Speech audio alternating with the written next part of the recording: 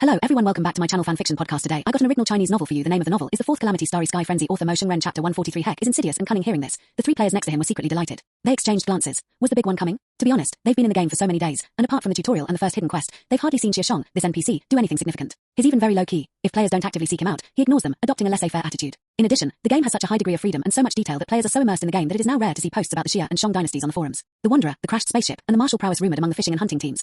Many players initially tried to harass Xia Shang because of this, but unfortunately, Xia Shang kept his mouth shut, and it was impossible to get any information out of him. As a result, he was not even as popular among players as Audis. After all, Audis is always willing to answer questions. Although he gets stuck when asked about Xia Shang, he still helps players solve many of their daily trivial troubles. Although the discussion surrounding Xia Shang has subsided, players' understanding of Xia Shang remains strong. This is thanks to those armchair gamers, since who would waste precious closed beta time searching for snippets of dialogue when they have such an immersive game to play? Moreover, the amount of text generated in this game is incalculable. You can even spend an entire day chatting with an NPC in the market about how he survived on the plains. However, it's different for cloud gamers.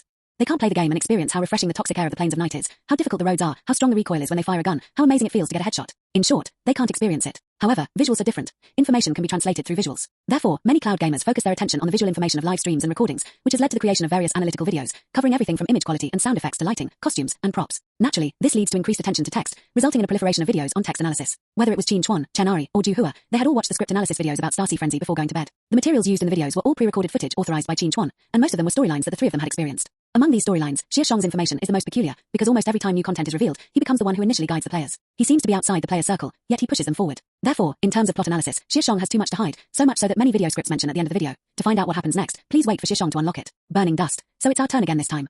Dust was somewhat excited. He couldn't forget the mournful tone of those cloud down hosts when they dubbed the videos. Experiencing your favorite game content firsthand is always exciting, but he didn't get carried away and chose to communicate by typing in the channel. Quinn, although many people say we got lucky with the storyline and I disagree, I feel like we did get a bit of luck this time. Qin Chuan was speechless, but he still held on to his expectations. Chrysanthemum loves mate. Could it be that this time I'll have a chance to team up with Xia Shang and get carried by an NPC?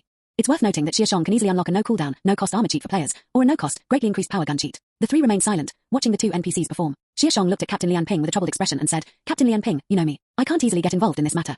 Blinding Dust. Not easy to participate. Does that mean I have to pay extra? Upon hearing this, Captain Lian Ping immediately said, "Mr. Xia Shang, I heard about that matter from the group leader, but the intelligence from Councillor Haig's meeting is extremely important. Moreover, you know him well, he's cunning and treacherous. If he discovers our attempt to steal the intelligence beforehand, he'd rather destroy the documents. If that happens, we might have no chance of recovery." Chrysanthemum loves maid. What does this mean? Who is Hiker? Quinn is probably the leader of Kroni's side, perhaps plotting something and waiting for us players to destroy it. A burning dust. But what was that? What did we skip? Of course I know he has a habit of destroying data, Xia Shang nodded. He has an obsessive control over data, and is even willing to sacrifice an entire star fleet to attract attention and lure the enemy away to intercept some of Chench's information. I learned my lesson from that, didn't I? Captain Lian Ping became embarrassed and said in a low voice, "I didn't mean to be sarcastic. We also bear some responsibility for that. It wasn't your fault, besides. This matter is over and doesn't matter. Right now, Hike wants to strengthen its control over the Imperial planet and is preparing to take necessary measures. So there must be something unusual happening on the Imperial planet. I would suggest that we don't go there immediately to steal the meeting information." Xia Shang leaned back in his chair and gestured for Lian Ping to relax. "Should we investigate the anomaly first?" Lian Ping asked tentatively. Xia Shang shook his head and said, "Let's put this matter aside for now, because I suspect that Hake deliberately released this information, or that the entire meeting was a trap." "What?" Lian Ping reacted violently upon hearing this, standing up abruptly. "You suspect that the information they're desperately spreading is false?" "No, the intelligence may be true, but I believe it was deliberately leaked to them by Hake, and also to you. This chapter is not finished yet. Please click on the next page to continue reading the exciting content." "What's the meaning?" "Literally speaking, I don't need to mention the orbital blockade of Kroni again. Your inside man must have made sacrifices to pass this information on to you. Your expression shows that he succeeded. This is an elimination of traitors. However, the leaked intelligence only reveals that the meeting is at the main station. This is obviously a trap to lure you to the information receiving station. His main information station is located on the equator of the Atlantic Ocean. You have the ability to go there. Who isn't a traitor he dreams of cutting off his head? Group leader Dao, deputy group leader Cho, or perhaps your chief of staff Kyle. This. So that's why she had you come to me under this pretext, isn't it?" Xia Shang said. "No, we did not mean to betray you," Lian Ping immediately denied. "I know you didn't mean it that way. You were moved by the heroic sacrifice of the mole and didn't want to let him down, so you never thought there was such a trap involved. I can understand your flaws and your emotions, both logically and emotionally." Xia Shang reached out and pressed down on the air, gesturing for Lian Ping to sit down and calm down. "So I'm just telling you this. I'm not going to go to the Atlantic as you want, but as I want, and I'm going to let my people handle this. You see, these three are the representatives." Xia Shang hooked his thumb around the three people at the table and smiled smugly. "Then what are your thoughts?"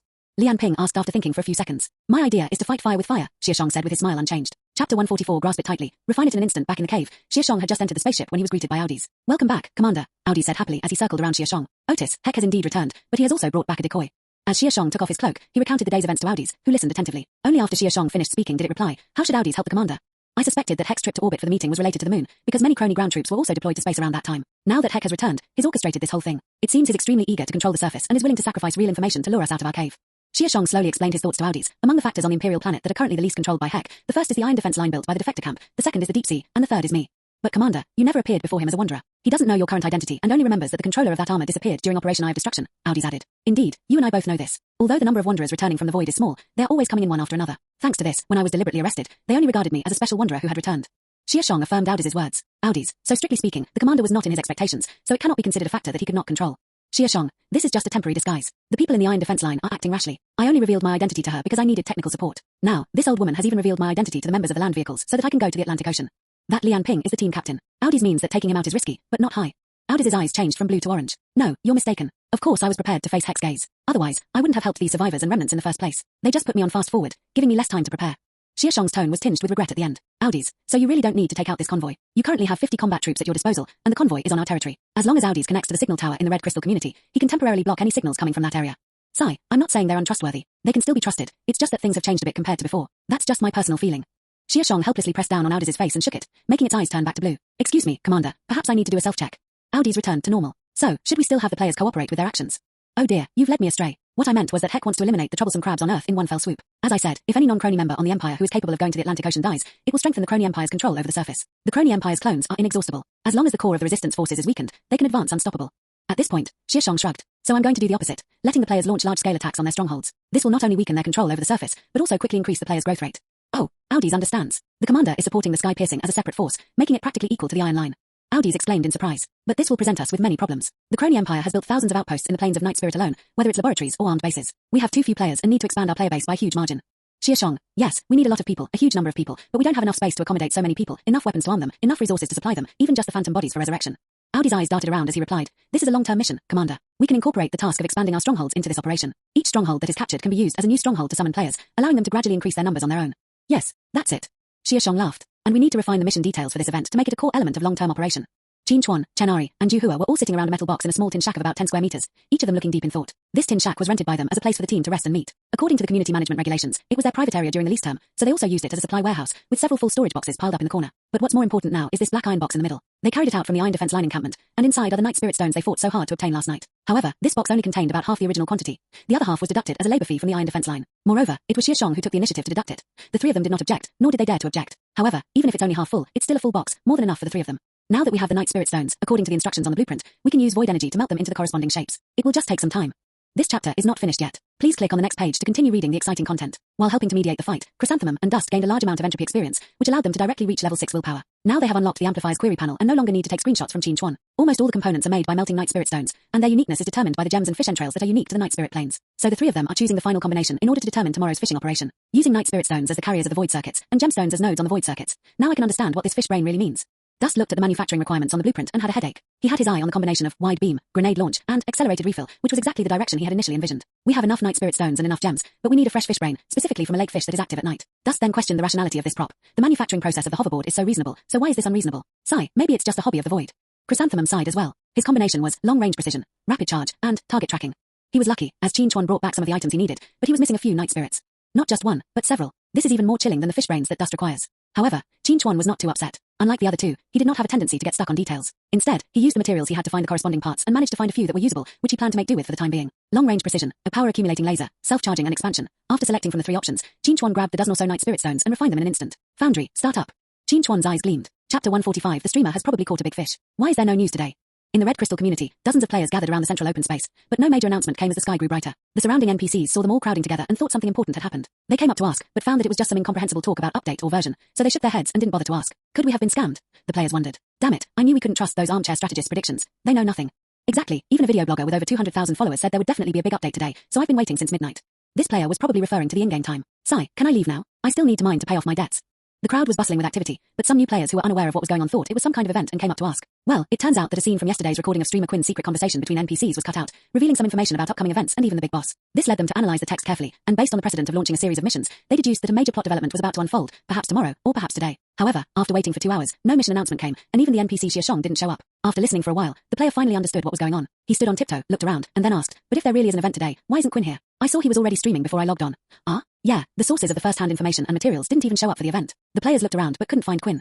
I'll go check it out. Several players immediately logged off on the spot and opened Quinn's live stream. Upon entering, you are greeted by the sight of the azure sea reflecting the blue sky, fishing boats bobbing on the waves, and two figures surfing on the sea using skateboards. Where did I get this from? Is this still part of the Star Ocean Frenzy game? One viewer asked in the live chat. Yeah, isn't Star Ocean Frenzy supposed to be that realistic shooting, hacking, and slashing game? How did it become a surfing simulator? Are these two newcomers to the live chat? This isn't a surfing simulator. The streamer's here to fish. It's probably a fishing simulator. I think it's a fishing simulator. It has 3-meter-long fish. You try fishing for it and see if you catch the fish or the fish catch you. Hey, let's go fishing. Give me the test qualification. I'll go fish right now and show you. TSK, I'm dreaming about being in Quinn's livestream now. Jean Chuan ignored the comments and focused on controlling the release speed of the fishing net in his hand. He quickly told the voice chat, that's it. Dust and chrysanthemums quickly slowed down and stopped, dropped their buoys, and circled back to the fishing boat. Only then did Jean Chuan have a moment to glance at the comments and find that they were arguing about the number of game slots again. Some people were saying that the game was too big, giving viewers and traffic but not allowing them to play, while others were explaining that the game's information processing was too heavy and the server was under too much pressure. Actually, this wasn't just the first time. Similar arguments would occur several times a day in the past. Perhaps it's because he was the first person to get into the game, or perhaps it's because there are too many people talking in his livestream. There's really no need to argue about this. Game developers have spent so much money making games. How could they possibly let people see them but not play them? They're not running a charity. As for why they don't release it, it just means they don't think the game is ready for widespread release yet. Or like when I first did the mission, it unfolds in real time along with the game's storyline. It's just that the storyline hasn't been activated yet. Jean Chuan repeated this statement over and over in his livestream, but new people who didn't understand kept asking him questions. However, this time it actually worked out, because a plot point occurred yesterday. Didn't many bloggers say they'd be having an event today? Yes, laying out the steel wire. What kind of input method are you using? It's iron defense. There's no event at all. Lots of players next door are complaining. We've waited 2 hours and nobody said there's an event. Jean Chuan raised his eyebrows after seeing this comment. Are you talking about those analysis videos? Some of their analyses are indeed very interesting and accurate, which I admire quite a bit. But as for whether the event will be held or not, their word doesn't count. It's just their speculation. For example, I guess Dirt is definitely the most durable and heat-resistant character in the game, but that's just my relatively definitive opinion, not a fact. Maybe there's a warframe that's the embodiment of defense. As Jean Chuan finished speaking, the sound of dust came from the stern of the ship. I'm not the most durable and resilient person. I'm just taking on the responsibilities that a frontline soldier should bear. Did the streamer know from the beginning that there were no events today, which is why he came out to see? Jean Chuan glanced at it and replied, I don't know if there will be any events today. I also guessed based on yesterday's conversation, but whether the event is held or not doesn't affect my current game plan, right? Just like Dust's responsibility is to be durable, my responsibility is to play this game well. I can participate in events anytime. At this point, the players who had been trying to find out more information in the livestream understood and immediately returned online. How is it? The others waited for more than 10 minutes before the group finally woke up. It's not good. Let's go play something else. All the streamers have gone into adult entertainment now. We're just sitting here like idiots waiting for nothing. The player got up, said, and ran towards the mine. My dear reader, there's more to this chapter. Please click the next page to continue reading. Even more exciting content awaits. He was running with several other people who had returned from the livestream. This left other players puzzled. Quinn has also gone into the sea. So they later found out that he was actually slacking off. If that's the case, then the streamer never came out of the sea and was just slacking off the whole time. After all, you could go to his livestream and ask him, where's my campfire strategy guide? He might mock you, saying, haha, you've come to me looking for a campfire. Realizing they'd probably wasted their time, the group of players sighed and said, Sigh, let's go. Ari Ling, holding the crystal plate, silently watched as the people in the wall collectively went mad and then returned to normal and silently sent out a message. Meanwhile, the comment section, guided by the streamer, returned to the main topic. But what's the streamer doing today? Didn't he already submit the amplifier application yesterday? The amplifier's already built. What combo did the streamer choose? Void grenade launcher or void sniper rifle? You're all wrong. The streamer chose the special beam cannon. What the hell is the special beam cannon? I chose the long-range charged laser. As for coming to the sea today, it's to help my 2 teammates gather materials. We asked the captain of the Iron Defense Line about how to catch those nocturnal fish on the night spirit planes. The information he gave us said that we need to make a flying fish skin suit first, go into the water before dark, catch fish underwater at night, and then come ashore during the day. This flying fish suit is waterproof and radiation-proof, and can support an average person to stay in the water overnight without developing metabolic disorders. At this point, Jean Chuan seemed to recall something and added, biomass disorder is a general term for abnormal bioelectrical signals in the body, such as cell mutations. Quinn, come quick, the flying fish are here. Suddenly, a loud shout came from the other side of the dust. Jean Chuan peered down into the sea and saw a vast, dark shadow appear beneath the fishing boat. This isn't right, is it? Chrysanthemum suddenly grabbed the dust that was about to jump into the sea and pointed to the shadow beneath the surface of the water, questioning. Flying fish move in groups, but their scales are reflective, creating a shimmering shadow, not this kind of. Jean Chuan had a bad feeling. Chapter 146 The deep sea can't take my life. The shadows grew darker, and then a huge, deep blue object broke through the sea, almost leaping out of the water. The 3 players' gazes followed it as it slowly rose. It was a huge fish whose upper and lower body were completely covered by a deep blue bony shell, with a bony armor extending from the head to the tail, the tip of which resembled an inverted boat bottom bulging in a spindle-shaped arc. Dark green tubular structures grow from its mouth and gills toward its dorsal and caudal fins, and its 3 pairs of eyes stare at everyone like 6 bright black pearls. The comments section exploded with messages. Wow, what a huge fish. A blue-striped shark. This time the streamer has landed a big fish. Is that a whale? Wow, he's 6-eyed. Gar, the enormous fish opened its mouth, revealing a dense array of inward-pointing, sharp teeth, and emitted a strange low growl. Then, the entire large blue fish slowly tilted back towards the fishing boat. The 3 people on the ship were stunned as the dark blue skull, obscuring the sky, fell towards them. Dust. No way, buddy. Boom. The off-white fish belly flipped over and crashed onto the water's surface, creating towering waves. The fishing boat was instantly smashed to pieces, with fragments of its sheet metal frame and lightweight hull scattering in all directions with the surging waves. Oh no, this boat was borrowed from the fishing team. Now we'll have to pay compensation again. Although Dust and Chrysanthemum managed to dodge the blow at the last moment by using their skateboards, the scene before them was still quite perplexing for them. We're lucky we're alive because we have skateboards, and you're still thinking about the boat. Where's Quinn? Chrysanthemum glanced at the Dust and exclaimed in surprise. Didn't you take Quinn off the boat? Weren't you the one who brought him? Dust exclaimed in surprise. There were only 3 people on the entire fishing boat, and Jean Chuan was the only one without a hoverboard. At first, they said that if they encountered a shipwreck, the other 2 would help carry Jean Chuan away, who knew that neither of them was paying attention to Jean Chuan's location, and they were only concerned with running away. As the tide rose and fell, there was no one in sight on the sea. Oh, stop talking, let's find someone first. The 2 searched for the large fish while communicating with Jean Chuan. Beneath the sea surface, sparks of particles from the collapse of the magnetic field flickered on Jean Chuan's body as he slowly sank with the current. Quinn, are you dead? Quinn. Is Quinn still on this channel? The anxious shouts of the 2 people came through the voice channel and reached the ears of everyone in the live broadcast room. Damn it, those 2 are so hurtful with their words. To be frank, I can't even utter a word. But why isn't the streamer replying? However, the anchor's previously weak and floating limbs quickly began to move again, as if he had regained his senses, looked around, and then answered the 2 people who were looking for him. Stop yelling, it's not dead yet. This big guy's attack has a radiation effect. I just lost control of my body. Hearing Jean Chuan's reply, the 2 breathed a sigh of relief on the sea. After all, if you die after sinking into the sea, even if you are resurrected 3 times, it's a waste, and there are precedents for this. That's good. We really didn't dare to go into the water to find you. Chrysanthemum was still a little scared. But my condition is indeed not very good either. Chuan noticed the information about fractures displayed in the status bar, and then noticed that the big fish was also approaching. Its 6 dark eyes were like black holes, as if it wanted to tear Chuan apart and suck him in. And it noticed me. The deep blue skull became even more eerie once it was submerged, and combined with a completely obscured underwater environment, it made the large fish appear even more imposing than it did on the surface. Even the comments seemed to be experiencing it firsthand. Those who usually complain about thalassophobia or megalophobia, now that the two are combined, it's a pleasant surprise for the comments. What should we do then? We're following it. We can try to draw its aggro. Chrysanthemum and Dust each held their own evil eyes, aiming at the broad silhouette in the sea. Bang! Bang! A huge splash of water erupted along the trajectory, and a steam-filled bullet, pierced through by the scalding hot bullet, pierced straight toward the back of the giant fish. 2 loud thuds were heard, and in the hazy light, 2 bursts of sparks appeared on the head of the large fish. 2 shockwaves spread rapidly outward from the point of impact. Just as they passed Chuan, he felt as if someone was beating a drum in his ear, causing his head to throb with pain. Damn it! You two stop shooting. The evil eye can't break through its defenses, and it almost killed me with its shockwave. Chuan quickly stopped the two from continuing to shoot via voice message. But there's no other way. The hoverboard can't go underwater, and the levitation device can't work properly underwater. Dust tried it, swallowed 2 mouthfuls of seawater, and almost sank as well. Chuan was also helpless. He saw the gaping maw getting closer and closer. He wanted to take out the Jedala gun to see if the recoil could propel him, but it was stuck because of the water inside. This leaves them with virtually no means of attack or even escape. Chuan had already figured out what to say when he revived at the entrance of Xia Shang tomorrow, but when he glanced at the barrage of comments, his attention was drawn to a few scattered ones. Smack him, streamer. Hey streamer, where's your special beam cannon? True damage, kid. Yeah, this distance is already within the attack range of the void ray. Even if I can't run away now, I'll still blow both of your eyes out. Chuan immediately opened his palm and shot a purple laser at one of the big fish's eyes. My dear reader, there's more to this chapter. Please click the next page to continue reading. Even more exciting content awaits. 2 faint cracking sounds could be heard in the ear. The abyssal giant fish that was about to devour Chuan suddenly struggled. Its huge body thrashed and churned wildly in the sea, causing the water to surge violently and even creating waves more than 10 meters high on the surface. Holy crap! Run! Dust and Chrysanthemum, seeing the massive wall of water crashing towards them, frantically propelled their skateboards away with a whoosh, otherwise they would have been smashed to pieces by the waves. Gar, the large fish seemed to let out a painful groan, turned its head and rushed into the deep sea, its figure quickly disappearing into the hazy ocean. As the big fish left, the sea gradually calmed down, and the Dust and Chrysanthemums returned, looking at the sea area with a sense of helplessness. Suddenly, a splash of water erupted from somewhere, accompanied by Chuan's shouts. Holy crap! Quinn! Quinn is awesome! The two exclaimed in surprise and quickly went over to pull Chuan out of the water to rest on a piece of floating debris left by a fishing boat nearby. At this moment, the two noticed that Chuan seemed to be holding something dark in his hands. What? Quinn, you made it explode. Pretty much. The stuff that leaked out of my eyes was almost swept away by the water flow, but luckily I'm a bit more skilled. Chuan rolled his eyes and picked it up to show the two of them. These were 2 broken clumps of dark black colloid, their color jet black with some transparency, reminiscent of things like herbal jelly. However, the texture of the substance Chuan held in his hand was clearly much tougher. Wow, wow, wow. The essence of the deep sea boss's eyes. Quinn's hit the jackpot. Chrysanthemum exclaimed in surprise, and was about to take the clump of black glue from Chuan to examine it closely, when she discovered Chuan's finger embedded in the glue. It seems like that's all. Chapter 147. What? Even wanderers have been to sea. In less than half a day, not only did you fail to catch any flying fish, but you also destroyed my boat. Looking at the 3 embarrassed people inside the wall, Sony felt as if he had been struck by lightning after hearing the terrible news they brought back. Sorry, Sunny, I'll make it up to you. Chuan pressed down on the still-dazed heads of Chenari and Juhua and apologized to Song and I. However, Sunny almost lost his breath, and it was only after his old partner, Perillo, quickly pressed his philtrum and pinched his palms that he regained his strength. The 3 players were so frightened that they thought the game was about to introduce its first Sunny. The reaction shouldn't be this violent. Dust said in surprise from behind. I've heard that the boat used to belong to a fisherman. His daughter got along very well with the captain, and he often accompanied her on sea voyages. Perillo pinched Sunny's thumb and forefinger, feeling Sunny's heartbeat with one hand, confirming that the situation was improving, and briefly explained to the 3 of them. But then one day, the father and daughter went out to sea in this boat and disappeared. The captain waited in the waters of Pauzai until the next morning, only to see the empty boat drift back on its own. After hearing this backstory, the 3 players still felt guilty, even though they told themselves that it was just a fictional story. Sigh. Sunny regained consciousness and sighed. Never mind, where did you lose it? I'm really sorry, Sunny. We really didn't expect this to happen. There was no warning at all when that fish appeared. It just suddenly surged out of the sea like a dragon and crashed down like a mountain, smashing the ship to pieces and almost killing Quinn too. Dust described it vividly, even gesturing to simulate the appearance of the big fish emerging from the sea. What? Shattered. As Chenari slapped his hands together in front of him, Sunny seemed to see the small boat that had been with him for more than 10 years shatter into nothingness, and a breath caught in his throat again. Chuan and Juhua quickly kicked the dust aside, then, together with Perillo, patted Sony on the back and asked Perillo a question. Does this man have any history of heart or lung disease? No, it's just a cardiopulmonary defect, combined with the radiation he received at sea that night, and emotional fluctuations that caused this. It's happened before, but it's nothing, so don't worry. Perillo explained, then glanced at the dusty figure crouching beside him and asked, how big was the fish you encountered? That fishing boat was 7 or 8 meters long, and it had weathered decades of storms. The captain regularly maintained it. What kind of fish could have smashed it to pieces? Sigh, you have no idea. Chrysanthemum suppressed the dust she wanted to describe and let Chuan, who was facing a giant fish in the sea, describe it to Perillo. A deep blue bony shell. 6 eyes, nearly 18 meters long. Perillo's eyes widened, seemingly hearing about this fish for the first time as well. You haven't seen it before. I thought you guys would know. Chuan asked, puzzled by his reaction. No, I've only been at sea with the captain for 6 years, so my knowledge of the ocean is still very limited. Maybe the captain knows. Tano, yes, I know this fish, the deep sea Tano. Sunny had calmed down at some point, and after hearing their description, he found the name of the fish in his memory. It's a deep-sea predator that lives far from land, and like electric rays, it even has radiating organs. I only knew about it when I was young, but it's almost impossible for this kind of fish to appear near our fishing area.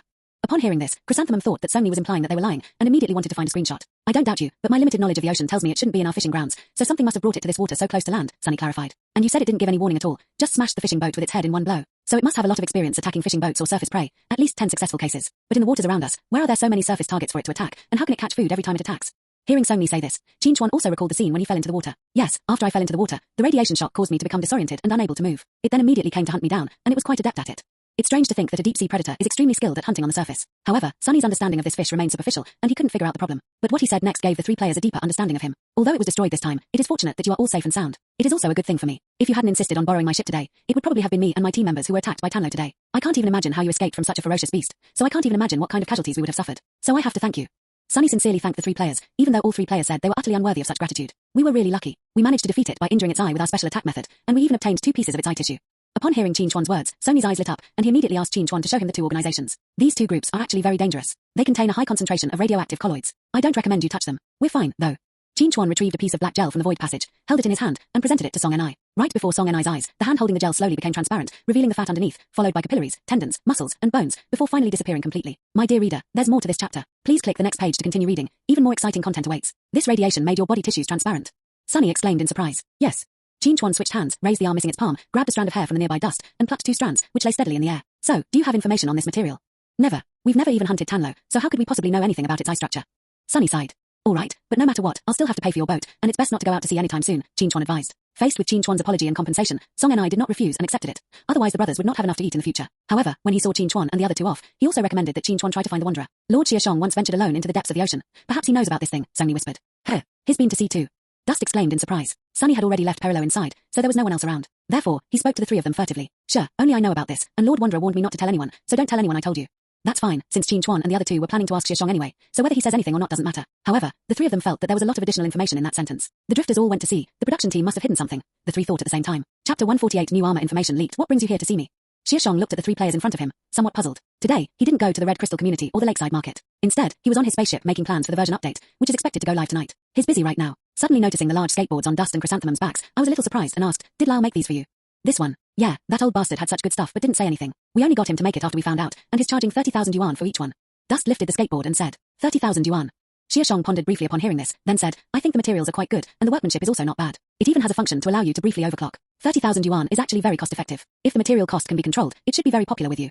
Indeed, he already has more than a dozen skateboard orders, which has pushed our mower order to a delay. I was planning to try using the mower as a mode of transportation today.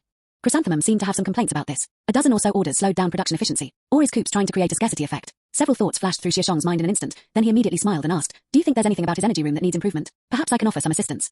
Where can we improve? The 3 players exchanged glances, all thinking the same thing. Could this be a player feedback window? Oh dear, there are so many things that can be improved, Dust immediately said. For example, his energy room has 2 floors, but he won't let us live on the first floor. Xia Shang thought he had some brilliant idea when he spoke first, but he didn't expect it to be a problem of personal privacy rather than efficiency. This isn't something that can be improved. The energy room area is currently Lyle's private property. Until he leaves, it's his home, and we should try our best not to disturb his privacy. Do you have any other ideas? For example, regarding order efficiency? Yes, don't listen to that idiot. His order processing speed is a bit slow, which is understandable since he's the only one working. But this way, we can't meet our needs. Whether it's mower or skateboards, these things are easily damaged or lost, and the demand is actually quite high. If he makes them by hand, it might be a bit difficult to meet the demand. Chrysanthemum glanced at the Dust and said to Xia Shang, and the store list isn't detailed enough, Qin Chuan said. He went to Lyle's energy room yesterday and felt that the old man had never sold anything. The product list was too vague, and there are some items that you have to ask him specifically, otherwise he won't remember them. Okay, I understand. These issues should be resolved soon. Xia Shang casually opened a holographic taskbook and filled in these opinions in front of the players, intentionally or unintentionally revealing some to-do items. All 3 were seasoned veterans with sharp eyes, and just a quick glance was enough to shock them with terms like outpost expansion candidates, map module design, and long-distance transfer techniques. However, Xia Shang only showed it to them for a short 2 or 3 seconds before closing the book and asking them about important matters. So what brings you here today? Oh, right. The 3 of them almost forgot the purpose of their visit. Qin Chuan quickly took out 2 clumps of gel and handed them to Xia Shang. We were attacked at sea by a large fish called Tanlo. This is the eye tissue that leaked out after I injured its eye. Because the price we paid was quite high, we wanted to ask what this stuff is used for.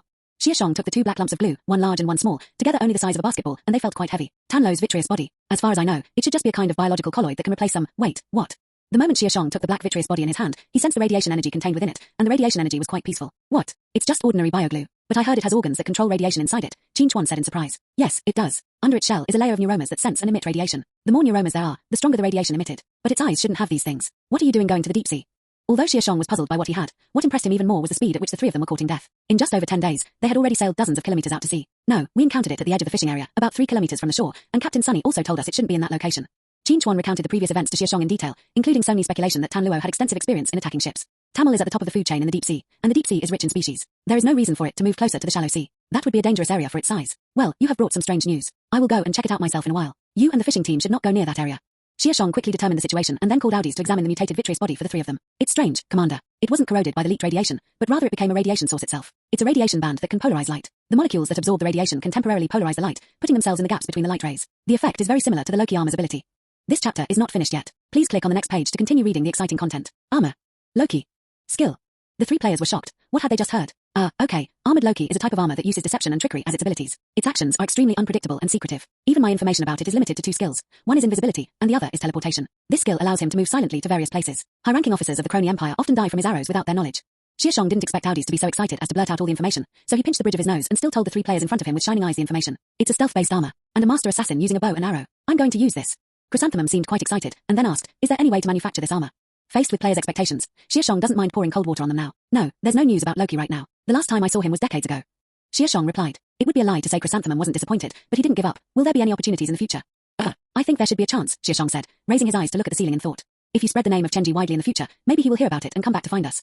However, at this moment, the dust that had been silent all along kept its brows furrowed, as if it were thinking back on something. Teleportation, what a familiar name.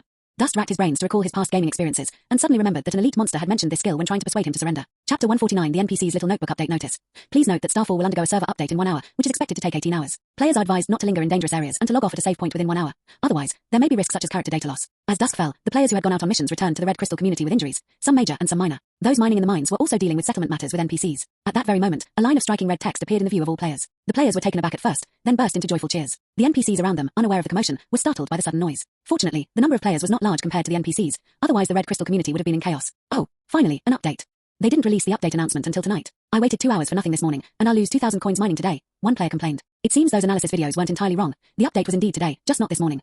And it's a major server overhaul, something that an NPC can't just announce. Before, it was all just minor tweaks. This community was created in the last minor update, and now almost everyone has moved here. Fewer people are logging off at the Wind Spirit Stronghold. I don't know what will happen to the Wind Spirit Stronghold in the future. What you're saying is, there's just too much stuff after the community update. Instead of wasting time traveling, we might as well just stay here. Exactly, and the mine has a really nice atmosphere. I like sleeping in caves. Won't it be stuffy in the mine? I'd like to find a quiet place to set up a new resting spot. Running to the Wind Spirit outpost every day is taking up too much time. No, the mine has a ventilation system. Even at night when the wind is turned up, it's still cold and I need to cover myself with a blanket. Is it really that bad? I actually feel it's a bit hot in the mine. Even with the ventilation on full blast every day, I still get all sweaty. Damn it, so that's why the wind is always blowing so hard. It's because of you. Dude, are you really sleeping in the game? Don't you log off as soon as you lie down? How can you feel cold like this? Mind your own business. While roommates are arguing, other players are having a good time, dividing up the final mission rewards. Sigh, I'm still 5,000 short of buying a hoverboard. Hopefully, the update will provide more ways to make money. There are plenty of ways to make money now, right? It's all because you borrowed too many star coins from us before. You should change this habit of overspending. Exactly, otherwise when new content comes out, others will be the first to experience it, and you'll have to work a week before you can smell everyone else's exhaust fumes. There's nothing I can do. I used to lose all my stuff in dungeons. If I don't borrow money, I won't even have a weapon. How am I supposed to make money? Sigh, I'm logging off now. I'll wait for the update announcement tomorrow and see if any experts post a preview of the new version. Within an hour, all the players logged off. It was nearly 11 or 12 o'clock in real time. Those who hadn't eaten dinner started eating, and those who had planned to catch up early should rest. However, whether they were sitting at a table eating or lying in bed, they all took out their phones, or went to forums or video platforms, to browse content about Star Ocean Frenzy. Just then, a post that had been pinned to the top by replies appeared in everyone's view. Leaked content regarding future game versions. NPCs may possess a secret notebook for changing future version content. The first reaction of players upon seeing this post was that it was some kind of nonsense from a cloud player, someone who only reads and analyzes things. Just like before, it took a long time to analyze and trick everyone into standing at attention in the Red Crystal community for 2 hours. Now it's going to cause trouble again. The thumb that was about to swipe away suddenly wouldn't obey its commands, and a voice whispered in its heart, what if it's the real content? Perhaps we should check the poster's identity verification first. As we all know, the official forum has verified identities of real players, and posts from users with this verification are the most valuable. So I clicked on the post and saw the poster. Quinn. Holy crap. This guy's a heavyweight. Regardless of the fact that he was the first to enter the game, he is still the player with the highest game progress and the most valuable account. Even top analysts have to look at this streamer's game progress to make judgments in many aspects. Could it be that you truly have a brilliant insight? Scrolling down, there's only a screenshot from the game right in front of you, nothing else. Real players immediately felt relieved. Sigh, it has to be the streamers, they don't give you any tricks, they just throw the evidence in your face. The players exclaimed in amazement, clicked on the larger image, and examined it closely. To deploy more mission modules and types, enabling more precise strikes against the Kroni Empire. Outpost expansion candidate. The influence range of the walled people has reached its limit. To travel to more distant areas, it will likely be necessary to establish additional safe outposts for them to stay in. Otherwise, it will be inconvenient to recruit more walled people. Map module design. Some people inside the wall are not good at directional navigation. Even though the user panel is equipped with a simple map commonly used in plains areas, they still often get lost. A more detailed and clear holographic projection system is needed to cope with future operations over larger areas, and even naval operations. Long-distance transfer methods. How can people inside the walls reach areas they cannot yet access? Are orbital vehicles too conspicuous? More flexible and covert individual action devices are needed.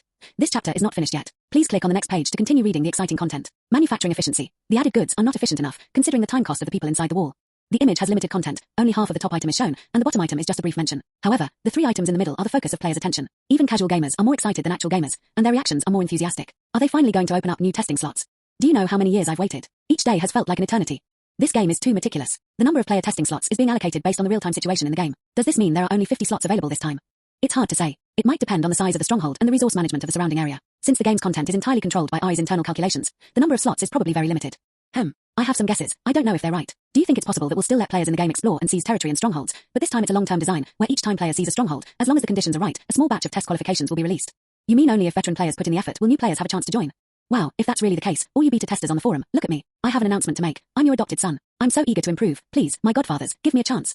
Jean Zidane smiling and pointing. JPG. Some people, they'll even recognize a father figure just to play a virtual game. Unlike me, I'm just like, I kneel down and beg you grandpas to work hard in the game. Whether your grandson can get a battlesuit depends on you grandpas. Just wondering, is this game very realistic? I'm afraid of blood. It makes me dizzy. The post garnered tens of thousands of replies overnight, until 4 a.m. when the official website released an update announcement. Starry Sky Frenzy Test Client version 0.03 update announcement. Chapter 150 version update. Hello everyone, we meet again. This time we bring you the second update since the closed beta of this game. We have also noticed that a lot of the update content has been leaked to the forum, and the leaker is our version advisor, laughs. Maybe I should increase the vigilance of the NPCs in the game regarding confidential information. Okay, enough chit-chat, let's get started with the update content. Major update. Operation Codename. The Steel Road. The Iron Line is a military organization that fiercely resists oppression. Brave and determined, they march between tribes and markets to protect the survivor communities that depend on them on this land, bringing them new goals and motivation. Perhaps it was a matter of strength, perhaps it was a matter of luck, but they did indeed successfully unite the scattered hearts of people across a continent. However, their luck seemed to have run out, as the de facto ruler of the planet, Wei Heck, had returned from space, accompanied by his Kroni military forces. Senator Wei Heck, one of the leaders of the Kroni Empire, seems to be driven by some goal. Upon his return, he wants to suppress all rebellious forces on the planet. The giant Tooth Legion's encirclement and suppression of the Steel March is the first shot. However, due to the appearance of the people in the walls, his first step took an unexpected turn. However, Wei Heck will not give up so easily. It is foreseeable that countless Kroni troops will be deployed to the plains of night. This will be a very long-term operation. Even our war planners are sweating bullets, because the Kroni Empire has an inexhaustible military force. Their arsenals are cloning hundreds of millions of soldiers every minute and every second to send into the universe to fulfill their ambition of ruling the galaxy. This is a trial, and also the first clarion call to formally confront the Kroni Empire. Embark on this steel road and let the solar system hear your voice. In this operation, you will join the fight against the Kroni Empire in 3 ways. 1. War missions. More war missions will be refreshed daily for players to choose from. Some of these missions may be very difficult, so please proceed with caution. 2. Edge roaming. The game map will remove the invisible walls that restrict player movement, allowing players to freely travel anywhere and drive away local Kroni soldiers. 3. Outpost destruction. Weaken and destroy local Kroni outposts in the game to completely eradicate Kroni forces in the area. During this operation, NPC Xia Shang will open additional reputation exchange channels to help players level up faster. 2. Event alert. First come, first served. Since the game's closed beta began, we have felt everyone's enthusiasm for participating in the testing. However, due to server issues and other reasons, we were unable to make progress. Fortunately, the game optimization team has made a breakthrough this time, and we have the opportunity to invite more people to experience the game. However, considering the balance of the game world, game qualifications will be distributed in batches and will be included as part of the main game content to give everyone a greater sense of participation. The prerequisite quest for qualification will be tied to Steel Road. Players can obtain the blueprint for the Invasion module for free from Xia Shang's reputation shop. When carrying this module into the Outpost Destruction quest, the quest will be changed to Outpost Capture.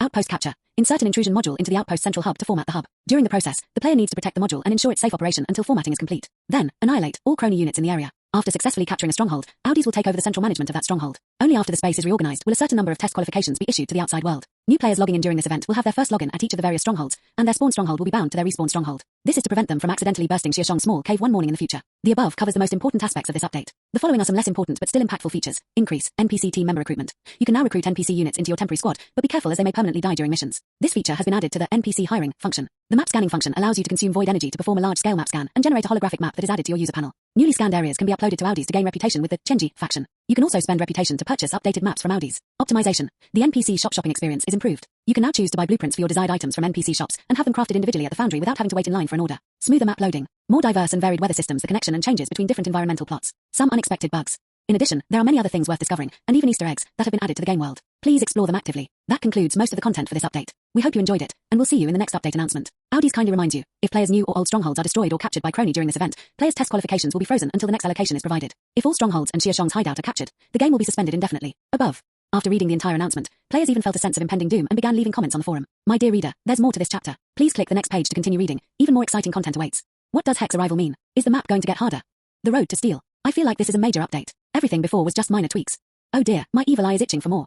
Who is Heck? I will end his life. Wow, the content of this event perfectly includes everything in Xia Shang's little notebook. Not all of them. The long line in the screenshot shows that the distance travel function was not included in this update, which means we still have to ride mountain bikes to complete missions. Hey, didn't they optimize Lyle's mystery shop? Now you can just buy the blueprint for the hoverboard and go back to make it. It'll only take 2 hours at most, the time it takes to mine. Damn it. I waited all day yesterday for my skateboard, but I didn't even get a chance to ride it before I logged off, and now you're telling me I can buy a blueprint and make it in just 2 hours. Sigh, that's how it is for veteran players. New players just have to wait for optimizations and for events to give away equipment blueprints, but we veteran players have to think about a lot more. Those outrageous comments are still chasing me. Holy crap, isn't the main point about this mass rollout of test qualifications? That guy yesterday was a prophet. Damn, the prophet's been killed. I can't take it anymore. I need to play Star Ocean Frenzy right now. Sigh, what's the point of life if you can't play StarCraft? Wow, Brother Xia Shang actually opened up extra reputation gain. My glazed armor is now only missing the head blueprint and the assembly blueprint. Thank you, Brother Xia Shang. Ooh. Seeing the players on the forum going crazy as if they were having a withdrawal reaction, Xia Shang could already foresee how enthusiastic the players would be after tomorrow's update. Chapter 151 Suppliers reach cooperation. Thanks to the intangible publicity from the dust and chrysanthemums, Lyle's business is thriving. He was pleased because he discovered that although the community appeared to be very backward, comparable to a primitive tribe, the people there were just as generous as the 3 men. He bought the suspension board for 30,000 yuan without hesitation, and even those who had seen a slight price reduction could still afford the figure of over 20,000 yuan, which overwhelmed his energy room with orders. With a working time of 12 hours a day, he can handcraft 7 hoverboards a day. Excluding sleep time, there is still enough left for him to complete the daily material purchase. If he cannot buy them at that time, he can also issue a bounty-like job posting, so he hardly has to worry about material shortages. The only thing to consider is that he's too busy, and he might need to spend some time building a casting table and robotic arm to share the production pressure and complete repetitive assembly work, so that he can complete more orders a day. Of course, all of the above were his beautiful visions a day ago, until Xia Shang arrived at his doorstep last night, smelling of the sea. Have you gone out to sea?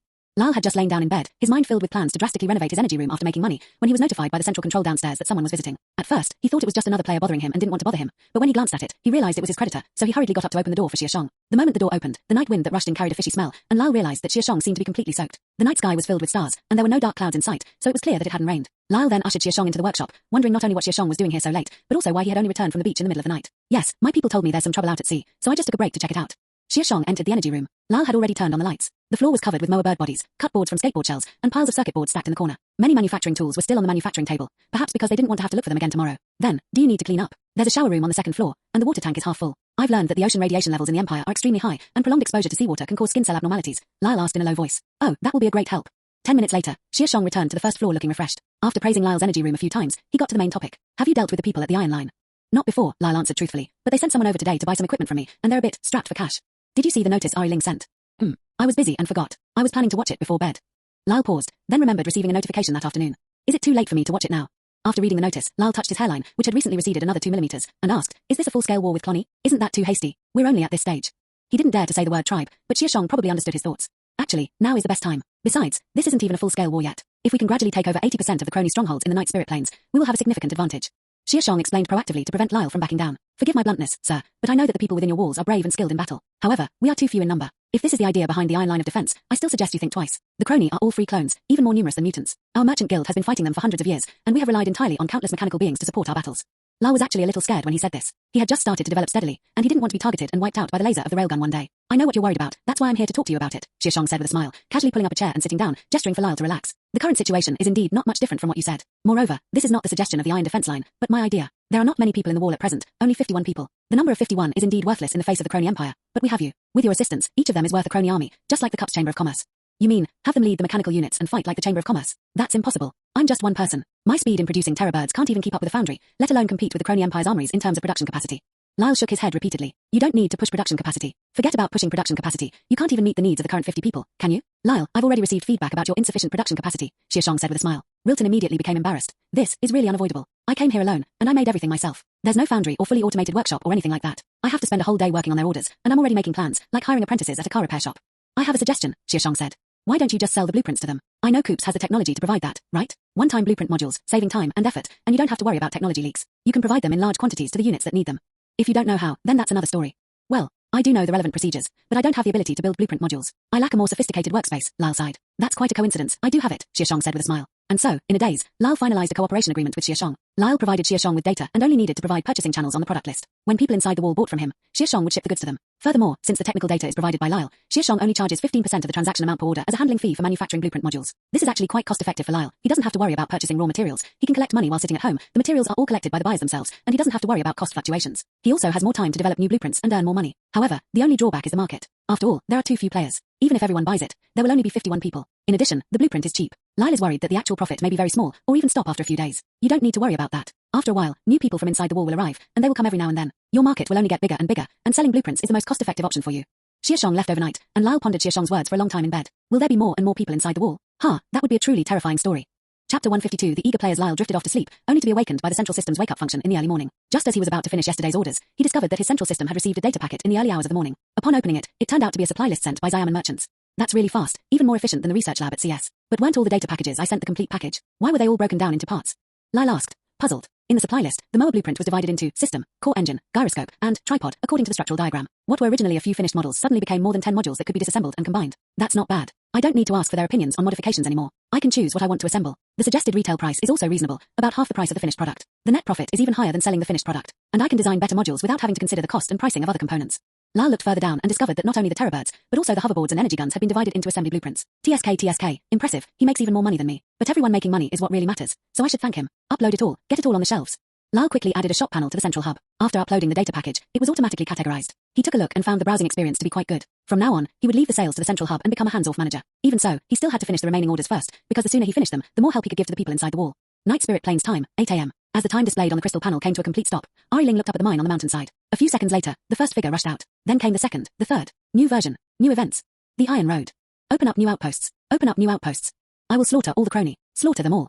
Various strange cries echoed in the sky above the red crystal community. The NPCs glanced at them a couple more times before getting busy with their own business. The Wanderer had instructed that the Kroni Empire would be launching a military operation against the plains of Night Spirit, and everyone needed to prepare for the war. Whether it was joining the guard or building defensive structures, they all had a lot to do, and it all seemed like hard work. Besides, the people inside the walls have taken care of everything that involves directly confronting the Kroni army, so why would they be dissatisfied? Before long, the players had rushed to the community at the foot of the mountain and arrived at the central square to find the NPC who would handle war missions. In the past, players would accept missions here, which usually involved annihilating the Kroni squad patrolling a certain area, or assisting a safe zone a certain number of kilometers away in resisting the control of the Kroni action forces. However, no one was able to find that NPC here today. Where are they? Did the NPCs spawn in the subspace?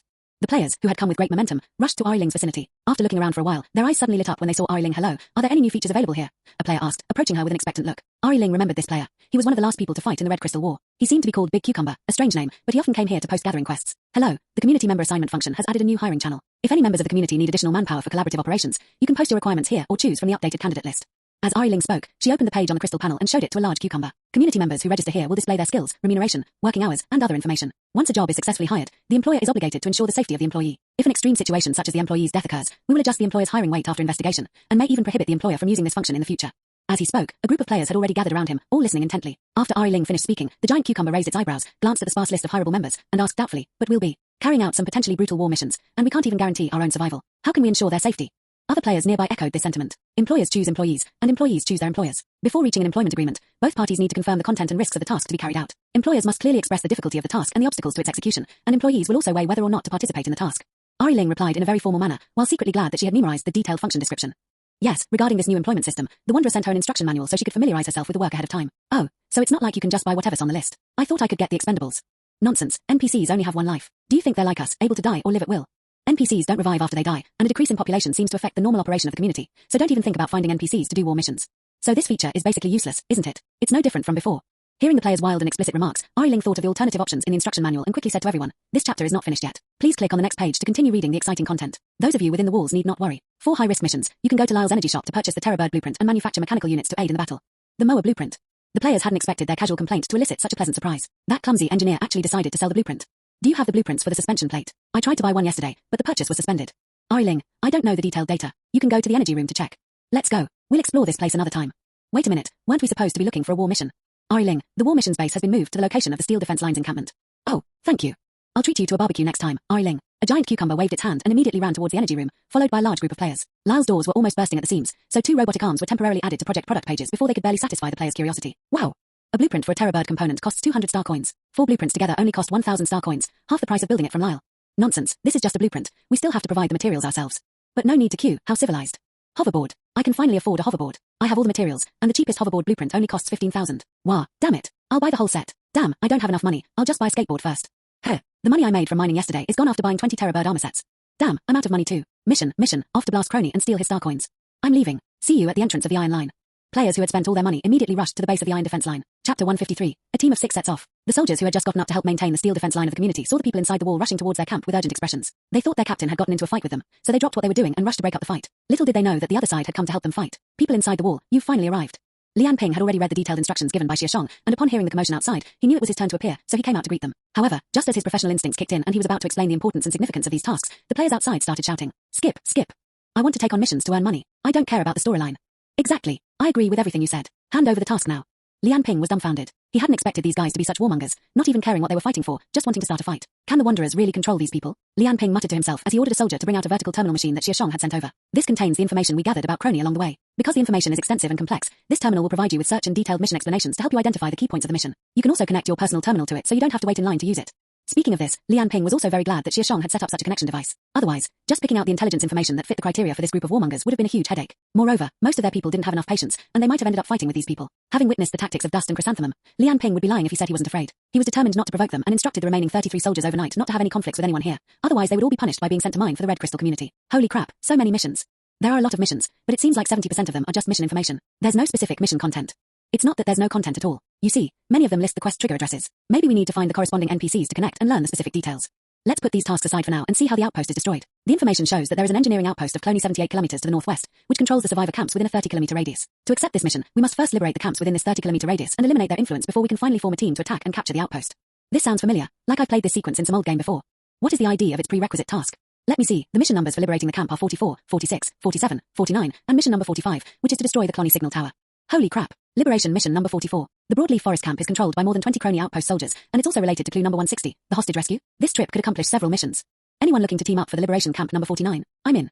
Damn it. Mission 49 is linked to clue 228, Kroni's hidden storage box. You little brat, you want to steal the hidden materials. Who said I wanted to embezzle it? Aren't we all looking for people to team up with? Are you coming or not? I'll definitely come. I've applied to join a team. Please approve. At the Steel Line camp, players searched for teammates with the same mission objective, and then formed groups of 6, which was exactly the number of people that filled a rental truck. They got into their own rental trucks and prepared to head to the mission location. 4 fully loaded assembly trucks sped out of the Hongjing community and headed off in 4 different directions. A large cucumber squeezed into the car. The 6 members of their team were all familiar faces, having been each other's creditors in the past. The driver was Bombardier 95 Jisuan. Your girlfriend was not bad sitting in the passenger seat. Cucumber sat in the middle. Galio didn't save the blind man on the side, and in the back were Li Ji Li and Ultraman Mamba. Everyone's been out for a while, so they're all really excited. Their common goal was Camp 46, which, according to mission intelligence, was a cave under a cliff. It was originally a karst cave carved out by an underground river, but the river dried up and was later discovered by some survivors and transformed into a safe zone. However, as the Kroni expanded on the plains of night, an engineering outpost was established nearby. Kroni soldiers quickly discovered the place and easily took control of it to explore the underground caverns for resources, and stationed troops to guard it. Unlike the other missions, this mission doesn't have many side quests. It's simply about clearing out the Kroni garrison. Moreover, it has a large garrison. Even the spies of the Steel Defense Line cannot find out exactly how many soldiers are stationed in this underground cavern. A conservative estimate is that there are more than 30. However, this is what they are interested in. Among the 6 people, whether it is Jowu Jisuan or your girlfriend is not bad, they have been stuck at level 5 for a long time. In their opinion, this is a task to level up, and making money is secondary. Therefore, they first chose a mission that other players considered very risky due to unknown troop strength, focusing on leveling up. Moreover, neither of them are ordinary players. They also possess flintlock evil eyes, but they've never had a chance to use them. According to mission intelligence, the Kroni have built sniper towers near the camp, within 100 meters of the camp's coordinates. We need to hide the vehicle further away and then sneak over there. Your girlfriend in the passenger seat is doing quite well. She's still looking at the mission details, trying to devise an action plan to unite this makeshift team. I have no objection, Ultraman Mamba said with a smile. But we don't know the terrain around here. What if it's a flat, open plain? Li Ji Li asked from the back seat. Did you forget that this update included a map scanning function? We can start a scan nearby first, said Jowu Jisuan. Oh, I really forgot. Where is it? Ju Li Zi asked awkwardly upon hearing this. In the user interface, in the void panel, there is a scan detection UI that consumes 25 void energy to perform a terrain scan with a radius of 1 kilometer. 25 points. Does that mean each of us can only scan once? Yes, he and I have already scanned it. You guys should take it easy and not waste the void energy, Jowu Jisuan reminded them. Ouch, why didn't you say so earlier? I was just about to try out the function, and now I'm completely drained. Galio said with a regretful look. It seems that not only was he drained, but he also got nothing at all. Chapter 154. What? The intelligence was fake. You scanned it. What did it look like? The 3 players around asked curiously. There's nothing there, just a large open space with a radius of only 1 kilometer, Galio said with a wry smile, opening his left hand to reveal a lotus flower in his palm, projecting a holographic pizza. The undulating shapes on the pizza are the small mounds of earth and the stubborn rocks that they can see as soon as they turn their heads. So it seems this map scan is designed for war missions, right? A giant cucumber pondered the situation in the Night Spirit Plains and offered his interpretation. That's obviously the case. It's an open field that you can see at a glance, so you basically don't need a map to help you. Even if you scan it and upload it to Audis, you won't get much reputation in return. Your girlfriend's voice was a little mournful, probably because she was setting an example. After a 2-hour trek, the 6 men stopped several times to check the mission direction before finally spotting the sniper tower a few hundred meters away. Jowu Jisuan was clearly very experienced. He slowed down early on and followed the route with various terrain elevation differences for cover. This not only prevented him from being discovered by the enemy, but also allowed him to find the direction of the watchtower in advance. Let's park the car here and go around to the other side, Biulai said, pointing to the hills on the other side. That side is closer to the other side. One of us will scan the terrain, and then we'll plan our route. Good. The group responded, and then the cat stealthily moved forward, stopping only after moving to the woods near the side of the watchtower. I'll do it.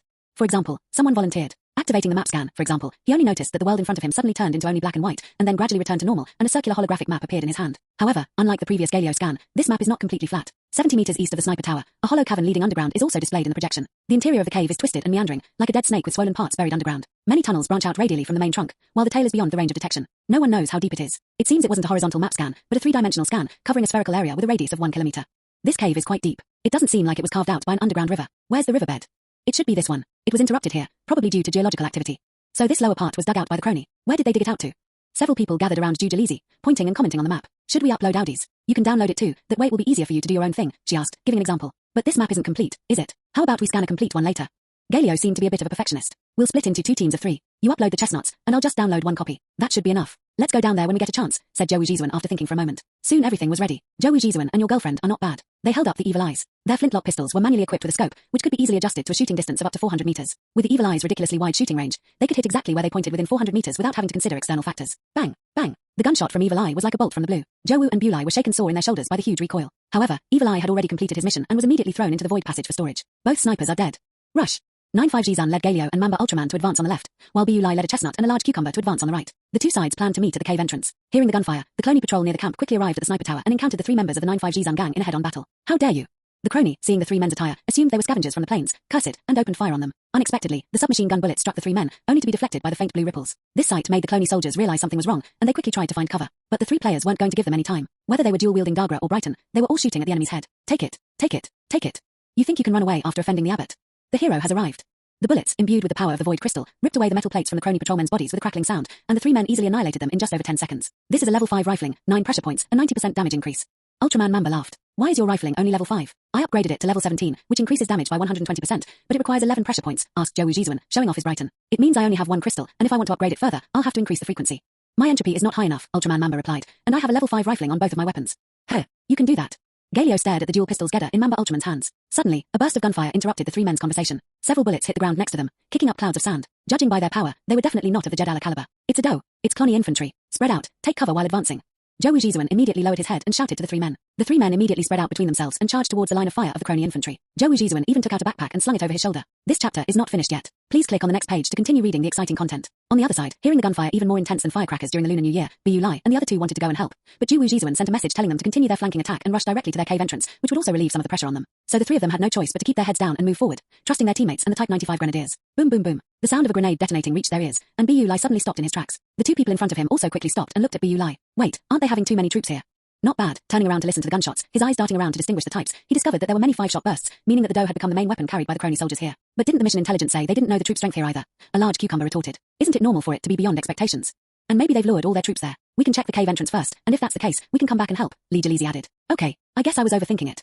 Not Bad nodded in agreement with their idea, and following the map provided by Lee Jelly, they rushed to within 30 meters of the cave entrance before being stopped by the Cloney soldiers stationed there. However, the three were surprised to find that the soldiers guarding the cave were actually giant fanged soldiers with white and red colors. Wait a minute. The intelligence report didn't mention any giant-toothed soldiers. It only said regular infantry, right? The intelligence is wrong. Thump thump thump thump. The double-barreled crocodile god shotgun roared, responding to the three people's astonishment, and instantly shattered the shield of a giant cucumber. Chapter 155. Killed by an invisible assassin. 2 chapters combined. Holy crap. Not Bad, seeing a large cucumber being blown up by a shield, quickly stood in front of him and fired to provide cover. However, under the firepower of the rapid-fire shotgun, their shields were almost instantly destroyed. Fortunately, they had time to find cover beforehand, and all three of them lay down behind protruding rocks on the mountainside. The intelligence is inaccurate. Should we retreat? Juji Lizzie shouted. The giant tooth soldiers fired their guns at the rocks behind him, and the stone dust fell into his hair. Juji Lizzie had to keep his head down to avoid getting stone chips in his eyes. Damn it, we're already here. We can't go back empty-handed, can we? Bu Lai didn't agree with the suggestion. Exactly. A large cucumber also came to his senses, took out his rifle, which was the doe he had confiscated earlier, and said, since we're already here, we can't leave empty-handed. At least we should scout out the situation here so we can come back tomorrow and be more familiar with the place. That's true, but we're 6 men with 18 lives. I refuse to believe we can't take down a mere small camp. They're just giant tooth soldiers, right? If Dust and his men can handle them, so can we. If things went well, it boosted their spirits, and while the Kroni giant tooth soldiers outside were changing magazines, they all rushed out at the same time. Nisuchi. A large cucumber dragged a female deer rifle and fired 5 shots in quick succession. The powerful impact caused the shotgunners to stagger, and sparks flew off their armor, but the effect was actually minimal. Using Cucumber's gun line as cover, Bu Lai and Lizzie recklessly ran straight to the giant tooth soldier, bravely kicking the shotgunner at the front who hadn't even gotten his footing yet to the ground, and then finishing him off with a few headshots. Careful. Before Bu Lai could even notice, the giant tooth soldier, who was taking cover from the cucumber's shots from the side cover, raised his hand and swung a machete. The scorching blade ripped through the shield that had just begun to recover and plunged directly into Bu Lai's left rib. By the time Cucumber and Chestnut finished off the ambush by the giant tooth soldier, Bu Lai had already died. It was only after Cucumber pulled out the cleaver that Bu Lai was revived. An inauspicious start, giving away the first kill already. Bu Lai looked bitter. Did you use your experience? Chestnut asked. Thank goodness it worked, otherwise I would have lost over 100 entropy points. I'm quite relieved. Oh dear, you don't need to be careful before 1,000 entropy points. The deduction from resurrection isn't much. A single giant tooth soldier has over 200 entropy points. A large cucumber intended to make a joke about how good it was, but as soon as it finished speaking, most of its head exploded, and it died instantly. Holy crap, there's a sniper too. Right, there was also a sniper tower. Bu Lai and Lizzie panicked and rushed into the cave. Fortunately, there were no extra soldiers at the entrance, so they breathed a sigh of relief and then tried to find the location of the sniper tower. Cucumber, don't rush to revive. Use your spectator view to find the sentry towers. A giant cucumber. TSK, even in death, you want to make use of things, huh? Oh well, might as well use it. You can't just die for nothing, can you? A large cucumber. Found it. Look to your right from the cave entrance. It's on the side of the hill. With a direction in mind, things became easier. Not Bad pulled out the evil eye, carefully loaded the ammunition, and then asked, who can draw the line of fire for me? Just say you want me to go. Is there anyone else here? Jujili glanced at him. Haha, sorry, I forgot that Brother Gua hasn't been resurrected yet. A giant cucumber. I'll do it then, my resurrection countdown is almost over. The next moment, the head of the giant cucumber, which had been missing half of its head, instantly regenerated. It stood up from the ground with a whoosh, fired a few shots at the sniper tower, and then ran away from the cave, giving Bu Lai room to maneuver. Good buddy. Bu Lai shouted, and after waiting 2 seconds to predict when the other side would start aiming, he quickly peeked out to find the target, and shot one of the snipers dead. The other sniper knew that the area had been discovered, so he immediately jumped off the watchtower and ran into the mountains. Trying to run away. Just as Buchai was about to reload, Chestnut shook his shoulder from behind. There's movement down below. Your gunshot was too loud. It's echoing all over the cave. It must be the garrison inside reacting. Upon hearing this, Bu Lai had no choice but to temporarily abandon the sniper and quickly call back a large cucumber, then contacted Ju Wujizuan. Your girlfriend is not bad. How's things going on your end? Are you done with the call? A 9-5 wisdom trout. It's over. Only 27 soldiers. Galio died once, and Ultraman was injured, but it didn't affect his actions. Your girlfriend isn't bad. Then hurry up to the cave entrance. Damn it, there are giant-toothed soldiers here. The 3 of us probably can't beat them. Startled, Zhou Zhizuan didn't even have time to reply to the letter and hurriedly led the resurrected Galio and Ultraman Mamba towards the cave. But before they even arrived, when they could already see the cave entrance, they heard a sudden burst of gunfire. Quick, quick, get ready to help. The three men, guns in hand, rushed into the cave, which was filled with deafening roars, nearly giving the three men a fright. When they saw the giant tooth soldiers below the cave, they broke out in a cold sweat. This was no controlled camp. They had clearly raided the giant tooth soldiers' lair. A hail of bullets came flying in, and the cover was shattered by 4 or 5 crocodile gods. The group had nowhere to hide, and the shields they managed to recover a little were blown up by the enemy rifles at the right angle. Almost all 6 were injured in the first encounter and retreated straight out of the cave. Damn, I thought it was just a few petty thieves, but they've raided our headquarters. Big brother, we can't hold on any longer. Several grenades were thrown up from the depths of the cave. Zhou Zhizuan's hair stood on end. He leaped and tackled his teammate to the ground. The flying shrapnel instantly turned the cave walls into a hedgehog-like wall. Even so, the not-so-wide cave entrance and passageway could not withstand such a violent shockwave. Several people were shaken to the ground, dizzy, and with a buzzing sound in their ears, unable to hear anything clearly. This also prevented them from noticing the giant tooth riflemen who were closely following behind. The giant-toothed rifleman fired a few quick and accurate shots, instantly sending all 6 players into the spectator view. Damn, I'm so dizzy I can barely move. Realizing he had been killed, Biulai cursed loudly. Stop yelling and hurry up and resurrect to get out of here. I was worried that I might cause the cave to collapse, but since they don't care, I won't play the gentleman anymore. Zhou Zhizuan said indifferently. Before the giant-toothed rifleman could report the battle situation, a large cucumber was shot into his masked forehead with a whoosh. Regardless of whether he was dead or not, Cucumber quickly crawled out on all fours to catch up with his teammates, while Zhou Zhizuan pulled out grenades one after another. Damn it, die, all of you. Boom boom boom boom boom boom. Ha ha ha ha. Shockwaves erupted out of the cave in bursts, spewing forth flames and blasts of air, occasionally accompanied by the distinctive hoarse cries of the Kroni people. I feel I need to keep an eye on his mental state at all times. The 5 people outside the cave, who were taking shelter from the shockwave, said in a voice channel while covering their ears. Sigh, I hope he can vent all his emotions on the game. Don't worry, there's nothing outside for him to fry. At most, they'll fry his old yellow dog's food bowl. Oh, you two seem to know each other quite well. It's nothing. We became friends after playing the game, and we chat occasionally. Now we're like brothers. Since you're already buddies, you must know his name, right? Isn't his name Zhou? In the middle of a chat, Zhou Zhizuan's voice suddenly appeared. I'm still in the channel. Why don't you guys create a separate channel for saying bad things about me? The 5 players were immediately embarrassed. They had all forgotten that this was a squad voice chat, and that 95 was the squad leader. Just as Biulai was about to retort, he suddenly heard several sharp gunshots, and Zhou was instantly killed. What's going on? Before the group could react, a terrifying laugh suddenly echoed from inside the cave, and a red dot of light suddenly floated out from within. There's something. 9-5 wisdom trout. Everyone be careful, there are stealthy assassination units. With a sizzle, 5 cold lights appeared in front of Zhu Zhi, tearing through his shield in 2 swift movements. Before anyone could react, they cleanly ripped open Zhu Zhi's throat, and blood gushed out from his neck. Everyone be careful. Upon seeing Chestnut's gruesome death, the other players quickly drew their guns and fired at the red. But instead, they instantly turned Chestnut into a pretzel. For example, damn it, I almost resurrected but you guys blew me apart. Luckily, I have the reflexes of an old person. Clearly, their bullets had not hit the invisible enemy, and the group quickly looked around for the red dots. Biulai frowned, nervously looking around, when he suddenly noticed several red dots silently floating behind Galio's head. Swish. A cold glint flashed, and Galio's body was instantly torn apart, startling the surrounding players who fired wildly. Not bad. He instantly pulled out the evil eye and aimed, but the red dot disappeared again. Damn, what kind of boss mechanics are we dealing with? How can it stay invisible the whole time? Just as the large cucumber uttered a complaint, a metal claw suddenly pierced through his chest. Holy crap. The production team killed someone to cover their tracks. With a soft thud, another Ultraman Mamba fell down, but it seemed that the opponent's invisibility effect had expired, and a red-eyed man in full black iron armor appeared in everyone's sight with a hunched back. The red light emanating from the eyes and nose of his mask was the red dot that had been floating around everywhere before. He also had 2 white masks of the same model attached to his back, and he was wearing a claw weapon in his hands. It was obvious that he would use these claws to assassinate everyone. Finally, your skill has cooled down. Biulai sneered and immediately aimed at the black-clad assassin. But as if sensing danger, the assassin suddenly turned his head to look at Biulai, his steps faltered, and his figure became elusive, making it impossible for Biulai to aim at him. Damn it. Brothers, stop lying down. Help me trap him, a hit will kill him instantly. Biulai shouted for backup in frustration because he couldn't see anyone, since he was the only one left standing. Here it comes. Galio and Ultraman Mamba immediately revived and got up from the ground. Just as they were about to raise their guns to help, they saw a dark shadow pounce out, not only knocking Biulai over but also pinning him down. With 2 quick swipes of its claws, Biulai was instantly disemboweled. Holy crap, a Zorn werewolf. In addition, Cucumber and Chestnut also returned to life, and a group of people immediately surrounded the black assassin and started shooting. Bullets thudded against the assassin's black armor, but the assassin remained completely still, as if the group of people were just tickling him. Even the doe, who could be knocked back by the giant-toothed soldiers, couldn't even shiver from this guy. Holy shit. What the hell is this? Boss. It must be the boss. Are you idiots? He definitely has a weakness. Shoot him in the head. Otherwise, why would he show us his eyes even when he's invisible? He must have a weakness. This chapter is not finished yet. Please click on the next page to continue reading the exciting content. The players quickly focused their fire on the assassin's head, cracking his mask with a series of blows. The assassin was initially puzzled as to why the men he had killed had resurrected unharmed. However, the sound of the mask cracking seemed to interrupt and enrage him. Oh woo! The assassin let out a fierce howl and instantly jumped up from the decent corpse, leaping towards the chestnut. For example, you might feel a blur before your eyes and suddenly find yourself pinned to the ground by an assassin, with sharp claws aimed at your face. Fortunately, the shield was still intact. The pale blue magnetic field vibrated and deflected the force, and the claw pierced directly into the stone behind Chestnut's ear as easily as opening tofu. Eat.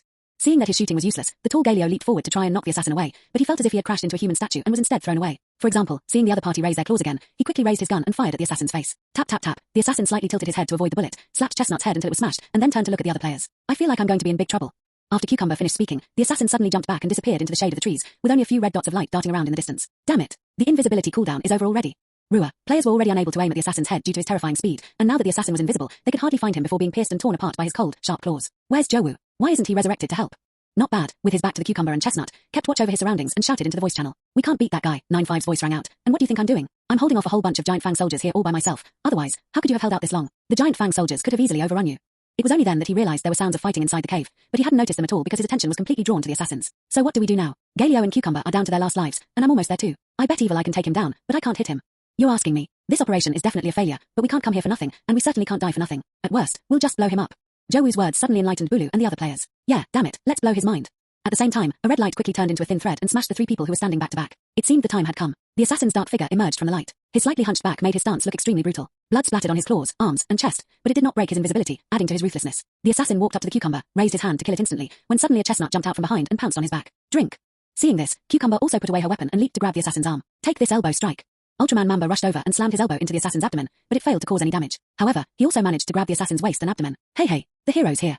Galio, with his last life, initially wanted to play it safe and not revive, but seeing his teammates fighting so bravely, how could he, as Galio, back down? Brothers, the four men shouted in unison, revealing the grenades, and even incendiary bombs, hidden in their arms. See you tomorrow. Boom. Chapter 156. The streamer doesn't explore new horizons, a 2-in-1 story. The smoke of battle had not yet dissipated, and molten iron hissed on the ground. Not bad. Half lying on the ground, his head buzzing from the shock, he still forced himself to get up, his hand loosely gripping as he moved closer. If there was a chance, he could quickly take out the evil eye to finish off the enemy. If not, he wouldn't be instantly killed and have his evil eye blown up. Clang.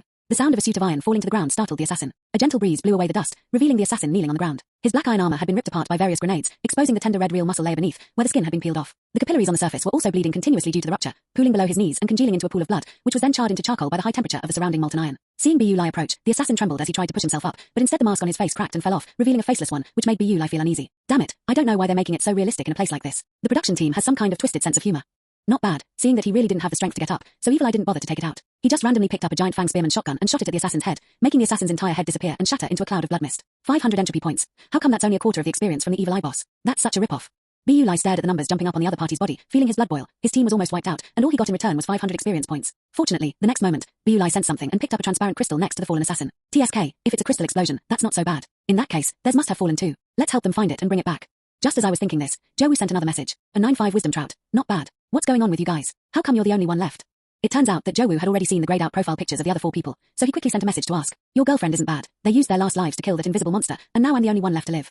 9-5 Jizuan. Oh well, never mind then. I can't hold out any longer. Their firepower is too intense. I've used up all my grenades, and I'm surrounded. I only have one left to take down too, but I'll have to wait until tomorrow.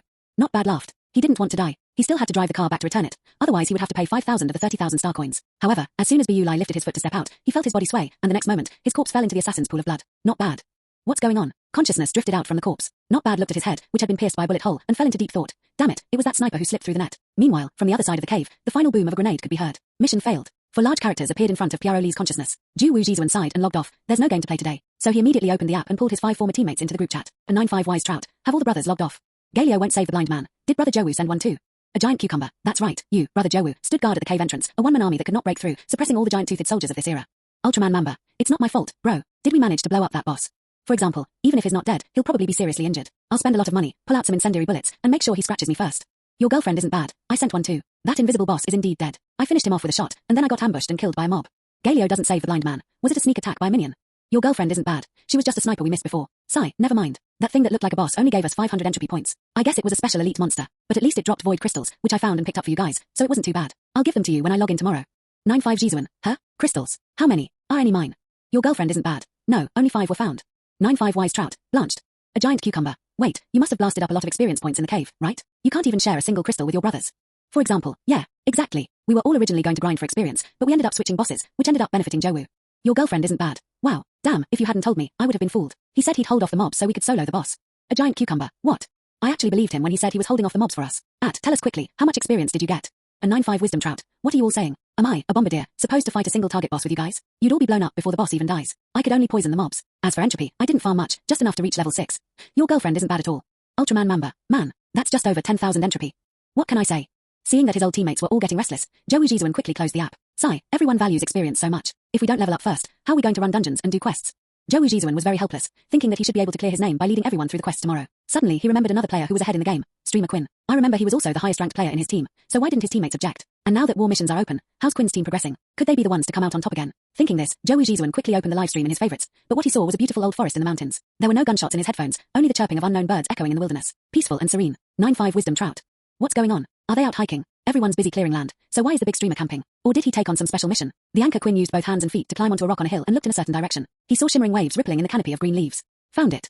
Seeing the shimmering water, Qin Chuan was extremely excited. He looked down at the chrysanthemums and dust below and said, as if he had come specifically to find it. Upon hearing this, Dust and Chrysanthemum immediately boarded the hoverboard, carrying Qin Chuan as they meandered through the dense jungle. The lake was clearly visible at a glance, and they were even standing on suspension boards, yet the three of them spent 20 or 30 minutes wandering around before finally arriving. However, the three did not rush in directly. Instead, they put away their skateboards from a distance and approached the lakeside with a wary look. Before long, the audience saw a Kroni military camp suddenly appear beside the lake. The campsite was poorly constructed, with only a protective dome. The surrounding area was filled with coarse cloth tents and open sleeping bags, as well as fishing gear and tattered fishing nets. It looks like a small fishing village. There really is one. Dust peered out from the trees and exclaimed in surprise. It seems the intelligence on the iron defense line was quite accurate. Chrysanthemum sighed. Upon hearing this, Zhou Wujizuan slammed his fist on the computer desk and then angrily started typing in the live stream. The intelligence on the ironclad defense line is completely inaccurate. There are too many discrepancies. I'm taking over. They said they were just ordinary Kroni soldiers, but when we got there they were all giant-toothed soldiers, and some of them could kill people instantly. Elite monster. My entire squad has been wiped out. Due to the character limit for bullet comments, Zhou Wujizuan's sentence was forced to be divided into 3 paragraphs. Upon seeing this string of comments, other viewers became curious and started asking questions. Zhou Wujizuan quickly started typing on his keyboard and briefly explained the situation of his mission failure that day. After seeing his situation, the comment section was filled with speculation, with words like game bug, information delay, trapped under the ironclad defenses, and even hidden mission appearing in the comments. Qin Chuan only noticed the discussion in the barrage after the conflict. At first, he didn't know what they were talking about. He reached out and fiddled with the barrage timeline to find out the beginning and end. So there's a chance of encountering difficult missions. Luckily, I didn't rush into exploration right away. Qin Chuan wasn't gloating, but genuinely sighed. If the streamer isn't exploring new content, what are they doing now? Zhou Wujizuan asked curiously. Gathering materials, Qin Chuan replied, then noticed that Dust and Chrysanthemum were approaching the Kroni camp, so he stopped looking at the comments. One sentence left Jijiro completely bewildered, so he had no choice but to keep watching. The 3 men moved stealthily, carefully crouching and observing the camp, which had only a few dozen Kroni soldiers every 10 meters. Logically speaking, such a force should be an easy task for these 3 big shots, if not a piece of cake, etc. Suddenly, Chrysanthemum retreated and crouched behind a tree, causing Dust and Qin Chuan to stop what they were doing and look at her. Chrysanthemum quietly took out her Paris, narking the arrow and drawing the bow in one fluid motion, the arrowhead aimed in another direction. Whoosh. Okay. Chrysanthemum confidently retracted her bow, and indeed there were no shouts or screams afterward, clearly indicating that Chrysanthemum had killed the person with a single arrow. Even the live chat was flooded with exclamations of "Ju Bao is awesome." The 3 continued their mission, circling around to the Kroni soldier who had been killed by Chrysanthemum's arrow. Chrysanthemum retrieved the arrow, while Dust picked up the fallen gun and put it on his body, figuring he might as well pick it up. Several more arrows were fired, and all the sentries around were silently killed by Chrysanthemum, leaving only the soldiers patrolling the camp. Why not just wipe them all out with one shot? Zhou Wujizuan couldn't stand it anymore. He remembered that Chrysanthemum's squad had cannibalistic female demons, and they could have wiped them out with one shot. This time, without waiting for the streamer's reply, other viewers in the chat explained it to him. The streamer is looking for materials. This camp isn't big, and there are actually survivors captured by Kroni inside. If you fire that shot, forget about all the hard work. The materials will probably all be turned to ashes. You won't get anything. Zhou Wujizuan realized he had gone a bit too far, but he patiently continued to wait. As he watched, he suddenly recalled the days when he played the Matrix and couldn't help but feel a little sentimental. There are still 12 patrolmen in total. The laborious don't know their exact locations or how they're going to act. Any shot from any of them could trigger an alarm, the Chrysanthemum observation camp said after a while. Qin Chuan also noticed this and thought he should find a way to lure them out in order to avoid the possibility of the material being accidentally damaged or destroyed. There was no other way. The intelligence from the steel defense line said that this material was likely to be scrapped if it was stimulated, so he had to be extremely careful. At least we can't fight them inside. We need to find a way to lure them out. As Qin Chuan said this, his eyebrows suddenly twitched, as if he had realized something, and then he looked at Chenari, who was slacking off to the side. This chapter is not finished yet. Please click on the next page to continue reading the exciting content. Then he noticed that the chrysanthemums were also looking at the Dust. Dust silently squatted behind, watching the ants covered in thorns on the ground. Suddenly, he shuddered and looked up to see his 2 older brothers staring at him. Dust, what's wrong? Go and lure them all out, Qin Chuan whispered. Yeah, don't shoot. Your marksmanship is terrible. You can only handle shotguns, Chrysanthemum chimed in from the side. Huh, me.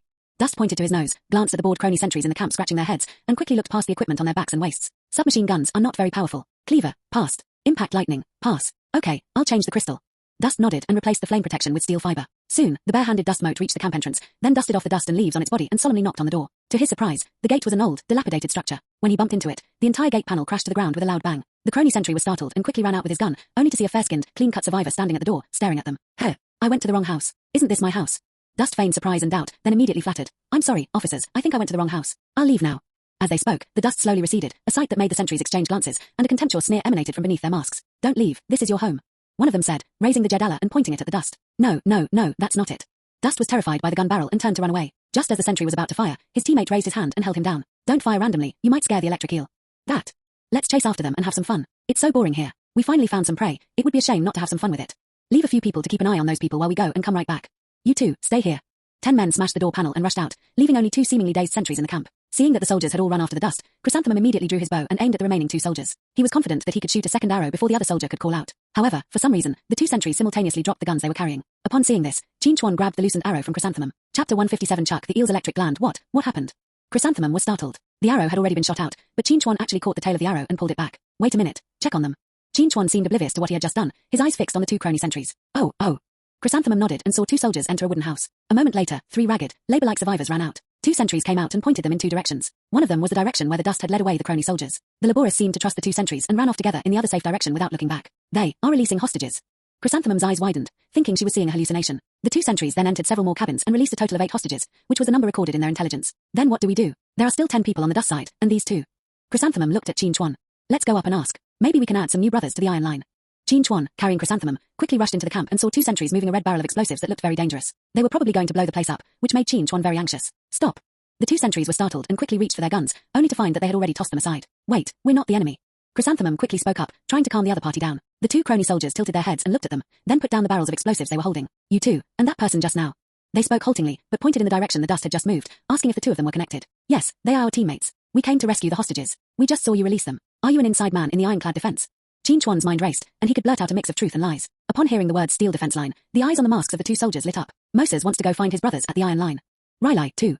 Upon hearing this, Chrysanthemum nodded repeatedly and said, the convoy of the steel defense line is stationed at our camp. We can take you there. The 2 Kroni soldiers nodded repeatedly upon hearing this and immediately said, we're leaving quickly. They'll be back. Your teammates need help. They were still worried about the safety of Dust, who had lured the sentinels away, but Qin Chuan and Chrysanthemum, as Dust's old teammates, did not seem nervous. He's very capable. We can entrust him with peace of mind. Besides, we also have a mission. The intelligence from the iron defense line says that this is one of the production sites for processing chuckle eels, and we need its electric glands. Qin Chuan waved his hand to reassure them, and then explained the purpose of his group's visit. Chuck eel. Electric eel. Moses and Riley knew what Qin Chuan was talking about, and immediately led them to the wooden house where the hostages were being released. Inside, large buckets and small basins were filled with long, gutted fish. Although they were called eels, they were actually shorter and more like blackfish. They had openings on their sides for discharging electricity, but now all the discharge glands inside had been removed and were stored in jars of gel-like liquid. Chrysanthemum reached out and picked up one of the transparent jars, which was about the size of a rugby ball. Inside, a discharge gland was quietly suspended. The gland itself was not large, about the size of a fist, but it had a ring of blood-red fleshy slices that looked like fish gills on it, making it look more like a big red flower. Discharge glands. Be careful. Upon hearing this, Chrysanthemum carefully shook the jar and found that the petals inside were almost completely still. She exclaimed in surprise, such stable filling liquid protection, it feels like it would be fine to put it in the assembly truck for transportation. The transport ship is rocking a lot. Hearing Chrysanthemum's words, Moses also asked, how are you going to take them away? I'll take these. Chrysanthemum volunteered, opening a pale purple void passage with one hand and sucking in the more than 20 sealed glands in front of her. Then I'll go check out the other rooms. Qin Chuan said before leaving for another processing room. After retracting all her glands, Chrysanthemum looked at the other side of the reservoir, where 4 or 5 brown chuckle eels were quietly swaying, their openings on the sides of their bodies emitting a faint blue glow. Beside the reservoir was a slaughtering table with a half-dissected eel on it. Chrysanthemum casually reached out to check on it, but didn't notice the sudden change in expression on the faces of the 2 Kroni soldiers next to her. They were still in shock at the sight of Chrysanthemum taking things out of thin air, and in that moment of hesitation, Chrysanthemum grabbed the dead fish on the table. Snap, sizzle, a blinding flash of electricity instantly illuminated the entire cabin, as if someone had thrown a flashbang. The intense arcs of electricity darted around like dragons, scaring Moses and Riley so much that they scrambled out of the cabin. Qin Chuan heard the explosion and nearly smashed the sealing jar in his hand. Thinking that the soldiers who had left had returned, he drew his gun and rushed out. He saw 2 terrified Kroni lying on the ground, and various arcing sounds were still coming from the room where Chrysanthemum was. What's going on?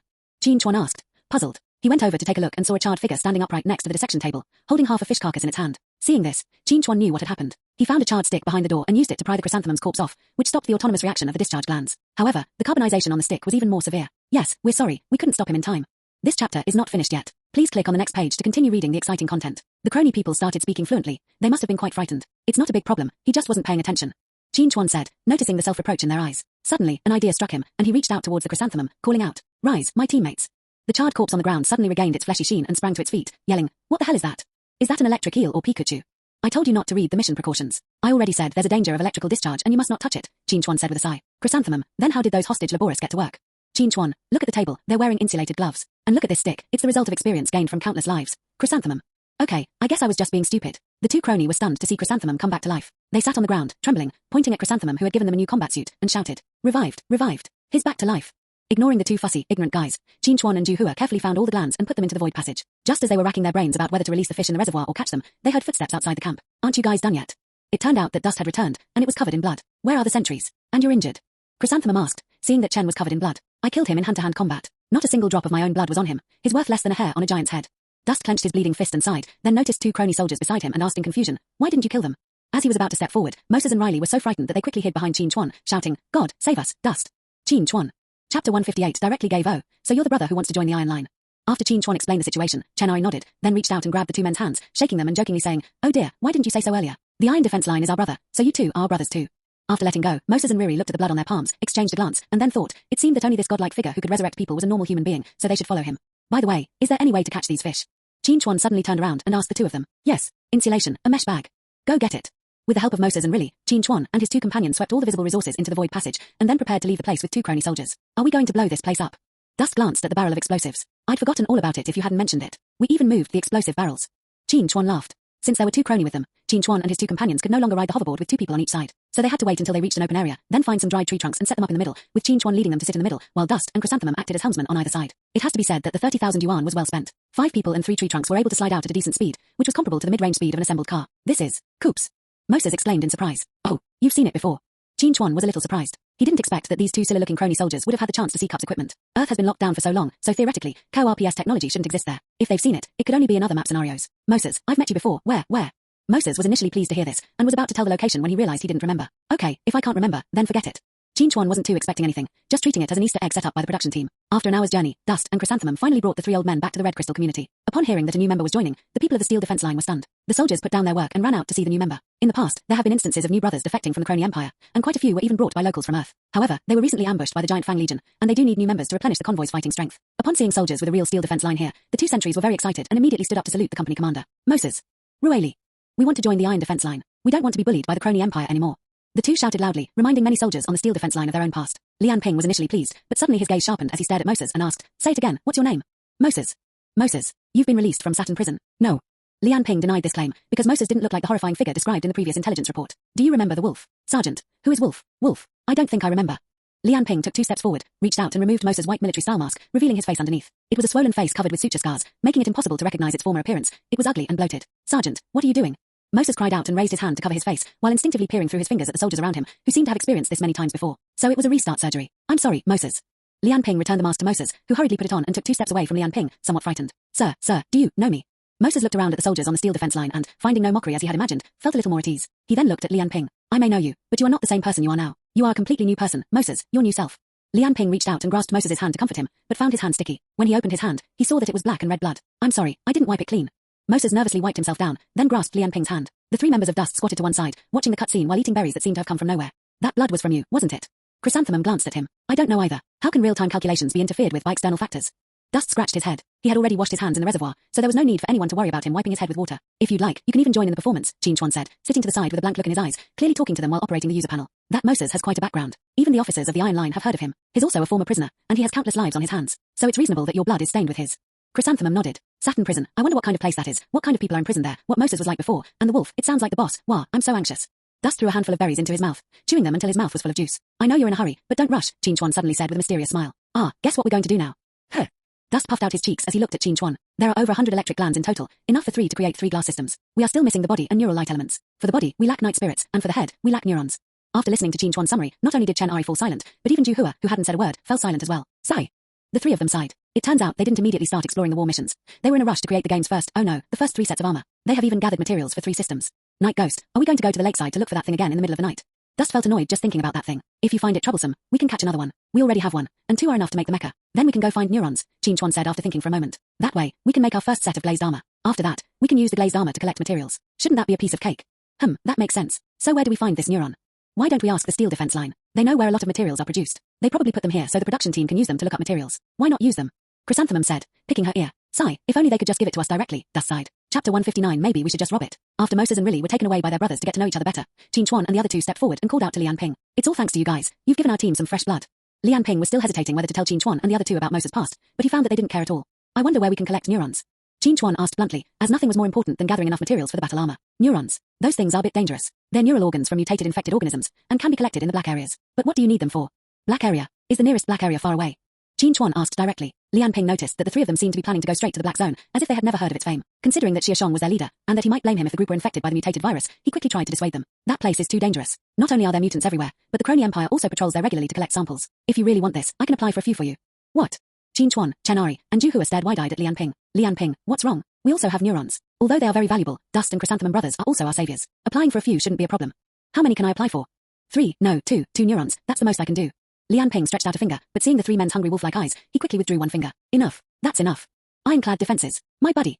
In this way, only night spirits remain to be collected, and for the time being, only 1 is needed. Hey, wait a minute. How long does it take for your application to be approved after it's been submitted? Suddenly, Chrysanthemum thought of this question and quickly asked. Lian Ping thought for a moment and explained, our internal communication devices have to bypass the detection of the Kroni Empire's communication satellites and go through ground signal towers. It takes about 2 hours to transmit to the Himalayas. After they receive the request, they will send the items you need in subsequent shipments. The time will not exceed 2 months. 2 months. Dust, who had just been clapping and cheering, immediately stopped laughing. Chuan, on the other hand, hadn't expected it to take so long. If it took 2 months to get this thing, he might as well just find a black market area and break in himself. Seeing the expressions of the 3 people inside the wall gradually turn worried, Lian Ping quickly realized the problem. But there's no other way. This is already the safest time for specific transportation, and we also have to take into account that vehicles cannot travel at night in the plains of night. 2 months to get here is actually considered fast. Other routes are not safe. Aircraft transportation will be detected by the radar of Kroni's various outposts, and may also be intercepted directly by their airships. What about the waterways? Chuan asked. Waterways are actually more dangerous. Using large ships for transport will be detected by the sonar at Kroni's underwater experimental base. Using small boats will lead to encounters with predatory fish in shallow waters, such as sharks, which have even been known to attack in groups. Hearing Lian Ping's explanation, which also contained a sense of helplessness, Qin Chuan and the other two understood that it wasn't that they didn't want to, but that their development was restricted by Kroni in every aspect. In such a high-pressure environment, to still have this spirit of resisting oppression, your steel defense line is truly impressive. You really deserve the title of Steel Spirit. Dust couldn't help but sigh and patted Lian Ping on the shoulder as he spoke. Actually, it's not too bad. Kroni's external technology is far inferior to Cup's, but they have enough people and assassins to expand their surveillance range to this extent. If we can reduce their control over the surface of this planet, we will have a lot of room to maneuver, and we have been working on this. At this point, Lian Ping's tone couldn't help but reveal a hint of worry, but you should also know about what's been happening recently. Heck is preparing to strengthen his control over the planet. If he succeeds, our living space will shrink rapidly, and in the future, there may be a situation where the strongholds are completely cut off from each other. In the end, we will probably only be slowly devoured by the Kroni Empire. However, Qin Chuan and the other two didn't pay attention to his last few sentences. Instead, they were discussing how to obtain neurons. According to Lian Ping's introduction, neurons can only be obtained in the bodies of mutants, and not every mutant has them. So, we can only obtain them by dissecting in places with a large number of mutants. Dust asked. Yes, the only place on our Imperial planet where there are still mutants is the Black Zone, which is under the control of the Kroni Empire, according to the background story. And we don't even know how far we are from the Black Zone. Chrysanthemum also became worried. After all, nothing is more disappointing than gaining hope and then losing it. Sigh, making a suit of armor is such a hassle. Dust was speechless. Want to avoid trouble? If you want to avoid trouble, do you think everyone in the Kroni Empire will have one? Qin Chuan retorted to Chenari. Well, it's better to be a little more troublesome. Dust thought about the scene, shuddered, and quickly laughed. TSK, how about we go? Chrysanthemum clicked her tongue and asked. Qin Chuan and Chenari both looked at the Chrysanthemum. Go to the Black Zone. We might not be able to handle it, and we might run into Kroni's inspection. Then both sides will be blocking our way. Dust shook his head repeatedly. Indeed, we'll probably have to think of another way. This chapter is not finished yet. Please click on the next page to continue reading the exciting content. The three pondered for a moment, while Lian Ping, left out, didn't dare to disturb them and quietly went to organize his own documents. Since Kroni is causing trouble everywhere, why don't we just go back to our old ways? Qin Chuan said, clapping his hands in exasperation. What about your old profession? They robbed Kroni's warehouse. They managed the entire planet's Black Zone, and over the years, who knows how many neurons they've stockpiled there, just like those discharge glands. Qin Chuan's words, rather than enlightening the two, made the other two extremely embarrassed. They hadn't even thought of something so simple. Dust, where are we going to rob it? We've been to the nearby transit warehouses many times, but there are no storage warehouses for neurons. Chrysanthemum, then we should go to the warehouse near the Black Zone, right? Once the three had made up their minds, they turned to Lian Ping and asked him for directions to the Black Zone. What? You're going to bomb the warehouse in the black market? Lian Ping now understood. Were these three guys really just trying to say something outrageous, or were all the people inside the wall just so reckless? Oh right, they are practically immortal. But to be frank, you'd better not do that, Lian Ping said after a moment of deliberation. The Kroni people are indeed worth dying for, but whether it's to consolidate their rule or whatever, they have indeed kept the Black Zone confined to a fixed area. This is their only protection for the planet. If you rashly destroy the military camps and outposts near the Black Zone and disrupt the local control system, it may lead to the expansion of the Black Zone. After Lian Ping's reminder, the three of them realized that this was indeed the case. That's easy. We'll try to sneak in. We're all platinum hacker masters. We all know how to infiltrate. Chrysanthemum's eyes lit up, and she put her arm around Qin Chuan's shoulder, while also extending her hand to introduce Chenari. Even if the infiltration fails, it doesn't matter. This guy is a master of the Berserker assassin style. Chapter 160. Triggering the alarm mission. That being said, having obtained accurate address information, the three left the Iron Defense Line's base and returned to their meeting room to discuss the matter. There are two main Black Zones on Earth. The closest one to us is the Tekaru Mountains, but to get there we would need to cross two time zones, a straight line distance of almost 3,000 kilometers. At this point, both Chenari and a Jew lay down on their chairs, looking resigned to their fate. I'd like to go. Once my skateboard is finished, are you guys coming?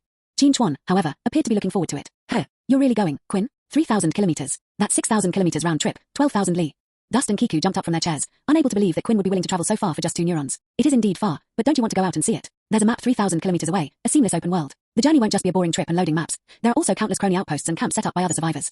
And have you forgotten? When I was initially searching for materials at the market, there were NPCs like the raid squad who stole from Kroni's warehouse. How can you be sure we really needed to reach the Black Zone to obtain neurons? Qin Chuan's idea undoubtedly persuaded Chenari and Juhua. That night, the Red Crystal community was much quieter than usual, because many players who had accepted the mission to liberate the stronghold during the day and left never returned. However, Xia Shang made time to come over because he really didn't expect that Qin Chuan's team was going to make headlines for him again. They're actually planning to go to the Tikaru region, 3,000 kilometers away. They'll set off first thing tomorrow morning, just for 2 neurons. Xia Shang stared at the three of them, his mind filled with complex emotions. He initially hoped that these 3 expert players could help him liberate a few strongholds ahead of time, thus increasing his player quota. Who would have thought that his 3 eldest sons, on whom he had placed the most hope, would actually abandon their responsibilities and run away to travel and have fun? It's not just about neurons. We want to map. Yes, map. Qin Chuan felt somewhat awkward in front of Xia Shang, and for some reason, he felt like he was facing an older brother. Chenari and Juhua beside him felt the same way. Xia Shang was a bit of a headache. It wasn't that he couldn't let them go, but they didn't have to run away the day after they started operating on the Steel Road. They should at least establish 2 strongholds and send out a few hundred qualifications. With more manpower, things would be easier. At that time, it wouldn't matter where they wanted to go. If they had the ability, they could fly to Neptune or Uranus at will. You guys aren't planning on war missions anymore? Xia Shang asked tentatively. It's not that we don't plan to. Our initial plan was to make a suit of armor before liberating the camp. As for the armor, it's true that they've made too many promises, and they've become obsessed with just one of them. And we're not just sitting around doing nothing. We're planning to bring a few intrusion modules. If we come across any outposts along the way, taking them won't be difficult. Qin Chuan said in a low voice, and the 2 people behind him nodded like chickens pecking at rice. By the way, Xia Shang wanted to ask them where they got their confidence from, but after thinking about it, he realized that these 3 might actually be able to, by the way, open a few outposts, and for a moment he didn't know what to say. But the journey is quite long. Once we leave the camp, how will you ensure your safety while sleeping at night? This. Qin Chuan and his 2 companions hadn't really considered these things, and were immediately stumped by the question. Just as Xia Shang was about to persuade the 3 to make long-term plans, Audi sent a message. Commander, we've made some progress in analyzing the Loki wreckage you brought back. Although its system was damaged by an unknown radiation source, not much information was lost from its internal storage. I found some very interesting coordinates and item information, which I'm sending to you now. Xia Shang's thoughts were interrupted by Audi's, so he had no choice but to check the data that had been sent to him. On the other side, Qin Chuan and the other two were also quietly discussing Xia Shang's problems. The three of them lacked sufficient wilderness survival skills and had no experience in finding safe zones at night. They might get lucky and survive the first few nights, but if something unexpected happened, it would be easy for them to repeat the situation when they summoned the powerful envoy. If this long-distance travel plan were to be sent home like this, it would not only be a bad feeling, but it would also waste a lot of time. It seems like you did misconsider, Quinn, Dust whispered. Why don't we ask Brother Xia Shang again and see if there are any other channels for working on neurons? Brother Xia Shang definitely knows more than Iron Defense Line. Chrysanthemum chimed in. Qin Chuan was eager to explore the wider world, but it seemed they didn't have the ability yet. Dust and Chrysanthemum offered him a way out, and he was grateful and prepared to step down. Indeed, after playing games for a few days, I've become a bit arrogant. I'll have to wait and see. So the three of them were just about to tell Xia Shang that the plan had failed and that they would go to work as usual tomorrow. Oh no, they would go to work as usual tomorrow and do the game and do the mission as usual when they found that Xia Shang's expression was full of surprise, as if he had seen something incredible. Although his brows were furrowed, there was joy in his eyes. What's wrong? The three were puzzled when Xia Shang finished reading the message and looked up at them. Since you've made up your minds, I can't say anything more. No, we don't intend to. Qin Chuan was about to explain their decision when Xia Shang abruptly interrupted him. However, on this trip to the Tekaru Black District, I happen to have a secret alert mission along the way that I can entrust to you, and I'm afraid only you are capable of handling it. The three who had initially intended to say they wouldn't go to the Black Zone immediately shut up upon hearing the word secret mission. We dare not claim to be the only ones capable, but we will gladly do anything for the task assigned by Brother Xia Shang. Chenari even bowed with his hands clasped. All right, the mission information will be sent to your user panel later. As for the midnight security situation, I will offer you some assistance, but it will take a day. Please be fully prepared before setting off. After seeing Xia Shang off, Chenari and Aju rubbed their hands together excitedly. I didn't expect that by holding on for a few more seconds, we would trigger an alarm. It seems that not all the NPC's advice is well-intentioned. It's not that he meant well. Brother Xia was genuinely worried about us, but seeing that we were determined to go, he just gave us a task to do on the way. I'm so upset. I almost said I wasn't going either, but luckily the quest was forcibly accepted. Qin Chuan said, still shaken. But why hasn't the mission information arrived yet? Not long after, the three of them received a secret letter from Audi's. Upon opening it, what caught the three people's eye was a strange mechanical device, like two dragonfly wings, fixed to the waist of the mannequin, resembling some kind of flying device. The three looked at each other in bewilderment. Chapter 161. A perfect day plan. The next morning, Joey Jizuan went online. Last night, more than 30 players checked with each other on the game app and discovered that the player teams that went out to liberate the stronghold had all been wiped out, and none of them had successfully captured the stronghold for the corresponding mission. Considering the large number of resurrected players and the fact that not everyone would log on at the same time, everyone discussed and decided that those with hoverboards could log on at any time, while those without hoverboards would log on in two batches, asking players without travel missions to drive big black cars to pick them up. After logging in, Joey Jizuan discovered that there were already quite a few resurrected players in the hideout, and they all seemed to have their own small teams, chatting animatedly. His teammates all seemed unable to get up during the day, so compared to the other players who could team up with him, he appeared somewhat alone. However, as closed beta testers, everyone was already familiar with each other. After seeing Joey Jizuan sit up after logging in, they called him to go outside the cave to wait for the bus. After all, the ground inside the cave was full of faceless phantoms that hadn't been released yet, and looking at them for too long would trigger the Happy Valley effect.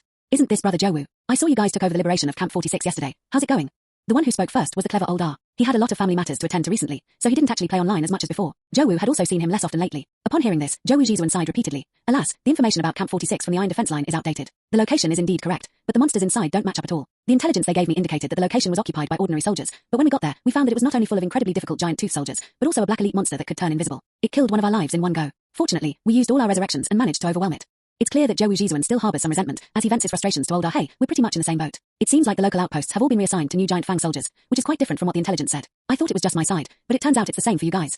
Damn it, this Iron Line is so incompetent. Giving us this kind of information that has no timeliness is a good thing. It's a good thing we are players. Otherwise, if the natives here were doing the missions, they would just do them without saying a word. Now I finally understand why they have so few people. Not necessarily. Perhaps for them, outdated information is the norm. After all, they don't have the ability to update intelligence in real time. Look at their convoy. Even for deliveries, they rely entirely on a large truck to travel by land. How efficient can that be? Sigh, now that you mention it, I was originally going to question the Iron Line, but now I kind of understand them. But it's not a big problem for us people inside the walls, the wise older comforted everyone. Besides, we killed quite a few monsters yesterday. If we can launch a surprise attack today, it's actually possible to take them down directly. The monster spawning mechanism in this game isn't like the monster spawner logic, but rather a real process of deploying troops to garrison. As long as we can kill them before they send in new reinforcements, we can complete the mission. What if we liberate the camp only to have it retaken by reinforcements? Will we have to station troops there ourselves to protect it? I don't know. This mission is just the first step in destroying the stronghold. There should be follow-up arrangements. We'll find out once we take over the stronghold. As the group of about 10 people chatted, they soon saw a large black car chugging along from a distance. Everyone immediately rushed to get in. Old R was the last to get in. Just as he was about to close the door, he noticed that Joey Jizuan was standing outside. What are you standing there for? Get in the car. Old R asked. No need, my hoverboard is already finished. I can pick it up directly. In front of a whole carriage of people, a metal hoverboard and a gesture controller were teleported to Joey Jizuan's front. Everyone in the car. What the hell are you doing here waiting for the bus if you have a skateboard? Hey driver, drive on. I'm just a little short on materials, otherwise I could use the skateboard today. Mine will take another 4 hours, and I'll have it by noon. Then why didn't you wait until noon to go online? The carriage slowly closed and departed, while Joey Jizuan spent a little time getting used to the swaying of the center of gravity on the hoverboard, which was almost no different from surfing. It wasn't difficult to operate, and Joey quickly got on the road on the hoverboard, speeding forward into the morning breeze, and soon caught up with the big black car. See you in the community. With a shout, Joey vanished in a flash, leaving only a rapidly disappearing silhouette. Moreover, quite a few people made hoverboards today. Before long, 2 or 3 more players buzzed after the big black car, circled it a couple of times, and then ran away. 30 years east of the river, 30 years west of the river. Today I must first gather enough materials for the suspension plate. The player in the carriage clenched his fists and said angrily. On the other side, Joey Jizuan was about to arrive at the community. He carefully slowed down and glided in. After the hoverboard became available for purchase, a clause was added to the community that speeding is not allowed inside the community. If he violated the rule and hit someone, whether it was a player or a community NPC, the perpetrator would face a fine and 6 hours of labor. Labor penalties are time-limited tasks that must be completed online and cannot be avoided by logging off. Zhou Jizuan didn't want to waste 6 hours of his online time doing manual labor, so he started paying for manual labor. My dear reader, there's more to this chapter. Please click the next page to continue reading. Even more exciting content awaits. Slowly sneaking to the entrance of the Iron Defense Line's outpost, Zhou Jizuan discovered that quite a few players had already arrived. Some hadn't logged in yesterday, while others had been doing other tasks and hadn't had time to come here. However, it seems they didn't come for the war mission today. Instead, they surrounded 3 high-level players and asked them some questions. Zhou Jizuan didn't finish watching Qin Chuan's livestream yesterday because he was busy with other things, so he didn't know that Qin Chuan had received a secret alert mission last night. So when he inquired around and learned what was going on, he was immediately dumbfounded. How can someone not only not follow the version updates, but also receive key quests from NPCs? The players who came to Qin Chuan and his companions to inquire about the alarm mission were curious about what that dragonfly wing-shaped device was. It's described as a single-person anti-gravity device called an anti-gravity curved wing. We don't know any more detailed information. We'll have to go to the coordinates to find out more later. Qin Chuan and his 2 companions were also helpless. They had accidentally leaked some intelligence information sent by Audis last night, and today they were blocked at the door by their own people. I heard you're going to the Black Zone, over 3,000 kilometers away. That's so far. Will there be any new game content? You weren't teleported there. Is the game's world map really seamless and doesn't load? What do you do when you're out at night? Do you sleep with night spirits? That's great. I also want to travel to the great world with my friends, but they haven't won any game slots yet. After finally getting rid of these casual players, those war maniacs who died in the wilderness yesterday have returned. Quinn, help me. Quinn, please help us liberate the outpost. Durable King, our team doesn't have a tank. Do you know how quickly we got wiped out yesterday? Dust? Dude, you guys got wiped out and still came to me. Everyone gathered around the 3, hoping to find someone to join their party. What should we do? Chrysanthemum looked at Qin Chuan. The 3 of them originally wanted to see the process of the stronghold mission, which would be helpful for them on the 3,000 kilometers ahead. After all, they had asked Audis yesterday, and Audis had given a minimum of 500 strongholds based on a rough estimate. Although they could bypass all the battles to avoid fighting, that would be completely out of character for the 3 of them. What else can we do? We don't have anything else to do today. We're just waiting for instructions from Brother Shang. Since that's the case, we might as well help out with some war missions. Watching the process is not as good as experiencing it firsthand to get familiar with it. There was nothing wrong with what was said. With only one day, and these outposts being located too far away, even if we don't come back tonight, we might only be able to wipe out 2 of the controlled camps. After learning a little about the player's situation, Chrysanthemum said with a worried look, unless we split up, we can't finish in one day. Let's split up then. The 3 of us will each go and help 3 different teams. If we can liberate them by morning, we'll meet up in the afternoon to go to the last 2. Then we can go straight to the main construction site tonight. Qin Chuan's plan was perfect. Chapter 162. The bomber wants to change class to archer. I heard that the actual difficulty of the mission changes dynamically, and Dust and Chrysanthemum learned about the actual situation from these players. There were a total of 4 camp missions and 1 signal tower destruction mission. Players rushed to complete the dungeons yesterday, and even though the difficulty of those missions was increased significantly, the players' suicide attacks should have reduced the difficulty considerably. After understanding the situation, the 3 of them chose 3 camp missions that should be the easiest to break free from control, because they planned to concentrate their forces to quickly break through the next 2 camps, which were still relatively intact after dealing with these 3. Soon, Qin Chuan joined a team that chose to destroy the Kroni signal tower. The team leader was originally Sankaria, who was ready to give him the team leader's rights when he saw that it was Quinn himself who joined the team. However, Qin Chuan did not accept. Oh, it's just helping out with the plot. It doesn't matter if I'm the team leader or not, Qin Chuan said, waving his hand. Meanwhile, Dust joined the clever old RS team, while Chrysanthemum followed up with 9-5 Wisdom Trout. As for the other 2 teams, they had no choice but to wait. Almost all 3 teams were present, and most of them had bought their skateboards yesterday morning and started building them. Most of them rode their own skateboards to the community this morning. So the 3 teams didn't cause any more trouble and, like 3 schools of fish, buzzed out of the community gate, following the route of yesterday's memories and embarking on the road called Revenge. Chrysanthemum was the first of the 3 to arrive at the mission location. Perhaps it was because Zhou Jizuan and Bulai Huanghua not only remembered the route accurately, but also operated the hoverboard skillfully and quickly. The 7 of them soon arrived at the place where they had parked yesterday. To their surprise, the car was still there. Wow, I was prepared for them to take the car apart. Zhou Jizuan patted the front of the car happily. Then shouldn't we park it somewhere safe today? I saw it under the shade of the trees over there. Before the big cucumber could finish speaking, Bulai covered its mouth. What are you saying? Today is just to complete the mission. Are you afraid of failing the mission? Bulai said angrily. Exactly. I think you're looking down on our senior, Chrysanthemum, aren't you? Someone chimed in, stirring things up from the side. After the joke was over, Zhou lay on the old slope, holding up his binoculars to observe the first sniper watchtower. He discovered that there was another Kroni Marine on guard duty, but instead of a sniper rifle, he was using an ordinary doe. I thought it would be giant fang soldiers on guard duty, but it's Marines again. Zhou Jizuan asked in confusion after telling everyone the information. I don't know, maybe you killed too many giant fang soldiers yesterday, Galio said. Chrysanthemum also took out her binoculars, glanced around, and asked, is there a closer spot? Have. Luo nodded and immediately led everyone along yesterday's route to the location where he and the Type 95 sniper had killed the sentry tower sniper yesterday. We took out the sniper here yesterday using the evil eye, but it made too much noise, so we split up at first, Bulai told a Jew. There was only 1 person on guard duty today, which was much easier than I expected. After a Jew finished speaking, she took out her Paris bow, knocked an arrow, and shot. The action was so swift and decisive that before anyone could even see the angle he was aiming, the arrow had already been shot out. Looking at the watchtower again, the Marine Corps makeshift sentry had an iron skewer stuck in the back of his neck. He wobbled and fell headfirst from the watchtower, almost silently. Bows and arrows. They can be used for this too. Everyone was surprised. When they were choosing weapons, they basically scoffed at bows and arrows because compared with rifles, they had limited firepower, slow rate of fire, and wasted time aiming. Very few people chose them unless they were bow and arrow enthusiasts. Even those players who chose bows and arrows eventually ended up using firearms like the Gadar and other ballistic weapons, leaving their bows gathering dust. Of course, aren't bows and arrows for assassinations? Chrysanthemum asked, her eyes wide. This. The group exchanged glances and realized that this seemed to be the case. But this thing isn't easy to use, is it? I used to play at an archery club, and being able to hold the bow steadily is a hurdle, let alone shooting accurately. Ultraman Mamba said in a low voice. I initially thought so too, but it's not. Don't try to play archery in this game with the mindset you use for real-life archery practice. Have you forgotten about the synchronization system? Chrysanthemum said with a mysterious smile. When we use guns, we don't actually aim that accurately, but once the synchronization rate is high, that feeling of moving at will gradually appear. For example, Jedala of Dust, as long as it is within the effective range, he can almost hit wherever he points, because his Jedala synchronization rate reached 90% very early on. Hearing Chrysanthemum's words, even Ultraman Mamba, who was using double Gedda, was shocked. His Gedda frequency was not even 50% yet, which was already considered to be 8 out of 10 hits. He never expected that someone could reach 90%. That would definitely allow for the addition of a considerable amount of void crystals. Mamba Ultraman thought to himself. So, a Jew, what's your bow and arrow synchronization rate? Bulai remembered that a certain old ox seemed to like playing the assassination style, so he wanted to ask for help. I don't actually draw my arrows very often, so my frequency of doing so is only 78% right now. But, do you want to hear what you're saying? We've been playing for so long, and our highest proficiency level is with the first character we got, Gedda, which is still less than 50%. Everyone was at a loss for words. Oh, actually, you just need to use it more, and not just more. Hitting the unit you want to hit can significantly increase the frequency of the same target. If you think it's too slow, you can use entropy to make up for it. There are many ways to increase the frequency of the same target. Chrysanthemum laughed. If I want to achieve an error of less than 3 meters within 100 meters, what frequency would I need to reach? Zhou Jizuan seemed somewhat interested and wanted to try archery as well. When Jujiro Kudo said that, the other team members were stunned. Aren't you a bomber? Why do you want to switch to archer? A giant cucumber asked in surprise. Zhou Jizuan glanced at them, scoffed, and said, what do you know? Even if I'm a bomber with ambition. Throwing things by hand can no longer meet our combat needs. Hearing this, everyone understood his thoughts. You want to play with explosive arrows? Kiku had thought about it before, but that would not only consume a lot of arrows, but it would also be difficult to control the timing of the grenade explosion. Yeah, with grenades strapped to arrowheads, they explode wherever they're fired. Perfect precision guidance. Zhou Jizuan nodded. And with the parabolic trajectory, there's a huge amount of flexibility and room for maneuver. Chapter 163 Kroni's reinforcement transport ship Chrysanthemum. Let me think. A 3-meter error within 100 meters is something you can achieve with 30% of the same frequency. But 95 Jizuan. But what? Chrysanthemum, you might need a partner, though. 95 Jizuan. 10 minutes later, an iron arrow covered in black fragments flew through the air, fell at an angle, and stuck in front of the giant tooth patrolmen patrolling near the cave. Before they could react, it exploded with a bang, scattering iron filings everywhere. Enemy attack. Enemy attack. Alert. A commotion broke out in the camp, but then several iron arrows with grenades stuck to them were shot out from nowhere, causing the giant tooth soldiers to flee in panic. See, you can't combine the bolt drawing time with the bow drawing time by yourself. That would shorten the arrow's flight time because the grenade would explode prematurely. You have to have someone attach the grenade to the arrow while you're aiming.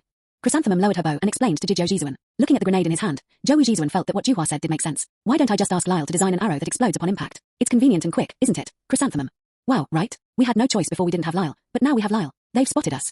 A large cucumber suddenly warned from ahead, interrupting Chrysanthemum and 95 Chizuru's discussion. Enough talk, let's take them down first. Okay, should we split into 2 groups, or clear out the giant toothed soldiers outside before going into the cave? Let's clean up everything outside first. Not bad, where did you run off to? There's a sniper hiding in this camp. I need to take care of him first. In the rainforest, Dust followed Old R and his teammates as they trudged through the undergrowth, often getting their way blocked by sturdy vines. Fortunately, Kroni's martial machete was very effective at cutting these things, so he didn't waste too much time clearing the roadblocks. However, the group soon encountered another obstacle. Are you sure you took this route yesterday? Dust looked at Old R, who looked embarrassed, because what was blocking their way now was not a fallen tree trunk or twisted vine, but a cliff that had been cut off. Old R, it seems we've gone the wrong way.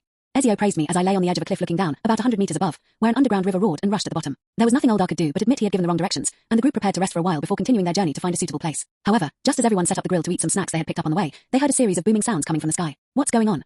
Look over there. There's something in the sky.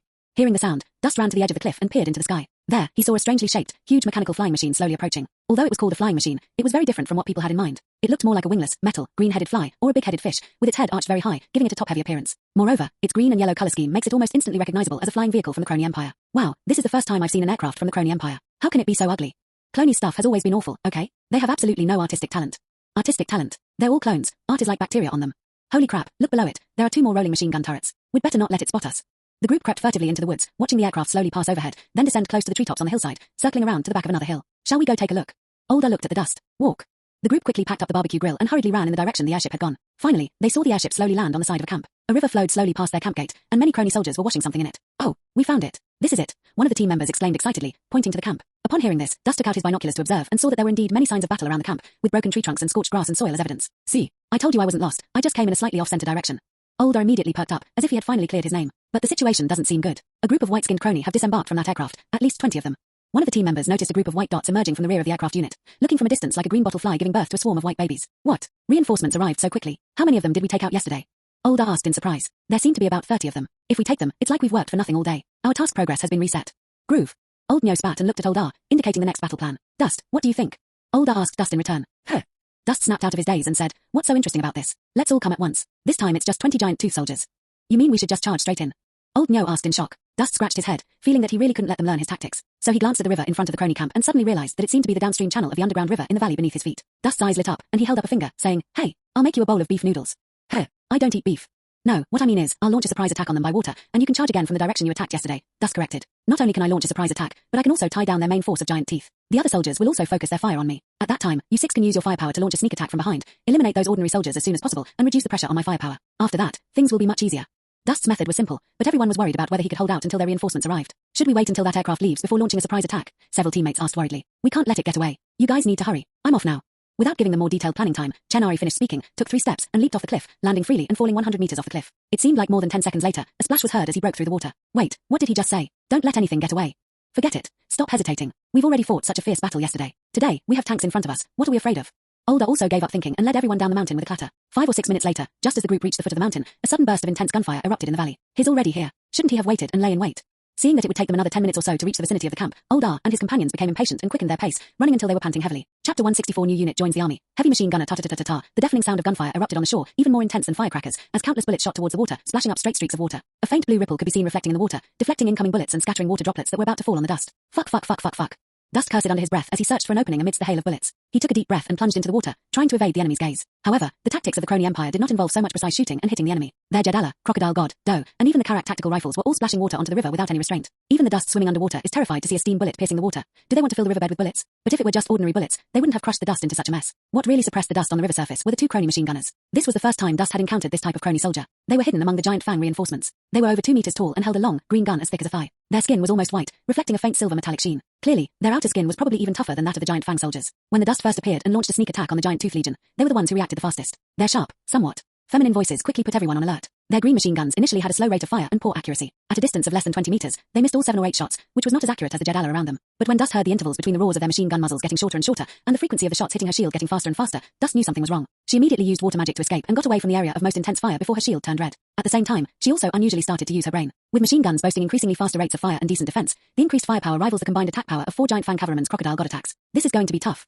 Dust began to feel suffocated and had to try to surface for air, but a fist-sized explosive bomb came hurtling towards him, scaring him so much that he immediately ducked and scrambled out. Looking back, the flames were swirling on the water's surface, causing it to boil, with countless plumes of steam billowing and churning like a smokescreen. Upon seeing this, Dust suddenly remembered that he had only a few smoke bombs stored in his void passage. Oh dear, I've been getting beaten up for so long that I've forgotten how to play tactics. Dust felt a little embarrassed himself. He took out 2 smoke grenades, emerged from the water, washed his face despite the bullets, and threw them at the enemy's position. With 2 hissing sounds, the greyish-white smoke quickly expanded, forming a smokescreen wall 4 or 5 meters high. Taking this opportunity, Dust immediately approached the riverbank, holding a double-barreled shotgun, the Crocodile God. Since he had a blast using Crocodile God in the last battle to save the Iron Soldiers, Dust has fallen in love with its heavy, weighty feel and recoil. Although he hasn't yet unlocked the void crystal that can boost shotgun damage, Crocodile God's damage is already considerable, with each shot enough to tear through the giant tooth soldier's iron armor. Open fire and suppress him. His alone. Forward. Crush him. A clear, high-frequency, and piercing female shout came from behind Cloney's gun line, and the Dust instantly pinpointed their location. You little brat, you think you're so great.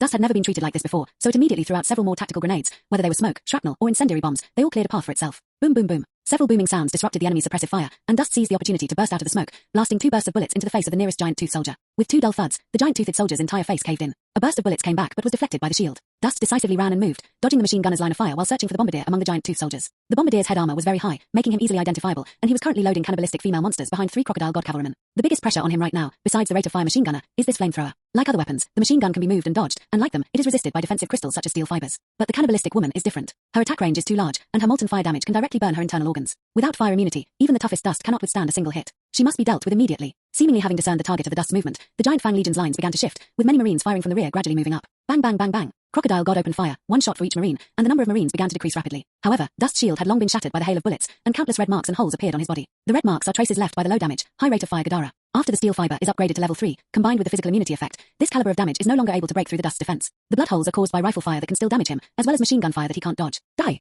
Dust buried his face behind his elbow to avoid being blown up in the head, and with Crocodile God between his legs, he cut through the thorns and brambles, almost reaching the bombardier. The 3 Crocodile God gun racks were somewhat stunned by Dust's fearlessness. The Crocodile Gods fired repeatedly, and after 3 bursts of fire from 3 guns, they only managed to scrape off a layer of skin from Dust's body. As Dust raised his hand to change the magazine, he was taken down by Dust's bullets. Just then, the cannibalistic woman was also ready. The bombardier's heart pounded, and he pointed his gun at the Dust, beginning to charge up and fire. Thump! The cannibalistic woman's signature gunshot rang out, sending Dust swirling forward. The incendiary bomb flew right over his head and struck the rocks on the riverbank behind him, shattering them into pieces. However, Dust's attention was entirely on the bombardier. Having dodged the gunfire, he had closed to within 3 meters of the bombardier. At this distance, if the bombardier opened fire, Dust would be burned to a crisp. So Dust hesitated for a moment before pulling the trigger. Without hesitation, Dust covered the 2-meter distance in one step, pressed the 2 gun barrels against the sniper's forehead, and pulled the trigger. Click. Bomber. Dust. Damn it. The gun ran out of bullets at the crucial moment. Ah! The bombardier's adrenaline surged. He kicked away the dust, drew his machete from his waist, but was immediately struck on the shoulder by another flaming martial machete. A faint whistling sound could be heard, and fierce and violent scorching flames erupted from the point of impact into the bombardier's body, instantly burning his entire upper body from the inside out into a cooked can. After taking down the cannibal's gun rack, Dust's back was almost shattered by the other gunman, with his ribs nearly exposed. Dust then prepared to reach out and snatch the cannibal away. With this launcher, Dust believed he could turn the tide of battle all by himself. Chapter 165. I forgot about it. Just a second before the Dust was about to touch the cannibalistic woman, a violent shockwave came from behind, instantly sending the Dust and the charred corpse flying like dog bowls blown up by a young master returning home for winter vacation. Not only Dust, but also all the gravel on the ground was treated the same. The venue seemed to have been bombarded by a missile, and a large layer of the ground was scraped off. What's wrong? Dust tumbled and rolled on the ground, and his head spun around in the pile of rocks, making him dizzy. When he finally came to his senses, he looked up and saw the clean-cut machine gunner standing in a huge crater, walking toward him. What did she do? A grenade? A missile? Dust was puzzled. He didn't have time to think about it and quickly buried his head in his work, preparing to find cover. Just then, a rope tassel shot out from the side and behind. It didn't hit Dust, but it did wrap around his arm. Dust was caught off guard and was pulled to the ground, dragged directly to the feet of a Kroni. The Kroni man with the whip-like launcher strapped to his hand raised his machete and slashed down at Dust's back, striking directly into the seam between Dust's spines. Half of the blade embedded itself in his torso, and Dust's lower body instantly lost power and became paralyzed. Now that you've fallen into my hands, Scorpio, let's see where you can run. Dust turned to look at her and found that she was another female Kroni soldier. Where did her thin arms and legs get the strength to drag herself? Is it a problem with the whip blade launcher? Scorpio raised his hand and pulled out the machete that was stuck in Dust's back, preparing to slash at Dust's neck again. Seeing that he couldn't escape, Dust prepared to draw his evil eye with one hand, but was interrupted by a deafening gunshot. With a soft thud, half of Scorpio's head was blown off, and he collapsed to his knees, dying instantly. Don't worry, you tough guy. We're here to save you. Ooh. Dust stopped digging out the evil eye and turned to look at the hillside from which the sound came. There, old Nyo was holding an evil eye with a manual scope attached, and the muzzle was still emitting billowing smoke, which was the residue of the evil eye's special gunpowder. The other players charged towards them, howling and screaming as they carried their dough or dual-wielded Gedaras. Watch out for machine gunners. Dust shouted a warning to them, then pulled out a medical syringe and injected it into his neck, preparing to wait for his spinal cord to recover. With 6 players joining the battle as reinforcements, the remaining giant tooth soldiers, who had already lost many powerful soldiers to Dust, numbered less than 10. Meanwhile, the other marines and sentries were no match for Old Bull and Old R, and the battle quickly turned one-sided. Just as everyone thought so, 2 tall soldiers holding machine guns came to the front of the remaining forces, raised their guns, aimed at the group, and pulled the triggers. At that moment, the players seemed to hear a strange sound like an electric motor starting up. Tap, tap, tap, tap, tap, tap, tap, tap. The slow rate of fire at first even made Lao Nyo chuckle to himself, thinking that the Dust was just bluffing. With that rate of fire and accuracy, it can't even hit my shield. However, the next moment, the machine gun's rate of fire seemed to be on an engine, and bullets that rubbed against the air and turned bright white with high temperature were shot out. Compared to a machine gun, this preheated machine gun was more like a laser gun. Holy crap! Holy crap! What the hell is that firepower? The players were surrounded by open space with no cover. Almost the instant the gun was pointed at them, their protective magnetic field was shattered, and then they were torn to pieces by countless bullets. Damn, what the Durable King said was true. Old Nyo immediately realized his mistake. The Durable King truly lived up to his name, not only surviving such firepower but also wiping out more than half of the giant tooth support army. Durable King, help, help! Older covered his head and hid, luckily finding himself behind a rock, while Old Nyo darted into the camp the moment his shield was destroyed and hid behind a tin shed. Damn you remnants, how dare you! The machine gunner shouted and cursed, unleashing full firepower, completely shattering the rocks Old R was hiding under, killing him, and then searching for the last old cow. Go! Find him! The machine gunner ordered the remaining Cloney soldiers. While they were still searching for the old ox, Dust regained its senses and the flesh on its back began to grow wildly. The repair of the spinal nerves was much slower than Dust had imagined. Even with the life-enhancing treatment injection, it took him nearly a minute to complete. I feel like we should have some protective gear. The Kroni are too good at killing. Dust grumbled as he prepared to go and support Old R and the others. After all, if he didn't take action soon, these people would be sent back to Brother Xia Shang's house again. Oh right, where's my cannibalistic demon? Dust suddenly remembered and hurriedly searched for the red fire poker. Found her. Dust picked up the cannibalistic woman who had fallen into the water, shook off the water, and then ran to Old R. Help! Help! Help! No, I just resurrected. Brothers, respawn and seize the timing. At the last second, the machine gunners were acting strangely. They were all the kind of guys who could be taken down in a few shots, so why were they getting up from the ground again and again? What kind of biotechnology is this? Won't they die? The same thing happened to that guy before. Bullets almost couldn't even penetrate his defenses. As someone scrambled to their feet a second time and ran for cover, the 2 machine gunners realized the situation was serious. My dear reader, there's more to this chapter. Please click the next page to continue reading. Even more exciting content awaits. Could it be that disease carriers have leaked the virus? Have they evolved new mutated units? No, whether it's an undead creature or a diseased mutant, we must send the information back to headquarters. At this point, one of the machines stopped roaring, and the barrel emitted a clicking sound of emptying. Oh no. Immediately after, another machine gun fired into the empty magazine. The 2 machine gunners quickly retreated to unload the empty magazine. Just as they were about to take out a new magazine from their waist pouches, they caught a glimpse of a little boy not far away, holding a sturdy gun and aiming it at them. The gun was very clear at this distance, and it looked so familiar that it frightened them. Evil Eye. The words had barely left his lips when Evil Eye pulled the trigger, and with a deafening roar, the machine gunner's shoulder suddenly exploded, and her entire arm flew off. She managed to avoid a fatal blow by moving her body as fast as she could. Otherwise, it wouldn't have been her shoulder that exploded, but her chest. The heavy armor that the machine gunners had been modified to wear was indeed very thick. She even believed that even if she were shot in the chest, Evil Eye wouldn't die immediately, but it would probably be no different from death. Ooh. The machine gunner clutched the gash in her right shoulder. The excruciating pain of having flesh and metal torn off made her tremble all over, and her facial features contorted like a centipede. Sisters. Another machine gunner tried to approach her to help her move and find cover, but then heard a familiar voice behind her. The sisters have a great relationship. Looking back, the guy who had appeared alone at the beginning, whose spine had been severed by Scorpion and who was waiting to die, was now standing perfectly fine 10 meters away, holding that red launcher in his hand. You. Thump. The explosive round slammed into her chest, and the intense heat of over 1,000 degrees created a massive fire tornado that almost melted the metal skin of the 2 machine gunners. Phew, all done. Dust breathed a sigh of relief as he watched the 2 heavy machine gunners slowly fall to the ground and 2 entropy numbers appear. Just when he thought it was all over, a roaring sound came from the other side of the camp. Dust and the other players turned to look and found that the green fly-like flying machine was slowly taking off. Chapter 166. A move that came from the sky. No, are they leaving? Before the other players could figure out what was going on, Dust saw Old Bull run out of the camp, holding the evil eye and firing a shot at Kroni's aircraft. The aircraft was violently shaken, and a dent the size of a wash basin appeared below the nose, with a black, scorched mark in the center, left by the high temperature generated when the bullet collided and shattered. We can't let it get away, or more reinforcements will come. Older shouted, taking out his rifle and trying to shoot at the cylindrical jet engines on both sides of the aircraft. Unfortunately, even the most powerful weapon currently in the player's hands, the evil eye, could only create a dent when facing the Kroni's bulky and heavy aircraft. Their rifles were practically just water, like child's play. The aircraft didn't seem to care much about them, perhaps eager to bring the intelligence back. But the next moment, a fist-sized incendiary bomb flew in an arc and slammed into the aircraft with a bang. The scorching flames burned off the thick green coating of the plate armor, and the alloy underneath turned red hot. Even the cannibalistic woman's flames couldn't inflict enough damage on the aircraft. However, the pilot seemed to have other ideas. The huge aircraft slowly turned around, and the machine gun turrets beneath it clicked twice, aiming at the group of players on the ground. It turned out that the cannibalistic woman's attack made the pilot realize that this extremely lethal weapon had fallen into the hands of an unknown force. He planned to annihilate everyone here first, or at least destroy the launcher. The next moment, the turret spun and fired. White and yellow flames almost condensed at the muzzle, shooting out countless sparks and bullets that shattered the ground and scattered fragments. Players ran desperately towards the buildings in the camp, but some were still shot down in time. Dust and Old Bull were also the main targets of the hail of bullets. Old Bull turned around to hide and tried to fire another bullet at Evil Eye, but the turret's firepower was too fierce, shattering the earthen wall he was leaning against. Countless bullets pierced through the soil, causing bleeding holes in his body. After this barrage of fire, 4 of the 7 players were still alive, but Old R and his teammates had almost no chance to revive. They had been shot to pieces by machine gunners before, and now they were shot to pieces by machine gun turrets. Isn't there any way to shoot it down? The Evil Eye attacked its engine from behind. If we take down one engine, we should be able to bring it down. The problem is we had no chance to get behind it. The firepower was too intense. As they spoke, all the buildings in the camp were riddled with bullets and began to collapse in large sections. Players who were still alive had to find other cover or simply play dead in the piles of dirt. Just then, the roar of the machine gun overhead abruptly stopped, and even the sound of its rotation slowed down rapidly. The old ox lay paralyzed in the ground. He had been revived, but dared not move. At that moment, his vision was perfect, and he saw that the 2 red glowing turrets on the aircraft had stopped operating. Brothers, here's my chance. Its machine gun is overheating and cooling down. It might need to reload. I can try firing another shot at the cockpit. Have you located his cockpit? Dust asked. I don't know. There are no obvious observation windows on the front of the aircraft. I guess they are using a probe-type monitoring device. We can only try hitting the monitoring device. Then let's give it a try. Old Nyo immediately loaded the bullet into the muzzle and pressed it down. He lay on the ground, his body still covered with clods of dirt, and raised his evil eye to aim at the thing emitting a yellow halo on the side of the aircraft's head. Bang! One shot, and it hit. The device with the yellow circle immediately exploded, sending sparks and dust flying. Dust took the opportunity to throw off the hoverboard and step onto it, crouching low and rushing towards the underside of the aircraft. Soon it arrived behind the aircraft, tilted its head back and tried to fire at the engine nozzle. The incendiary bomb was launched, but just a second before it was about to hit the nozzle spewing white flames, the aircraft sidestepped to avoid its weak point. Damn it! Dust cursed, realizing that the aircraft might have really been hit in half of its field of vision. It was now turning around and obviously preparing to run away, but Dust had just managed to dodge the weak point by dodging the attack. The orange-red flames turned the jet's outer shell bright red, but they couldn't destroy it. Everyone could only watch helplessly as it rose higher and higher. Old Nyo, fire again. Older said urgently. It's being loaded. However, the more anxious the old ox became, the more flustered he became, and he was unable to load the gunpowder smoothly at all. Just when everyone thought it would leave like that, a sharp whooshing sound suddenly reached their ears. A rope dart shot out and, at almost the limit of its range, caught on a machine gun turret under the aircraft. Then, they saw Dust being pulled into the sky with a whoosh. Holy crap. When did he get that grappling hook? Old Nyo was stunned. Was this still Star Trek? Wasn't this supposed to be some Matrix siblings movie? Wait a minute, we can't even take it down. What's he doing following us? Older suddenly realized this problem and quickly opened the communication panel to send a message to Dust. Dust clung tightly to the severed arm it had cut off from Scorpion, otherwise it would have been blown away by the rapidly rising air currents. Without even having time to see what Old R and Old Cow had sent him, Dust fumbled for the device on his severed arm, found the buckle on his wrist, and activated it. The internal engine started working, slowly pulling Dust toward the position where the rope dart was fixed. The rope appears to be made of some special twisted metal. Although taut, it can support the weight of the rising dust. The motor inside is also impressive, able to pull the dust upwards even against this tension. This chapter is not finished yet. Please click on the next page to continue reading the exciting content. But before it had risen 5 or 6 meters, Dust noticed that the temperature of the severed arm in its hand was getting higher and higher. It was likely that the motor was about to give way to the resistance. After pulling up another half meter, it was already burning hot to the touch. Dust was at a loss, and when he looked down to see how high he had gotten, he was stunned by what he saw beneath his feet. The aircraft had carried him to an unknown altitude, where the vast ground filled his entire field of vision, and the nearby mountains and rivers looked like a quilt and pillow tangled up at his feet when he woke up in the morning. A great river, shimmering like a ribbon in the distance, flows out from a high platform at the edge of the sky, branching into countless streams that spread across the land, until it merges into a deep blue ocean on the other side of the main channel. The ocean is so blue that it is almost black, and the reflection of a sun is so vivid that the dust cannot distinguish between the earth and the sky. The scattered jungles on the plain resembled carpets, algae, or fungal carpets, forming fuzzy clumps and patches. The night spirit plains grew smaller and smaller, facing away from the sea. On the other side of the plains, a gradually white mountain range became clearer, with terrifying sharp peaks rising high from the middle of the continent. This is the Imperial planet. Dust's eyes reflected the earth, mountains, ocean, and snow-capped peaks. Looking around, he could see the curve of the arc becoming clearer and clearer. Is this the entire server map? It's generated a virtual planet that's almost comparable to a real one. If I were to record this, damn, I forgot to start recording.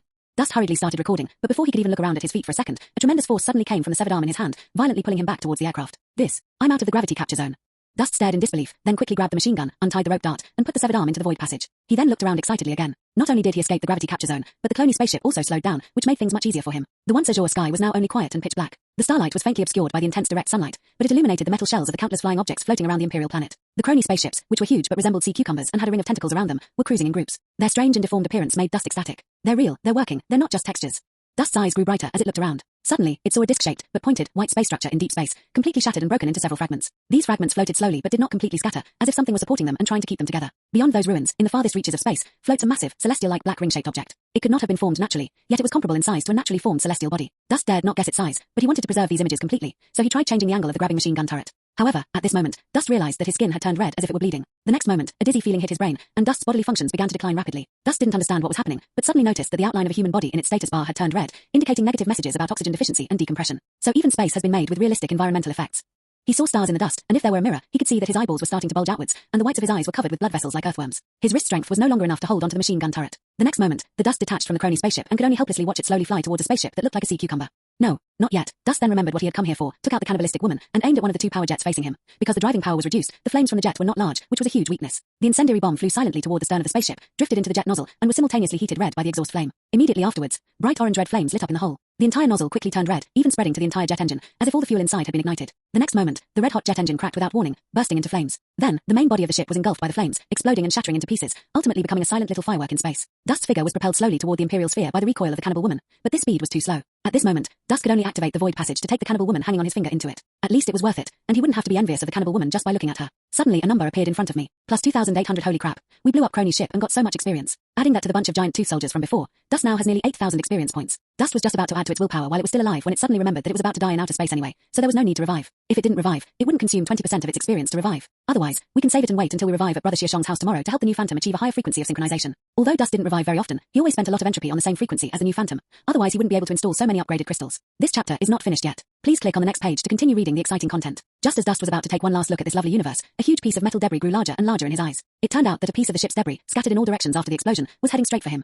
It was as if they were determined to perish together with the murderer, the Dust. With a loud crack, a cloud of dust collided with the scorching hot wreckage. The already congested skin burst open under the pressure, gushing blood. Dust, who was thought to be doomed by the impact, found an opening because of the blood, and the pressure inside his body decreased sharply, and his condition began to improve. The crystallized energy continuously provides restorative power within his body, a result of the unreasonable deconstruction and recombination from the void, even allowing his cells to recover their energy despite the lack of oxygen. I thought I was going to die in space, but unexpectedly my condition improved. But this is not good news, because Dust realized that this massive wreckage was propelling him toward the Imperial sphere. Gravity, atmosphere, meteorite, friction generates heat. A string of related and unrelated words jumped into Dust's head. For some reason, he removed the steel fiber, crystal, and replaced the Phantom with flame protection.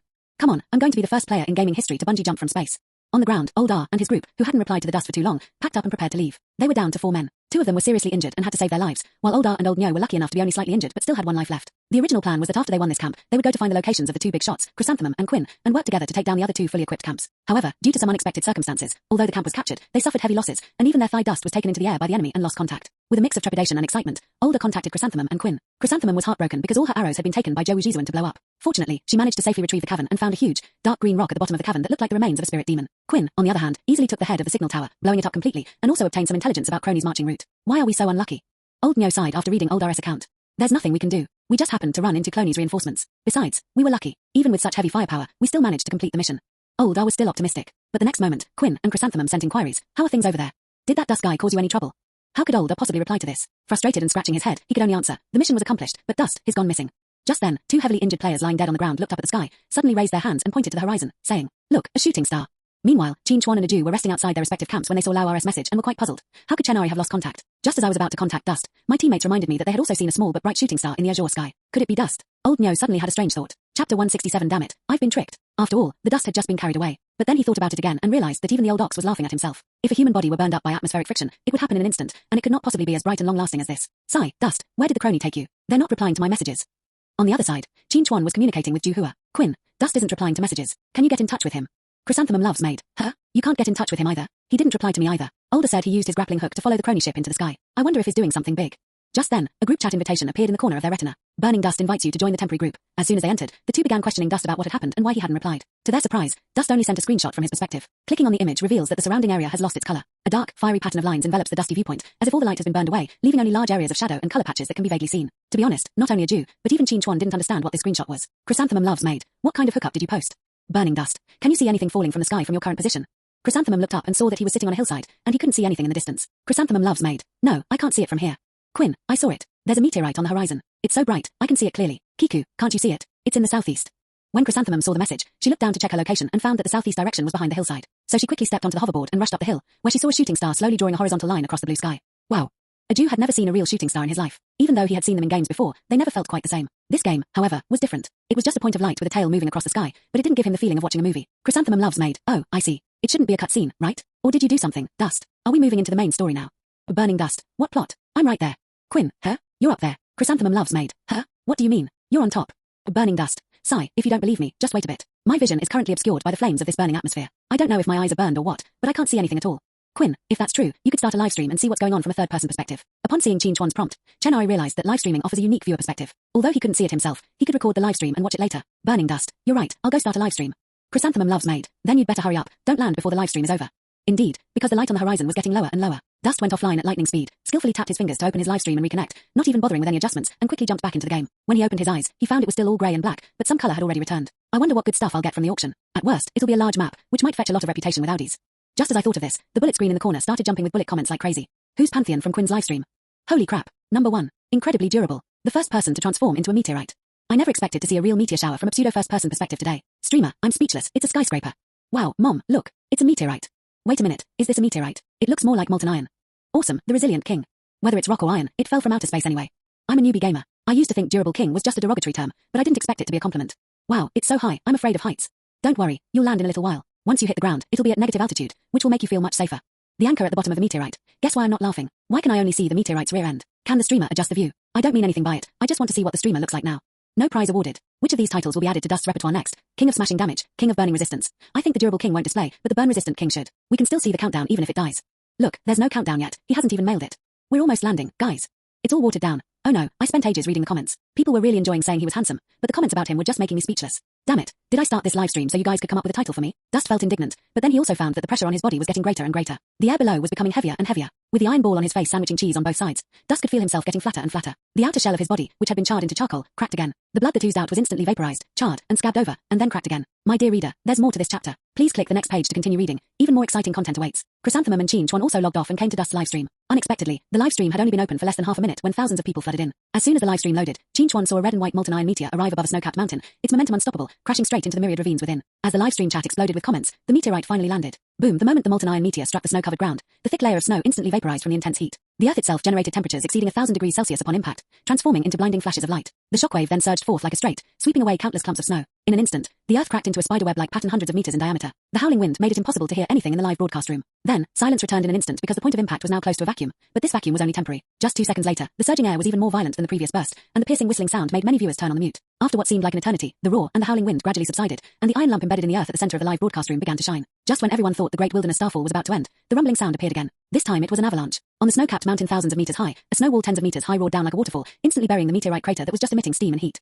The audience was amazed to see this, and Chuan and Juhua had already returned to the show. Quinn, I see you've fallen to the ground. Chrysanthemum loves maid. Sigh, you really did fall from the great wilderness star. Now, forget about mincing meat, even a vacuum cleaner can't pick it up. Can you ever be resurrected? Burning dust. Sure, but I already have over 8,000 experience points, so reviving on the spot would be a huge loss. Quinn, what a load of rubbish. Chrysanthemum loves maid. What a joke of a huge loss. Burning dust. Huh. Quinn, do you know where you landed? It's a map of a high-altitude, snow-capped mountain range. A place we can't even go to now. Chrysanthemum loves maid. Exactly. You're the first player to unlock the snow mountain map. Explore a few more maps, and you'll make a fortune in reputation. A few thousand experience points will be easy to farm later. You won't be so lucky to get into new maps. A burning dust. That makes sense. I'm resurrected then. Dust, heeding slander, revived decisively, only to find that it could no longer see or move its body, and that something sizzling and emitting heat was pressed against its face and body. The live stream was still running when viewers saw that Dust had chosen to revive on the spot, causing a huge uproar throughout the venue. The King of Durability is back. Welcome back, King of Durability. Some astute players noticed something and asked, are they trying to explore a new map? But then it was discovered that the streamer, known for his resilience, had been resurrected at the bottom of the molten iron meteorite, completely crushed and unable to move. But it seems the streamer is now embedded under the meteorite. Can the toughest guy climb out? Watch the next episode. The Monkey King is born. Pointed out by the comments, Dust realized, damn it, I've been tricked. Now we're truly like monkeys trapped in a stone. On the eve of chapter 168 crushed under the molten iron, the Dust tried its best to move its body, hoping to struggle out even the slightest gap. If it could break free even a little, it would be a chance for the Dust to get out. However, contrary to Dust's expectations, the meteorite that was pressing down on him, although called a meteorite, was actually a piece of debris from the Kroni spacecraft. This piece of debris didn't shatter even when the spaceship self-destructed. I don't know where Kroni learned material science, but the metal he synthesized was not only strong but also had a high melting point. Under the smelting of the entire atmosphere, only the outer layer fused into an alloy shell. However, after the alloy shell hit the ground, it stuck to the molten rock and became almost an integral part of it. Rather, the Dust trapped in the middle was the outsider that was forcibly crammed in. Keep it up, streamer. Come on, big brother who's trapped under the iron egg. No prize quiz. Will the streamer be given a new title after this? Maluo, Monkey King. Hey, look, the streamer descended from the sky and shook the earth. Let's call him Earth-shaking Monkey.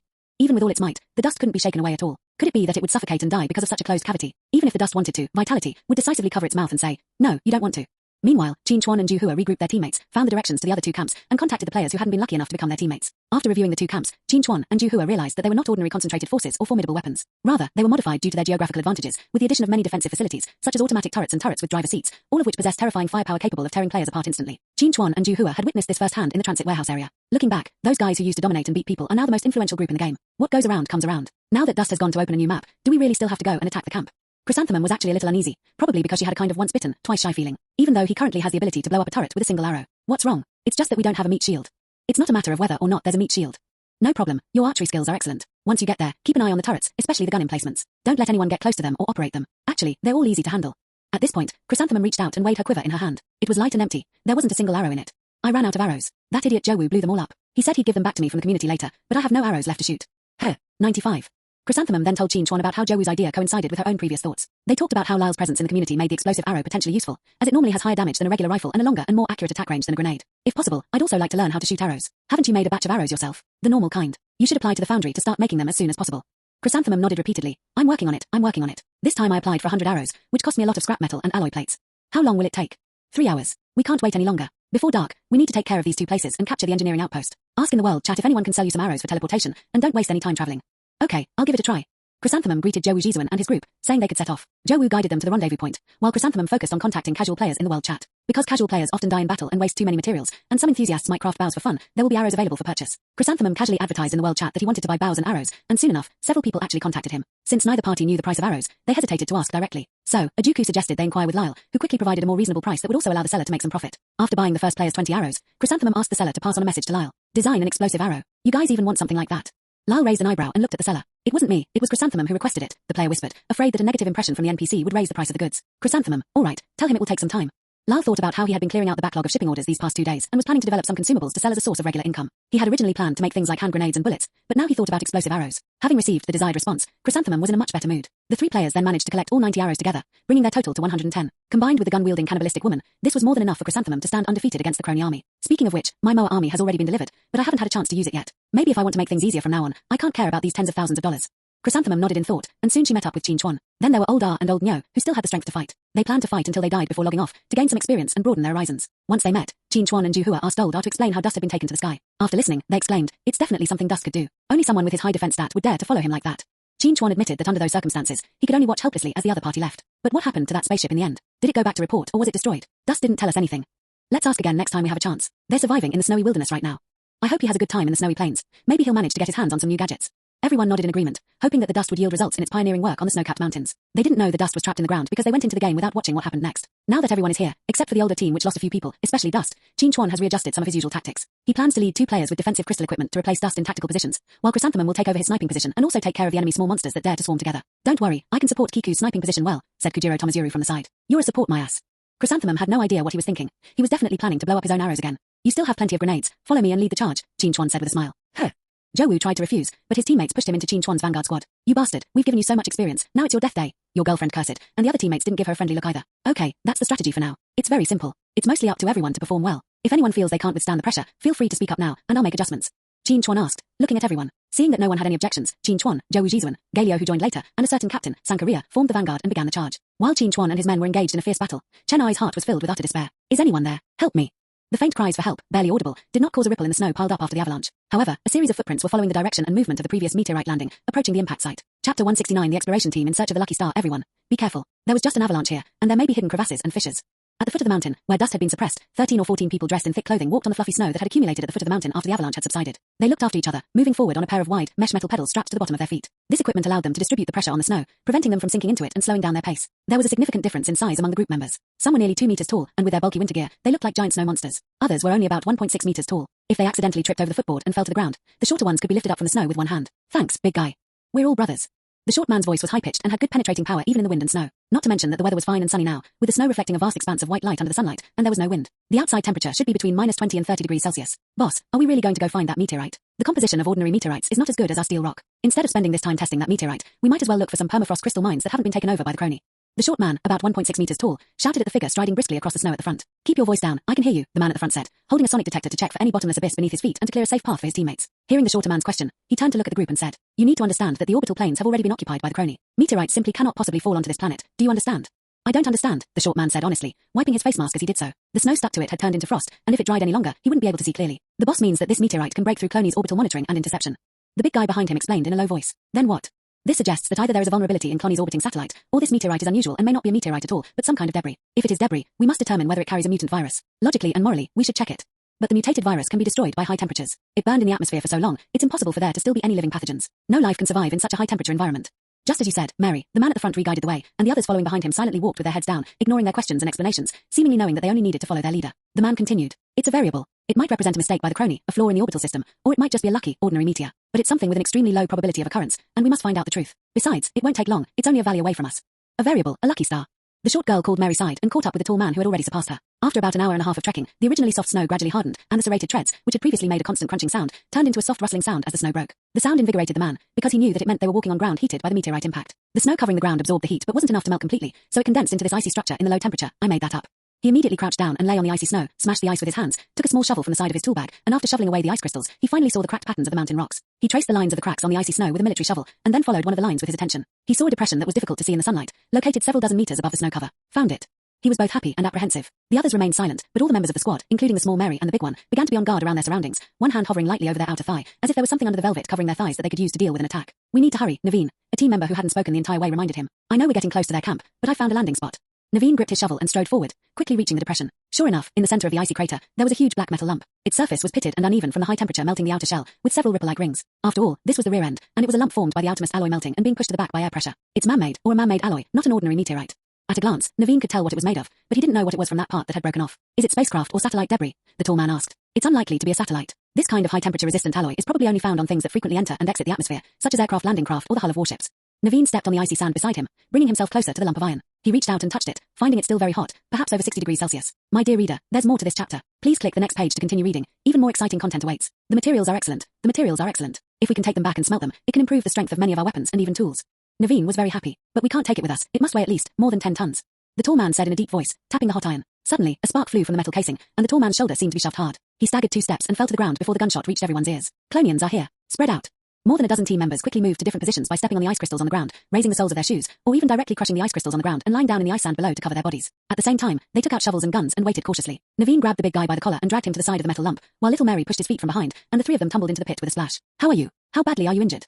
Naveen saw that the big guy's fleece jacket had turned blood red, so he quickly threw off his backpack and took out a climbing rope and a bandage. After more than 10 seconds of treatment, the wound was stopped. Fortunately, what hit him was just a ricocheting bullet that only broke the skin and flesh without damaging the bones. Bang! Bang! Several more gunshots rang out. Naveen cautiously peeked out in the direction of the gunshots and discovered that a squad of Kroni soldiers in green and white paint had appeared out of nowhere and were coming down from the mountaintop. This is terrible.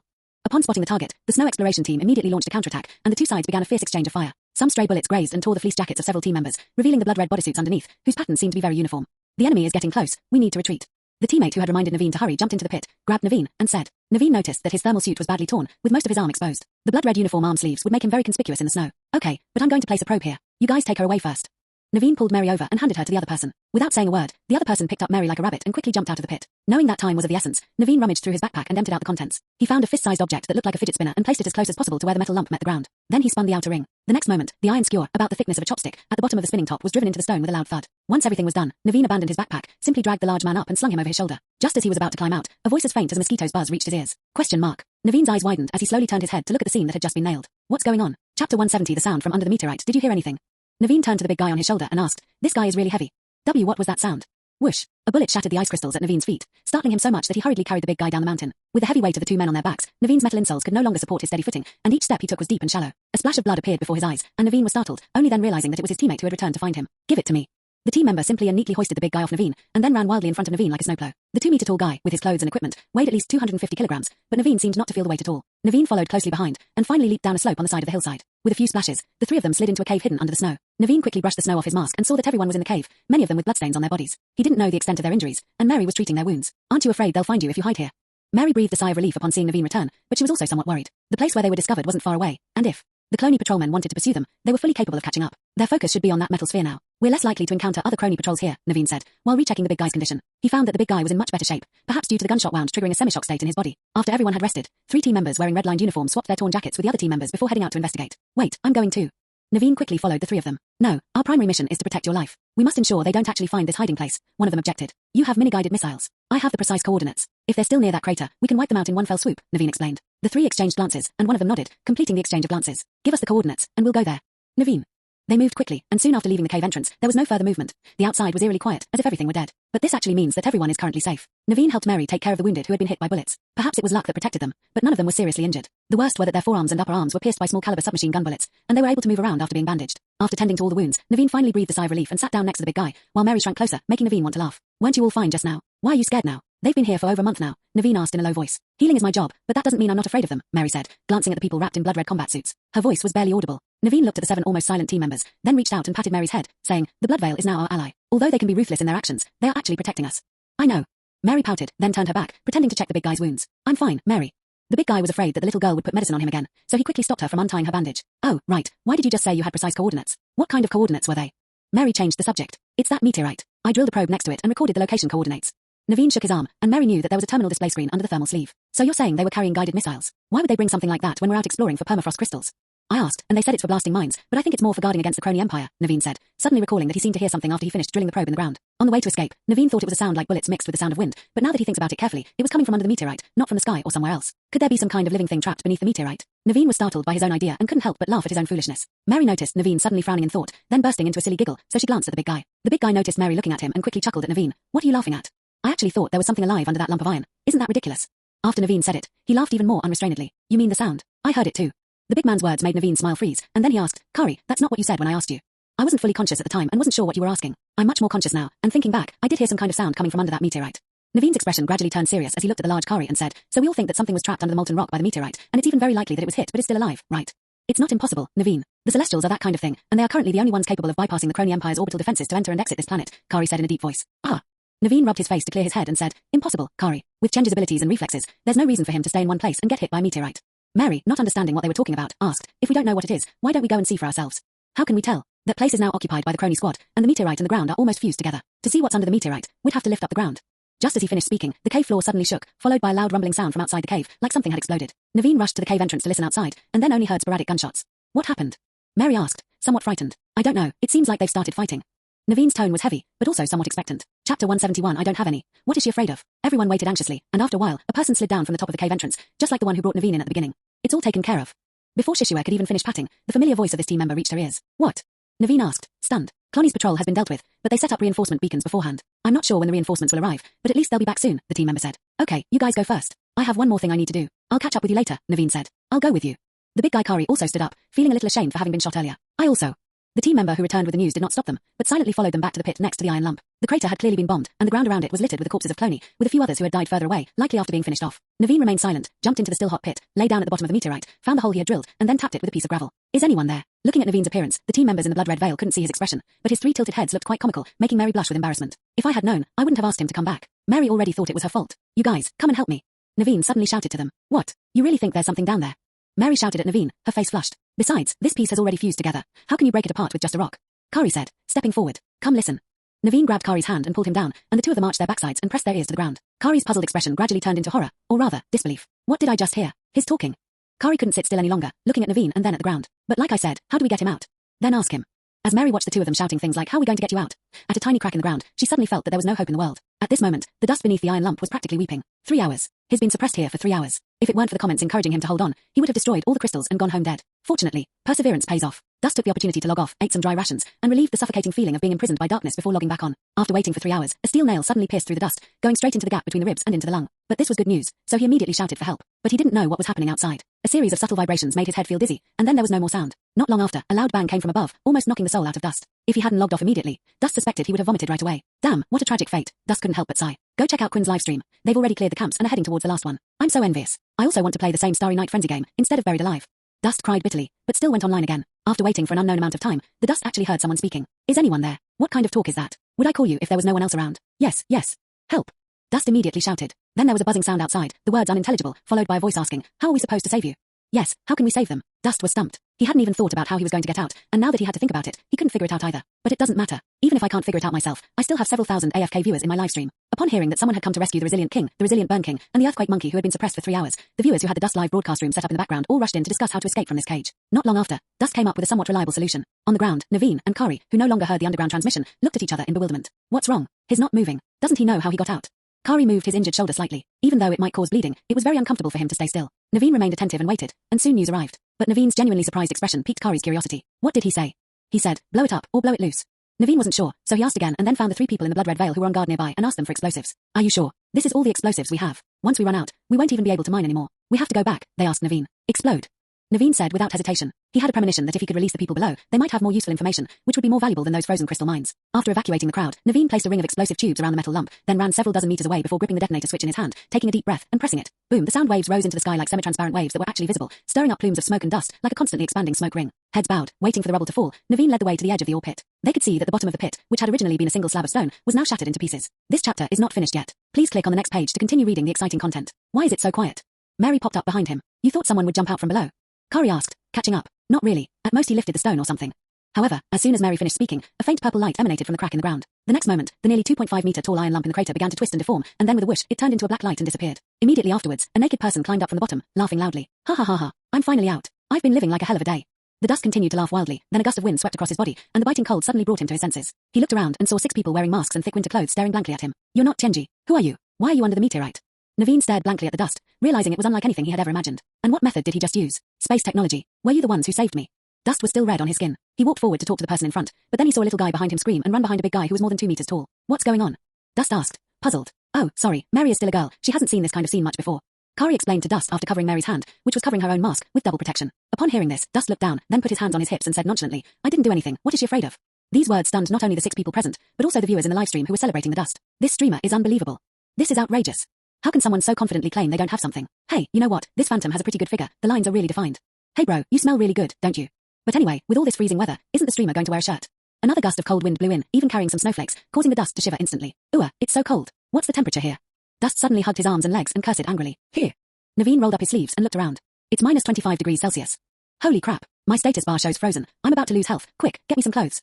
The Dust cried out in a sorry state. Chapter 172 Ambush, but we don't have any extra clothes. Why don't you come with us to the cave? We can make a fire to keep warm, and we can talk about the rest later. After saying this, Naveen prepared to turn back with the Dust, but was unexpectedly stopped by the person in the blood-red veil. We still don't know his identity, they said succinctly. The Dust was shivering from the cold. Finding that the ground beneath its feet was still warm, it sat cross-legged on the ground to warm itself. Hearing people asking about such things as identity, it remembered something and braved the cold wind to come up and open its eyes. It found that it was surrounded by the remains of the Kroni people, and the paint was something it had never seen before. Where is this place? The Dust interrupted the inquiry from the other end. This is the Himalayas. If you can't identify yourself, we'll have to leave you here.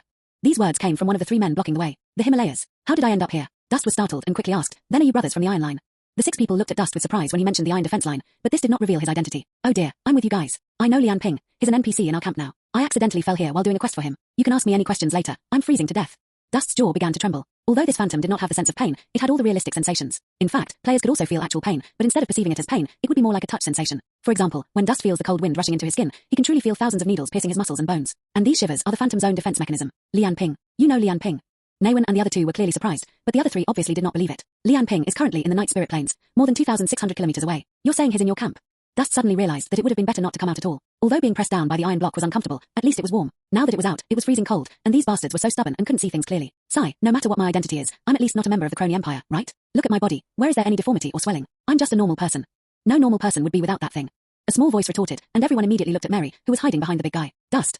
All right, I think we don't need to dwell on this anymore. I know you're cautious, but he clearly didn't come from Kroni's arms factory or biological laboratory. And even if he did, so what? Our Iron Line doesn't care about background, it cares about spirit. As long as someone is willing to resist the Kroni Empire, they are our brother. To show his determination, Naveen simply took off his fleece coat and went forward to drape it over Chenny. Thank you, brother. The jacket had a fluffy lining, and there was even a layer of warmth inside. Dust was very touched. The 3 men seemed to have been persuaded by Naveen and stopped talking. Instead, they turned around and led the way, perhaps worried that Naveen had taken off his winter clothes and couldn't stay outside for too long. You. Dust tiptoed across the ice, feeling almost numb in the soles of his feet. He could only tell whether he was stepping on ice by the vibrations in his bones. Just as he was still battling the ice, Naveen hesitated before calling out to him. What's wrong? Oh, my name is Burning Dust. You can just call me Dust. Dust replied, pulling his only coat tighter around himself. What a strange name, Burning Dust. What does burning mean? Is it the name of your faction? Why put affiliation in your name? Oh, Shakugan. Shakugan is just a self-organized fraternity where everyone helps each other out. But what were you trying to say? Dust and the others seemed to be getting hung up on something as trivial as blazing eyes. Now they understood why Brother Xia Shang had given them that kind of reminder when they created the account, so they quickly got back to the main topic. Oh right, I was wondering how you got here. If your camp is in the Plains of Night, then this is over 2,000 kilometers away. Navan asked tentatively. Oh, you mean this?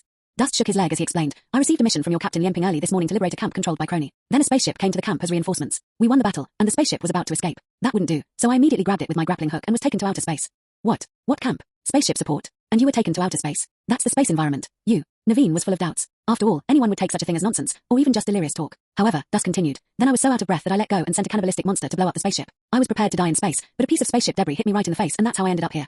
Dust shrugged, indicating that he had finished speaking. It was clear that Naveen didn't quite believe such an absurd thing either, but Dust had no way to prove it. He couldn't very well ask him to do it again, could he? Then where did you take that meteorite? What kind of technology is that? Naveen asked again. My dear reader, there's more to this chapter. Please click the next page to continue reading. Even more exciting content awaits. Oh, that's void technology. I've stored it in my void backpack. Do you want to see it? Speaking of which, Dust could demonstrate. He immediately stretched out his arm and a huge iron lump crashed into the ground with a thud. Its residual heat had not yet dissipated, and it melted the surrounding ice and snow with a hissing sound. The Dust lingered for a moment in the warmth before returning it to the void passage. This scene truly shocked everyone else, and even the space journey that Dust had mentioned earlier suddenly felt somewhat real. Void technology. We've never heard of such a technology before. Brother, is your faction called Burning Eyes? Naveen was deeply surprised. He knew how much of a storm this void technology might cause on the Imperial planet, and perhaps he needed to think it over carefully. Burning Eyes. No, our side is the Heavenly Sword. Dust shook his head repeatedly, but upon hearing this, he found Naveen standing there dumbfounded. What's wrong?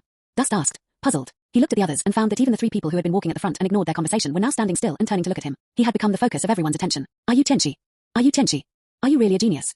Seeing their incredulous expressions, Chenari was also puzzled. What's wrong with Tianyi? Why are they all reacting so strongly? He even took another look at Xia Shang's reputation shop, and indeed the words Chenchi were displayed there. Naveen excitedly walked up and grasped Dust's hand. Just as he was about to say something, a gunshot rang out, and Dust fell to the ground. Enemy attack.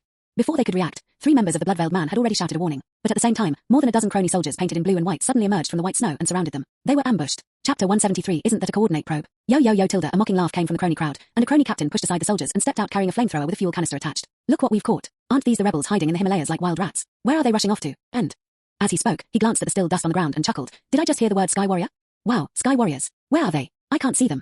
Seeing the other party mocking everyone like this, Naveen did not speak, because the 3 people in blood-red veils did not make any moves easily, at least not now. After laughing, Captain Kroni's expression turned cold. His large eyes scanned the crowd, looking them up and down before he said, Why are you all so quiet now? Weren't you quite the talker just now? You. Captain Kroni pointed at the big guy and said, Tell me, what just happened? Where did the meteorite fall? And where did you guys come from? Kari watched them silently, then glanced at Naveen. Seeing Naveen nod slightly, she took a deep breath. Us. Just as he opened his mouth to speak, a groan interrupted him and the others. Everyone was puzzled. At such a crucial moment, the people in the blood-red veil were preparing to take action. Who had disrupted everyone's plans? Everyone, including Kroni's squad, turned to look. The next moment, they all suddenly raised their guns, some even taking 2 steps back in fright, as if they had seen something terrifying. The corpse that had been shot in the head was now slowly crawling up from the snow like a walking corpse. Naveen clearly saw that Dust had been shot in the side of the head, and there was even blood and flesh splattering up. It was a scene that meant certain death. However, at this moment, Dust stood up unsteadily, reached out to cover the wound, and mumbled something, looking like a mutant who had returned from hell. Oh no. Mary cried out in alarm, hiding behind Kari. Ouch. How did I just faint? Who hit me? Dust's words left everyone present speechless. What did he mean by fainting? Dude, you got shot in the head. It's not as simple as just getting hit on the head with a stick. Dust seemed to realize this soon, because when he reached out and touched his head, he felt that it was hard to the touch, unlike scalp and hair. When he scratched it with his fingernail, it even made a rustling sound. It looks like there's a hard shell on it. Deduct a few coins. The next moment, Dust plucked a deformed bullet from its own skull. This is a bullet. Does that mean I've been shot? Who fired it? Dust suddenly realized what was happening, and looked around. He saw 16 or 17 Kroni soldiers standing around him, forming an encirclement that trapped him and the few people on the iron line in the center. It seemed that they were currently in a stalemate. Oh, I get it. Dust scratched the other half of his still good scalp, replaced the pilot with steel fiber, then waved to Naven and smashed the big iron lump out again to serve as cover for them. You guys hide, I'll take care of them. As he said this, he gave himself a treatment injection. However, the Kroni reacted even faster. Fire! Kill that guy! Captain Kroni shouted, pointing at the dust cloud. The bullet slammed into the dust with a series of crackling sounds, only producing dull thuds as they struck the dust before raining down on the ground around it. The intense heat melted the ice and snow, leaving the ground riddled with holes. TSK, your firepower is barely a fraction of giant fangs. Dust laughed, braving the bullets as he walked step by step toward the nearest Kroni soldier. As the soldier's eyes grew increasingly terrified, a martial machete, spitting fire, appeared in his hand with a whoosh and slashed down. Hot blood was poured onto the snow, melting half and freezing the other half, glistening and quite beautiful. 135 experience points. Well, there's still a newbie patrol team. Dust glanced at the jumping numbers and sighed, then moved as if he were in an empty field, killing 1 person every 7 steps. The bullets were almost useless against the dust, and the healing effects of the injections took effect rapidly in his body. Even the ruptured wounds on his scalp were frantically growing flesh and regenerating skin. You, what exactly are you? Another slash followed, and Dust spat out a mouthful of blood, then looked at Captain Kroni. Instead of answering his question, he simply said, You're the only one left. Captain Kroni was stunned. Suddenly, he looked around and realized that his men had been slaughtered by this resurrected guy while he was still in shock. You Chani scum, die. The contrast between the certain victory in the encirclement and the complete annihilation of the entire squad and being left all alone almost drove the squad leader to the brink of mental collapse. He picked up the flamethrower in his hand and pulled the trigger at Chenari. The orange-red flames shot up in front of Chenari with a whoosh and instantly engulfed him. Dust. Seeing this, even Naveen, who was hiding next to the iron lump to avoid bullets, became nervous. Hearing this shout, Captain Kroni laughed even harder. Ha ha, I'll burn you. But the next moment, the flames in front of the flamethrower became shorter and taller, as if a wall was slowly advancing towards them. Finally, a pitch-black hand broke through the wall of fire, and with a whoosh, blocked the gun barrel that was spewing fuel. This chapter is not finished yet. Please click on the next page to continue reading the exciting content. Have you had enough? I haven't removed the fire protection. Dust was covered in charred soot, but its 2 eyes were bright. It stared at the Kroni's stiff face and raised its machete. Snap! Looking at the corpse that had been split in 2, Dust raised an eyebrow slightly, bent down and splashed up a transparent ice crystal that hadn't melted even in the blood, and discovered that it was indeed a shell of void crystal. There seems to be one more. Following his instincts, Dust found another crystal in one of the corpses he had previously encountered. With just a dozen or so minions, he had actually lost 2 void crystals. Are you alright? Are you burned anywhere? Dust turned around at the sound, and to its surprise, the first person to come to him was the little girl who had been hiding behind others. What could possibly happen to me? It's just a little burnt, but it'll be clean after a wipe. You guys help me sort through the loot. Their guns should be worth some money. Dust stepped out and picked up the fluffy coat he had dropped on the ground. Luckily, he had thrown it away at the last minute, otherwise he would have had nothing to wear again. Are you really alright? You have a wound here, don't you? Mary, whether out of embarrassment or fear, stammered a little. Wound. Hearing this, Dust was also a little curious. He had just received a healing injection, and now even the head wound from the explosion was almost completely healed, except that his head was bald and the lost hair could not be restored. What other wounds could there be on his body? Thinking of this, Dust looked down at the spot Mary was pointing to, which was right under his armpit, between his ribs. There was indeed a hole there, which looked like a bullet hole. Hiss, this is... Dust frowned and thought for a moment. He put away Marshall, removed a few crystals, took out a harmless hollow blade, cut open the wound, and pulled out a steel skewer more than an inch long from the pink lung. When did this call come in? After the crystal was reapplied, the wound healed rapidly, leaving Mary, who was about to come up to bandage it, completely stunned. Upon hearing Dust's question, Naveen looked up, then quickly leaned down to Kari's side to help clean up the mess. Hey, Naveen, isn't that your coordinate probe? Kari asked, puzzled, when he saw what Dust was holding. Clearly, Naveen covered his mouth too late. Chapter 174 Chani's body is amazing, isn't it? However, we Dust are not such petty people, it's just a needle. However, when Dust removed the probe, he noticed some changes in his status bar. Piercing. The pierced area will become a weak point until it heals, and will suffer weak point damage when attacked. Just then, Dust returned the probe to Naven. When he tried to take another look at the state, it had already disappeared because his injuries had healed. Another thing is that the flamethrower was retrieved. Naveen intended to hand it over to Dust, but the 3 members of the Blood Veil wanted to leave it to the Iron Line. The 2 sides argued about this, and Dust eventually had to indicate that he had plenty of weapons and didn't need this one to end their argument. If you keep arguing like this, I'm going to freeze to death here, Dust said, stamping his feet. The journey was arduous, and the Dust finally followed them to the cave where they were temporarily hiding. Seeing that there was another group of people inside recovering from their injuries, Dust casually squatted at the entrance of the cave, watching Kari take out an igniter and 2 fuel rods marked with a long burning symbol from his backpack. After removing his mask, Kari's skin was greyish-black, and his facial features made it impossible to tell where he was from, but he was very rugged, with a stubble beard, and didn't seem like someone who liked to take care of himself. Kari broke the fuel rod into 4 pieces, stacked them together, lit them, reached out and felt the temperature near the formed flame, then rubbed his hands together and beckoned to Dust, noticing that Dust's expression was somewhat strange. He naturally had no idea that the Dust was annoyed by the word fire-resistant. Huff, huff, huff, I'm really freezing to death. Dust gathered around the fire, the warm firelight illuminating his face, which was patchy with black and white, and he was rubbing his hands by the fire with his big teeth showing. With his fluffy coat, he looked like a big black fly. At this point, Mary also got busy. She searched in her backpack for a long time, then went to ask Kari something. She actually picked up 2 small pots by the campfire, threw in some snow to melt and boil, and distributed them to everyone to drink to warm up and replenish their water. Soon, the iron cup was also brought to Chenari. Drink it. If it's too hot, you can add some melted snow. That's how we always drink it, Mary said softly. Dust looked at the cup that everyone had used before, knowing that this was all the other person had, so he got up, grabbed a handful of snow, melted it in, tested the water temperature, and then tilted his head back and poured it down his throat. After drinking this cup of warm water, Chenari truly felt his internal organs come alive. He wiped the water from his mouth and handed the cup back to the other person. Thanks, that makes me feel much better. Dust glanced at her, noticing she was still wearing her mask, and couldn't help but ask, your mask is fogged up, aren't you going to take it off? Upon hearing Chenari's words, Mary paused in her outstretched hand, then casually grabbed the cup, muttered it's okay and turned to leave, leaving Chenari completely bewildered. Maybe they just liked the overlay style. Dust stopped worrying and sat in front of the campfire, watching the iron pot that had been refilled with snow. The snow inside was melting quickly, and the small pot, which was originally full of snow, was now less than half full after turning into water, and soon began to bubble. Recalling the previous battle, Dust remembered that the Kroni were wearing the same armor as the Kroni soldiers on the Plains of Night, only with different paint schemes. So why weren't they afraid of the cold? Or were the soldiers on the Plains of Night not afraid of the heat? Were their cold weather protection structures the same? Dust clearly remembered that when he killed his opponent, the blood was still hot. Maybe they had some kind of special modification surgery, or maybe there's a heat source inside the armor. Oh, right, the crystals. Thinking about this, Dust remembered the 2 crystals from before and quickly took them out to see what they could yield. One crystal was crystal clear, while the other was stained with blood and ice. Clutching them in their hands, the Dust poured its consciousness into them. 0 maximum speed. Projectile speed increased by 15%, indirectly. Ranged pressure 4. A silver crystal, something that Dust had never seen before. Projectile speed. That probably refers to the velocity of the projectile itself, which might be good for bows and arrows.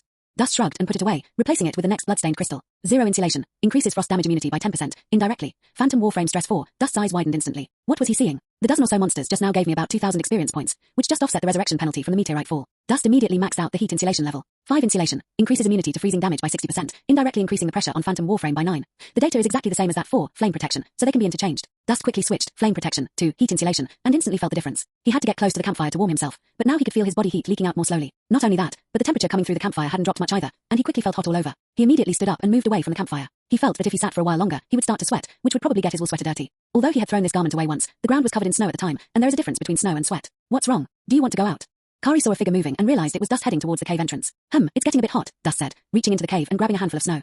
I was just saying I was freezing to death, but after only a few minutes by the fire, I'm already feeling warm. I don't know how the bodies of you Chenji people are structured. Kari didn't say anything and continued to close her eyes to rest. This chapter is not finished yet. Please click on the next page to continue reading the exciting content. Dust looked at the snowball in his palm and silently counted to several tens of seconds. He didn't feel any pricking sensation in his palm, and the snowball hardly melted at all. There were only a few water stains on the contact surface due to the pressure. Rounding up means there's practically no heat exchange. With that thought in mind, Chen boldly took off his plush coat and put it on his backpack, then jumped naked out of the cave. Phew tilde tilde a cold wind was blowing gently, and the Dust could feel the resistance of the cold air flowing over his skin. It was still a bit chilly, but it no longer took away his body heat like before. It was more like late autumn, and could only be described as cool.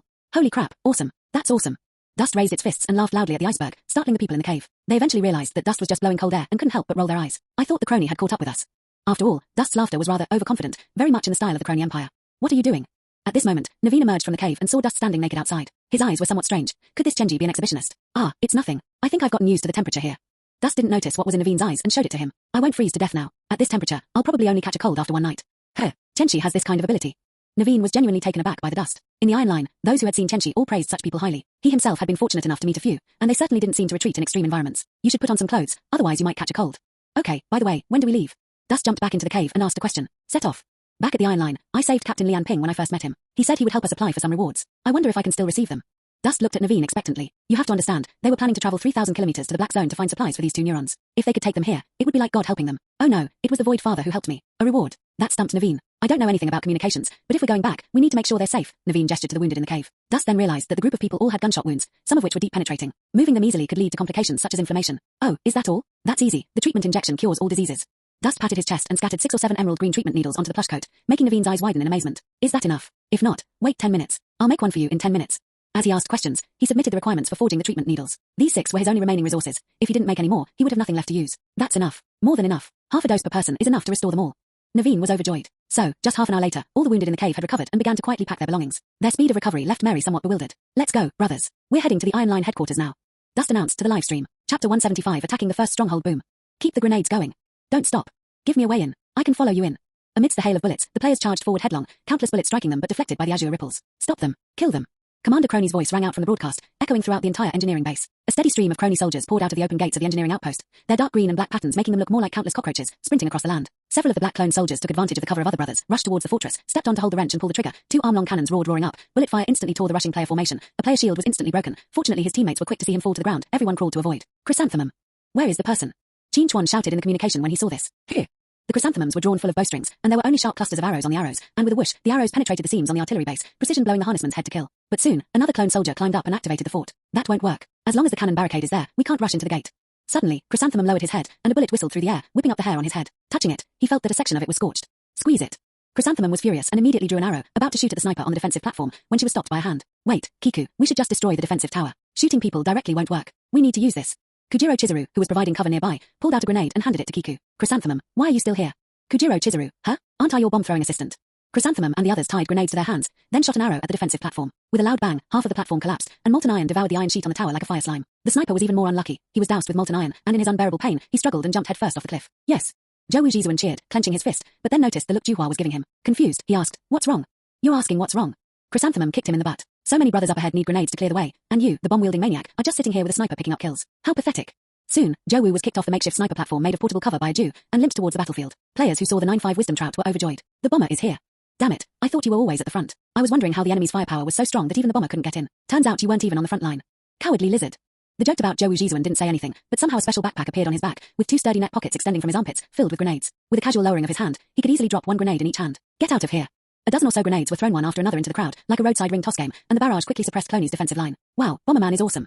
Seeing that the enemy's firepower was decreasing, the group of players quickly drew their guns and knives and rushed forward. Sigh, the blueprints for the grenades have already been handed over. It's not like you guys don't have the materials. You guys are so stingy with materials, only making 4 or 5 each time. Who are you going to use that? Of course, you'll get crushed by the other side.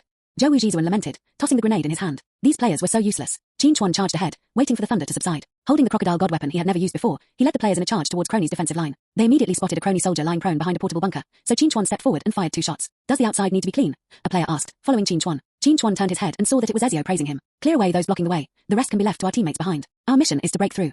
According to Qin Chuan, the players at the forefront really didn't care about anything. Relying on the fact that everyone had a shield, they ignored the Kroni soldiers who were further away and rushed towards the gate of the engineering base like a sharp knife. Open it for me. Rumble. Change positions. Those with full shields should be at the front to clear a path, with those behind ready to fill in. Those whose shields have been broken should retreat. Good. Players who entered the stronghold intercepted and killed the Kroni soldiers inside, while the players following outside quickly cleared out the remaining soldiers before swiftly advancing. It's unclear how long they fought, but the players became more and more familiar with each other in the stronghold. Some even started looking for ventilation ducts in the ceiling to crawl through and launch a flanking attack. Just as the players were making their way in, when the next blocked door opened, more than a dozen round, black spheres popped out from behind them. They had blue components embedded on both sides, which seemed to be protective armor, and the whole thing was about the size of a roadblock. In an instant, the group of rolling balls came crashing towards the player. The player had never seen such a thing before, not even Qin Chuan. Fire! Countless bullets were fired, but most of them bounced off the alloy surface of the rolling ball. Its curved surface is the best design for deflecting bullets. The bullets couldn't do anything to them, and the rolling ball quickly rushed towards the player, its bottom vibrating and bouncing off the ground, leaping into the air and smashing towards the player. With a loud crash, a player was sent flying, and even his shield couldn't withstand much of the force. Holy crap, what kind of design is this, where bricks fly with incredible force?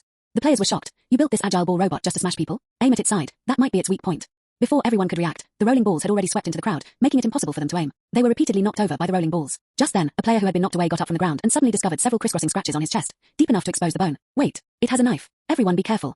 More and more people had their shields shattered by the impact, and were immediately cut by the mysterious weapons mounted on the rolling ball. Qin Chuan was also targeted by a rolling ball, which rolled over and crashed into him head-on, making it impossible for bullets to hit. With this in mind, Qin Chuan had no choice but to draw his flaming martial machete and slash at the enemy's head. The sound of metal clashing vibrated his eardrums, and the next moment Qin Chuan felt the smooth, hot knife in his hand cutting butter. He had actually chopped the rolling ball in front of him into 2 halves of a watermelon with one stroke. Without structural support, the 2 halves of the mechanical structure immediately crumbled into a pile of parts, with many finger-length blades scattered inside, their material unknown. This scene was witnessed by the players next to Qin Chuan, who exclaimed in astonishment, "Holy crap! This thing is afraid of melee combat. Everyone, grab your knives and hack it down."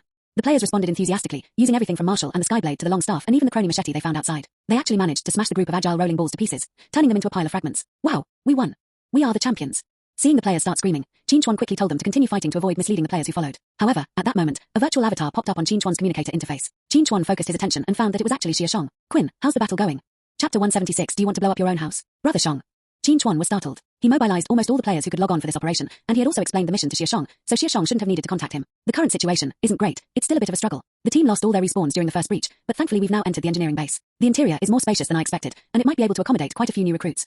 Qin Chuan looked around at the silver-grey alloy building panels, reached out and tapped them. The vibration made his hand go numb, indicating that they were very sturdy and solid. It seems the operation went smoothly, but don't underestimate the enemy. To ensure your safety and continued combat capability, I will provide you with shielded ospreys as reinforcements. I look forward to hearing good news from you. Before Qin Chuan could speak, Xia Shang shut down the communication. The next moment, a pale purple void opening appeared in front of Qin Chuan, and a blue cormorant was pushed out. Wow, shielded osprey. All the players present had seen Qin Chuan's initial recording. This shielded osprey was a highly anticipated item that they had all discussed. Unfortunately, Lal hadn't stocked it yet. Otherwise, the first thing to be bought probably wouldn't be the terror bird. Some players, upon seeing the osprey, wondered, but isn't one osprey a bit too much for us, with dozens of us? However, the next moment, after the first osprey started to float up on its own, another shield osprey was pushed out of the teleportation port. Finally, the 7 ospreys floated in the tunnel of the Kroni engineering base, surrounded by players and even appearing crowded. Seeing the 7 shielded ospreys, the players got excited. Wow, 7 shielded ospreys. Brother Xia Shang is really going all out. Qin Chuan was also pleased. He anticipated that there would be more Kroni firepower to defend the area, and these players alone might be insufficient. He might eventually need to carry out a decapitation strike to kill the commander of this stronghold no matter what. According to the player manual for Iron Defense, if he could kill the stronghold commander, it would throw the stronghold into chaos. Even if they couldn't take it today, other players could easily take it by attacking it again tomorrow. It's just that Qin Chuan wouldn't be able to see it then. However, now that the Xia and Shang dynasties have provided defensive support, everything will be clear. Quinn. Thinking of this, Chrysanthemum's voice suddenly came from behind the crowd. But when Chrysanthemum squeezed through the players and saw the cluster of shielded ospreys, she was both surprised and delighted. Did Brother Xia Shang send us support? Chrysanthemum has experienced it all. Upon seeing it, she immediately recalled the pity from Xia Shang when she first entered the game, which helped them rob a battle armor cryogenic chamber. Chrysanthemum, where did you go just now? Qin Chuan asked. Chrysanthemum's attention was drawn back, and she quickly sent several pictures to Qin Chuan, saying, I just found a console to hack into and unearthed a topographical map of this area. Qin Chuan scrolled through the map in the user interface, nodded, and said, that certainly must have been hard work for you, but...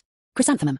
Qin Chuan hesitated for 2 seconds, then reached out and opened a holographic projection map. It was a virtual projection of the entire Kroni engineering base, with each block corridor, circular hall, and spiral staircase clearly displayed. The entire stronghold roughly resembles a crab that lives in a mountainside. This. Chrysanthemum stared at the holographic projection, then suddenly remembered that this update included a map scanning function. Damn it. Realizing that she had wasted time looking for the control panel, Chrysanthemum cursed angrily, blaming herself for forgetting even that. Ha ha ha, I never thought even a gaming pro would forget a new mechanic. The players burst into laughter, filling the air with a joyful atmosphere. Hilarious. I scanned the map and uploaded it as soon as I came in, and got 100 reputation points from uploading it to Audi's. One player mocked. As soon as he finished speaking, the players who had been laughing suddenly stopped. Damn it, it was you. So that's why Audi's isn't accepting the map anymore. Turns out you uploaded it first. Damn, you guys are uploading secretly too, aren't you? We're all in the same boat. I don't care, you brat. Hand over your reputation points. Exactly, everyone has reputation to begin with. No, dude, it's only 100 reputation points. And Audi said this area is slated for renovation, so I can only exchange 1/3 of the reputation points because it might become a common living area for everyone in the future. Ignoring the player's argument, Qin Chuan and Ju Hua studied the map together. So now I speculate that this is where their command area is located. They originally wanted to decapitate them before the mission failed, but now they don't need to. They can proceed steadily and surely, Qin Chuan said. A decapitation strike. Then we can work together. Chrysanthemum's eyes lit up, and she downloaded a map along the way. Because the map scanned by the Void Force is stored in Xia Shang's Void Control Console, the downloaded data is also Void data, which can be projected directly using the amplifier, making it much more convenient than the separate user panel. Holding the illusory image, Chrysanthemum's fingers circled the crab as she said, Brother Quinn, you should stick to the old plan. Lead one team to carry out the decapitation operation, while I and another team will clear out the surrounding area. A 2-pronged approach will be faster. Qin Chuan hesitated upon hearing this, but we don't have many people. If we split up, we might not have enough firepower. This chapter is not finished yet. Please click on the next page to continue reading the exciting content. Chrysanthemum was taken aback upon hearing this, realizing that she had made some assumptions. But what you said makes sense. We can deal with the commander here first, so that the scattered Kroni soldiers will lose their command. Or we can take the opportunity to gather them in the commander's area and wipe them out in one fell swoop, which would be easier. Qin Chuan understood what Ju Hua meant, so he thought of a better idea. Okay, let's do it that way. 7 shield ospreys lined up above the players' heads, each emitting a stream of electricity to replenish the shield of the player closest to it. In an instant, they created a massive shield worm that crushed into the depths of the stronghold. Wherever it passed, it could easily breach even the surrounding hall defended by the dozens of Kroni squad. Ha ha ha, so satisfying, the feeling of not having to defend. Galio, holding the borrowed crocodile god, fired a barrage of shots at the Kroni soldiers, sending them sprawling and tearing the iron frame into pieces that looked like plastic blocks, giving the player a strong visual impact. Just as Zhou Jizuan was about to pull out a grenade, Bulai shoved it back into his hand. Damn it, this is our own home from now on. Do you want to blow it up? Hearing the not-so-cold rebuke, Zhou Jizuan reluctantly put away his grenade. We haven't even taken it yet, and you're already acting like it's your own home. In any case, the player's momentum was almost a savage charge, and any fierce counterattacks were extinguished by players like Qin Chuan and a Jew who had high-level equipment. It seems there are no surprises at this outpost. Xia Shang sighed inwardly at the player's ferocity and then turned his attention away from Qin Chuan's alluring figure. Audi's, the biomodule casting should be almost finished, right? The biopod module is the part used by players to create the Phantom, and it contains the data that Xia Shang seized from the manufacturing module. Now that players need to expand their respawnable bases, the ability to create Phantoms is indispensable. Commander, it will take another 12 hours and 33 minutes to complete manufacturing, Audi's replied. Okay, it can be sent over tomorrow morning. Now, let's take a look at that tough guy who's going solo. Xia Shang closed his eyes as if he were falling asleep, but his spirit followed the void and descended upon the Phantom of the Dust. Experienced the dust from a first-person immersive perspective. However, as soon as the perspective was shared, the first-person view showed dust riding a speeding hoverboard, gliding along the long ridge of the snow-capped mountain. The speed was so fast that it could take off with a whoosh if the arms were slightly extended. Woo! Dust roared. Chapter 177 Pioneering the Wasteland. The sound of some kind of animal howling came from the sky. Naveen's group moved forward and looked up at the sky. Mary gripped the shoulder strap of her backpack tightly and looked at Naveen, asking, is it really okay to let him move around like this? Others also glanced at Naveen, whether intentionally or unintentionally. While walking on the road, Dust suddenly conjured up a tight-fitting combat suit, which looked like a modified version of the inner clothing on the orbital module for easy movement, and it did not have any heat-keeping function. But after putting it on, Dust told him that she was going to go for a walk on the way. Naveen initially didn't want to agree, but in his view, Dust's strength was no longer a concern. Bullets couldn't penetrate it, it could turn bare hands into meteors, and it was a heavenly sword at that. Besides, this place was all snow-covered mountains and fields, with nothing but snow scenery. It would get boring quickly, and controlling it would be counterproductive. With that in mind, Naveen agreed to Dust's request, but solemnly reminded Dust to be careful of terrain where there might be fissures. No problem, you won't fall down if you don't step on the snow. After saying that, Dust conjured up a hoverboard, and with a hum of the engine, it sped off with Dust in it. Wait, you're running so fast, aren't you afraid you won't be able to find us? Mary was more worried and quickly called out to the figure whose Dust hadn't yet settled. Upon hearing Mary's voice, Dust quickly turned back. I almost forgot. Here, take this coordinate pin. He tossed something over. Mary hurriedly took the thing with both hands, and could only see the silhouette of Dust again. Looking into her hands, she saw a device that looked very similar to Naven's coordinate probe. They were both like the first fidget spinners, but Dust's was smaller. Is this a coordinate probe? It looks a bit tiny. Kari walked over and glanced at the thing in her hand. I don't know, he said to call this a coordinate pin, and it should be different from ours. Just then, Naveen came over, took the graph needle, and looked at it. He discovered that it was not a device that could print out coordinates all at once, but rather a device that could be replaced at any time. It seems to be a more advanced coordinate device than our coordinate probe. You take it. Be careful. We'll try to get back to the shelter before dark to set the pins for him. After a night's rest, we can go home tomorrow. While the NPCs continued on their way, Dust travelled alone through the snowy mountains and rivers, his hoverboard carrying him up the ridge and down the slope, seemingly aimlessly enjoying the scenery. Why does this place not feel like the Night Spirit Plains with its dense monster spawns? We've run so far and haven't seen a single Kroni patrol. Dust muttered. Yes, he actually came out to farm experience with the Kroni soldiers and see if he could get another flamethrower. It's not that he was reluctant to part with the flamethrower he gave away. In fact, the Red Crystal community also has flamethrowers, but they don't spray as fiercely or as far as Cloney's model. If they had a few more of this model of flamethrower and gave them to Quinn and a Jew, they could easily deal with any future outbreaks. Yes, what Dust was actually thinking about was his teammates who were preparing to travel a long way to the Black Zone. Kiku did have a fire damage cannibalistic weapon, but it was quite dangerous to keep carrying the cannibalistic weapon around. The Kroni Empire obviously did not allow their high-end weapons to be left out in the open. Otherwise Dust would not have had the chance to climb onto that ship and fall into the Himalayas. At this rate, it's really going to become just a scenic view. Dust slapped his forehead, glanced at the time, and realized that it was already dark in the Night Spirit Plains. I wonder how things are over there. I asked one of the sisters at the base to send me a piece of clothing via teleportation, and I was also thinking of teleporting some other things back. Thinking of this, Dust suddenly noticed something blurry moving on the edge of a cliff not far away. He tried to get a better look, but couldn't find it anymore. What is that? Could it be a snow sniper? A Kroni sniper unit with a pure white paint job appeared in Dust's mind. The Dust immediately turned around and rushed towards the cliff with a whoosh. The cliff is very high and steep. The dark blue cliff face is too steep, with almost no snow left. The rock, as hard as iron, reveals layers of fractures. Looking down, there is a bottomless abyss. Anyone with a fear of heights would feel their legs go weak. However, this posed no threat to the Dust that had already bungee jumped from space. Leaning out over the edge of the cliff and looking down, it soon saw what appeared to be what it had seen before. A snowflake-colored, furry creature was nimbly climbing the cliff face and quickly disappeared into the rock, seemingly into a cave. What kind of creature? A cheese snow leopard. Dust paused for a moment, recalling every normal-looking creature in the Night Spirit Plains, and suddenly felt that this snowflake-colored creature was incredibly beautiful. Maybe we can capture him and take him back as a return gift. But this is too steep, there's nowhere to put my feet, and if I just climb over like this, what if someone pounces on me and knocks me off the cliff? That would be a huge loss. After weighing the options, Dust could only casually set up a coordinate pin here. Please name this coordinate system. After thinking for a moment, Dust entered Cheese Snow Leopard's den into the database and then left the area. After searching aimlessly for nearly half an hour, Dust, worried that he had strayed too far, began to head back, but unexpectedly ended up with a squad of Kroni soldiers. They easily took down a group of enemies, collected their spoils, but couldn't find a captain equipped with a flamethrower. Instead, they discovered something strange behind the tallest Kroni soldier. A grey cylinder about the length of a regular keyboard, surrounded by 4 protective bars that resemble safety railings, encircling a central ice blue light pillar-like structure fixed by a metal bracket. The light pillar supports 2 circular connectors at either end, and the overall shape resembles a battery. This chapter is not finished yet. Please click on the next page to continue reading the exciting content. Are they transporting a battery? But does just one battery require a whole squad to transport? Dust looked at the corpses on the ground, thought for a moment, put the battery into the void passage, then stepped onto the hoverboard, looked around for traces, and found their footprints. So where are they going? Instead of following the footprints directly to their base camp, the dust particles searched little by little in the direction they were heading for footprints covered in residual blood, which were clearly the footprints left by the previous wave of battery deliveries. As we slid down the snow-capped mountain, a hole more than 3 meters high appeared halfway down. The edges were covered with traces of man-made bombing, and it had been there for a long time. When the dust settled, we could already hear the rumbling mechanical sounds coming from inside. What's going on? From the Night Spirit Plains to the ice and snow plateau, your Kroni Empire is digging everywhere you go.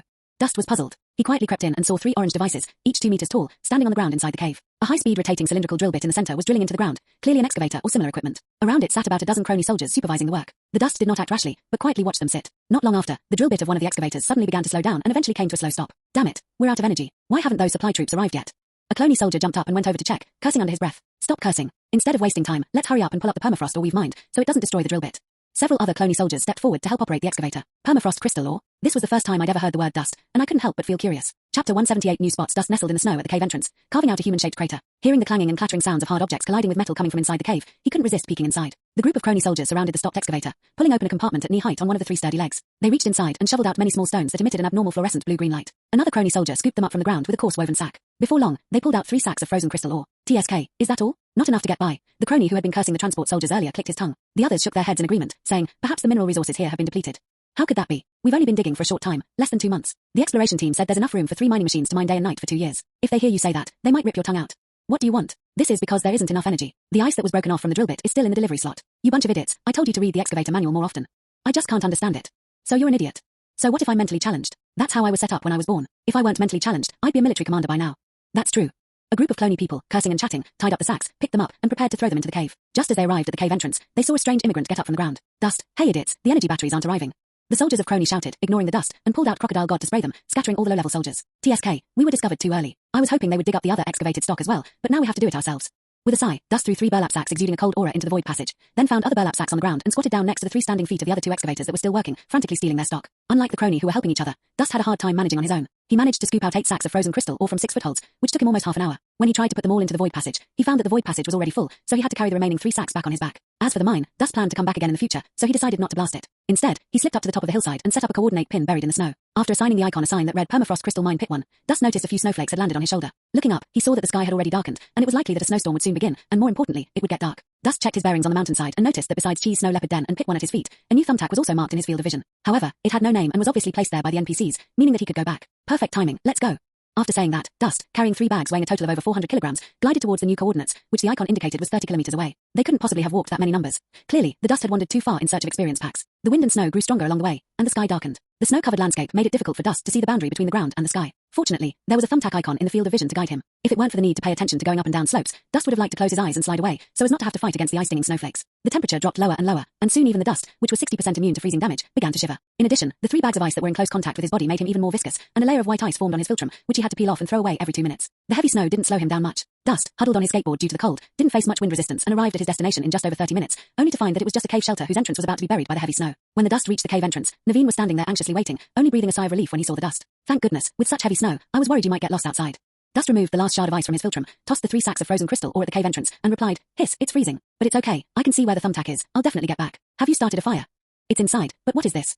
Naveen noticed that the sack that Dust had casually tossed aside looked very familiar, and the sound of it hitting the ground with a thud was also very familiar. Dust had already crowded around the campfire, rubbing his hands together and breathing on them to warm them. He cursed inwardly at the production team for making the freezing sensation so realistic. When he heard Naven's question, he turned to him and asked him to open it and take a look. Naveen picked up a bag and untied it. The fluorescent green light emanating from it startled him so much that his hand trembled, and the bag fell to the ground with a crash, scattering everywhere. Permafrost crystal ore. Everyone else was shocked and immediately burrowed deeper into the cave. In just 2 seconds, only Dust remained by the campfire. What's going on here? Isn't this a good thing? I see the Kroni people are digging for it. Dust looked bewildered. This is indeed a good thing, but it is also harmful. Its radiation content is very high, which can easily cause damage to our human organs. Naveen was also trembling, unsure whether to pick up the crystal ore on the ground or not. In the end, it was Dust who took the initiative to come over, clean up the crystal ore, and throw it at the entrance of the cave. So you mean there's radiation? Dust scratched his head. I saw the Kroni people just casually picking them up, and I've been carrying them on my back for over 40 minutes without any problems. More than 40 minutes. Everyone stared wide-eyed at the Dust, and even Naveen couldn't help but take a step back. Didn't you check it? How do I check? Don't move around here. Naveen turned to get the detector. This is a detector specifically for detecting permafrost crystal ore, mainly for detecting high radiation areas. Having said that, he sent a beam signal to the Dust. Beep beep beep. The detector immediately lit up, whether from the Dust or from the 3 bags of crystal ore behind it, it was unclear. Dust was skeptical, but after checking its status bar, it found that its humanoid silhouette was also emitting a fluorescent green glow. The negative status indicated not only was low temperature, but also the word radiation. Fortunately, it was mild and would clear itself in about an hour. Ah, all right then. Dust glanced at the other team members' shrunken appearances, as if they were some kind of ferocious beasts, and had no choice but to sit down at the cave entrance and ask, "So what's wrong with me sitting here? I feel like I'll be able to clear this state in about an hour." Clear. The concept of radiation removal is hard to imagine in people's common sense, but considering that dust is a natural element, it shouldn't be a problem. And judging from his appearance, he hasn't been affected by radiation too much. I don't see any signs of mental confusion on his part, so the radiation's effect on him is obviously very weak. There shouldn't be any problem, Naveen said to the others. Seeing everyone nod, Dust breathed a sigh of relief. He didn't want to part ways with this group on the eve of heading to the iron defense line. A gust of cold wind blew in from the cave entrance, and Dust shivered. He turned around and released the lump of iron, sealing most of the cave entrance, leaving only one ventilation opening. Could you make me a small fire by myself? I'd like to roast something to eat. Not long after, Dust raised his hand to signal to Naveen. Perhaps out of guilt, Kari took the initiative to approach and light a fire for Dust. Mary also brought over a bag of compressed instant food. However, since there was no pot, Dust had to take out an alloy plate that had been stored in the void as a spare material, smashed it to make a dent, and then placed it on the fire as a grill. Clean and hygienic, family. Dust poured the compressed instant food onto the iron plate. Seeing that it was too dry, he grabbed a handful of snow and threw it on. He then poked and stirred it with his hollow-bladed curved sword, and it quickly turned into a mysterious brown porridge. Obviously, he had added too much water and turned the porridge into a paste. Remembering that he was still live streaming, Chen said something and suddenly realized that he hadn't seen any comments in a long time. Is the live stream empty? Dust was puzzled. He closed his eyes and leaned against the still warm metal block to log off. When he opened his eyes, he saw that his computer showed that the storage was full and the recording equipment had been shut down, which caused the live broadcast room to be forced offline an hour earlier. Damn it! How did my 2 terabytes hard drive fill up like this? Dust cursed and quickly cleaned the disk, only to find that it was completely filled with recorded videos. That's not right. I've only saved so much time. Quinn records all day long. Dust quickly took out his phone, opened the game app, clicked on Quinn who was in the game, and sent an inquiry message. Quinn, your recording quality is too high, and 2 terabytes is no longer enough. Those big companies' virtual games easily go up to 500 or 600 gigabytes. If you want to do live streaming or editing, you'll need to add more storage. When Dust went back to adjust it, it found that the recording software had indeed been set to 4K resolution at 120 frames per second. Nobody could stand that. It seems to be the same settings I used last time when I wanted to record a video of fighting Eidolon. Since I felt it was just a one-time recording, I thought setting the quality higher would improve the viewing experience. I glanced at the current price of memory chips and it seemed reasonable, so I casually added one to my favorites and will buy it after the platform's revenue is settled. After compressing the image quality and deleting the original footage, a large portion of the storage space was freed up. Following the advice of the senior, the recording format was reset, and Dust reopened the live stream. Hooray! The King of Heat Resistance is finally streaming again. Why did the connection drop just now? Just now. The Resilient King has been offline for over an hour and 35 minutes. I have no idea what happened. Hundreds of people were still chatting in Dust's livestream, urging Dust to start the game. We wonder what the streamer has been doing for the past hour. Let us see. Yes, let me see. Dust originally wanted to chat with everyone and grab something to eat, since he was still injured and could only eat the instant food and bread he had prepared earlier. Seeing that everyone was urging him to eat, he could only eat a little to fill his stomach before going online. Opening his eyes, the barrage of comments began to play as expected. Dust regained consciousness and saw a tiny figure squatting in front of him, scooping the paste from the hot plate in front of him into an iron bowl. You. Dust thought she was there to steal food, but unexpectedly, the other person handed her the bowl. I saw you were just asleep, so don't waste food. After Mary finished speaking, she ran back to the crowd, no longer showing the same aversion and fear towards the people in the blood-red veil as before. Looking at the bowl of porridge in his hand, Chen Ai pursed his lips and scooped a spoonful into his mouth. There were almost no solid particles inside. Some lumps that looked like meat crumbled with a touch of the tongue. His mouth was full of the taste of marinade, which wasn't too unbearable for Dust. However, combined with the bread taste in his mouth before logging into the game, it did remind him of the barbecue his brothers had on the plains of night. Sigh. It's so clean and hygienic, family. Dust murmured. The comment section was filled with mockery of his food, but quite a few people felt they could accept it. Just as Dust had finished eating most of the bowl, an ID that shouldn't have been there suddenly appeared in the comments. Chrysanthemum loves maid. What's going on? Is this all you eat on the ice plains? When the chrysanthemum-themed comments appeared on the screen, the other comments were also surprised. Wow, another pioneering expert. Wasn't the chrysanthemum master busy conquering objectives? How come he has time to watch the Iceborne expansion?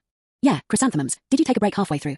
Dust asked as well. At this moment, Chrysanthemum was sitting on the table in his kitchen, leaning against two crutches, because his feet were wrapped in plaster. He is currently eating dinner, instant noodles he cooked himself. Otherwise, he really wouldn't have had time to watch Dust's livestream. When he heard Dust's question, he immediately typed and sent a comment. Fortunately, the command post of the engineering base has been captured. The commander here was quite difficult to defeat. Dinner's turned into a midnight snack. I need to rush upstairs to relieve Quinn after I finish eating. It should be done tonight. Furthermore, the intrusion module should already be installed. Once the remaining units are cleared, the new outpost can be opened. A few comments from Chrysanthemum swept across the screen, immediately causing a huge uproar. We can take over the new stronghold tonight. Does that mean that new test slots might be available in the next few days? In an instant, the comment section was flooded with messages like "Long live the big boss." Dust didn't expect the progress over there to be so fast. They really wanted to break through the stronghold today, even with him, the frontline tank, away from the team. Sigh, I'm just a dispensable tank. Dust sighed, chatted with Chrysanthemum for a few more minutes, and then prepared to go online. However, this also fueled Dust's fighting spirit. At least on the iron defense line route, he was the first to arrive, and he couldn't afford to mess it up. With a cheerful attitude, the porridge in his hand tasted pretty good, and he finished it in no time. Dust wanted to find Naveen and the others to find out some information, but when he looked up, he saw that everyone was fast asleep, and only Big Guy was keeping watch. Thinking that I wasn't that familiar with the Big Guy, and with my current negative buff, I had no choice but to say goodbye to the livestream and take a break. When I logged off, I found that it was almost 3 a.m. No wonder Chrysanthemum said dinner turned into a midnight snack. He hadn't even noticed the time. So, it's only been dark for a short while in the Himalayas, meaning it's more than 3 hours later than in the Night Spirit Plains. That's 8 hours later than in reality. Dust immediately posted a picture and text thread on the forum. This game is so realistic, even the time zone differences are seamless. The screenshot inside shows him sleeping with NPCs across the fire in the game. There weren't many replies, and Dust didn't care much, because he had also seen the popular posts on the forum. Shocking. A small outpost boss can disarm all players on the screen. Plus 9,999. The game's first major stronghold has been captured. Will the new closed beta test qualification draw take place tomorrow? Plus 4,514. A bizarre gameplay. Chrysanthemum Master released 20 Terror bird units in the dungeon. Did he secretly switch to a mechanical summoner class? Plus 1,145. Oh, this is great. I wish I hadn't come to the Himalayas. Seeing everyone chatting happily, Lonely Dust lay on the bed and began to cry. It was almost dawn outside when he finally fell asleep. Chapter 179. Want to play a horror game in the Starsea Frenzy? How many casualties? Qin Chuan was exhausted. He sat on the steps in front of the large circular control console in the main command room, his face and body covered in blood and dirt, and surrounded by the corpses of Kroni soldiers. Few players survived alongside Qin Chuan, but strangely, all the familiar high-level players were gone. Those currently resting with Qin Chuan were clearly casual players, judging by their equipment. At most, there was one familiar face, Sankaria. We're all 5 of us who survived here. Sankaria looked at the other players. Do you have any more resurrections? That's it. He had his last life, actually 4. He just passed away. It seems the bullet lodged in his body caused internal bleeding. One player pointed to the guy lying next to him. Sankaria remembered that Guy was just laughing out loud a moment ago. How could he have died so suddenly? All right, there are only 4 of us left. After we split up with Chrysanthemum, there are 22 people on their side and 21 on our side. We have suffered nearly 80% casualties, and all 3 of our ospreys are also destroyed. Have they bombed all the ospreys? I wonder if Xia Shang will demand compensation from them. Qin Chuan chuckled to himself, then got up to check the intrusion progress on the control panel, which showed that it had reached 80%. Now all that's left is to clean up the parts. Hey, Chrysanthemum, can you hear me? Qin Chuan contacted Juhua and received a relatively relaxed reply. What's up, Quinn? Is the intrusion complete? Almost there, just a little bit more. What's the situation on your end? Do you need any help? Help? No need. Quinn, you guys just need to guard the control panel. I have Terror Bird assisting me, so there won't be any problems. The only downside is that 12 of them are now scrapped, leaving only 8. TSK, that's actually quite useful. Half an hour later, Chrysanthemum led about 10 people back to the main control room where Qin Chuan was located. He found that the battle there was extremely fierce. He thought that it was already difficult enough that he had lost half of his people in the cleanup, but he did not expect that Quinn's side was fighting an even tougher battle. I should have stayed and fought the boss with you, Quinn, Kiku said. There's no difference, Qin Chuan said, waving his hand. This boss also has some kind of armor skill. With a wave of its hand, all of our weapons were absorbed. We were just caught off guard and suffered heavy losses at that time, but we quickly fought back. We only lost 2 lives. Speaking of this, the 2 side together. If it were before, with Dust in the party, they probably could have easily taken down the boss with their bare hands. After they finished off the minions, it would have been too easy to gang up on the boss alone. That's how they did it in the dungeons outside. It seems like this game really needs a frontline unit. Whether it's a player or a machine acting as the frontline unit, someone has to limit the boss's output environment, Aju said, shaking her head. You're missing Lao Chen, aren't you? Sankaria said with a smile. Suddenly, all the dim yellow screens in the control room flashed and refreshed to display a blue and white UI. A prism-shaped object filled with electronic arcs and pulse waves occupied the screen, and at the same time, a familiar voice came from the speakers. The engineering base intrusion is complete. Audis will now command the base's central command and is currently analyzing the base's structure. Structural analysis completed. 13 areas urgently need repair, 48 areas can be repaired, and 33 areas can be upgraded. Among them, H1, H2, H3, and H4 rooms urgently need to be completely modified, conditions adjusted, hatch area expanded, lighting replaced, wiring transplanted, and corrected to be the login and resurrection cabins for people in the wall 1, 2, 3, and 4, awaiting module reception. It is urgent to modify cabins I1, I2, I3, I26 and correct them to be the living quarters for the people inside the wall. Other repair areas will be started after the preliminary changes are completed. After saying that, Audis fell silent, leaving the players confused. What? Quinn? I understood the words it just said, but I can't understand them when they're put together. Aju scratched her head, feeling like her brain had been used up when she sent the Moa squad on the attack and hadn't grown back yet. It should be the same process as when we, or you, first logged in, when you transformed the Wind Spirit Outpost. The 4 cabins numbered H were to be converted into the Wind Spirit Outpost Plaza, the area for us to log in and resurrect after each death. Basically, the resurrection point, Qin Chuan said thoughtfully, stroking his chin. However, its resurrection point requires a module to be in place. It is estimated that the opening of the point is closely related to this module. The 26 rooms numbered I are called the living area, which is obviously used to bind the rest point for logging off.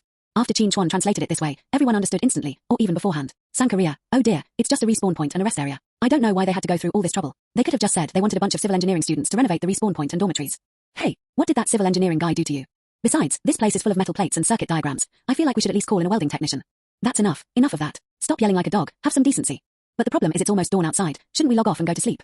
One of the young players looked listless, probably because he was extremely sleepy. Everyone knows that outside refers to the world outside the game, their world, not the plains of night that is still in the dead of night. Look at the time zone. It's already 2 a.m. This chapter is not finished yet. Please click on the next page to continue reading the exciting content. It's really late. Everyone should get some rest. We can do these tasks tomorrow, or it would be more efficient to hire NPCs to do them. But we're stuck here, unable to get back to our rest area, so should we just lie down and log off? One player looked at the blood and corpses on the ground, his face showing distress, and said, I'm telling you, if you keep sleeping like this, you might be cleaned up as a corpse if you log on even a little bit at night tomorrow. Chrysanthemum thought for a moment, then had a sudden inspiration. Hey, didn't they say that Area I is being renovated into a residential area? Let's stay there for one night first, and then we'll have more practical experience when we start the renovation. That makes sense. But how do I get to Zone I? I don't even know which zone we're in. Ask Audis, ask him for directions, or mark a point on the map. It must be said that Audis did take good care of them, turning off most of the lights with a bang, leaving the rest of the area in complete darkness, with only a few scattered electronic instruments flickering dimly. They left only a single illuminated path leading directly to Zone I, so they didn't need much exploration or guidance. They could find Zone I simply by following the lights. But does 6 look a bit like a horror movie to us? Sankaria seemed a little timid in this regard. You know what, the way these streetlights guide you feels a lot like the subtext design in old horror games, doesn't it? A little bit, and with the off-the-charts realism, I feel like we could add some horror elements later, like, wait, what's the name of that game where you have a health bar on your spine, something like Space? Killing Space. No, that's Gantz. Isn't it Vice City? Damn it, get lost. I remember it was called something like Death. I know, they're dead cells. Bullshit, it's clearly Death Stranding. Oh, I remember now, it's Dead Space. Please, please stop. I don't want to play a horror game in Starfall.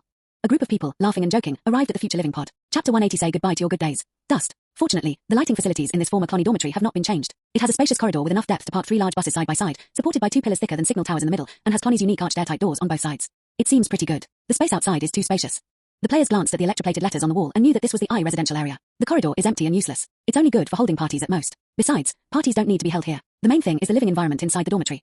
Sankaria shook her head and said, walking to a nearby archway, which opened automatically for her. Sankaria walked in and found that the room was quite large, square, and very regular. However, the internal structure was also very simple, with almost no furniture, only a few tables. The walls were also neatly arranged like hanging coffins, with 3 bunks in a row, and 6 sets of upper, middle, and lower bunks. The height of each bunk was not even enough to sit up, but only enough to lie down and roll in. Is this a morgue? The players who came in later stared wide-eyed at the beds and exclaimed that it was outrageous. Efficiency. It's too efficient. Sleeping is just sleeping. To get into bed, you just have to roll in, and there's no mattress, no blanket, just a full metal bed frame, a sleep light, not even a pillow. The pillow is here. It's probably going to be packed up and thrown away to be washed. Do you want it? One of the players kicked a metal box on the side of the gate. Are you kidding me? I'm going to throw up. Throw it all away. Throw it all away. I'd rather not have a pillow. We're all offline. Why would we need pillows? As long as we have a place to lie down, that's enough. I think this place really meets our needs. This was Chrysanthemum who said this. For him, the dormitory in the game was indeed just a place to lie down and a safe place. As for what you mean by leisure and relaxation, you can relax anywhere outside, right? However, some players who prefer a more casual lifestyle have different opinions. They have also expressed their expectations for this kind of dormitory life with their teammates. Games aren't all about fighting and killing. Sometimes I want to change my environment and relax, so it's nice to go online and take a break. You know what, if the bed were a bit more normal, it would actually feel like a youth capsule hotel. Sigh, stop chatting and get some rest. It's so late. Let's find a bed and talk tomorrow. Exactly, it can be modified later anyway. We can change it to whatever we want later. By this time, Qin Chuan had already found a lower bunk, touched it and found it was quite clean, so he lay down directly on it, while calling out to the others, I'm logging off now, see you tomorrow. Then there was no further movement, clearly indicating that it was in deep sleep. Seeing that the older players had finished resting, the players didn't delay and started looking for beds. Some even complained that there weren't enough clean beds here and went to other dormitory rooms. When they crawled into the bed, they found that the height of the bed surface was not even as long as an arm. This is practically a coffin. So hard. What's so hard? The bed is so hard. What are you thinking? Oh, it's just a bedboard. I thought it was a bedboard. As the last player went offline, the lights in the living area also dimmed. If there were people who were active alone here to check, watching those players lying flat in the groove of the wall as dead, I'm afraid it would really feel like this was a morgue. In the hazy, Dust dreamed that he was walking on the top of the Himalayas. The entire Himalayas have been traveled by him. Everywhere what resources, what kind of creatures have been understood. At this moment he has become the player who understands the Himalayas best. Even the Steel Defense Line has to seek help here. Countless reputation Imami Rising. Steel Defense Line reputation store countless items can be purchased at will. Just when Dust thought he completely ruled the Himalayas, the sky rang with thunder, lightning followed. Dust's eyes saw the wind and rain coming. The Himalayas under his feet began to collapse. The moment of falling, Dust felt the original power of heaven and earth disappeared. The real feeling of falling made Dust shudder, accompanied by a needle-like pain and a tingling sensation in his waist. Dust realized that he had probably indeed had a ridiculous dream. Damn, I've been dreaming about playing StarCraft. I'm finally going to have it. Dust sighed, picked up his phone and looked at it. He realized it was only 8 o'clock. His mind was still not clear. His eyes hurt from the light of the screen, so he put the phone down and closed his eyes. 8 o'clock. In the game, it won't get light until 9 o'clock, which is 4 o'clock in Night Elf time, so I have 1 hour to sleep. No, I'm in the Himalayas now, so it'll be later. 2 hours. Then, 3 hours to sleep. As she pondered, the Dust's consciousness gradually faded away. Clang, clang, clang, clang, clang. A loud banging came from the front door, startling Chen-ai so much that he sat bolt upright. What the hell was that noise? Then a sharp pain shot through his lower back, pulling Chen-ai down onto the bed. He groaned twice before recovering, and then realized that the knocking sound was strangely familiar. It's just the thunder in my dream, isn't it? Damn, who is it? Can't a person get any sleep? It's the delivery guy outside the door. Thanks. Dust, holding back his anger, cursed loudly amidst the throbbing pain in his lower back, and the knocking quickly subsided. Just as I was finally able to clear up the dust and take a good rest, my phone rang again. Grass. Dust took a deep breath, picked up the phone on the edge of the bed, answered it without even opening his eyes, and held it to his ear to wait. He rarely makes phone calls, and almost always uses chat software to contact relatives and friends. So, the phone usually rings for delivery or takeout orders, but there are also many scam calls. Therefore, Chen-ai's habit is to answer the phone and wait for the other party to speak. This chapter is not finished yet. Please click on the next page to continue reading the exciting content. Dust had also learned a thing or two about these scam calls, because those mechanical dialers would pause for a second and then say a seemingly genuine hello, to simulate a real person answering the phone. Dust discovered this and developed the habit of waiting for someone to speak. A second passed, and there was no sound from the receiver. So it wasn't a delivery, and I hadn't ordered takeout. It was clearly a scam call. Dust thought to himself, preparing to hang up as soon as the other end made a sound. 2 seconds passed, and still nothing happened. What's the meaning? Dust was puzzled. Have scam calls now upgraded their delayed speech detection? Have they added human voice detection? 3 seconds, 4 seconds. The other end of the phone was completely silent, deathly quiet. Dust's previously agitated and angry heart immediately calmed down. He sensed something was wrong. Could it be that I haven't woken up yet, and am still dreaming? Am I having a nightmare right now? Nightmares like rule-based supernatural tales. For example, receiving a phone call with no sound. Should I answer it or not? After calming down, Dust subtle detected that the receiver wasn't completely silent. Behind the current, there was a rhythmic, undulating breathing sound, and it wasn't his own breathing. It's getting more and more terrifying, because there are people on the other side, and they're waiting for him to speak. Dust was lost in thought, but after mentally preparing himself, he figured the worst that could happen was being startled awake. He figured there was nothing he couldn't handle. He'd even been to outer space in the game, so what was there to be afraid of? He laughed. Hello, who is it? I thought you could keep quiet and meditate until your back got better, little porcelain. The low, mezzo-soprano voice on the other end instantly pulled me back to a distant afternoon in my memory, when my sister and I were vying for the top spot in the game Pseudo-9 Kingdoms. In the end, I was heartbroken because my sister defeated me. She went and finished her 2-hour session of 9 Kingdoms Warriors before coming to comfort me after I had spent 2 hours doing my homework. From then on, his sister started calling him Little Porcelain, because Chen-ai's real name was Porcelain. Chapter 181 The Awkward Game Time Difference. Hey? Speak up, did you twist your tongue? The receiver brought a message, pulling the dust from my memory and bringing me back to reality. Holy crap, what's with this lady? Didn't I tell my parents not to let her come? Dust broke out in a sweat, and all sorts of excuses flashed through his mind. In the end, he struggled to his feet, walked to the door, and opened it for the people outside. The first thing that caught my eye was a woman dressed casually. The sun hadn't yet reached her scorching heights outside, and she must have just gotten off at the station. She was wearing a dark blue jacket, sneakers, and jeans, looking like a recent college graduate. Behind her, she was dragging a light blue suitcase that didn't quite match her attire. Her eyebrows and eyes were very similar to those of the dust motes. The dust motes standing outside the door and inside the door were the same height as the barefoot dust motes. Her short hair was half flat, perhaps because she had slept by the window in the car for a while. Looking at his younger sister, who inherited the same handsome features as their father in his youth, Chen-ai, supporting his waist, smiled and greeted. Dao Dao, what brings you here? Aren't Mom and Dad busy? Aren't you planning to help? I've already been there, but they thought I was too nagging, so they sent me over to take care of your back injury. Dao Dao patted Chen-ai's shoulder reassuringly, picked up her suitcase with one hand and walked in like the homeowner, then stepped into the small living room. Only then did Chen-ai realize that she was also carrying a bag. Wow, with that stamina and energy, Dust felt like she was the younger sister and the older sister was the older brother. I heard you injured your back while saving someone. Tell me about it. Dao Dao put her backpack and luggage on the sofa, plopped down on it, let out a long sigh, and then looked at Chen-ai. Oh, it's all right. It's been several days. This morning, while I was having breakfast outside, a pregnant woman fainted due to low blood sugar. I bent down to support her, and I tore my back muscle by using too much force. It's nothing serious. By the way, have you had breakfast yet? Not yet. Dao Dao said, then seemed to remember something, suddenly stood up and looked around. She then saw the kitchen and went inside. You haven't cooked for 3 days, have you? What have you been eating? Takeout. Ah. While Chen-ai was hesitating, Dao Dao had already looked at the refrigerator and came out, then went into Chen-ai's bedroom. A 1-bedroom, 1 living room and 1 kitchen room is just that convenient and simple. Holy crap, is this what you've been eating these past few days? Dao Dao's voice came from the bedroom, clearly indicating that she had seen the dusty food packaging lying by the bed. It's all right, cooking isn't that convenient, and ordering takeout isn't nutritious enough, is it? Dust said somewhat awkwardly. This is worse than takeout. It's just filling your stomach, not a proper meal. I have to tell Mom about this. How can someone living alone manage like this? There was a rustling sound in the bedroom. Dust slowly walked over and saw Dao Dao pick up a bag and clean up all the trash. But Dao Dao also threw the pastries and fast food that Dust used to eat by the bedside into a box and kicked it out of the bedroom. I'll clean up here first, then I'll clean up you, Dao Dao muttered as she tied it up. Dust curled its lip, already unable to imagine how difficult the days ahead would be. There's hair all over the floor. Do you stay up all night every day? Have you opened the windows? There's a musty smell as soon as you come in. Can't you smell it? When was the last time you took a shower? Your clothes are still in the washing machine. They're about to stink. Wow, unbelievable. Your white shirt has turned yellow from wearing it all over. Didn't you buy bleach?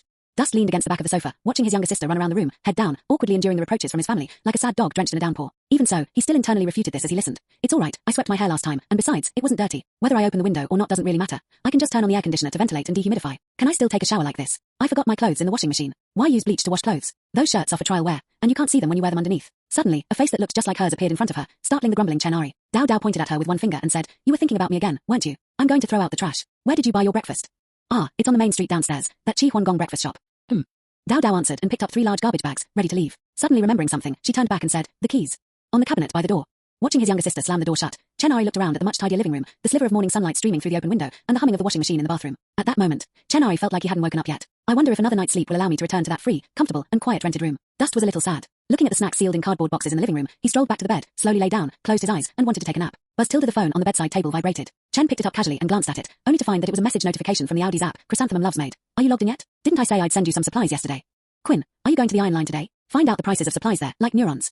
Oh right, Dust then remembered what happened in the game, checked the time, and realized it was only a little past 10 o'clock. It would probably still be an hour before dawn in the Himalayas. But then Dust thought again that if the NPCs could travel as soon as they found that the snowstorm had stopped and it was daylight outside, then the sunrise time he mentioned was just an estimate, not a certainty. This chapter is not finished yet. Please click on the next page to continue reading the exciting content. Thinking of this, Genera immediately brought up the motion sensing device by the bedside. After the motion sensing device was activated, the computer lit up from hibernation. Star frenzy, launch. I felt my consciousness being drawn out and then infused back in. When I opened my eyes again, the dust had returned to the cold cave. The embers of the fire in front of him had increased considerably, indicating that someone had added fuel to the fire during the night. Are you awake? Naveen walked over, sat cross-legged in front of him, and handed him a sealed package. Dust immediately recognized it as the instant food package he had eaten the night before. It's all heated up now. Let's finish eating and head out together. The weather has cleared up outside, so we can get back as soon as possible. Without saying a word, Genera took the warm package, tore open a hole, and gulped down the liquid inside. He glanced around and saw that the others had also finished packing their luggage and were sitting down, chatting about something, occasionally glancing at him. The big guy and the short guy nodded and greeted him quite naturally, while the others were a little stiffer, probably because they were not good at speaking, since they had hardly spoken to Dust, and it was always Naveen and the other two who communicated with him. Have you been up for a long time? What time does it usually get light here? Dust swallowed what was in his mouth and asked Naveen in between. Dawn doesn't come around very early here. As for the exact time, it depends on what time season you're using. In our iron line of defense, it's 3:33 a.m. right now. Naveen rolled up his sleeves, glanced at the scene, and replied, but the snowstorm has passed, there are no clouds outside, and it's already visible, so it can be considered daylight. Chapter 182. When are you guys most nervous? It's already dawn at 3:30. Dust turned its head in confusion to look at the crack in the cave entrance. It could indeed see some things in the blue sky outside, but it was still somewhat dark. We originally planned to leave at 3 o'clock, but when we called you, you didn't respond at all. We thought you were fast asleep. After checking, we found that you were really fast asleep. The big guy overheard their conversation and joked with the two of them. Haha, I do sleep very soundly, but that also helps my body recover quickly. The radiation has already been cleared up. Dust shook his hand, found the time in the user interface and entered a Himalayan time, while explaining to them. We checked that for you half an hour ago, and there is indeed no residual radiation. However, if you are going to carry these 3 bags of ore, you will still be affected by the radiation, Naveen said in a deep voice. Is this radiation really that dangerous? I remember you said yesterday that I don't have any mental confusion or anything, so will it affect my mental state? Dust asked curiously. Actually, radiation distortion isn't the most serious thing for us. It's just that excessive radiation concentration, or certain accidental situations, can easily cause our brainwaves to become disordered, leading to various hallucinations, such as paranoia and the inability to distinguish friend from foe. Plus, you're the one being irradiated. You understand what I mean? Naveen paused here, and Dust seemed to understand. What he was really afraid of was that Naveen couldn't distinguish friend from foe and mistook them for the Kroni as well. Okay, I understand. It's good that you explained it to me. If that's the case, I won't carry it on my back. I'll just put it away with this metal lump. But then I'll need to move some other things. As he spoke, Dust poured out 7 or 8 spare guns stored in the void passage, including 3 female deer, 2 Genera, and 2 right-angled triangular hot-bladed machetes. They were all spoils of war cleared from Kroni's corpse, and the bloodstains had not yet been wiped off. Do you have a rope to tie them up for me? I'll hang them on my shoulder when I leave. Dust put the iron lump at the cave entrance into the void passage, found the 3 burlap sacks squeezed into the snowdrift and put them in as well, while giving Naveen a word of advice. Oh, okay. Naveen stared blankly at the pile of weapons on the ground for 2 seconds, then was brought back to his senses by Dust and began to do as Dust instructed. Were all those weapons his spoils of war? Mary took a rope that had been cut during the climb out of her backpack and handed it to Naveen, asking him a question as she did so. Yes, there's still blood on it, but it's been dried for a long time. He has indeed fought many battles with the Kroni. With everything packed, the group, carrying their packs, checked their bearings in the thick snow before officially setting off. Ahead were fully armed men with steel defenses, trudging through the snow on metal plates, each step looking quite strenuous. But Dust, at the very back, had it easy. He sat cross-legged on a hoverboard without moving an inch, with 2 or 3 guns hanging on each shoulder, not heavy at all. He also had his 2 machetes with the heating function turned off, resting them on his knees. He was completely relaxed and comfortable. How much further do we have to go? Dust asked from behind. It will take about 4 or 5 hours, and we should arrive around 8 or 9 o'clock. 4 or 5 hours. Doesn't that mean we'll have to wait until the afternoon? Just as a sense of foreboding arose in Dust's heart, a voice, seemingly piercing through endless void, appeared in his ear, hazy yet clear. Playing games as soon as I wake up, then getting up to eat. This was the first time Dust had ever heard a sound coming from outside the real world in the game. No wonder the players on the forum said it was strange. It really did sound like it was coming from behind a wall. Oh no, Dao is back. If I log off now, won't I just fall asleep and die? Are we supposed to ask them to push me around while I'm unconscious? That would be too embarrassing. Such spoiled behavior must be stopped. And what if they encounter Kroni's patrols along the way, and they have to go to great lengths to protect themselves? The urging voices around him grew more frequent, and Dust suddenly remembered the hot post he had seen last night. Mechanical summoner. Yes, my army of moa birds. Although there were only 20 moa birds like the chrysanthemums, they were unusually happy to call them the moa army. Hey! Dust called out to Mary, who was in front of him. My name isn't Hey. You can call me Mary. Mary turned to look at him, displeased. What is it? I have something urgent to attend to and need to sleep for a while, but I will arrange for the moa squad to follow you. Do whatever is convenient for you. Just tie my skateboard to one of the moas and drag it. After saying that, Chen waved his hand and threw out 20 blue-legged mechanical moa birds. The group of moa birds beeped twice and quickly stood up, their long legs straddling the snow. Their wide feet, designed to adapt to the terrain, prevented them from easily sinking into the snow. Terror bird team, follow instructions, follow target selection, automatic combat. Dust pointed at the group of people in front of him, then collapsed onto the skateboard with a thud as if his soul had been taken away, his head drooping. Beep beep, the command was executed, and 20 moa birds scattered and flew to the group, startling Naveen, who was leading the way, and the person in the blood-red veil. They hadn't noticed the chatter behind them, so the appearance of these moa birds seemed so abrupt. Are we surrounded? Where did this mechanical being come from? Have the Kroni and the Cups Trading Company joined forces? Mary, at such a young age, had never seen anything like this before, but when she saw the person with the blood-red veil trying to attack the moa, she mustered her courage and shouted to stop them. Her penetrating voice did indeed stop everyone in their tracks, and they quickly learned the details of the situation, although they were still unclear about what exactly was going on. Why are there so many unexpected things happening since this guy arrived? Besides, he has the Cups Trading Company's combat terror bird, so I really don't believe his identity as the Celestial Dragon. But doesn't Qianlu care where the weapons they use come from? They also have collaborations with Cups. Forget it. Let's talk about it when we get back. After all, he released these moa birds to protect us. Page. Maybe it's for protection. After a brief commotion, the group changed formation, attaching the sleeping Dust to the head tray of a companion moa and placing it in the center of the encirclement before continuing their journey. On the other side, Dust also put down the motion sensing device, got up and went to the living room to have breakfast. What game are you playing? You log in and do daily tasks as soon as you log in. Dao Dao sat at the guest table, scrolling through her phone and eating tofu pudding. She had already eaten half of a sesame ball, and the hot, sticky red bean paste exposed to the air emitted a fragrant aroma that made even Chen Ai's mouth water. It's not a daily routine. It's part of the storyline. The plot unfolds in sync with the timeline, so I was afraid of missing it, so I went up to check it out. Dust carefully sat down opposite Dao Dao, and only started eating breakfast after answering. Oh, I don't quite understand, but don't skip meals because of that. What are you having for lunch? I'll go to the market later. You make something simple that you're good at. I'm not picky. Chen Ai didn't dare to name any dishes, in case it was something she had never made before, then she would have to relive the painful memories. Before, when Dao Dao was still in school, she learned to cook with her mother during her vacation. To test her, Chen Ai specifically named fish, which she rarely ate. And then, that was it, except that the fish died a horrible death. Okay, Dad told me to give you some pig's trotters. After you finish eating, go back and play. Don't miss your part in the story, Dao Dao said indifferently. I'll call you again at 12:30 p.m. Well, nothing's wrong for now, Dust nodded. I'm going to edit a video. The resources discovered yesterday, some NPC dialogues, and the crucial material, permafrost crystal ore, are all brand new game content. I heard that the strongholds in the Plains of Night have been cleared out and are waiting to be renovated, so the time when game slots will be available again is not far away. There must be a lot of players who are eagerly waiting for the game. If they don't take advantage of this opportunity, when will they? Editing videos. Are they game videos? The game content, it's been popular lately. Maybe we can make some money, Dust whispered. Oh, that's good. What game is it? In an instant, all the content of his Starry Sky frenzy so far flashed through Dust's mind, and a few words were frozen in his mind. The king of durability. The king of heat resistance. The great wilderness starfalls. Earth-shaking stone monkey. It's not that great, it's just a niche puzzle game, you won't like it. Dust had never been so nervous in his life. Fine beads of sweat appeared on his forehead. He thought to himself that if these game titles were to become known, he would never be able to hold his head high in front of his own sister for the rest of his life. Moreover, I need to find a way to get rid of these titles as soon as possible and get a new one. Dust, preoccupied with his game title, failed to notice the slightly tense atmosphere in the living room. Okay, I'm finished eating. I'm going to the market now. Be careful at home alone. After finishing breakfast, Dao Dao cleaned up the trash and went out again in a neat and efficient manner. I'm not a little girl, why should I be careful when I'm alone? Dust muttered. However, Dao Dao, who was outside, tapped her phone screen and scrolled through her chat history with her father. Soon she found a photo that her father had forwarded to her, which was originally about how Xiao Xi was also trying to work hard. However, her purpose was to see the name of the Dust platform account in the picture. Mate, you didn't tell me.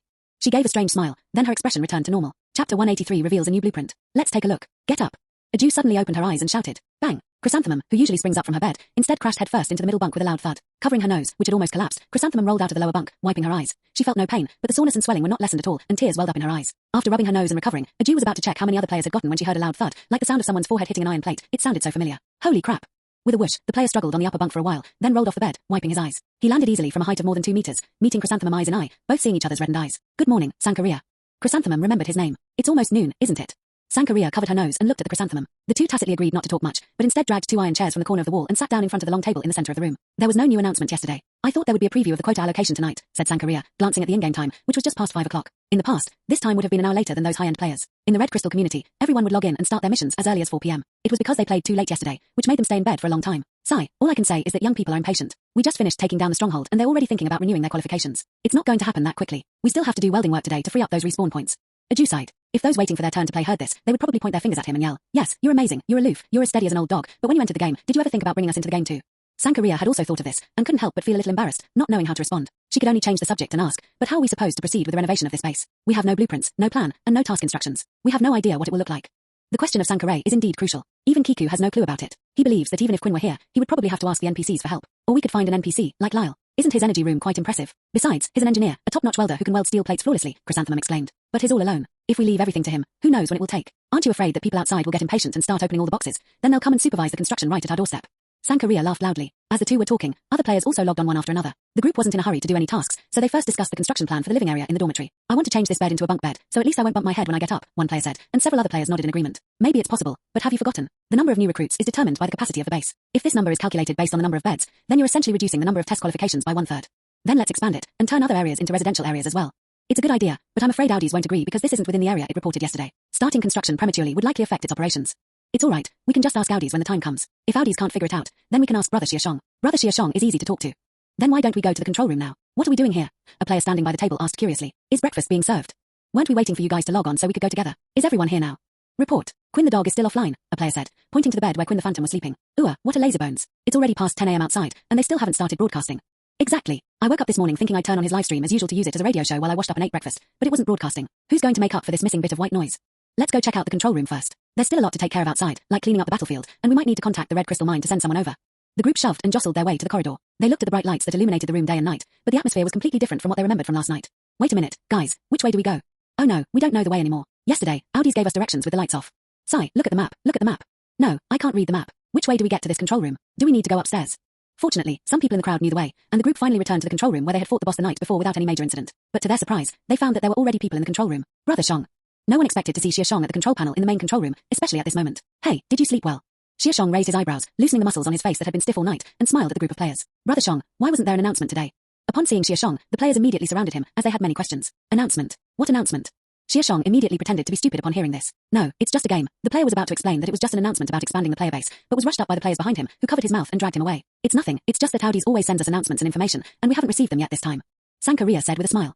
Oh, you mean information consulting? Then you'll have to wait a bit. It's still processing the data and historical logs for this base. I'll be here today. If you have any questions, you can come find me. Xia Shang nodded. Data intelligence. Historical logs. This piqued the player's curiosity. What data intelligence? Is it intelligence about Kroni? What is it about?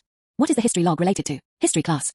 Specifically, it refers to the work content of this outpost, the mission factions, and data such as manufacturing blueprints. The history log contains past mission records, such as the camp you liberated yesterday. In the history log, you can find the date of their attack on the camp, the information of the tactical squad members, or other arrangements, all of which can be queried. However, of all that Xia Shang said, only 4 words were actually heard by the players. Create the blueprint. Does that mean there's a new blueprint, Brother Shang? What kind of blueprints are there? Are there any new weapons? Look at the new blueprint, Brother Shang. The weapons we have now aren't even powerful enough to break through the soldier's armor. Yeah, fighting battles and running dungeons all depend on those big brothers who lead the way. Without them, we're just noobs. I really want to have powerful weapons. The players immediately started shouting all at once, just like a group of old men and women scrambling for free eggs at a market. Xia Shang nodded and smiled. Yes, some new Kroni weapons, and you should like them. Chapter 184. We can't let the veteran players down. Xia Shang readily agreed to the players' requests to see the video, but he offered a kind little reminder. But don't get too excited. You can only look at the list here. More detailed information will only be available in their respective stores once Audis has prepared them, so you can't buy them now. Even so, do you still want to look? Sure enough, as soon as Xia Shang finished speaking, the group of jubilant players immediately showed expressions of disappointment, but then they spoke up again. Look, it's fine to feast your eyes on it. Exactly. I'll check in advance what I want to buy later, no problem. In that case, Xia Shang directly opened the overall blueprint obtained from the project site and projected it onto a public screen hanging from the ceiling for automatic display. The very first weapon that appeared stunned all the players. The weapon is essentially a robust gun body with a grip that extends from below the barrel and bulges backward. The lemon-colored paint combined with black and grey gives it the appearance of some kind of building blocks, but it is indeed a type of weapon. Conquering howitzers. One player called out his name. Howitzer. It's a bombing weapon. We can finally have bombing weapons too. Some players had long envied and were jealous of Zhou Wujizuan's bomber tactics, but unfortunately they had limited materials. They could only afford to make 3 or 4 grenades of each type for self-defense at most, and they couldn't afford to make more than that. Therefore, they greatly admired the extravagant tactics employed by the 95 Jizuan. Aside from these types of players, Chrysanthemum's pupils also shrank slightly. This weapon seems to be on par with the cannibalistic female demon. Does this mean we don't need to ask Lyle to make explosive arrows anymore? Chrysanthemum murmured. Soon, the next weapon came on the rotation, and it was another strange double-headed ring design. One side of the green ring in the center was a black long handle, and the other side was a grass-green nozzle-type barrel. Strictly speaking, the gun body was extremely short and the range was definitely not far. The Cohen thermal gun. Does it have built-in fire damage? Since Xia Shang lent the crystal that increases fire damage to the players, everyone knows that the game also has a system for elemental damage, most of which are visible to the naked eye, such as the design of the Kroni standard machete, where the blade has a high-temperature design. Unfortunately, the panel only shows pictures and names, and doesn't show them any information such as weapon type. Just as Xia Shang said, they'll have to wait until it's implemented in the store to see it. Next up, Metalworker Vulcan. Holy crap, a sniper rifle. Chrysanthemum recognized it. The last one was in Qin Chuan's hands. Players also occasionally acquired them during missions, but they weren't widely used. In addition, the Kroni tactics rarely involved long-range engagements. It was all about close-range rushes. Therefore, submachine guns and shotguns remained the player's first choice. The doe, oh well, I've seen her before. Next. Crocodile God, God of gods. But next. Dragon Riders. Just the name sounds awesome. The dragoon form resembles a short-handled hammer, making its purpose unclear. Some speculated a howitzer. Then, one weapon after another was introduced, many of which players had already seen on the battlefield. Those they hadn't seen before were in the minority. Wow, there are pistols too, one player said, pointing to a gun with a swollen and deformed body that looked a lot like the Kraken. Melee weapons. Why are they all machetes? Isn't this just dual-wielding kitchen knives? Kroni has really run out of ideas. Someone commented on the famous image of the 2 cleavers known as the meat-chopping double knives. There were about 20 different weapons on display, not too many, not too few, giving the players a visual feast. What players are most envious of is probably the Conquest grenade launcher, which was the first to be released. None of the others seem as interesting as it. Seeing everyone verbally pre-ordering the Conqueror grenade launcher, Xia Shang smiled, thinking that he would put the Conqueror grenade launcher on the level 2 reputation shop page later. It's important to know that almost all players are currently still at level 1 reputation level in order to exchange for the glass armor parts. This is a good opportunity to urge them on, and it can also motivate the new kids who arrive tomorrow, Xia Shang thought. However, the players were unaware that someone harbored ill intentions towards their hard-earned money, and their faces were filled with expectant smiles. Oh right, I almost forgot to talk to you guys. Xia Shang suddenly remembered something. A misty purple energy appeared in his chest, and at the same time he reached in and pulled out a slender metal block that looked like a weapon box, with blue and green energy dots arranged on it, each dot representing a data interface. This is Area H, which is the biomodule needed for the future resurrection chamber. Do you have time to modify that area to meet future requirements? After introducing himself to everyone, Xia Shang asked a question. Yes, that's a problem too. We don't know how to modify the interior environment. We're afraid that if we cut off something, it might cause the place to collapse. Sankaria had thought about this problem before, and she picked up where Xia Shang left off. You don't need to worry about this. I've contacted Lyle, and he'll be back soon. You can find him to pick up the modification task when he arrives in Area H. He'll also lend you the corresponding tools free of charge. Just follow his instructions, and the place will be finished before noon. Xia Shang was prepared. After all, he had disturbed Lyle, who was half asleep, again at midnight. What about the living area? Kroni's dormitory is like a morgue. The bed is so low, I keep bumping my nose in the morning. Can you raise it a bit? Like, change the bunk bed from a 3-tiered bed to a 2-tiered bed. Chrysanthemum also made a reasonable request. That depends on Mr. Lyle's design ideas. Besides, there are currently 256 uniform communal beds in the base, which are intended to be used as rest areas. For the new inhabitants who will be arriving soon, what are you fighting over? Xia Shang said, somewhat amused and exasperated. Ah. To everyone's surprise, the players were all frustrated after hearing Xia Shang's answer. Can't we stay here? Yeah, I don't want to sleep in the mine anymore. The dormitories here have ventilation and temperature control systems. They're much more comfortable than in the mines. Brother Shang, we've sweated and bled for the company. Our treatment shouldn't be worse than the newcomers, right? We earned all this. Exactly. Seeing that even the veteran players had objections, Xia Shang was speechless. Don't get excited yet. I didn't say that any of you are not allowed to move to any place, but you should know that those are the basic housing that urgently need to be provided to the people in the new wall. This project base has a lot of space and many empty cabins that can be used. Once the base is stable, you can apply to Audis to rent cabins, whether as warehouses or as residences. Xia Shang patiently explained to everyone, which reignited the players' motivation. All right, let's do as Brother Xia Shang says. Let's go to District H first and see what's going on, then wait for Brother Lyle. After seeing the group of children off, Xia Shang breathed a sigh of relief. He could vaguely hear a soft laugh in his ear, and without a doubt, it was Audi's chuckling. Still laughing. Have you finished your search? Excuse me, Commander, but Audi's just remembered something good. The engine search is complete. Swish, a row of data, arranged chronologically, appeared before Xia Shang, clear and neat. Chapter 185 tomorrow. Today, perhaps. Lyle arrived at the engineering site not too late. When Xia Shang came to him last night to explain that a Kroni engineering outpost 70 kilometers away had been occupied, he felt like he was still half asleep. The size of the Kroni engineering base is unknown, but Lyle, who had opposed Kroni, knew about it. It was the construction site of the Kroni Empire in the early stages of terraforming the land planet, and its military personnel numbered at least 300. Combined with the surrounding extended camp areas, the total number of people is at least 500. Even if 500 clone soldiers were all the lowest-ranking, brain-dead, idiotic soldiers in the Empire, they would still constitute a powerful armed force. How long has it been since the steel defense line was put into operation? 2 days. You're telling me you finished? You're all lunatics. Attacking Kroni like this, aren't you afraid they'll deploy air support forces? The engineering camp manages most of the infrastructure, mining, and defense facilities. Essentially their reserve resource management. You're just provoking Kroni prematurely. Lyle's words carried a hint of anger, because he felt that the people of Xia Shang were acting impulsively and their judgment was clouded by the steel defense line. This is not without its tests, Lyle. Xia Shang didn't react much to his emotions, but simply said, Kroni's network on this planet is extensive, but as a result, their efficiency is not very high. Are you suggesting they don't have that kind of reaction time? Lyle countered. But a stronghold is a stronghold. It's there, it can't be moved. The Kroni Empire will still send someone over eventually. That doesn't matter, does it? If we want to break through this planet, we must escalate our direct conflict with them. It's an inevitable path. Just those 50 people inside the walls. After this, there will be 300 people. You said 300. What about the equipment? You'll provide the equipment, and Tianchi will vouch for me from now on. Upon hearing that Tianchi would provide the equipment, Lyle scratched his head, realizing that this was indeed not a difficult task. So you came to me this time not just to relay this message, right? Lyle sighed. He remembered that Xia Shang had also come in the middle of the night a few days ago. Xia Shang nodded. Yes, tomorrow morning, you need to take people to that base and modify the internal facilities and environment. Otherwise, we cannot expand this advantage and make it a springboard to welcome the people inside the wall.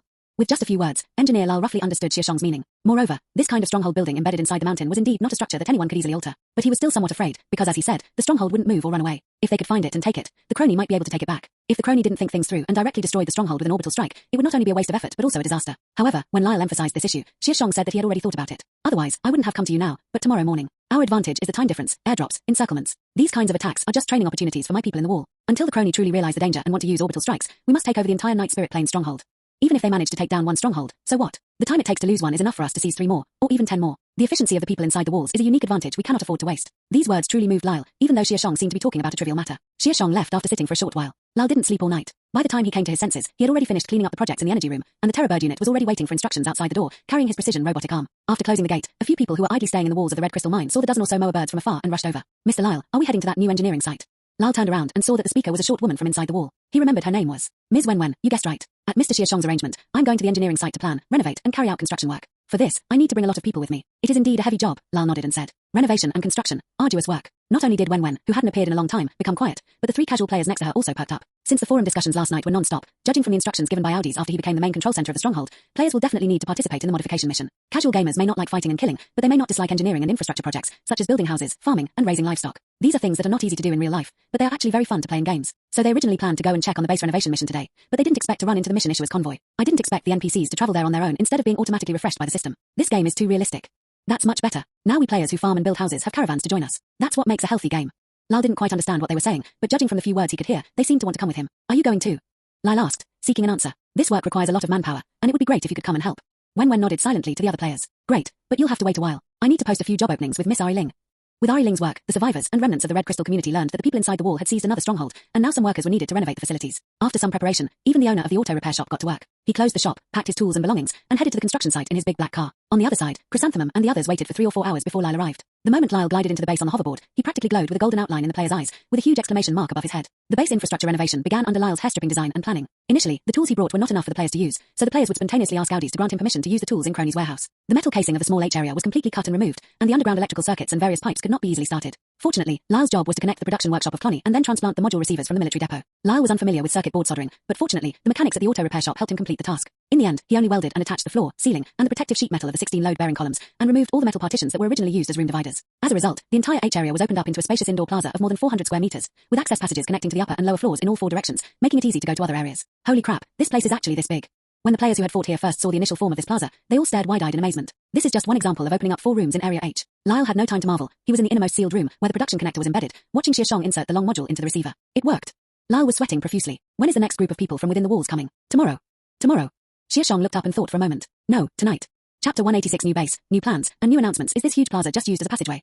Originally, there were only about 10 surviving players and casual players working here, but soon even the players who died in battle yesterday came flying in on skateboards. It was because of their participation, along with the number of NPCs, that this resurrection point was able to take shape quickly enough. At this moment, Lyle and Xia Shang were finishing up the last bit of work, while the others waited outside, chatting to pass the time. When someone asked a question, the others looked over and saw that it was Wen who was quietly raising her hand. It's not like we're in school. Why do you have to raise your hand to ask a question? One player joked. Wen listened silently, pouted, and lowered her arm. I'm used to it, and there's nothing wrong with raising my hand, right? You wouldn't be able to see me otherwise. It shouldn't just be used as a passageway. Galio was also carrying a hole punch. He had been chiseling rivets and fixing holes for his brothers. They assigned him to the job because of his tall stature. I heard from Brother Xia Shang this morning that this base has 256 beds for new players, which means 256 test qualifications will be issued. This place is so big, let alone them, even if we all come together, there's more than enough room for 300 people to revive at the same time. There will definitely be something new, but it will probably still be some NPCs or something, like the Red Crystal community. With so many features here, will any new features be added later? Amidst the commotion, Xia Shang and Lyle had finished all their work, sealed the workshop door, and then came before the crowd. Ladies and gentlemen, the landing module has been completed. This is your well-deserved reward. Lyle's mechanical arm extended a screen from behind his shoulder. As he swiped his finger, the players received the mission rewards for the H-area renovation. 2,000 star coins, some blueprints for consumables, and a small amount of entropy. I was wondering what the future development plans are for this place. It looks quite large. It can't just be used by some of us to get up in the morning, can it? Ezio praised me and suddenly stretched out his hand from the crowd. This. Upon hearing this, Lyle turned to look at Xia Shang, who was standing in the background. Oh, I'm still thinking about this. What are your thoughts? Or what about you guys? Xia Shang asked in return. I'm just curious, what are your specific ideas, like weapons dealers? Ezio awkwardly scratched his head, praising my awesomeness. Isn't this the weapons merchant? Xia Shang pointed at Lyle. I'm not a weapons dealer, I'm an engineer. Making weapons is just one part of my job, Lyle retorted. Isn't that perfect? Xia Shang laughed. How about I give you an area and move all the specific processes related to weapons here? It can also expand your production line. Huh. Lyle was taken aback. Aren't there weapon blueprints for sale? I feel like those are more than enough. It's not enough. The more than 200 new soldiers who came after us all started from scratch and didn't have the same abundant material reserves as them. Moreover, it's not just about manufacturing weapons. Recycling and secondary modification are also urgently needed projects. I believe they already have many weapons that they can't use at all, and even have nowhere to sell them. Upon hearing this, the players nodded in agreement. The weapons they had collected on the battlefield far exceeded the needs of the Red Crystal community and the lakefront market, and were practically worthless. Renting a warehouse to store them would be a waste of space. Many players had even stopped picking up common weapons. Only the high-level weapons from the Giant Fang Legion would make them drool. Recycling and modification. Lyle crossed his arms and thought for 2 seconds before nodding and saying, that's fine, I'll make the arrangements.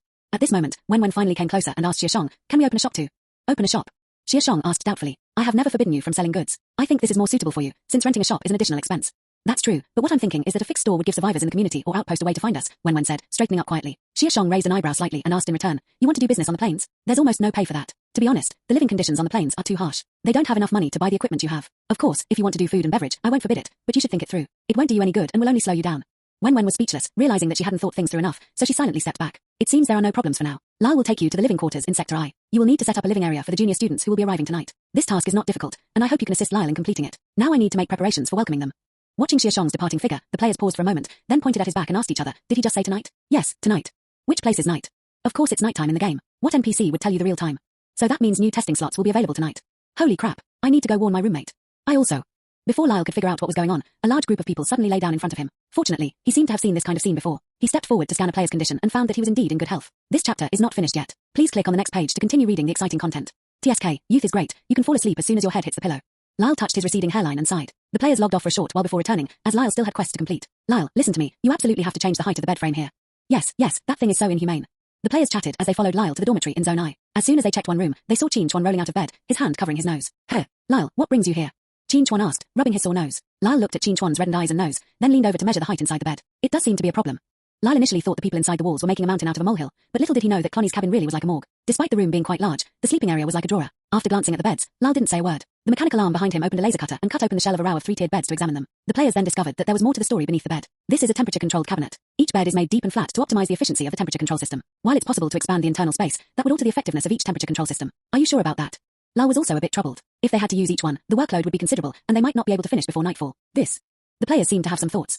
And it will require overtime, Lyle sighed. Never mind then, it's not like we're sleeping here anyway.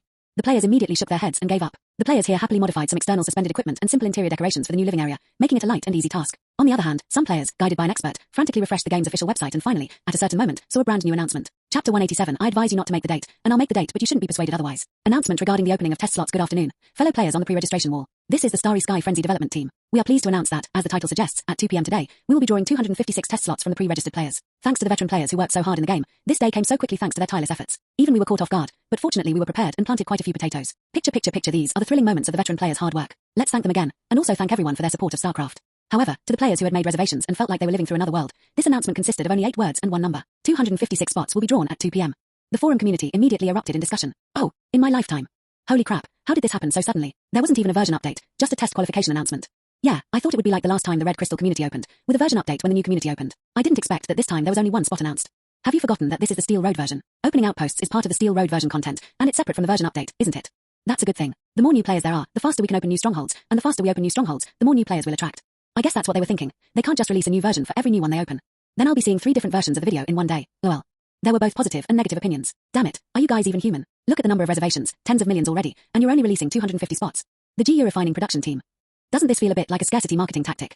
Please make it more open. If I can win this lottery, why don't I just buy a ticket? Come on, upstairs. At least this is a lottery with a chance to win. Do you really think you can win the lottery? What's wrong? You can't even say there aren't enough spots. Are the manufacturers your father? No, just because there are few spots doesn't mean I can't win the lottery. Yes, this developer is using scarcity marketing, and the game is full of bugs. I advise everyone not to pre-register. I advise you not to make the date, and if I do, don't try to persuade me otherwise. Buy finished accounts online. This is still the test server. Where would a finished account come from? The building downstairs is leaning to one side, and I have no idea where it's leaning to. However, no one cares, because everyone who is interested has already made a reservation. The qualification is drawn from the reservations, so there is basically no need for everyone to pay attention on time. Just check your inbox to see if Audis has sent you a message. As a result, the announcement post quickly sank to the bottom, and what appeared on the hot list were some beginner tutorial posts and some questions from newbies. However, no one noticed that a trending topic suddenly appeared on the search results of the Daryu Kingdom social media platform.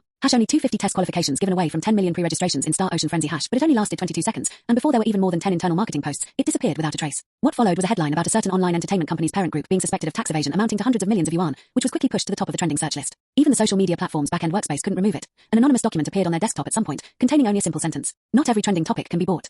As for what happens next, whether the parent company of the company that wanted to cause trouble is fined hundreds of millions, or whether their reskinned holographic game that was trying to ride the wave of Starry will die on the spot, none of that matters to Audis, because it only needs to complete the instructions given by Xia Shang. As time passed, 2 p.m. arrived quickly, and millions of people anxiously awaited news from the backstage. At 2:01 p.m., the top post on the official forum was titled, "How did you know I won a spot in the Starry Sky Frenzy test?" And it remained high for several tens of minutes, but how much of it was negative was hard to say. At 2:05, the forum's backend still hadn't received any messages, so Dao sighed and slumped onto the sofa. That's true. I just made an appointment. I don't expect to be lucky enough to get selected. I'll just have to wait for next time. Yes, Dao found Chen's account based on the video platform name, and indirectly learned about the game. Dao wasn't unfamiliar with games. She used to compete with Chen Ari to play them. However, due to work-related issues recently, she hadn't been paying attention to the gaming world. Even setting aside the dust, Starry Sky Frenzy, as a game, offers enough content and freedom for Dao to click and pre-register. However, based on her 3 hours of research, at the current pace of the game, she and Dust are now worlds apart, because Dust has traveled to a map called the Himalayas in the game via atmospheric jumps, and is all alone. Forget it. Let's leave it at that until I get a chance to play the game again. Dao closed the game's official website, took out her laptop from her backpack in the corner, opened the Bibahanali platform, and clicked on Chen's live stream. In the picture, the snow is very white and bright, and there are no clouds in the blue sky, making the sky seem much lower. This chapter is not finished yet. Please click on the next page to continue reading the exciting content. Dust sat on the hoverboard, bored, and sent messages to Chrysanthemum. Chrysanthemum was also slacking off, and the two chatted happily. Once you climb this ridge, you'll see the steel defense line. Naveen's voice suddenly came, and Dust snapped out of his daze, quickly following Naveen to the ridgeline. Amidst the dust, a black, steel-cast hill lies hidden in the valley of the snow-capped mountain. The low-lying central area is not covered by snow due to its low altitude, and is only covered by cracks in the hard rocks of the same color as the mountain. The two complement each other perfectly, as if they were born as one. Dust can imagine that if it were looking down from above, it would probably only see a black shadow. What's that? Dust suddenly noticed 4 strange white objects, like some kind of device, being built around the black iron hill. That's a shield extension device, a device used to limit and stabilize the fortress shield, Naveen explained, following the direction the Dust was pointing. Fortress shield. It's a large defensive structure, right? Yes, it can not only withstand attacks, but also eliminate the radiation signal here. It can also be considered a means of concealment. Let's go. Naveen couldn't wait to go back. Dust didn't say anything, but wondered to himself, is this base a bit small? He obediently followed the others to the hill. Dr. Naveen, you're finally back, but what are these? At the edge of the fortress shield, there is a shaped entrance, with guards stationed on both sides. They are all people who have defected from Kroni. There are also 2 guys dressed in similar clothes to Dust, but with red and black patterns. They look like they are not easy to mess with and are taciturn. The person who greeted Naveen was a garrison captain who had removed his tactical mask. He seemed to be an old acquaintance of Naveen and was very enthusiastic towards him, but he was stunned when he saw that there was a flock of moa birds accompanying Naveen. We brought back a suspected ally of the Chenchi faction who got lost in these mountains and sought our help, Naveen said simply, pointing to the Dust. You mean the sky-slaying scoundrel? Oh no, the sky-slaying warrior. But he reeks of kopus. Perhaps he needs to be detained for observation, Doctor. The garrison commander glanced at the Dust, Cup's skateboard, Cup's moa squad, and the few weapons of the Kroni Empire on his body that represented his hostility towards the Empire. Ahem, Naven coughed twice to cover up the captain's last words, then leaned close to his ear and whispered, he possesses the power of the void, besides Chenji, only the man in the wall.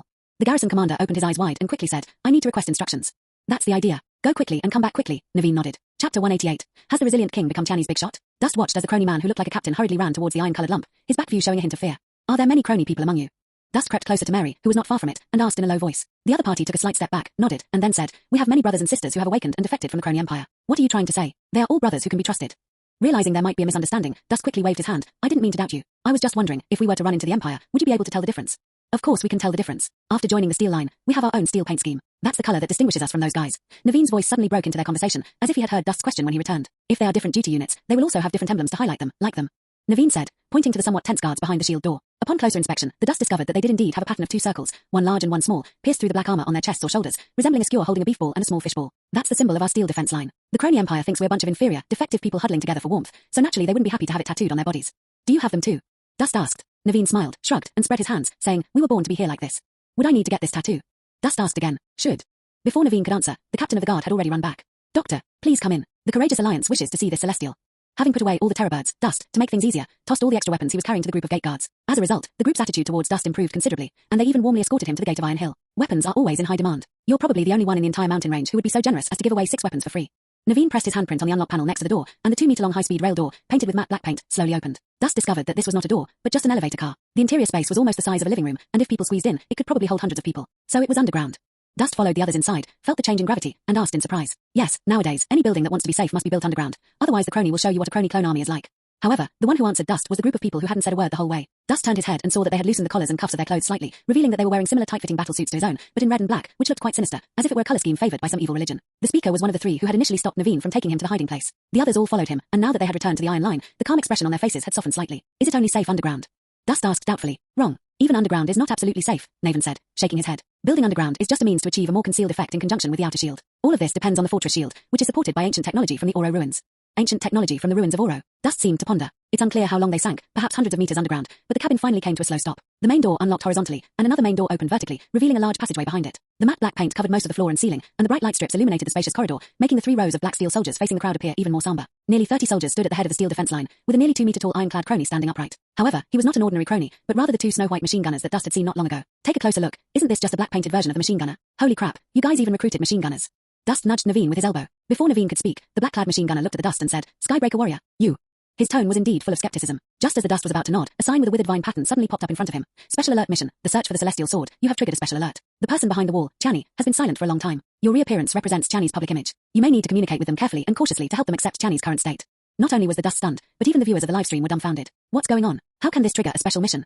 We're doomed. The resilient king perfectly embodies our image as players on the Iron Front. From now on, everyone in the Iron defense line will know that Chenji is the most durable.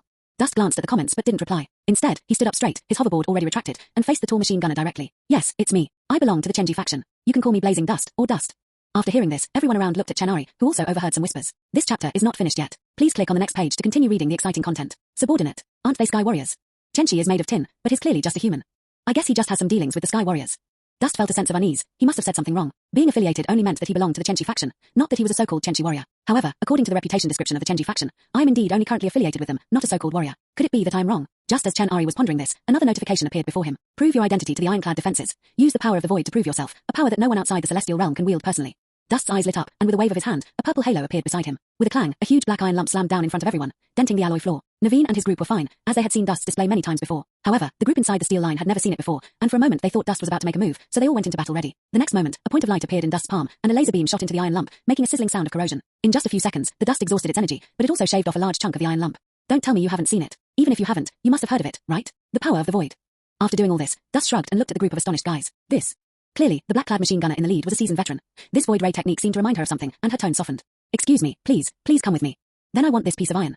Dust was about to raise his hand when Naveen stopped him. Naveen looked at the cross-section of the cut iron lump and was surprised to find that there was a mechanical structure inside that had not been completely melted. This looks like a part from some kind of aircraft. Naveen exclaimed in shock. Chapter 189 double for the next person an aircraft? Of course, it's an aircraft. Dust replied matter-of-factly. After all, I saw it crash into me with my own eyes. How could I be wrong? Hearing Dust's answer, Naveen looked at him questioningly. You know? Upon hearing this, Dust realized that he couldn't very well tell them that he had come down from the sky. These people were already suspicious of him, and besides, if he wanted to prove it, would he have to go up to the sky again to demonstrate? However, Dust remembers having video screenshots taken after entering outer space. He doesn't know if they can be used as evidence in court, but it's not convenient to log off in person now. He doesn't know if this will terminate the mission. None of this matters, Dr. Naveen. Just as things were settling down, the tall, black-clad female machine gunner interrupted them. If there are any problems, you can take it down and take a look. This thing might obstruct entry and exit if it's left here, and the ground also needs repairs. After saying that, the female machine gunner glanced at the Dust again, signaling to follow her. It's up to you now. Remember to let me know if you find anything. Dust patted Naveen on the shoulder and quickly followed. On the way, the female machine gunner led the team, followed by only 3 soldiers. The others were dismissed on the spot, for reasons unknown. Where are we going? To see your leader. Dust looked at the underground facility with curiosity and found that its architectural style was very similar to that of Kroni's stronghold. Most of them were supported by arc structures, except that the hatches were no longer arched, but square. Ms. Dao is currently handling some business. I will now take you to her room to rest. Please wait a moment. Having witnessed the void rays of Dust, the soldiers of the steel defense line became more cautious about Dust. They didn't know why a celestial chose to walk on the earth in human form, nor did they know if the Dust that could use the power of the void was truly a celestial, but they did know one thing. Those who can use only the power of the void are not to be trifled with in this universe. Passing through 2 public areas filled with busy black-painted Kroni people and remnants carrying goods and holding crystal tablets, the 2-meter-tall female giant finally arrived at her destination, covered in dust. These are some spare rooms, usually used to entertain VIP guests. Are you satisfied with them? Dust pushed open the sealed hatch, and a slight sound of pressure equalization was heard. The dark interior was immediately illuminated by the lights. The facilities were simple, with all the usual necessities, especially a single bed with a soft mattress, which made Dust, who was always working on the iron plate, very happy. Dust, okay, thank you. If you need anything, feel free to contact me anytime, I'm nearby. With a clang, the hatch was slammed shut by the other party. For a moment, I felt as if I were imprisoned, but it might have been an illusion, because the other party kept their body very low when closing the door. They don't seem like flawed Kronians at all. Could it be that their defection made them intelligent? Or did they undergo another round of augmentation surgery to enhance their IQ? Unable to know anything about this, I could only turn over and lie down on the bed, turning my attention to the user panel. The special alert mission above hasn't changed yet, and we don't know what it means. In fact, we've never seen a mission with a built-in guide before. It's probably the first time we've seen a mission with deliberate guidance in the game. Could it be that the Chenji faction and the Iron Defense line must unite in the storyline? Otherwise a major problem will arise that even the production team cannot resolve.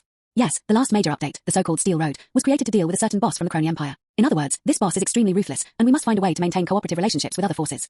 Dust pondered, noticing that the task information on the user panel remained unchanged, and wondered what he should do. Xia Shang's perspective on the dust had become increasingly fixed, so he withdrew his attention. In Xia Shang's view, Starry was currently being kept under observation with a soft approach, and all changes would have to wait until someone came to contact Starry in person. I wonder who it could be. Dao. The group leader is probably worried about Hake's matter right now, so it's most likely the deputy group leader. Xia Shang recalled Chou's appearance back then. He was Dao's younger brother and should have been a soldier from the same batch of units that left the factory. They all had similar defects, with obvious skin atrophy on their faces, making their expressions look stiff. Combined with Kroni's grotesque appearance, he wasn't exactly good-looking. That's why Dao always wore a mechanical eye patch, while Chou didn't. As Dao's right-hand man, he was responsible for issuing strict orders, and his flaws and ugliness helped him gain acceptance among the Iron Line brothers. But don't underestimate them just because they are clones of Kroni. They have the courage to form a rebellious armed group even when facing a strong siege from the Kroni Empire, and they have developed to this point. They are not just reckless and brave characters. Xia Shang hadn't originally planned for players to contact them so soon, but that guy just really pulled off a huge thing. Thinking of this, Xia Shang couldn't help but feel a headache coming on. He could only say that there's always a way out. Meanwhile, at the current project site, the equipment that urgently needed renovation has been almost completely repaired by Lyle, and it's just waiting for new players to log in. The damaged passageways and rooms from the battle, along with the remaining corpses of Kroni in various corners, can be left for these new players to repair and clean up, serving as their introductory quest. This has already been confirmed with Audi's, the central hub of the stronghold.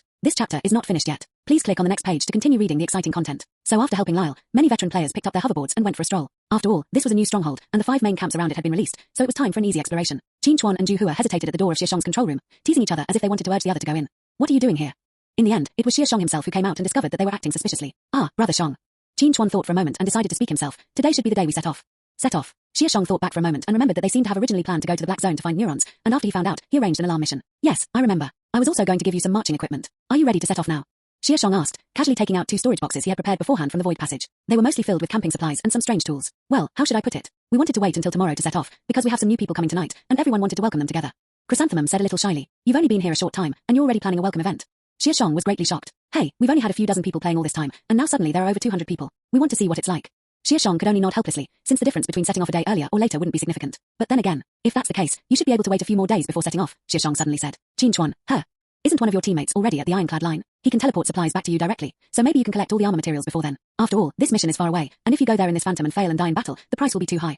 Xia Shang's words brought the two of them to their senses. This doubled the pressure on the Dirt Solo team. Chapter 190 It's time, in every sense. In the message sent to the new players, Audi's detailed the login opening time for this batch of test qualifications, which was marked as 11 p.m. Daryu time, which is 6 p.m. Night Spirit time. To be honest, this time of day is quite gloomy. Many office workers, even if they are still awake at this hour, are already in a state of drunken stupor, let alone playing games. However, considering the time difference, Xia Shang instructed Audi's to pay more attention to those with ample time when selecting the spots this time. Currently, the new stronghold is not truly safe. In Kroni's eyes, the coordinates here are fixed. In their command center, it belongs to the Kroni Empire's engineering department.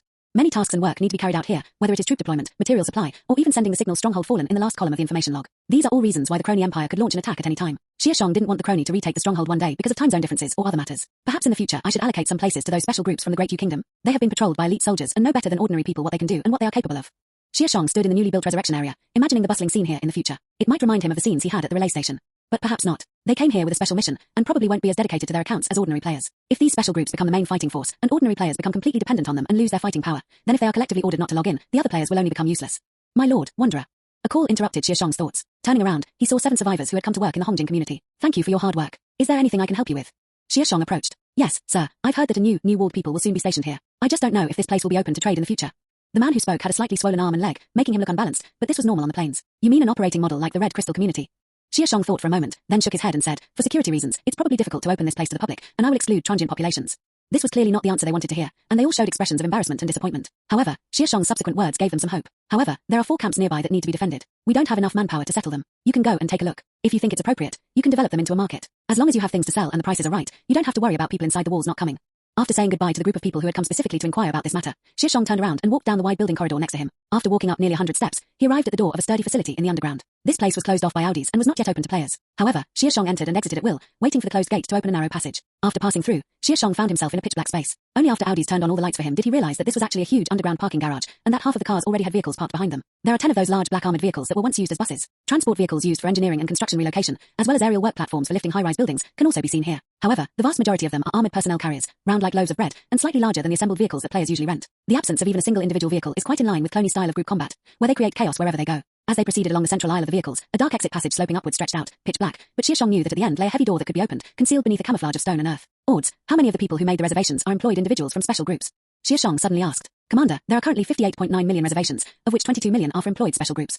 Audiz's voice echoed in the garage. That's less than half. Excluding them, there are still 36 million actual pre-registered players. 36 million. I wonder how long that will last. Xia Shang sighed softly. Has all the vehicle information been collected? Audi's, it's all included now, and we can provide the blueprints at any time. Blueprints? That's not necessary. Try contacting the owner of the Red Crystal community, give them some sample blueprints, and say that we'll provide the materials. See if we can build one first. Vehicles are a major source of income for survivors, and they don't need to be mass-produced using blueprints until players have the ability to easily travel to more distant war zones. Yes, Commander. After personally walking through every cabin and platform in the base, Xia Shang even discovered many gadgets recorded in the database. When he returned to the resurrection area, there were already 256 faceless phantoms on the ground. Since there were only 10 minutes left before the players could log in, many players who had gone out returned one after another and whispered among themselves around the 200-plus corpses. Damn, I'm unfazed by over 200 Kroni corpses, but these 200 doll-like phantoms give me goosebumps. I know, it's the Happy Valley effect. This chapter is not finished yet. Please click on the next page to continue reading the exciting content. Bullshit, it doesn't even have facial features. How can it be Happy Valley? Admit it, look at Kroni's corpse, isn't it all censored into a ragdoll? I just can't get through to talking to you. Look, they've been exposed, and they're furious. Speaking of which, Brother Shang didn't prepare any weapons for the new recruits this time. Has the process changed again? Didn't you see an armory under construction near the exit of Unit C when you came back? Huh, no, I only saw Lal building something over there. Oh, it's him. But he doesn't have an armory there either. Is he going to have the newbies draw up blueprints and build them themselves?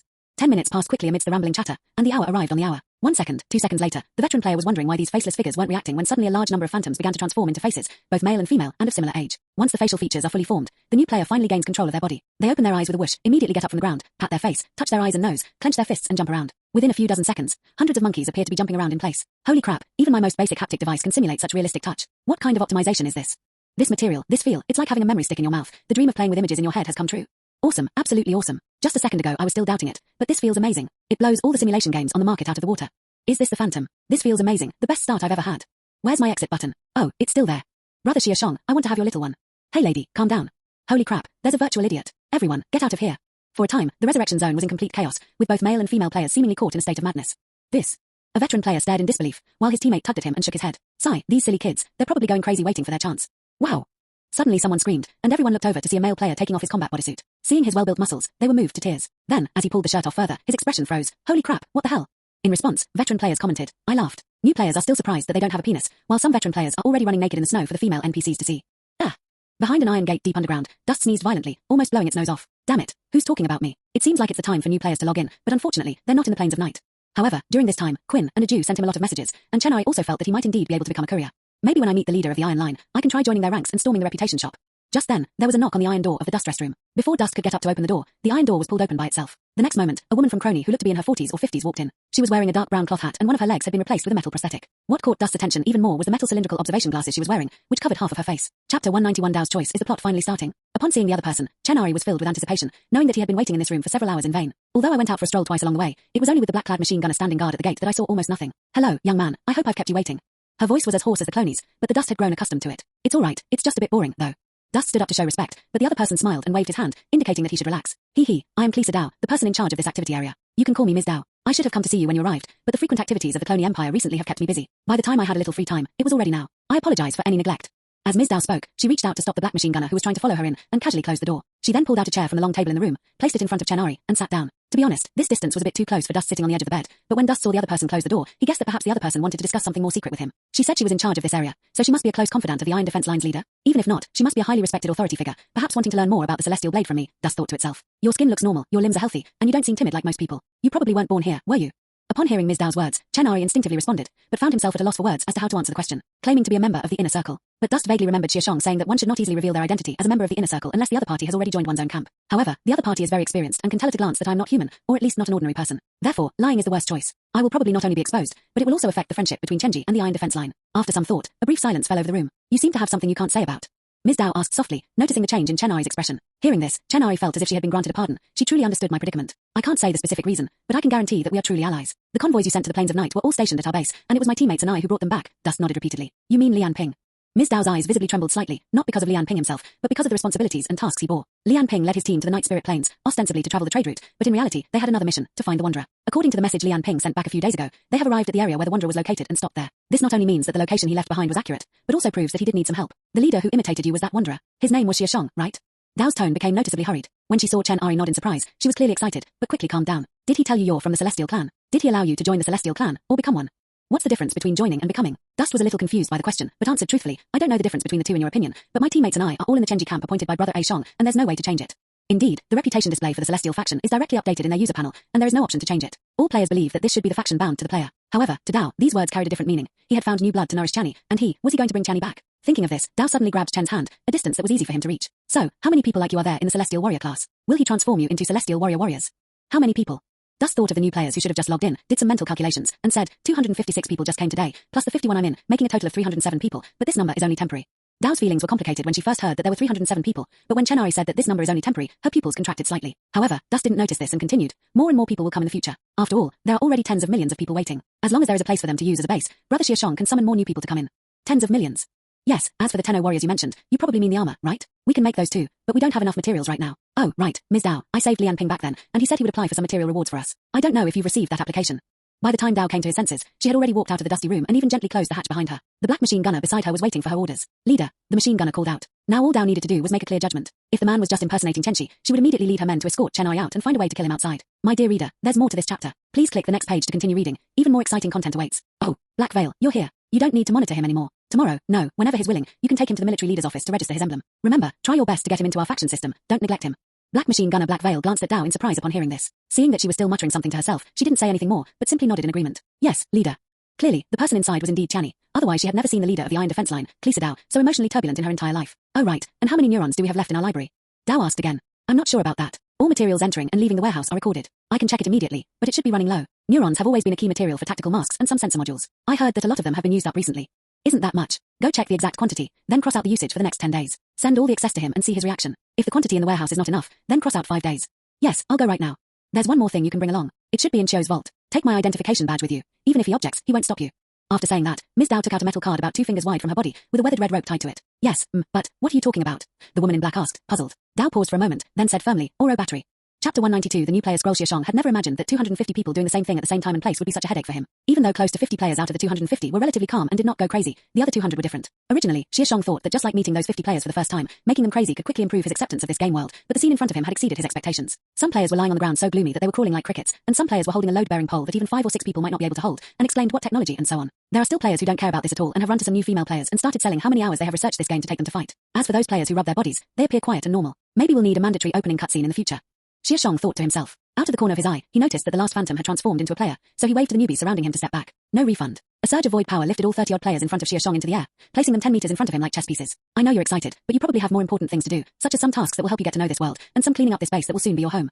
Xia Shang's voice was amplified by the power of the void, echoing directly in the minds of all the novice players. Yes, it's a mission. After the excitement subsided, everyone turned their attention to the user panel. Their newbie quests had been updated, but as always, they needed to bind rest points and clear outposts to gain a small amount of reputation, and to collect weapons, they needed to help General Lyle complete the construction of the armory. Signing in for daily tasks and drawing rewards is the first thing all players do. Thanks to the previous deal with Lyle, players can now obtain a much wider range of blueprint components, which is a major incentive for new players to participate. Holy crap, a grenade blueprint. You guys are all blueprints. How come I'm the material? That's so unlucky. You think blueprints are all good? I have a cutter blueprint here. How about we trade materials? What does this cleanup task mean? You get 2 reputation points for every 4 by 4 square meters of clutter you clean up indoors. Reputation. We're already in the Celestial faction. Damn, let's get reputation up and make our armor. TSK, they're even scrambling to do the garbage collecting task. To be honest, they might as well help Lyle build a house, collect their weapons, and then go outside to grind experience. You're right, I'll go now. Holy crap, there's a limit to the number of people you can assist Lyle with. You bunch of idiots, Anyone want to go look at dorm rooms together? I'm physically weak and would like to find a roommate who doesn't want to turn the air conditioning on to 18 degrees Celsius. What the hell? Are you an idiot? This body is the new phantom. Look at your physique. It's not the frail body you had outside anymore. What do you mean by weak? Exactly, there's no need to check if his development is normal or not. He's got a strong, muscular body all over. I just wonder if he'll have a strong, powerful smell when he sweats. Wow, there's a gay guy. Everyone, get out of the way. What? Where are the gay guys? The gay guys spontaneously decided to share a room. I'm not gay, I want to share a room with a girl. The young man is ugly, but he has some pretty grand ideas. In an instant, most of the players dispersed. Some went to the living area, some went to the corridor, and followed the mission instructions to the areas that needed to be cleared. Another group had already rushed off to surround Lyle. Even so, there were still dozens of players who remained in the same spot. But they weren't doing nothing. Instead, they cunningly approached the veteran players who were watching from the sidelines. Yes, they were thinking, to curry favor with powerful figures. Hey pro, can you help me out? I've already watched 300 hours of game clips and analyses. I'm sure I won't hold anyone back when we go out on quests. Look at me, boss. I swear to become the new Great Shield, following the Tanky King build. I'm easy to raise. I'd like to become an apprentice. Are there any people taking on apprentices? I have plenty of time to play games every day. In this haphazard way, some newbies actually managed to infiltrate the ranks of veteran players. For example, the clever Older managed to become friends with 2 newbies. Maybe it won't be a bad choice. Older side. Of course, Qin Chuan and Ju Hua also had the same experience. These 2 are already top-tier players known to everyone in StarCraft Frenzy. There have even been numerous discussions on the forums about wanting to join their raiding teams. For example, how do I become Quinn's teammate? Will wearing a maid outfit make me a teammate in Chrysanthemum Loves Maids? How to become a teammate of a tough guy? Posts like these left those who saw them at the time both amused and exasperated. Now that the King of Endurance has moved to the new map, all that's left for players to find are Quinn and Chrysanthemum. Quinn, I'm your fan. Hey Quinn, let's add each other as friends. Quinn, where's my campfire strategy guide? Well, the welcome party has turned into a fan meeting, and some people are even here urging for an update on the strategy guide for the previous game, which is something Chinchuan never expected. Well, this game currently has more traffic, so of course we'll play this one first. But it's also fate that everyone was able to win out of tens of millions of pre-registrations, right? So I can't just do nothing. This was indeed the first time Chinchuan had ever seen such a scene, because he had never shown his true face in real life, so for a moment he forgot that he was now, in a sense, the streamer Quinn, standing truly in front of the players. Since we've all come together by chance, why don't I give everyone 2 guns? There are only about 20 new players and 50 guns here, which Chinchuan can easily provide, since there are indeed too many guns among the loot. Having snagged some good items from the streamer, everyone knew when to stop. They would then ask the streamer for tips on completing tasks and leave to do their own tasks. After all, with the streamer's advanced weaponry support, they can take on some steel road missions in advance, which greatly improves their skills. Chinchuan, finally able to relax, breathed a sigh of relief. Looking around, he discovered that Chrysanthemum had actually hidden herself next to Xia Shang. You're so good at dodging. I just didn't want to disturb you and your friends from connecting, a Jew said with a grin. Do you think your popularity is that much lower than mine? Try broadcasting yourself. Watching the two banter with each other, Xia Shang pondered for a moment, then suddenly asked, feigning ignorance, they seem to admire you a lot. Upon seeing the NPC interrupt, the two immediately became serious. It's not so much admiration as gratitude for the audience's support. Chinchuan remains quite low-key, even though he has unknowingly amassed over 2 million followers on various platforms. But their conviction rests with you, doesn't it? You can certainly offer them some guidance as a senior, Xia Shang said. Chinchuan shook his head at this, saying, the areas I frequent might be too difficult for them. As for giving me pointers, if they pay attention to me regularly, they would notice those issues. Besides, I've only been in the game for less than a month, and there are many things I don't understand. A Jew nodded repeatedly. That's true. Xia Shang was taken aback for half a second, then couldn't help but laugh. While they were laughing and joking on one side, Lyle on the other side was having a much harder time. Wait. That's not how you put that. Turn the soldering power down. You've burned through the circuit board. An angle that the robotic arm can't turn into is a blind spot. Don't try to force it. Lyle looked at the ruined foundation of the new energy room and armory and wailed. Chapter 193 An unintentional success because of the player's involvement. Lyle's armory was delayed in completion. By the time Lyle put the last metal plate on, it had already exceeded his expectations by an hour. They only managed to keep up with Lyle's pace after receiving his guidance. Otherwise, it probably would have taken until tomorrow. Complete the quest, brother Lyle. Looking at this group of people inside the wall whose writing was illegible, Lyle felt a pang of self-doubt. Perhaps fighting is the most suitable, and only suitable, task for them. Otherwise, it would be a huge joke if we had to waste our own time while also paying them a fee. Okay, here is your payment. Despite this thought, Lyle still allocated reputation and star coins to these guys. Lyle was not recruited into the Chenji faction by Xia Shang. He did not have his own reputation pool, but Xia Shang gave him certain mission permissions. As long as he was within Audi's signal reception range, he could allocate a certain amount of reputation to the people in the wall. Lyle was familiar with this system of reputation points and factions, because the Coup's Merchant Guild was almost entirely divided into such faction groups, with large guilds containing smaller groups, which could also be considered a property protection mechanism. As for not joining, Lyle didn't care. After distributing the remaining payments to all the people inside the wall, Lyle ignored them and went straight into the empty armory. At present, it was just an empty shell. He still needed to mark the various empty places where he had given his manufacturing tools, according to the blueprints. After finishing all that, he'll have time to rest. He can sleep until tomorrow and go back to the Red Crystal community to bring over the spaceship wreckage that's been confined to the warehouse for dismantling. He can also research and manufacture a lot of useful things there. What are you still doing here? However, when he finished everything for the day, he found a group of people from inside the wall waiting outside. We need to collect our weapons. Yes, that's what the mission statement says. Get your weapon. Lyle thought about it and realized that there was such a thing, but the military equipment hadn't been delivered today. Didn't Xia Shang say he would arrange for someone to send it over? Please wait a moment, I'll ask. Just as Lyle was about to connect with Audis, he heard someone squeeze through the crowd. Make way, brothers, make way. Looking up, I saw several familiar faces from inside the wall. Lyle, your goods have arrived. The veteran player in the lead made eye contact with Lyle and quickly waved. What kind of goods? Lyle was taken aback. Brother Shang asked us to deliver this to you. Haven't you contacted each other? Hearing this, Lyle was overjoyed and quickly beckoned them into the armory. Wow, they built such a big warehouse so quickly. Several veteran players who had come empty-handed followed Lyle, looking around the armory. Lyle, will there be any new features here in the future? New features? That depends on your needs, but at least the most basic arm sales are a must, Lyle said with a shrug, then pointed to a warehouse on the side. Just put them in here, and remember to stack them by weapon type. Okay, Brother Xia has categorized them all. Several veteran players released void energy, and black iron storage boxes were piled up, quickly filling the warehouse. Lyle, who was already used to seeing people inside the wall carrying things empty-handed, glanced at the markings on the boxes, nodded in satisfaction, and thanked them. Very good, thank you. The power of the void is indeed very convenient. Hearing this, the veteran players laughed. Haha, that's true, easy and convenient. When we reach higher levels, one person can carry these things by themselves.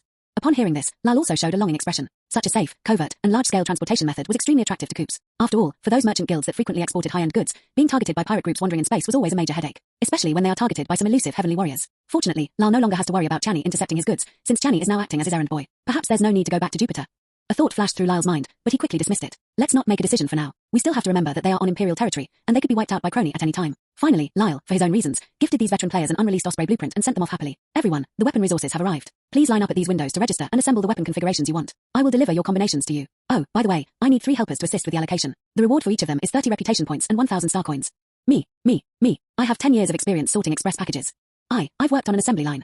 Everything is going smoothly on Lyle's side, and there are no disputes over beds in the rest area on the other side. The tidying up of the cabins is also progressing slowly. Hearing Audi's report on the situation from all sides, Xia Shang felt much relieved. He had no experience managing so many people before and would mainly need Audi's assistance. It's almost nightfall, their first night. Don't let them go out easily. If they provoke Zhao Lishi, our stronghold might not even be enough for him to beat us up, Xia Shang reminded Audi's. Yes, Commander. The gate will be monitored and sealed off. Only those who are mature within the walls will be allowed to go out at night. All right, Xia Shang wanted to say something more, but the closed control room door suddenly sounded a visitor notification. Xia Shang casually let them through, but the 2 familiar faces who came in looked excited and thrilled. Chinchuan, a Jew. What brings you two here again? Looks like you have good news. Is things going well on the dust side? Xia Shang immediately noticed their situation. It has to be brother Xia Shang again. Yes, we got a letter from Dust saying that Steel Defense suddenly funded him with 8 neurons. 8. Even Xia Shang found the number unbelievable. Each neuron represents the anatomy of a long-evolved, mutated infected organism, a powerful unit that requires a great deal of manpower, resources, and combat strength to defeat. The Kroni Empire, which surrounds the Black Zone, may well have considered turning it into a breeding ground. The source of the Steel Defense Line's neurons, apart from their special means of entering the Black Zone, is intercepting Kroni's distribution intelligence, and then stealing or intercepting it once they know the distribution channels. Each neuron represents a huge risk, potentially even the death of a team member. The person who has the right to dispose of such high-grade materials is at least one of the most elite members of the Iron Defense Line, and it is even possible that Dao himself is among them. When the dust settled on the waves, Xia Shang was still setting up the new player's phantoms and character customization, so he was naturally unaware of the true situation. However, he could easily deduce that the Steel Defenses must have discovered important information from the dust, and Dust said they also sent something that looks very rare. He's never seen anything like it before, so he wanted to send it over to Brother Shang to see what it is and what it's for. As Qin Chuan spoke, he took out a white, spindle-shaped device the size of a washing machine from the void passage. Its streamlined appearance resembled a round, plump mango, and its snow-white paint and gilded frame highlighted its rarity. The shuttle-shaped device clattered to the floor of the control room. Qin Chuan carefully supported it, but when he looked up, he saw an expression on Xia Shang's face that he had never seen before. It was a shock, mixed with some bewilderment and confusion, which then turned into sorrow. What happened? Did I take the wrong thing? Qin Chuan was a little uneasy. He looked at a Jew beside him and saw that he was just as puzzled. Commander, this is the Auro battery compartment. Ultimately, the central Audis didn't think too much and revealed its name. Battery compartment. What's that? Is it just batteries in there? Chrysanthemum was a little disappointed after hearing this, but Qin Chuan slapped her on the top of her head. What do you mean just? Can't you speak properly? Didn't you hear the prefix? Oro, this is ancient technology. Xia Shang didn't speak. He got up and slowly walked to the battery compartment. He reached out and pressed a golden pressure plate in the center of its surface. Then the surface sealing plate folded down, and 2 mini battery compartments embedded in the corresponding grooves were pushed up. Reaching out, he grabbed one of them and, with a little force, removed it from the clasp. The shimmering golden mango was now in Xia Shang's hand. Oro battery. They really go all out, giving this away to someone they've just met. Xia Shang sighed, a strong desire to possess welling up in his heart. Yes, even his warehouse didn't have any Oro batteries left. His batteries were all used up in the destruction of the relay station. If the wreckage of the relay station could be found, perhaps some could be recovered. No, or rather, there's another one, the mech piloted by the first player. Although the system was damaged at the time, the mech itself was still intact, so the battery was still inside. Without dwelling on those daydreams, Xia Shang let out an invisible sigh and put the battery back into the battery compartment. Yes, this is indeed an energy pack left over from the ancient Aura period. As long as it is not physically destroyed, it can supply energy indefinitely. Never ending. Qin Chuan and Ju Hua stared wide-eyed at the 2 batteries, exclaiming in surprise. Perpetual motion machine. Nuclear fuel cell. If someone else told them this was a never-ending, inexhaustible energy battery, they would definitely scoff. But now it is the Xia and Shang dynasties that are telling them this in such an exaggerated way. There's nothing wrong with your understanding. The Oro Empire used these batteries in almost every aspect of the empire. Almost all of the Oro Empire's official equipment contained Oro batteries. Even the armor you've been longing for is powered by Oro batteries. This also allows the armor in those cryogenic chambers to function normally, even 1,000 years later, just like when you first woke up. Hearing Xia Shang's remark, Qin Chuan couldn't help but become curious and asked, does the manufacture of each suit of armor require batteries? Yes, if you look closely, you'll see that your glass armor's overall design also requires an Oro battery to power it. Now that you mention it, Qin Chuan seems to remember that when he first saw the word battery in the master plan, he didn't pay much attention to it and just skipped over it, thinking it was just a battery and not something to be taken lightly. He never expected it to be an Oro battery. This was truly an unintended consequence. Without this battery, wouldn't we be unable to manufacture the armor even with the blueprint? Is it difficult to obtain this battery? Chrysanthemum was a little anxious because he had almost gathered all the materials needed to make the armor, and he couldn't let this delay him. Difficult, yet not difficult, Xia Shang said, shaking his head. Chapter 194 Batteries and Armor. What does difficult yet not difficult mean? As I said, the Oro Empire extended the use of this battery to all aspects of technology. Therefore, the number of Oro batteries in the Oro Empire's output is extremely large, and countless stockpiles still exist today, buried in any Oro Empire ruins. This means it is not difficult. Xia Shang explained, but precisely because of this, the Kroni Empire has been excavating it for hundreds of years, and countless Oro ruins have been occupied and hollowed out by them. Now, the only way to obtain the Oro battery may be to get it from them, and that is the real difficulty. After listening to Xia Shang's words, Ju Hua and Qin Chuan both fell into deep thought. So, the quickest way right now is still to raid the Kroni Empire's warehouse.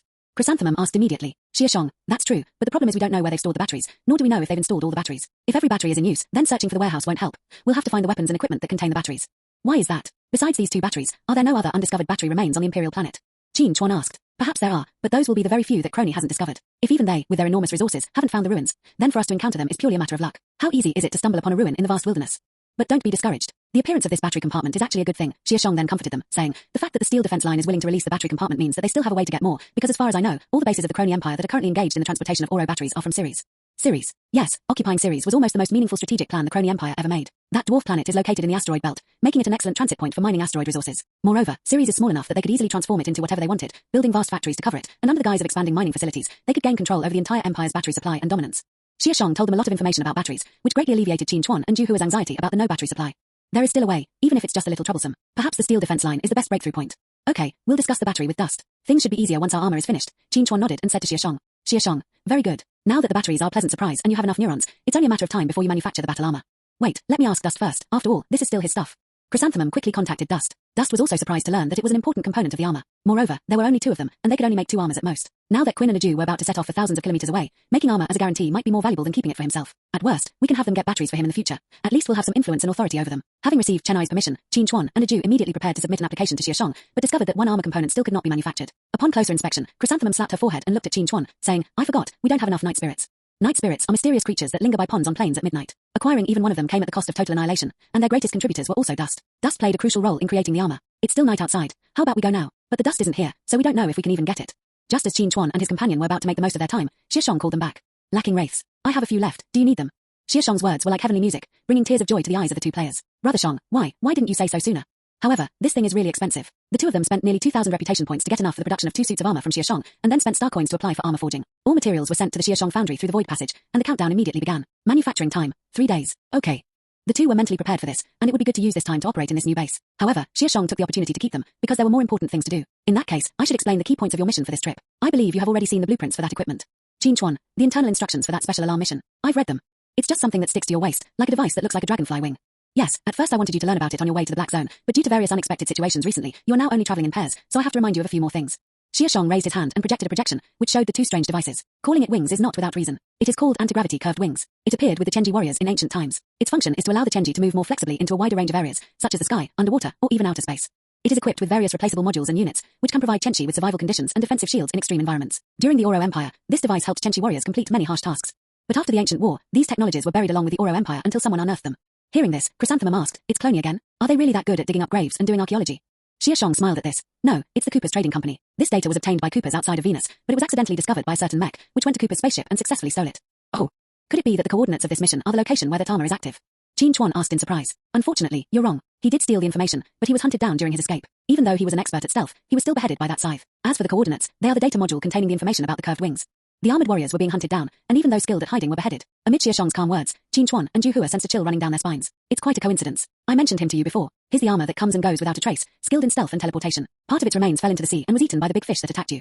The other part should have been picked up by the Kroni, who deciphered some of the armor's abilities and transplanted them into a few Kroni soldiers, the ones you encountered. The two players fell silent. Chapter 195 Core leaving Xia Shang's control room, Qin Chuan and Ju Hua inexplicably headed towards the passage leading to the main gate. Quinn, still streaming. Is Quinn going on a mission?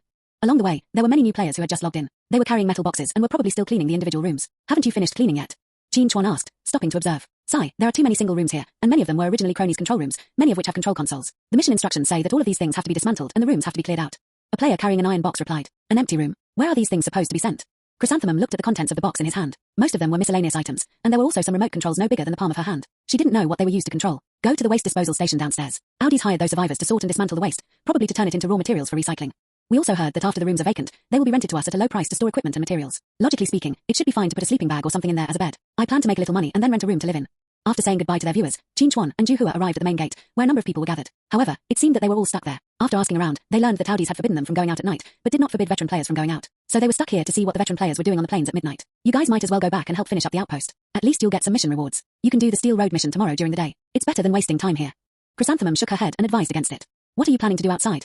A new player asked curiously. I'm still a little short of an amplifier. I'll ask Quinn to take me to find one. He's already made his amplifier. It was then that everyone noticed that Qin Chuan's right forearm was covered with a strangely shaped hollow skeleton, like an armor with the protective gear removed, and it had some movable joints. Keep it up, everyone. This game is still a bit difficult for beginners. It's best to team up in the early stages to improve your willpower as soon as possible. Once you unlock the void skill, going out at night will be much easier. After encouraging the new player, Qin Chuan took a Jew out. This trip was indeed to find some night spirits for a Jew's amplifier. Shangji's inventory could only solve the immediate problem of the armor, but it was not a long-term solution. So the two of them decided to try it themselves, and also help Dust collect some lake fish brains. The nearest waterway was several kilometers away, so the two of them used hoverboards to travel at top speed through the night spirits. The little night spirits don't float very fast. At first, they are indeed startled by the buzzing and wind sounds that pass by and try to chase after them, but they are quickly left far behind by the speed of the hoverboard and disappear from sight. If no trace of prey can be found, the night spirit, having lost its target lock, will simply turn back. This is the experience that veteran players gained when venturing out at midnight after obtaining the hoverboard. This is also why Xia Shang and Audis tacitly allowed them to travel at night. It's not just because they know not to provoke the night spirits, but more importantly, because they have the ability to shake off the night spirits' pursuit and avoid a situation where night spirits gather in groups. The night spirit plains are so quiet at night, Chrysanthemum remarked, with only the whooshing sound of the wind as she sped along. Isn't this how it's always been? It's not like this is your first time spending the night on the night spirit plains, Qin Chuan said with a smile. But we haven't tried using an amplifier to destroy a night spirit yet. Quinn, why don't you give it a try? Can. As void power was injected into the amplifier on the arm, the armor instantly extended its movable parts, like a bow extending in front of the palm. Qin Chuan's amplifier function selection is long-range precision, power charging laser, and self-charging and expansion. Long-range precision allows him to shoot small targets at greater distances. The charged laser increases power and ballistic accuracy, and the self-charge extension reduces the laser charging time. Energy accumulated in the amplifier, and pale purple light condensed in Qin Chuan's palm. He raised his hand and aimed at a green dot of light that hadn't noticed them yet. A laser beam, incredibly clear in the night, shot straight toward the little night spirit. There is almost no firing delay. At a distance of 50 meters, it's a near instantaneous hit. The next instant, the night spirit exploded into a pile of rubble, leaving only an energy phantom that turned around and spotted them. Not dead. You're not useless, are you? Kiku exclaimed in surprise. Then let's do it again. When has your brother Shang ever lied to you? Qin Chuan said, and fired another charged laser at Yiling's face. At that moment, they were only 10 meters away from the night spirit. The instant the laser struck the night spirit, it transformed into a ball of pale green energy and instantly dissipated into mist. Dead. It's really solved. Seeing this, Chrysanthemum was both surprised and delighted. However, Qin Chuan, whose attention was focused on Yi Ling, vaguely saw something fall from the mist and land on the spot, so he reached out and scooped it up as he passed by. Brother Quinn, what are you picking up? Don't we have plenty of Night Spirit Stones? Chrysanthemum thought Qin Chuan was picking up Night Spirit Stones. No, this isn't a Night Spirit Stone. It fell off when the illusory power of the Night Spirit second stage collapsed.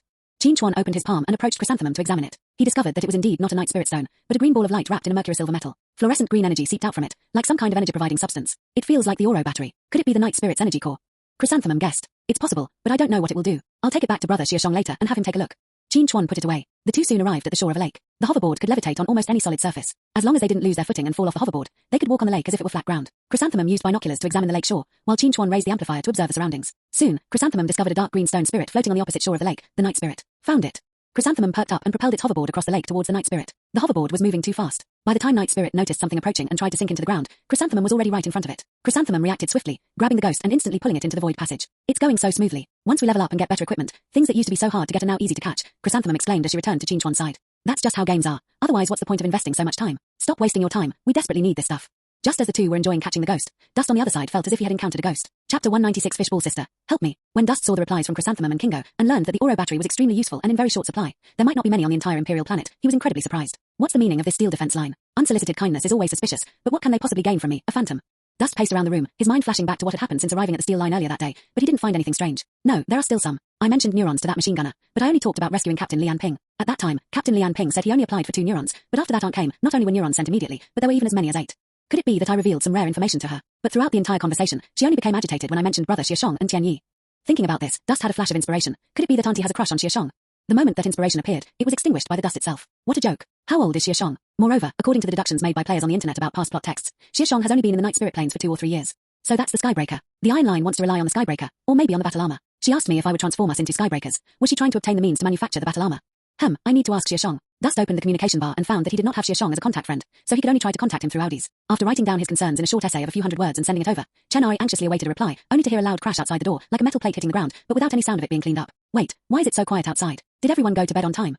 Dust stepped forward, pushed open the door, and peeked out. The corridor outside was still bright, but there wasn't a single person in sight. Even the black machine gunner who had been keeping watch at the door was gone. It seems it really is time to rest, but the steel defense line seems to have plenty of energy. They're even keeping the lights on at night. Just as Chen was about to close the door, his gaze swept downwards and he saw a 1,000-bladed ventilation panel lying on the ground. These things are usually placed in ventilation ducts or next to computer rooms that need heat dissipation, so why was it on the ground? So Chen looked up and saw that there was indeed an exposed vent on the ceiling, from which the ventilation panel had fallen. However, this actually posed a problem for Dust, because in this game, ventilation ducts can be used as a means of infiltration, just like when they first went to Kroni's transfer warehouse to steal things. The detachment of the slats does not necessarily indicate that the wood has been neglected for many years, and besides, the slats do not look like they have never been maintained. Has someone infiltrated the steel defenses? Dust recalled the fortress shields on the ground, surrounded on all sides, with personnel guarding the entrances and exits. How could anyone possibly sneak in? Dust shook his head, thought for a moment, then picked up a stool and put the 1,000-leaf board back in place with a click, making it fit perfectly. Okay, now we just have to wait for dawn. The machine gunner said he'll take me to register as an ally of the Iron Line tomorrow, and then we'll have missions to do. Dust carried the chair back to the room, reached for the water glass on the table, and noticed some water stains. But he remembered not spilling any water. Could the glass be leaking? Alas, the steel defenses. Dust shook his head, not taking it seriously. He poured himself another cup of tea to replenish his fluids, then lay down on the bed and logged off. Strictly speaking, he spent most of his time today following the storyline. He only went out and walked around with the machine gun a few times, which wasn't very interesting. Sigh, what a waste of a day. I'll do more quests tomorrow. I heard there are rewards for reputation quests here. And let me tell you, this mattress is really comfortable. I want to sleep in the game. Wrong. Suddenly, Dust, who was resting on the bed, opened his eyes. In the quiet room, he could hear the powerful heartbeat of his own shadow and his own breathing. But apart from that, the Dust could clearly sense that something was present nearby, right in the room. Is it an invisible enemy? Or an energy entity like a night spirit? Was that Chiba board really hacked? But that shouldn't be the case. If this guy came down from the ventilation duct, why would he enter my room? Coincidence. But there was clearly no one outside just now. If he was sneaking in with a mission, he could have quickly gotten up and done the mission. There's no reason for him to barge into my room instead. In other words, this guy is most likely after me. Dust immediately closed its eyes again, pretending to be asleep like a dead dog, but inside it was panicking. It's important to know that when a player's phantom goes offline and enters a sleep state, it has no ability to protect itself. Even the number of resurrections must be selected by the player while they are online. Otherwise, it will automatically resurrect in the cave in Xia Shang. This is a point of emphasis in the player manual. No, let's ask Quinn. Dust, with his eyes closed, found Quinn's information bar in the user interface. Luckily, Quinn was still online. A burning Dust. Quinn, help. There's a ghost in my room. Quinn. What are you doing? We're helping you catch ghosts, and you're telling me there are ghosts around? A burning Dust. No, it's true. Something has crept into my room. It might be something that can turn invisible. My dear reader, there's more to this chapter. Please click the next page to continue reading. Even more exciting content awaits. Quinn, sure, it's no big deal. Don't you have some heat-resistant crystals? Put them on, then unleash a cannibalistic attack into the room. Everyone, human or ghost, will die. Burning Dust. Hiss. Isn't this a bit too reckless? What if they were sent by the Iron Defenses to spy on me? Wouldn't this affect our alliance? This question seemed to give Qin Chuan on the other end of the line pause for a while before he replied a few minutes later. Quinn, I've never seen you think this much before, but it's certainly possible. Why don't you just go and ask them directly? At worst, you can allow them to monitor you in person from now on. Quinn, oh, Chrysanthemum says you're overthinking it. Just blast him to bits, then you can insist he came to assassinate you. The ironclad defenses will have to prove their innocence. Your boss is Xia Shang. They're the ones who should be afraid. Burning Dust. This isn't a good idea. Quinn, this isn't good, that isn't good, but there's nothing we can do about it. This game doesn't have a radar to show enemies, so if you want to find cloaked units, you can only use area of effect, AoE, damage to splash them. Displaying enemy radar. Dust suddenly remembered something, scrolled through a few pages of friends, and was pleasantly surprised to find that the other person was still online. Burning Dust. Dust is calling for Fishball sister, save me. Nikolai tearing fishballs. Dust? What's up? Weren't you in the Himalayas? Something that would make even the toughest guy cry for help. You don't mean you want to borrow money to buy something, do you? Nicola tearing fishballs. You never think of me when you're leveling up and fighting monsters, but you only remember me when you're broke. Don't even think about it. Nikolai tearing fishballs. I'm blocking you. You can't unblock me unless you take me through 10 dungeons. Dust. No, you're even more dramatic than me. Chapter 197. Dare to spy on me here? Damn it. Bring on my sword. Dust used all his persuasive skills to finally reduce the number of dungeons he would take her from 10 to 7, which allowed them to get back to business. Burning Dust. Fishball sister, do you still have that crystal? Nikolai tearing fishballs. Which one are you talking about? Blinding Dust. What's that thing called again? The one that can sense living beings around it. Nikolai tearing fishballs. Oh, you mean that void detector? Its effect is to sense beings within a 5-meter radius that are trapped in the void. It has a pressure of 4 points. What's up? Are you going to use it? Burning Dust. Oh, it wasn't all the living things around me. I don't remember them at all. But could I borrow this one? Nicholas Fishball. Okay, I almost forgot about it if you hadn't contacted me. It's basically useless. How can I give it to you? Teleport me. Burning Dust. Yes, do you still have any teleportation attempts left? A moment later, a crystal radiating golden light was transmitted into the dusty void passage. Level 0 void detection. Detects beings within 5 meters that are trapped in the void. This is exclusive to phantoms or battle armors. Pressure. 4. Being marked by the void, that is, being set as an enemy by the game, means that this is actually a very useful method for distinguishing friend from foe. If this sneaky guy is an enemy, I can find his exact location. If he is just a spy sent by the iron defenses, then it may be ineffective. It is effective in the end, and it does not require adding entropy. It is more than enough to cover the room within a 5-meter radius. Use this crystal to replace the insulation, since this is already a basement with a steel defense system, and the temperature is warm enough with the geothermal supply, so there is no need for this crystal for insulation. In an instant, Dust felt completely different. He found himself experiencing a sensation similar to that of Phantom's Orange, which he felt every time he logged into the game. It was a feeling of himself melting away, like ice or a gummy candy. However, unlike the upper and lower limits, which are detached, the feeling at this moment is extended. If one were to force a description, it could be said that a portion of his willpower transformed into threads, melting from the Phantom's skin and attaching to every single hair on his body, extending outwards for 5 meters. Moreover, it is not blocked by any physical objects, because it only reacts to beings marked by the void, and other objects are like nothingness to these extended detectors. As the Dust tried to sense it more closely, a human-shaped hollow suddenly appeared in the middle of these tentacle hairs. At this moment, he was crouching in the corner of the room, staring intently at the Dust, as if trying to get something from him. The moment he noticed the man, Dust knew that the humanoid outline in his senses was the original will of this guy. His body and limbs were uneven, with bumps and depressions. He had no facial features and no weapons on his body or hands, yet he appeared clearly in his latest senses. These features won't obscure his exploration from behind just because the target appears. Is it like the fine hairs extended by mental power, or is it more appropriate to call them Wi-Fi? Dust couldn't find an adjective, but he didn't think too much about it. The other party's identity was more important. He actually appeared in my void enemy detection display, which means he is the enemy. Dust no longer held back, bouncing off the mattress without warning. His daily habit of launching himself online in the Red Crystal community, coupled with almost 90% of his phantom's frequency matching, made his phantoms waist strong and powerful. At this moment, he was like the first bow that jumped out of thin air. Who dares to spy on me here? Damn it, bring on my sword. Dust shouted, and a great sword shot out from his hand with a great purple light. This sword was the replica of the great sword Galantian, which Lyle had brought to Chrysanthemum for processing when Lyle was handling orders last night. Chrysanthemum had then transferred it to Dust. With a soft thud, Galantian's blade pierced the corner where the quill was hidden. A section of the sword disappeared into the air, as if it had been wiped off in the middle, but blood quickly gushed out, sizzling and staining the sword red. The Dust stared wide-eyed, and the next moment, the air that had been pierced slowly distorted, revealing a Kroni. It was clearly a Kroni, and it looked just as ugly as those Kroni soldiers who were mass-produced at will. Its body was full of defects caused by the arbitrary control and mass replication of DNA. It had the same problems with the length and thickness of its hands, little eyelid coverage, and plump, swollen skin. But the black paint and the large and small circular emblems on his body, which belonged to the iron defense line, made Dust's pupils shrink. Are they from the iron defense line? Has the steel defense line also collapsed? In an instant, Dust's mind went blank as he watched the guy stare with a pair of terrified and resentful eyes, slowly collapsing into a pool of blood, with the giant blade Galantian still piercing his body, looking like a shrimp on a skewer. No, impossible. Crystallization can't be wrong. Is this just a sheep's skin?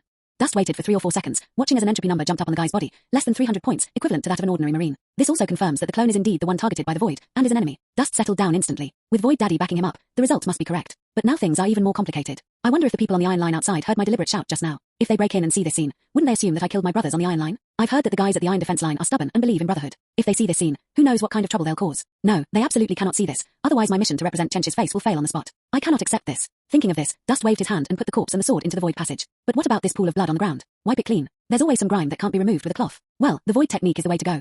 Dust tried to store everything in the void and found that it could actually store every single drop, turning into a floating blood sphere in the void passage. Good, very good. Now it really is a spatial backpack. Dust nodded repeatedly as it looked at the clean floor, then jumped onto the bed and logged off at lightning speed, as if nothing had ever happened. There's no need to worry. His livestream was cut off early because the content was too boring, so no player saw the scene of him hiding the corpse, and naturally it wouldn't reach the ears of the soldiers on the iron defense line far away on the plains. Otherwise, the bullet screen interaction area would have been filled with sarcastic comments like strict investigation. Doesn't seem like acting, and this is just him playing the part. Unfortunately, although there was no livestream, Xia Shang, who happened to be there to check on the progress of the Lone Players Alliance mission, saw everything clearly. It was a first-person immersive murder and body-destroying case. Good bastard, using the power of the void to do such dirty things.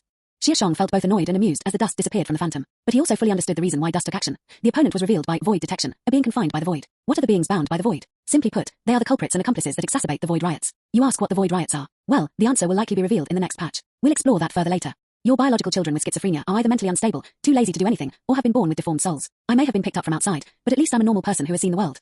Muttering to himself, Xia Shang thought about how he had accumulated quite a bit of entropy, almost half of what it had been at its peak. Perhaps at their next meeting, he could use this entropy to request more programming permissions and design more new games for the people inside the wall, making it easier for them to work harder like slaves. However, there are still some things I need to take care of myself right now. Squeak. The phantom of dust slowly rose from the bed, opened its eyes, and what was hidden inside was not that unemployed vagrant who was tough, resilient, cold-resistant, and unable to take care of himself and needed his sister's help, but Xia Shang, the zero drifter. The business is just starting out, so the behind-the-scenes manager has to personally handle the business. Dust hummed a little tune as he walked out of the room. Why not the boss behind the scenes? That's a question. Chapter 198. The internal troubles of steel. Stepping out of the room, Xia Shang looked around to determine his location, then continued walking in a certain direction. They made many twists and turns along the way, never hesitating when faced with forks in the road. However, they hadn't seen anyone along the way until they passed through a semicircular assembly area, where three people wearing dark red combat uniforms were talking quietly. They turned their heads and saw someone passing by, and immediately fell silent. Their expressions were not visible under their masks, but they all seemed surprised that someone was there. Who are you? Why didn't you obey orders and go? One of them asked Xia Shang a question, but Xia Shang didn't hesitate for a moment. He just glanced at him and walked through the assembly room. The other two watched Xia Shang's departing figure, then turned to look at their companion who had stopped speaking halfway through his sentence, as if asking a question. No, look how familiar he is with the place. He's obviously a confidant of some officer. We don't need to worry about him. The man shook his head repeatedly, avoiding the topic, and it was unclear what he had seen in that glance. The roads within the steel defense line branch off in all directions, but after passing the three guarded areas with blood-red veils, the roads are no longer as quiet as before. Instead, they enter a normal working phase, with people carrying smart terminal boards to coordinate their work, or cleaners and maintenance workers, all quite busy. It is very different from the area where the dust is located. Halt! Two more guards appeared on the road in front of Xia Shang. Unlike the other guards inside the steel defense line, they were always carrying real guns and ammunition. Finally, Xia Shang paused and stopped. Take this to Dao and tell her someone wants to see her. Xia Shang stretched out his hand and unfolded it. Crystal, I don't know what you want with the group leader, but it's his rest time now, so it's not convenient to disturb him, the guard said. Upon hearing this, Xia Shang glanced down at the thick belts around their waists, which had many openings for indicator lights that flashed blue and green. She can't concentrate on resting at this time. Go give it to her, I'll wait here. Xia Shang tossed the crystal to the other party, then stood against the wall and waited. The two guards hurriedly caught the crystal, looked at each other, examined it, exchanged glances, and then one of them went into the passage. It seems there are indeed some problems inside the steel defense line. At least there were no guards here when I came last time. Xia Shang sighed inwardly. Hello, sir, the group leader wants to see you. Before 10 seconds had passed, the guard had already run back and respectfully invited Xia Shang inside. All right, thank you for your hard work. Don't slack off on your guard duties. Xia Shang nodded, declined the offer to lead the way, and told him to stand guard here. When I opened the door to Dao's office, I immediately saw her standing inside the desk, not sitting down. Is it you? When Dao saw Dust walk in, his expectant gaze turned into hesitation. No doubt about it, it's just a phantom. It can come anytime, it's just that I was busy before. Xia Shang waved his hand, walked to the reception table and sat down. Dao looked at his relaxed posture in the chair, and it did indeed overlap with someone in his memory, so he slowly sat down. You've never shown this ability before, and now you've become stronger. We've been at a low point for a while now, so everything's going up, Xia Shang said, shaking his head. Then, changing the subject, he asked, it seems your ironclad defenses aren't very secure internally. Hearing this, Dao sighed. With that appearance, the other party must have seen many people walking through the steel defense line. In addition, with the guards at the gate, they must have guessed something. Yes, the Kroni Empire has gradually cracked and mastered the technology within the sky-piercing armor. Many Kroni recruits have been modified, and their brainwashing has become more thorough. Moreover, some carefully trained units can even infiltrate other forces, Dao explained. Xia Shang, you've been attacked. No, that's just what our brothers and sisters who defected told us, so we have to be careful, Dao explained. There was no attack. Xia Shang recalled the situation just now and found that the other party did not actually make a move. It was only because it was defeated by the unreasonable rules of the void that it exposed itself. Among those who defected, were any of them skilled in armor making?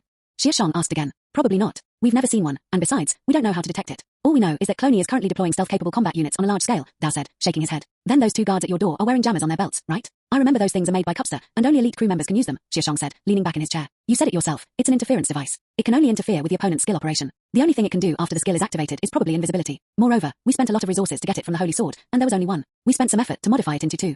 Ms. Dao felt a little tired when she thought about this, and she held her forehead. All right, I was just being delusional, but there's nothing I can do to help with this. You have to be careful. After thinking it over and over, Xia Shang still didn't tell Chenari what had happened. The main problem is that the Iron Line doesn't have the technology to detect whether the corpse possesses skills. If they were to test it and come up with no results, Dust's situation here might become even more dire, as he would be constantly under accusation of killing his Iron Line brothers. This is inevitable in the current ironclad defenses. Voluntarily submitting corpses will make Dust a target in the eyes of the lurkers. If the lurkers do not actively use their special abilities, even if Dust can identify them through crystals, there is no legitimate reason to kill them in front of the ironclad defenses. All the infiltrators need to do is spread rumors among the crowd, accusing Dust of killing his brother and using excuses to shake people's morale. Even Dao, now in power, cannot suppress such rumors, let alone this wanderer who is thousands of miles away. Is it possible that we could have Dust secretly eliminate them all? Dust happens to have void detection to identify units. A thought suddenly flashed through Xia Shang's mind. But you didn't come here just to check on our stability, did you? Didn't you come to question me about why I wanted you to go to the Atlantic? His thoughts were interrupted by Dao's words, so Xia Shang put aside the idea and looked at Dao again. I didn't take that matter to heart. Besides, you should have seen the new intelligence Lian Ping sent back. My plan is progressing more smoothly. This is also the new solution I presented after rejecting your suggestion, so that you won't ask me if there's a better solution like you did a few years ago, Xia Shang said, shaking his head. The steel road, I have indeed seen it, but what I'm more curious about is where you found these controllable people within the walls. Don't be overly curious about the void, Dao, or the next one to come knocking won't be the Kroni Empire, but the Chenji. Xia Shang kindly reminded him, but you're right, I do have other things to discuss with you. If we can reach an agreement, perhaps I can also help you resolve your internal problems. Chapter 199 successfully joined the alliance. Dust vaguely heard someone calling him, but his eyes were sore and his eyelids were tightly closed, making it almost impossible for him to move. And Percent and Hashuan. He muttered something impatiently, but no one could hear what he was saying. It's almost 9 o'clock. If you keep sleeping, breakfast will turn into lunch. Dao opened the door and came in, reaching out to pat Chenari's face, managing to open Chenari's eyes. Lunch is fine. Let me sleep a little longer. Dust, with red eyes, glanced at Dao, then quickly grabbed the blanket and covered her face. No, you can eat first and then come back to sleep. Almost being lifted up by Dao Dao, the drowsy Dust was rocked and helped to sit down at the table. Before even opening his eyes, he could smell the fragrance, which also had a faint pungent smell. When I opened my eyes, I saw that it was a bowl of spicy soup, accompanied by a tea egg and a steamed bun filled with spicy tofu that had been broken open. Okay, then I'll eat before I go to sleep. Dust swished as he scooped up 2 mouthfuls of thick, hot soup, followed by a bite of a steamed bun. What time did you stay up yesterday? Aren't you going to edit videos today? Dao Dao sat down opposite her. She had already eaten half of her breakfast, but after dusting herself off, she continued eating. What time? I don't remember. It felt really late, probably around 3 or 4 in the morning. Dust almost choked, taking a deep breath to calm himself before answering. As for the video, he'd have to be fully conscious before he could comment. If he's dizzy and disoriented, he probably wouldn't even know what he was editing. What would you like to eat today? Anything is fine, but please don't order pig's trotters. Okay, I'll take a look then. Not long after, Dust, whose nose was watering from the spiciness of the spicy tofu buns, barely made it back to the bedside. Holding her slightly numb back, she thought for a moment and then reached out to turn on the computer. I wonder if this state will affect my ability to enter the game. Dust pondered as he lay down, then opened the client and clicked start. When consciousness faded and eyes opened again, the Dust had returned to the small guest room. Wow, I feel so refreshed. This game is amazing. What kind of cutting-edge technology is this? Dust exclaimed in surprise as he got out of bed, finding himself completely wide awake and feeling refreshed. What if we go back? Will the status be refreshed or will we still be sleepy? Just as he was about to log off to check the situation, someone knocked on the iron gate. Chenji, the military commander's office is on duty. You can go there to register and obtain the steel emblem. Iron Crest. When did they say they wanted to receive the Iron Crest? While I was wondering, a task message was also updated on the user panel. Alliance, register now to receive the steel emblem. Oh, it's a mission update. But when was it changed? Was it mentioned yesterday? Dust couldn't figure it out, but still hurried over to open the door. Standing outside the door was the black-clad machine gunner, still wearing his mask. Shall we go now? Dust asked. Yes, this way please. Following the machine gunner, Dust discovered that the NPC density outside had returned to normal, with everyone going about their work. Some people were huddled together, fully armed, heading towards the elevator shaft, seemingly heading to the surface. How many people are here? Dust suddenly asked. Number of people. The permanent staff alone number around 1,300, the machine gunner replied. More than 1,300 people. So, do you have shift changes at night or do you all get a break? It's a shift change, of course. There are always people maintaining the operation of this underground fortress. There wasn't a single person outside last night. Dust asked. Last night, the deputy group leader must have ordered a meeting, so there was no one there for the time being. It happens occasionally. The black machine gunner answered hesitantly, seemingly unsure himself. Oh, I see. As they spoke, the two arrived at the military commander's office. The staff inside didn't seem as busy as I had imagined. In fact, they seemed to be slacking off. But when they saw the person leading the way in front of the Dust, they immediately sat up straight, pretending to be very busy. One of the hunched-over people quickly stood up to greet them. Commander in black veil, you've arrived. This must be Chani who came yesterday. Yes, take him to complete the formalities. It didn't take much effort for Dust to quickly obtain permission for the emblem, which could be printed on his clothes. Can it only be printed once? Dust asked, since if it were printed on clothes, there was a high probability that it would be lost or damaged. Of course not. If there is any loss, you can come to verify. But if it is just a simple loss or discard, you will be punished first, and the imprint can only be made after a period of time, the person in charge explained. Then what is the purpose of this emblem? Is it just to identify someone? Dust didn't really like the shape of the emblem on the iron line. It didn't look cool enough. Of course not. The person in charge led Dust to the imprinting room at the back. Dust didn't want a large patch on his chest like the soldiers outside, so he chose to have it imprinted on his shoulder. The paint used to imprint the emblem contains special materials that reflect a special wavelength under ultraviolet light. This is indeed used to distinguish friend from foe, and on the other hand, it represents assistance and trust. If you have been in contact with some large camps, you will have heard of reputation levels. The processor, carrying the emblem of Dust, went to another testing room to focus on his band information. Only after the information was entered did the Dust officially obtain the reputation level of the Iron Line. As the name suggests, reputation is your standing and influence after joining our Iron Line. You can earn reputation by accepting bounty missions from our outposts, by going out to collect materials and exchanging them for reputation, or by assisting people who ask for help. In short, there are many ways to earn reputation. You can use it to exchange for goods or to increase your influence level and gain more privileges to exchange for goods. At this point, the other person paused, glanced at the Dust, and asked, do you have a personal terminal? A communication terminal will also work. The Dust nodded. Then remember to access our internal reputation system, which can show you information such as your current reputation value and level. After finishing everything, Dust looked at the task results on the user panel and fell into deep thought. Mission complete. Alliance formed. Mission completion. Shielded Osprey Blueprint X2. Note, do not slack off. Quickly improve the reputation and level of the ironclad defenses to solidify your influence within them. Is it done? Then my duty is done. Let me introduce myself. I am Black Veil. From now on, we will be brothers and sisters in an alliance to resist the Kroni Empire. Black Veil said, looking down at the emblem on Dust's shoulder. Oh, okay, you can just call me Dust. Dust nodded. So where do I claim this bounty? Black Veil, are you going now? Since we're just idling around anyway, we might as well do some missions, Dust nodded. Before long, Dust was heading to the elevator shaft with his task list, but before that, he might need to start a live stream and screen recording. These were unique materials that couldn't be wasted. After getting everything ready, Chennai arrived at the back of the crowd in front of the elevator shaft. While waiting for the next landing, he watched the live stream comments slowly increase, and couldn't help but feel a little happy. He was completely unaware that 3 people dressed in red and wearing blood-red veils were watching him not far behind. Chapter 200. Holy crap, it's already 200 chapters. Finally, the elevator returned to its starting position, and Chennai squeezed up with a group of people in front of him. A heavy feeling traveled from my feet to my shoulders, and I could feel the dust rising rapidly to the ground. Oh right, I haven't replaced my antifreeze crystal yet. After exchanging the crystals, he was about to take a look at the details of the bounty mission when a message from his old teammate caught his attention. Chrysanthemum Love's maid. Oh ho, so early. Is it light where you are yet?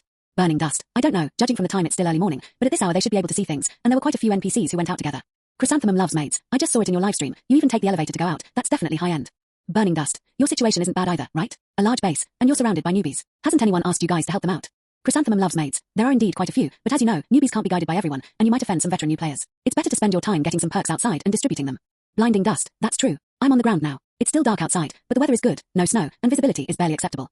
While sending messages, Dust followed the crowd out of the elevator shaft. There wasn't a single light outside, perhaps to prevent the Kroni Empire from finding their location. Fortunately, the protective shield emitted a hazy blue glow in the night, providing some visibility, though it was unclear whether this was only for the interior. Even with such vigilance, the interior was still infiltrated. Dust stood on the side of the elevator shaft, and it took him a while to get used to seeing things clearly. He wanted to send something to Chrysanthemum, but instead received an item transfer request from Chrysanthemum. Chrysanthemum loves maid. This is the night spirit I caught for you last night. Please accept it. Dust was overjoyed and quickly accepted. The next moment, his void passage was filled with new night spirits, 4 of them in total. Burning dust. Holy crap, you guys dug up a ghost's lair last night. Chrysanthemum loves maid. Not only that, there's another batch of items. You can exchange them for some heavenly reputation. Changing the heavenly reputation. What is that? Materials. Curious, Dust accepted the teleportation and 6 strange objects glowing with an eerie green light emerged from the void passage. They were about the size of the edible part of a lychee or jackfruit in reality. Burning dust. What is this? It looks like something from a night spirit. Chrysanthemum loves maid. Hey, you guessed it. This is what Quinn dropped yesterday after he used the new amplifier to defeat the second phase of the night spirit. We asked Xia Shang today, and he said it can be extracted into something called night spirit's breath, which is also a material. However, it's not very useful to us right now, so we'd rather exchange it for reputation. Burning dust. Not very useful now, but isn't this a material dropped by the night elves? Wouldn't it be a bigger loss to exchange it for reputation?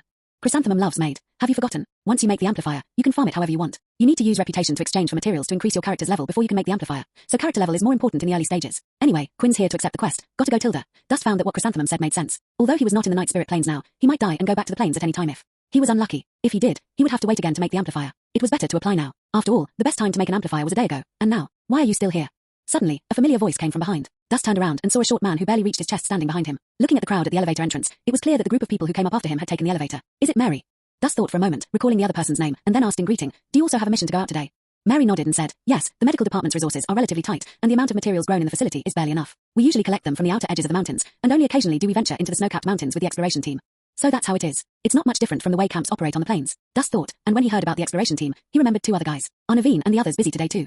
Them. I don't know. I heard there was an urgent meeting last night. I'm guessing there's something new in the iron meteor you brought back yesterday. Of course, that's just my guess. You've joined our defense line.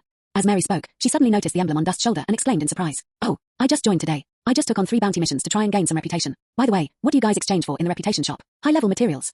When asked about the Dust, Mary simply shook her head. You'll have to see for yourself. I can't reveal anything.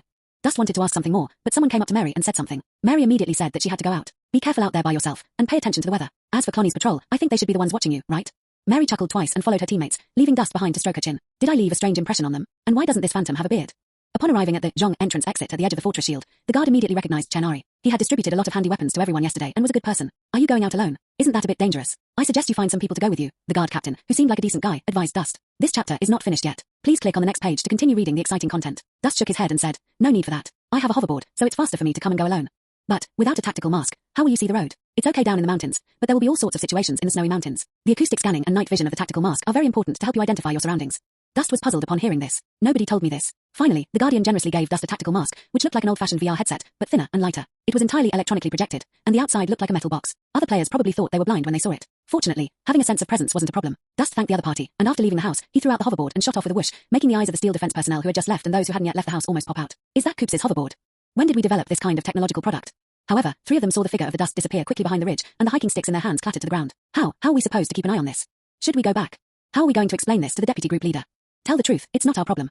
The 3 of them whispered among themselves as they retreated back into the elevator shaft. Having long since left the steel defense facilities, Dust was unaware of all this. His mind was entirely focused on the bounty mission at hand. Environmental survey, tracking and capturing a snow mountain creature, collecting its secretions and feces. Be alert for threats. Based on the intelligence we have obtained, locate the Kroni tactical squad within 10 kilometers of the facility. Once you find their trail, fire a coordinate steel needle. What is this now? Searching for a missing distress beacon near these coordinates. What kind of lousy quests have I just randomly picked up? Dust looked troubled. Chapter 201 Trip to the Snow Mountain. This snow-capped mountain is so vast. Where are we supposed to find wild animals? Dust looked at the task with some difficulty, thinking that he had only seen wild animals once in the 2 days he had been in the snow, and that was just a glimpse of their butts from afar. Or should we go find that snow leopard? Dust checked the distance display on the coordinate pin and realized it was already more than 30 kilometers away. Considering that the coordinate pins only display the straight line distance in the user panel's links, and given that the snow-covered mountains are undulating and the actual distance is much farther, it's estimated that we'll have to check them out at another time. Or I could do the last 2 tasks first. It seems like this one, finding the Kroni to fight, is easier.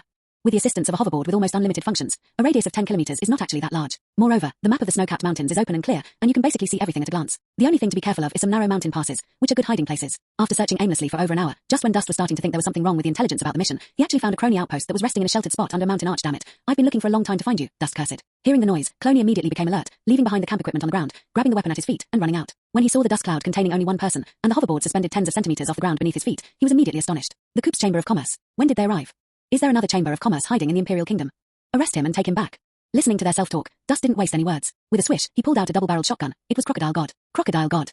Upon seeing the gun, the Kroni soldiers were immediately terrified, and all the rifles and Genera submachine guns in their hands opened fire on the dust. The bullets struck the dust, but were all deflected and scattered in all directions, creating countless steaming bullet holes in the snow around the dust. With limited shield capacity, Dust didn't want to ruin his combat suit, so he immediately raised his gun to return fire. Crocodile God currently has no crystals compatible with it. Most of the gun crystals that Dirt has obtained are rifle variants, and there are some shotgun crystals as well, but the effects are all negligible, such as reload speed or rate of fire. Even though they are all silver crystals, Dirt does not want to install them for the time being. With a few roars, the double-barreled guns tore through the armor of several Kroni soldiers under the impact of Crocodile God shrapnel. In no time, they all fell to the ground, which was stained red with blood. Passing by their corpses, Dust hesitated for 2 seconds before picking up their dropped weapons and ammunition. Although he couldn't use them, he might be able to exchange them for something inside the iron defense line. After all, the face mask on her face came about naturally. They even have grenade attachments. Not bad for a shipment.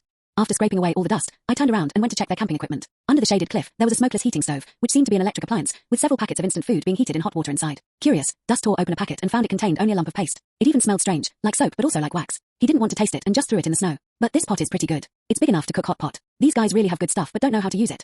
Dust clicked his tongue in admiration. After emptying the contents, he put the pot away for his own future use. As for the other odds and ends and the various mechanical equipment, Dust didn't understand them, so he simply packed them up and put them away to be handed over to the steel line when he got back. Okay, that mission is complete. Next up is the distress beacon. The distress beacon had approximate coordinates. The direction of the coordinates could be determined by this old-fashioned mask. With the help of the hoverboard, they circled around the coordinates a few times and found 3 frozen corpses of survivors under the snow. They had obviously encountered a blizzard and had not had time to find shelter. Dust sighed and put away the distress signal transmitter. As for the corpse, Dust didn't know what to do with it. The game wouldn't automatically delete the remains of dead NPCs, so perhaps he would have to take it back to the iron defense line for disposal. Alright, 2 tasks are done. Now all that's left is finding wild animals. I don't know why, maybe I should ask a wildlife biologist. Dust thought of the lakeside market far away in the Night Spirit Plains, where a biologist resided, but he studied plains creatures and wondered if he knew anything about the snowy landscape. Thinking of this, Dust opened the World Channel, after a long time, wanting to ask if there were any players at the lakeside market, but to his surprise, it was bustling with activity. The World Channel is open to all players for communication, so unlike other communication channels, there are no notifications or prompts. You have to actively open it to see what players are talking about. Previously, when there were not many players, the World Channel was not very important. Unexpectedly, after the new players came in, the World Channel became a place for them to chat and gossip, and even the limit of 1 message per half minute was used to flood the chat with messages. Upon closer inspection, most of the conversations were from new players, expressing their naivety. There were also many inquiries about team formation or materials. The familiar feeling made Dust feel somewhat sentimental. But don't forget what you need to do. Burning Dust. Is anyone at the lakeside market? Guangji, save me, lakeside market. Now that everyone's at the new base, I doubt anyone goes to the lakeside market anymore. My fate is in the hands of heaven, not me. It seems someone went there this morning, probably to do a mission. Shikugan, no delay. Wow, the Shikugan family's toughest king? Toughest king, aren't you still in the snowy mountains? When everyone realized that the person asking the question was actually the most resilient player in the game, they got excited and started asking about Dirt's situation in the Himalayas. Some people even seemed to really want to go to the Himalayas and were asking Dirt if there was any way to get there. Of course, this refers to any method other than going through the sky. Dust obviously couldn't answer these questions. He himself had arrived by accident, and if he died 3 times, he would have to return to the plains of night. Fortunately, someone answered his question very quickly, and even sent him a private message. Upon closer inspection, it turned out to be Wen Momo. Wen silently. I'm at the lakeside market now, what can I do for you? Blazing Dust, it has to be you, Wen. I accepted a bounty mission at the steel line, which involves capturing nearby creatures and collecting things like feces. I don't know where to find these things, so I wanted you to ask the biology expert there. Wen silently. What biology master? He's a biological research scholar, named Master Tisoni. But he probably knows more about the plains. How would he know about the biosphere over in your snowy region? Burning Dust. I don't know either, that's why I had to ask. Wen silently. Okay, wait a minute, I'll go find him. Burning Dust. Good. Chapter 202. My good silent. To be honest, quite a few new players have come to the lakeside market. Instead of rushing to find a place to grind experience, they've come to inquire about class information. Regardless of the fishing and hunting teams, their combat strength is evident to all. They only need their own harpoon and rigorous training in swimming. However, most players saw that there were hoverboards that could speed across the water, so the fisherman naturally became a bottom-tier profession on the forums. Many people then thought of zoologist Tisani and wanted to see if there was any such thing as a beast tamer. So the group formed a team on the World Channel, used the small amount of money they had earned from cleaning up the base yesterday to hire a driver, and went to the lakeside market. Tsumanai got up early to feed the birds in the cage, but unexpectedly she was surrounded by a group of strangers. After some questioning, she finally realized that they were newcomers to the wall. Has Mr. Wanderer recruited new people from within the walls? Speaking of which, people from within the walls haven't been coming to the lakeside market much lately, because the Red Crystal community is much larger, and I heard that people from within the walls gather there. After thinking for a moment, Tsumanai began to nod and answer the questions from the people inside the wall. Master, how do I obtain pets like this? Isn't this question too general? Tsumanai thought to herself. You can try to capture the young of the creatures you want. Generally speaking, it's easier to raise them to be obedient and well-behaved if you raise them from a young age, Tissanai replied. Catch the cubs. There are cubs all over the plains, these vultures. A new player asked, seemingly disgusted by the vultures. However, it wasn't Tisona who answered him, but another new player next to him. You know too little. Master Tisona used to bring a sickle-tailed cat here. There are cats you can keep in the Night Spirit Plains, and if you go into the jungle, you can even dig up the eggs of a big dog.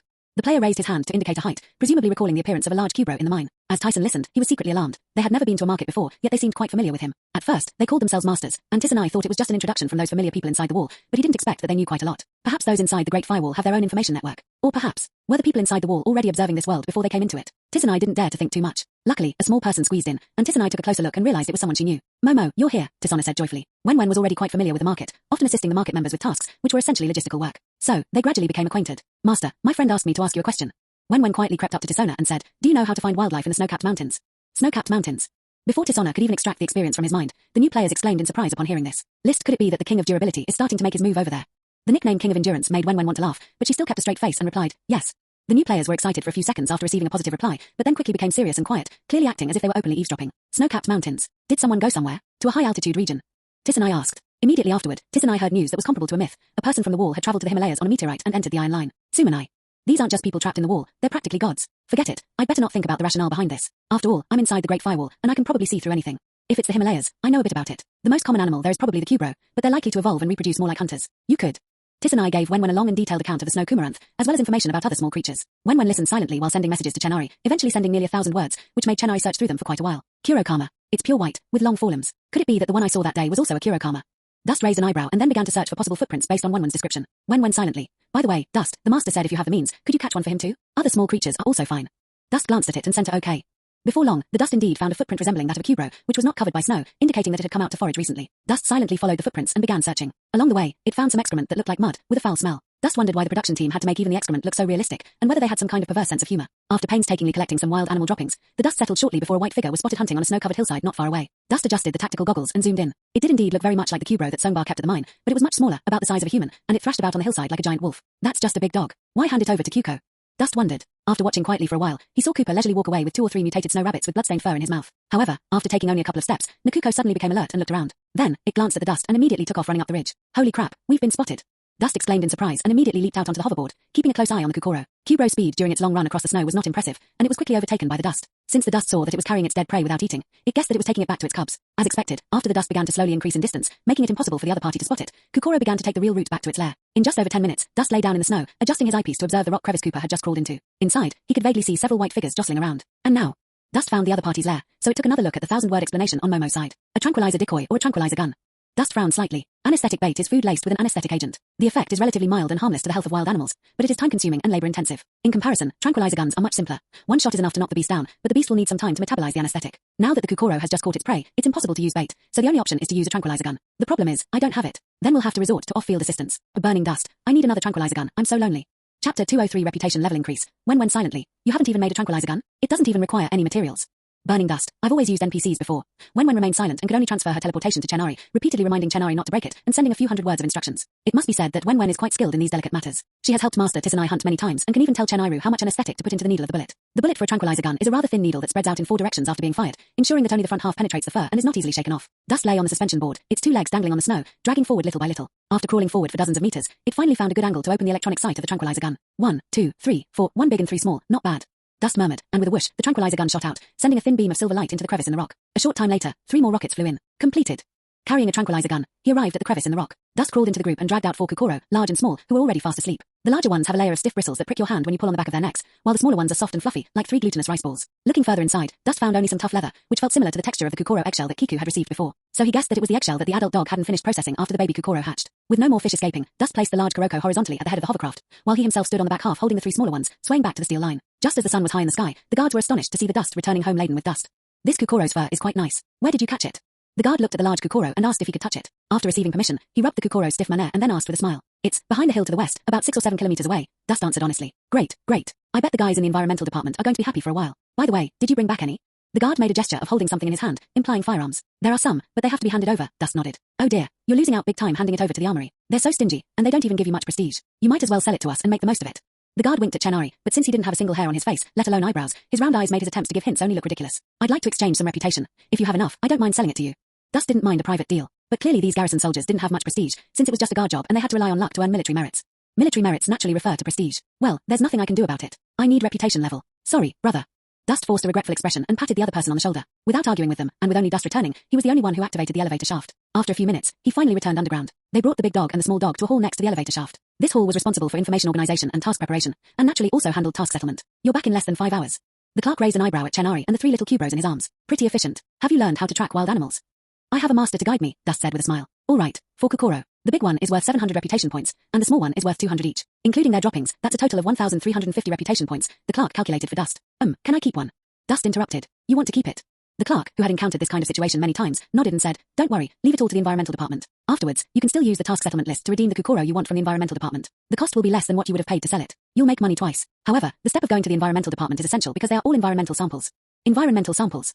Dust asked, somewhat puzzled. Yes, the Kroni have always liked to modify the environment. We can hardly detect it underground, but wild animals are the first to experience it. The environmental department will carefully check their bodies for any new harmful metabolites, and then try to send them back. That's why you can buy another one afterward.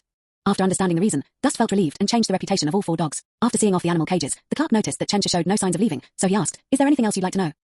I still have 2 tasks to complete, Dust said. Oh, missions. You only took 3 bounties out, right? 4 hours, and you finished them all. The clerk pointed at the crystal panel, his eyes wide as he looked at the Dust. One was to find the Kroni tactical team, and the other was to search for a distress signal. You're not mistaken, are you? Of course not, Dust nodded, casually waving his hand. A purple aura flashed in his hand as he tossed out several rough cloth tactical backpacks, naturally the remnants of that tactical squad. These are the tactical squad's mission materials. Then, glancing around at the people, he whispered to the clerk, would there be a problem leaving the victims' bodies here? Victims. The clerk was still stunned by Dust's empty-handed backpack throwing technique when he heard that Dust was going to turn the remains into something else with his bare hands. This chapter is not finished yet. Please click on the next page to continue reading the exciting content. Wait a minute. I'll contact the cleaning crew at the duty station, she exclaimed anxiously. Not long after, seeing the frozen bodies of the victims being carried away, Chennai finally breathed a sigh of relief. You currently have 7,900 reputation points. You can use 5,000 reputation points to upgrade your reputation level from the starting level to the courage level. However, in addition to 5,000 reputation points, you will also need to provide some materials and star coins. Do you wish to be promoted? The clerk asked Dust from the side. Promotion requires materials and star coins, and Dust was mentally prepared for that, since the Celestial faction itself was in the same boat. Promotion. Dust nodded and took out the materials displayed on the other party's crystal plate. Soon, in the database of the Iron Defense Line, Dust's information had been updated to the title of Courage, corresponding to the first level reputation level. By the way, could I take a look at the exchange shop? I think that's what it's called, Dust asked the clerk again. Okay, but please wait a moment. After you increase your reputation level, you can claim a reward corresponding to that level. I will bring up the options for you. Dust took the crystal plate, looked at the 4 items, and was somewhat amused and exasperated. Of the 4 options, 3 are identity emblems, corresponding to 3 areas inside the Iron Defense Line: Resistance, Starship, and Vigilance. Although it's a crest that's not very useful, it costs several thousand reputation points to buy separately, which is something that Dust can't quite understand. Fortunately, there is one option, or rather, there is no option at all. Then give me this rolling phantom. Dust pointed to the Roller Phantom X5, displayed on the crystal panel, and said, Chapter 204 Players Applications. The Roller Phantom is a replica of the Roller. Speaking of the Rollers, they first appeared in front of the players a few days ago when they attacked the engineering stronghold. The players were defeated by them at that time, and some players later recalled that the blades hidden on those balls were quite sharp. The Dust had already reached the Himalayas at that time, but I didn't see it with my own eyes. However, I later watched some recorded videos from that time, so I have some understanding of it. Is this Roller considered a drone unit of the Kroni faction, like the Terror Bird? Dust asked as he handed the crystal plate back. Yes, the Roller can be considered an aid in making up for the fact that the soldiers of Kroni are not flexible enough in confined spaces when they are no match for them. The clerk nodded. 5 rollers are no small thing. They required a handcart to transport them over. Would you like it delivered to your room? The clerk asked. No need, I'll take it with me. With a swift movement, the Dust scooped up all 5 heavy rollers and scooped them into the void passage. After asking around about how to use it, I found that it was similar to the remote control method for the mower, so I simply threw one out on the ground and set it to automatically follow. The rollers spun around, and the metal parts filling the surface rotated to perform self-checks. Everything was normal, so they moved closer to the Dust and waited for his action. Looking at the small ball, Dust thought for a moment and then threw out a mower. The mower emitted a beep-beep electromagnetic sound as it leisurely strolled around the Dust. It feels good. Summoning isn't a bad idea after all. If I have the chance to raise a Kukoro as a close companion or mount, I won't have any problem taking down a stronghold by myself in the future. I'll give it a try later. Dust was delighted to see its 2 little followers. Although the roller was a bit ugly, it was a drone unit, so it was fine as long as it obeyed orders. By the way, I'd like to take on a few more bounty missions, but not the kind where you have to find things. Is that okay? Dust checked the time and asked the clerk. So, which specific types of missions are you willing to undertake? Most of the missions you seek out have a low risk factor and take varying amounts of time, so most people are willing to pick up a few along the way to make those high-risk missions more cost-effective, the clerk explained with a forced smile. Danger. Then show me the most dangerous ones. Dust waved his hand, and when he got the crystal panel, he saw Outpost Elimination, Capture Enemy Commander, Annihilate 200 to 400 Kroni combat units in the cave, Infiltrate Kroni Outpost and steal relevant classified documents, Support. At first glance, none of them are easy to do. They're all quite time-consuming. Let's look at something easier, Dust said calmly. Having accepted 3 missions, Dust immediately prepared to head to the ground, but he vaguely heard some indistinct sounds. Oh no, it's dinner time. I need to go back to sleep. Watching the Dust swirling around in a disheveled state, the clerk's eyes were filled with confusion. It's lunchtime, why choose to sleep? Is it because they can't afford to eat? Dust's current life in the Snow Mountain is getting off to a good start. Even when Xia Shang secretly goes over to take a look, he feels at ease. As long as no major events occur, Xia Shang guesses that he can stay in the Himalayas until he develops and grows stronger on his side and then transfers over. It seems we can leave that side for now and let him focus on raising his reputation level. We need to shift our focus to the camp here. Xia Shang rubbed his head. The days of relaxing by watching the live stream were over. It was time to continue reviewing the remaining applications. What is this? It's about the stabilization and construction inside a deep mine. Why do I have to review such an obvious application? Why don't you just approve it directly? Xia Shang sighed and asked, looking at the application document on the virtual projection. 0v0, Commander, I think you should take a closer look. Even the O and Wei expressions have been copied. It's just the construction of a stable facility for a safe zone, right? How can it, use it as a trap to lure night spirits within a 2-kilometer radius into it and then seal it off, artificially creating an open safe zone? Isn't this a man-made Zoryu? Moreover, there is also a piece of spirit demon body deep in that cave. Judging from the past excavation marks, they should have unearthed glass shards. If a large number of night spirits gather inside, the summoned mighty warriors may absorb the spirit demon body piece and evolve into giant mighty warriors. Audis replied calmly. This application is so idiotic. Why didn't you just reject it outright? Instead you sent it to me instead. Fine. I won't argue with you. This application is rejected. But wait, I'll leave it here for now. After thinking for a moment, Xia Shang, almost unconsciously, added the application to the shortlist. Let's look at the others. This one is more normal. Building roads between outposts is indeed effective in terms of infrastructure, but this is the plains of Night Spirit. Without blowing up the orbital ships in the sky, building roads will only be a stupid idea that exposes our own location. Xia Shang shook his head. After reading the previous application to capture night spirits to raise GU, even this kind of writing, which was about opening one's own box for the Kroni Empire, seemed adorable. Reject it, and tell him the reason why the application was rejected. Xia Shang hopes to reduce the number of such large-scale ground infrastructure projects in increasingly frequent future projects. But Commander, Audis had something else to say. I think the transportation issue really needs to be addressed more closely. I've looked at the data from the Great U Kingdom, and I feel that something called the subway would be very suitable for us. Subway? Then you should also know that not all subway lines are underground, right? Xia Shang's eyes glazed over for a moment when he heard those 2 words, but he quickly came to his senses. My dear reader, there's more to this chapter. Please click the next page to continue reading. Even more exciting content awaits. Ord's calculated that if we don't save on materials, and can use more Kroni alloy plates to replace recycled metals, and use carbide for riveting in key parts, it is entirely possible to build the entire structure underground. After listening to Audi's explanation, Xia Shang finally realized, didn't you already consider everything? This is just Audis's calculation of one possibility, and it is not entirely accurate. The exact probability still needs to be confirmed by the commander. Audis's voice rang out in the room. Subway. You can draft a rough plan and send it to Lyle, let him rack his brains for a while and see if there are any problems that need to be solved. You're right, once the planes are full of our outposts, let the people inside the walls get lost on the ground. Xia Shang chuckled. The next day, Lyle received a data packet and saw that the sender was Audi's. He couldn't sit still and immediately got up to decode and check it. A subway network, connecting all the locations underground. Lyle glanced at the first couple of lines and immediately understood the system's concept. Rather, it's more accurate to say that this thing is actually quite outdated. Because nowadays, whether it's mining in the asteroid belt or large-scale excavation on rocky planets, it all relies on underground transport vehicles for transportation. Even with transport ships, it still comes down to the competition of efficiency. It's just that since all the resources and equipment on the Imperial planet are controlled by Kroni, without the ability and tools, naturally no ideas can be born. Now, this is Kroni's engineering base, so perhaps we can give it a try. Lyle nodded unconsciously and raised his hand to open the map route that was sent along with the attached document. It was a holographic map that mainly covered the area of Lakefront Market, Red Crystal Community, and this outpost, roughly presenting a rather long and sharp triangle. The adjustment display comparison also shows the footprints of many players' journeys between the three, connecting them and traversing the undulating hills and valleys. The natural terrain is quite nice, but the underground rock structure is still unclear. Sigh, he suddenly slapped his forehead. Why am I worrying about this? Just let the people inside the wall handle it. Anyway, the tools are all automated and there's no time limit. Slow and steady wins the race. Chapter 2050. Oh my god, I missed 12 o'clock. Boss Lyle, I want to buy a shielded osprey. The three players gathered in front of the arms shop, looking at the firearms displayed on the flat sample table. Some were as rugged as cast iron, while others were as exquisite as music boxes. Two completely different styles of weapons were placed on the same table, like some kind of evolutionary blueprint. Moreover, their prices were almost the same, so they were obviously in the same category. However, these players didn't come for weapons, because weapons are still easy to find now. Whether they ask veteran players for a couple or go to the more distant jungle to borrow from the soldiers in the Kroni jungle, it's a convenient way. As for the drones that follow you, players can only purchase them from Lyle for now, both in the air and on the ground. Huh, can't you just look through the menu? Don't bother me. Lyle poked out a square helmet to look outside, yelled, and then shrank back into the workbench. Hey, we want to buy an osprey, and we're looking for you too, boss, the three players said with a grin. We wanted to ask if you make chainsaws here. Chainsaw. Is the base running out of fuel?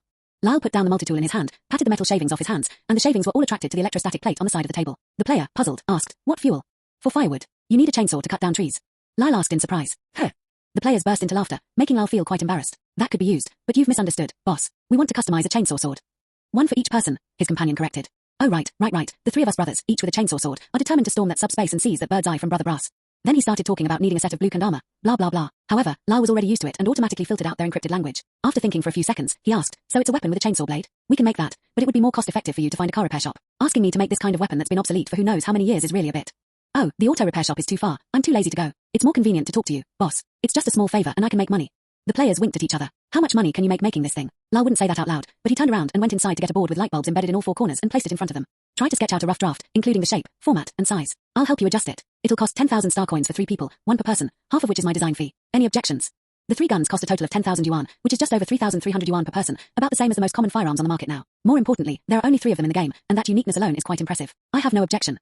Times 3 the iron plate lit up, and a blurry electronic phantom appeared in front of the 3 people. Only after touching it did they realize that this was the foundation. Wow, this is even easier and more convenient to use than those holographic modeling software. Let me play with it. Wow, they're cramming modeling software into the game. Do they have enough server capacity? Maybe it's not enough, but we're cloud gaming anyway, so who cares? Ooh, okay, that's it. Lyle didn't waste any words. He glanced at it briefly, enlarged the handguard by half to make it easier to embed the motor, and quickly put it into the analyzer. The robotic arm and workbench immediately started working and were completed in less than 15 minutes. Wow, that's so powerful and awesome.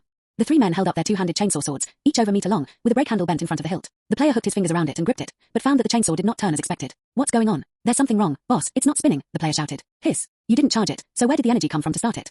Lyle suppressed the urge to curse. The player then realized that it had just been taken from the machine tool, and not only apologized with a sheepish smile, but also quickly asked how to charge it. Fortunately, Lyle's setup is all about convenience, and soon the chainsaw swords in the player's hands started up as they wished, whirring and spinning. The speed of the chainsaws also increased with the grip on the trigger, and at the fastest, the gaps between the teeth were not even visible. Okay, thank you, boss. Just as the 3 players were about to leave, Lyle immediately called out to stop them. I have a rather troublesome matter that I need to ask you to handle. It might be quite time-consuming, but don't worry, the reward is more than enough. Materials, weapons, star coins, and reputation. I guarantee you'll be satisfied. What do you think? Lyle asked with a worried expression. Upon hearing this, the 3 players' eyes widened, and they looked at each other, realizing that this might be a hidden quest. Before long, the 3 of them whispered among themselves and ran out of the stronghold without stopping, as if afraid that someone was following them. Lyle sighed, reached out and brought up a map divided into squares on the virtual screen, then tapped on one of the squares and marked it detecting. 17 or 18 such squares have already been marked on the entire map. Just then, a greeting rang out from outside the door. Is Mr. Lyle here? Dozens of kilometers away, in a rainforest covering shady slopes and narrow areas, for novice players armed with doe or carrot rifles are jumping around in a hail of bullets. Damn it. I only saw 2 guys. How come one shot turned the area around me into a whole bunch of people?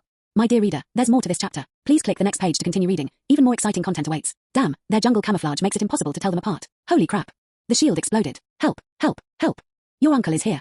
2 players sacrificed themselves to block the bullets, and the 4 of them quickly ran out of the rainforest. However, the jungle soldiers of Kroni pursued relentlessly. Among them, a gaunt female Kroni soldier wielding a knife raised her hand and flicked it, sending a hook blade flying out instantly, slicing through the fallen leaves and broken branches in its path, heading towards the last player. As luck would have it, just before the hook blade struck the shield, the faintly flickering shield held out until it collapsed, allowing the sharp hook blade to instantly pierce the ribs. Before the player could even utter his curse, he was yanked away by the female soldier from Kroni. Jump, bro. The other 3 players shouted when they saw this and rushed over to help. In the end, it took 2 of them each pulling on one leg to barely match the strength of the female soldier on the other side. Holy crap, what kind of superhumans are they? Jump, bro, cut the rope, or we won't be able to hold on. Jumping Bro, also known as Jumping Dancer, gripped the rope extending from his ribs, feeling the cracking vibrations of his ribs, still reeling from the vivid tactile sensations of the game. His ribs were immediately broken, and the hook blade flew back with a small pink lump. The three of them also lost their balance and fell flat on their faces. They then immediately got up, carried the hook, and ran outside in a bouncy manner. There's a hole here. Let's hide. The men were riddled with bullet holes, indicating that the gunfire had subsided. The four men then noticed several strange mounds of earth nearby, each with a large opening. In. The four of them each found one and climbed inside. Chapter 206 Sparks on the plains. Where are they? The Kroni soldiers moved through the dense foliage, chasing the four attackers for several dozen meters in the direction they had fled, only to find that they had vanished. They must be hiding. A few other Kroni soldiers cursed through gritted teeth. Search, it's right here, you can't leave. They all drew their machetes and cut away the unsightly branches along the way, leaving no shadow untouched. Some soldiers even climbed trees to search for them, but still, nothing was gained. Where did that son of a bitch hide? A Kroni soldier stepped onto a mound of earth, looked around, and saw only his own men. But just as he was about to go searching with his teammates, the mound of earth beneath his feet suddenly began to shake. Holy crap, there's a dog. A figure suddenly crawled out of the mound of earth at his feet, looked up and stared at the Kroni soldier. Here, shouted the Kroni soldier, then leaped forward with his sword raised. Tiaro covered the gash on her side with one hand and quickly rolled away to dodge the opponent's strike. Ah! The Kroni soldier missed with his sword and was about to kick when he was suddenly hit from behind by a huge force and was slammed to the ground. What? The Kroni soldier struggled to get up, but a huge, blood-red mouth snapped its jaws around the back of his neck. The sharp fangs pierced through the soft armor on his neck with a snap, and blood splattered out with a hiss. Tiaro crawled on his knees and struggled to his feet. He glanced back and saw a brown beast, not much smaller than a bear, pouncing on the struggling Kroni soldier. It bit into his armor, deforming it and splattering blood everywhere, accompanied by a ferocious roar. There's movement. Over here. The voices of other soldiers rang out in the jungle, startling them so much that they jumped up and down and scrambled out. Come out quickly, brothers. That's a wild Kukoro's den. Jumping Dance shouted as she ran. Gunshots rang out, accompanied by the roar of the Kubro. The next moment, several teammates crawled out of Cooper's cave. Damn it, the Kukoro in the cave has been awakened. I didn't even need to come out. A teammate ran over after hearing the sound, with 4 red marks on his face, probably from being scratched by the Kukoro. Me too. Wait for me. The Kubros and the Kronis are fighting. The fourth player crouched down and ran over. Through the gaps in the branches behind him, he could see many brown Coopers fighting with Kroni soldiers. The awakened Coopers were obviously extremely fierce. Their tough manes could absorb some of the bullets, and they did not give an inch even when facing the Kroni jungle troops. What a fierce dog. I wonder if I can keep it. Tiaro said, feeling a little short of breath, wondering if it was because she was missing a part of her lung. What do we do now? Should we hide for a while and wait for them to fight to the end? Then we can take advantage of the situation. It feels okay. You still have time to talk about this. Did you bring any treatment injections? If you keep delaying, I feel like I'm going to send them. Tiaro glared at them. I have one. A player with a crying cat head on his head took out a tube from his waistbag, which contained a syringe. They were all new players who hadn't yet increased their willpower level, so they didn't have convenient things like the void passage. After giving myself an injection and dancing around, I felt much better. I said to the tearful cat, thanks, I'll pay you back later. Okay, but will we still fight this war? The tearful cat asked. Just as Tiaro was about to say fight, the other two players suddenly started arguing about something. Upon closer inspection, it turned out that the two were fighting over an oval object the size of a basketball. Jump bro. This guy's gotten all the fur out of Kuroko's eggs. It's right on my face. Why shouldn't I get pubic hair? Besides, if I didn't get pubic hair, would they be so frantic? Then show me. No, you have to find it yourself by crawling through the hole. I even got bitten on the butt for this egg. Before they could finish speaking, 2 bullets came flying in. Fortunately, their shields had been restored, which immediately put them on alert. You bunch of scum. I'm going to kill you all. The Kroni who fired the shot staggered out of the leaves, his armor torn in many places, blood flowing freely. The 4 players looked at each other and found that the roars of the Kubro had disappeared from the jungle, and there were still many cries and shouts of the Kroni, but obviously not as many as before. Enough talk, let's fight. Dancing Dance shouted, his spirits lifted. Buzz buzz buzz, a thick tree crashed down, leaving a stump rooted in the ground, and the air was filled with the smell of sawdust. You know what, this chainsaw and saw tree cutting technique really works. How dare you? You've used your loyal chainsaw sword to chop down trees. The machine spirit is greatly displeased. Stop acting crazy, hurry up and drive the piles to test the geology. Yes, it was those 3 players who had customized chainsaw swords, and they were now working on the geological exploration mission assigned by Lyle. Wait, Horus, let me play with this thing. How do I use it? You come. Here, first drive this wave signal probe down. The 3 of them worked for a while, and suddenly they heard a faint rumbling sound in the distance. It sounded like gunshots. After listening for a while, the player with the ID Horus said to another player, Golden Toilet, shall we go take a look? Huh. The Golden Toilet glanced at Horus. Shall we 2 go? Leave old Ma here alone. This detector needs someone to watch it, and he's perfect for it, Horus said, then gestured with his chin to old Ma. Okay, I'm here watching, you can rest assured, old Ma said, waving his chainsaw sword. So the Golden Toilet followed Horus, and the 2 of them, lightly equipped, jumped onto the assembly truck and sped away. They hadn't bought all the blueprints for the suspension plate components, so they didn't have any suspension plates to use and had to rent a vehicle to assemble them for now. The 2 drove quickly to the foot of a hill, where their path was blocked by the edge of a dense rainforest. It's quiet again. The Golden Toilet leaned out to look around, but the gunshots had stopped a few minutes ago and hadn't been heard since. What a pity. I wonder if anyone else encountered Kroni's minions. No one on the world channel said anything. Horus slowed down and drove slowly, wanting to wait a bit. I don't know. Either they were all our people, but they're all dead, or they weren't our people, and they're all dead too, the Golden Toilet said, implying that there was no need to go and check. I thought I could gain some experience points, but what a pity. Horus thought about it and realized that made sense, so he drove around and left. But he didn't hear the rustling sound of leaves rubbing together coming from the rainforest. Immediately afterwards, 4 players covered in blood crawled out, each clutching a Kukoden in their arms. Damn, finally out. What have we been doing here? Dancing looked around. The tearful cat raised its head and pointed excitedly at the rear of Horus's car not far away, exclaiming, there's a car. Holy crap. Hey. Don't go. In an instant, the 4 of them shouted together. Chapter 207 touching before long, the 4 of them, each holding their own Kukota egg, carefully squeezed into the back seat. We're covered in blood. Please forgive us for getting this dirty, brothers, the tearful cat said apologetically to the 2 people in the front seat. It's all right. The stuff from this game doesn't dissolve in water. We can just rinse it thoroughly when we get back. The Golden Toilet waved dismissively, then looked back at the eggs in their hands. If I remember correctly, these are Kukota eggs, right? Ah, right. Kukoro eggs. We took them from the Kukoro's den.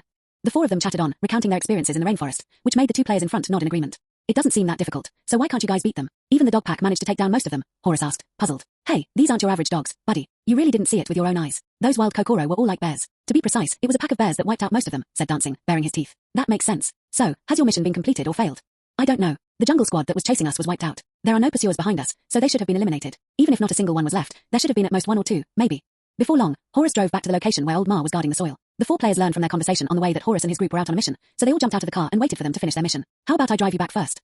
Golden Toilet asked, seeing their disheveled appearance. No, it just looks scary. Actually, it's all Kroni blood. It just smells a bit. You tilde a bit disgusting, Uatilda Tiaro said, waving her hand and pretending to smell her own body. Who knew that she almost vomited up because of Phantom? What exactly are the Kroni made of? So what do you plan to do with these eggs? Sell them to Tis and I. No.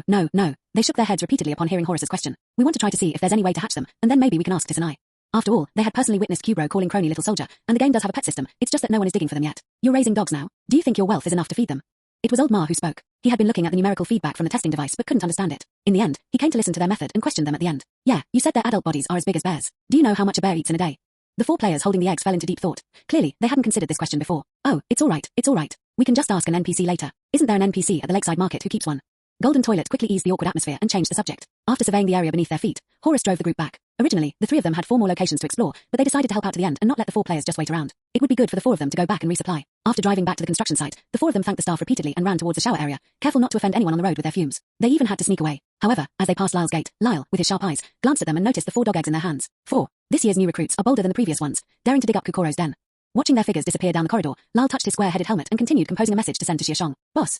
Oh, another batch of new laborers has arrived. Lyle looked up and saw that they were 2 familiar faces. Chrysanthemums and Quinn. This isn't manual labor. They're the ones doing the manual labor. How come you guys have time to come? I haven't seen you much these past few days. Lyle asked curiously. He overheard other people inside the wall talking that these 2, plus another one called Dust, although he didn't know why Dust had such a title, were recognized as the number 1 henchman under Xia Shang. The first henchman team, Lyle, actually has some clues, because he was originally rescued by these people, but on the other hand, it also reveals their influence over Xia Shang. Moreover, Xia Shang often assigns them secret missions, so Lyle dares not neglect them for both personal and practical reasons. Sigh, just busy with nothing. I don't even know what I'm busy with, but I'm just preparing for tomorrow's departure. Today I came to ask the boss to help me fix the suspension board.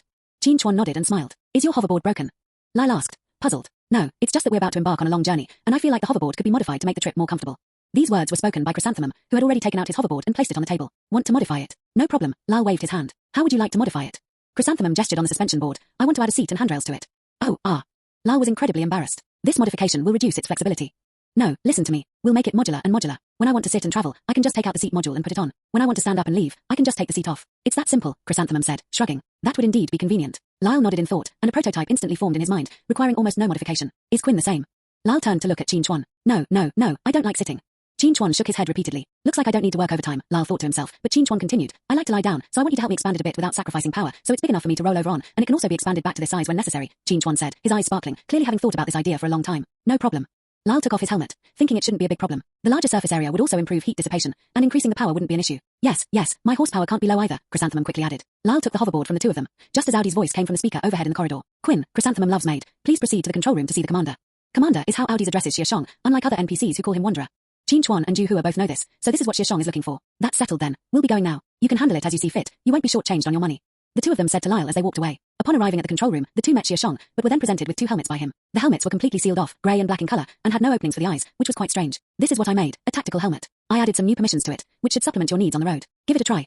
Xia Shang said. Chapter 208 Is the sleep mode really stable? Qin Chuan and Ju Hua took the helmets, put them on and tried them out. They found that they had many functions, including basic terrain assessment, visual imaging, and route planning communication. After experiencing the novelty for a while, the 2 took off their helmets. I'm sorry, Brother Shang, I'm afraid we won't need it, Chrysanthemum said regretfully. Why wouldn't it be useful?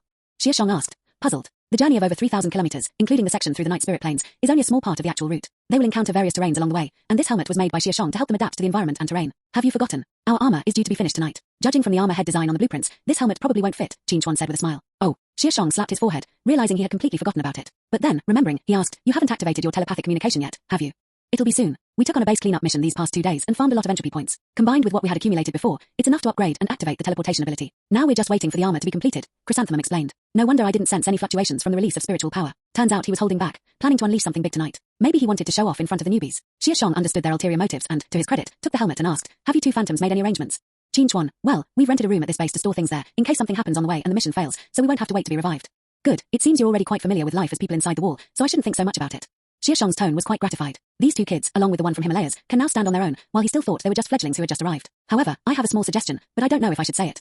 Chrysanthemum looked at the helmet in Xia Shang's hand and suddenly thought of something. There's nothing we can't say. Suggestions and opinions are all welcome. This not only improves your experience in this world, but also helps us better achieve our goals. Xia Shang nodded in agreement. Well then, I must say, this mission is a long and arduous journey, comparable to the journey to the west. But as you know, although we are people within the walls, we can't stay in this world forever. Moreover, we'll probably be crossing several time zones along the way, which will likely severely disrupt our daily routines. So, I wanted to ask, Chrysanthemum slowed her speech at this point, seemingly observing Xia Shang's expression. Xia Shang now knew what he wanted to say. It was the sleep mode that the players over there were discussing a lot. The sleep mode allows players from the Great Yu Kingdom to play Starry Sky Frenzy while they sleep. This way, they can be active during the day and recover their energy and stamina while dreaming about playing the game at night, achieving a dual benefit of day and night.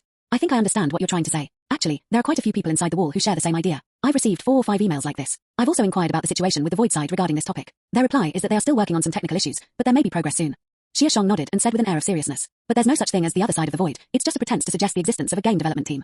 However, Xia Shang had indeed thought about this issue, because the flow of time in both worlds was almost the same. One day there was one day here, and their daily routines also overlapped considerably. Just like the first 50 players, they could only log in early in the morning for the first few days, but later they could only log in the afternoon, because that was after get off work in the Great Yu Kingdom. To make matters worse, this is the Plains of Night, where the area is teeming with night spirits at night, restricting the players' nighttime activities. But things are different now. There is now a huge base where players can move around freely, which can be considered a good AFK community for many players. Some players are also able to leave the land of Eidolon and go to other areas. The most striking contrast was the blinding dust. The time difference in his area was much later, almost the opposite of the time difference in the Great Yu Kingdom. It wouldn't be a problem for him to be active during the day and active at night there, but relatively speaking, daytime activities were more efficient than midnight activities in that kind of place. Therefore, implementing a sleep mode, which greatly increases the time all players spend in this world and extends their effective activity time, is actually another way to enhance effective combat power. Therefore, this technological breakthrough must be accelerated as soon as possible. It is of utmost urgency. However, at present, his void terminal can only lock onto conscious consciousness in that world because they are clearer and more precise, while conscious consciousness that has entered sleep is very blurry and difficult to lock onto. This is why the Xia and Shang dynasties didn't deliberately try to solve it, because it was truly a technical challenge. In a split second, many thoughts flashed through Xia Shang's mind, but in the eyes of the two players, he only lowered his head and pondered for a few seconds. So that means we don't know when we'll be able to pair up, right? Chrysanthemum didn't have much hope, but she couldn't help feeling a little disappointed. You see, what's coming next is a real travel simulator for him. Logging into the game will probably mean traveling all the time. If he spends all the time he would spend playing games during the day on this, it's really like being in jail. Qin Chuan felt the same way, so he had been planning to bring up the issue, and Ju Hua was even more restless. My dear reader, there's more to this chapter. Please click the next page to continue reading. Even more exciting content awaits. Then let me ask you a question, Xia Shang said, not answering the question, but asking instead, if a star that was once clear has become blurry and disappeared, how would you catch it? Why the sudden shift in thinking? Chrysanthemum and Qin Chuan were completely baffled, yet they couldn't be sure if this was some kind of hidden content. The stars that were once clear are now blurry and gone. Are they being obscured, or are they dead? Chrysanthemum asked. Xia Shang shook his head. You can understand it as it being temporarily hidden. It will reappear normally after a while.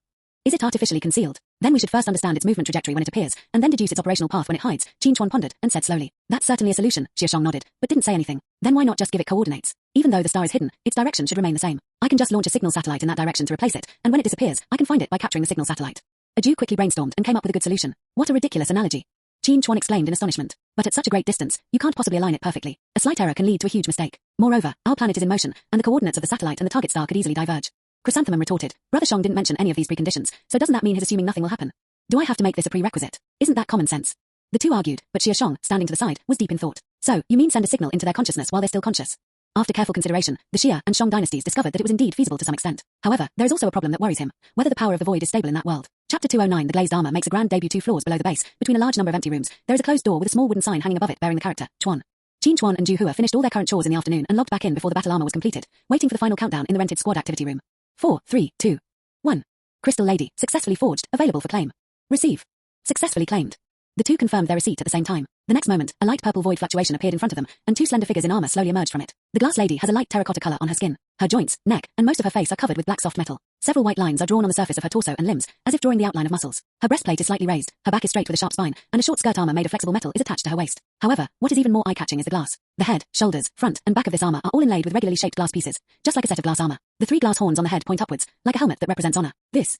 Qin Chuan and Ju Hua stared in astonishment at the armor in front of them. Yes, this armor is incredibly impressive, but perhaps not in the ordinary sense. Why is this a female combat suit? Chrysanthemum pointed at the glass lady's breastplate and was horrified. Her name is Lioli Shinu, and she's a female battle armor user. That's not surprising.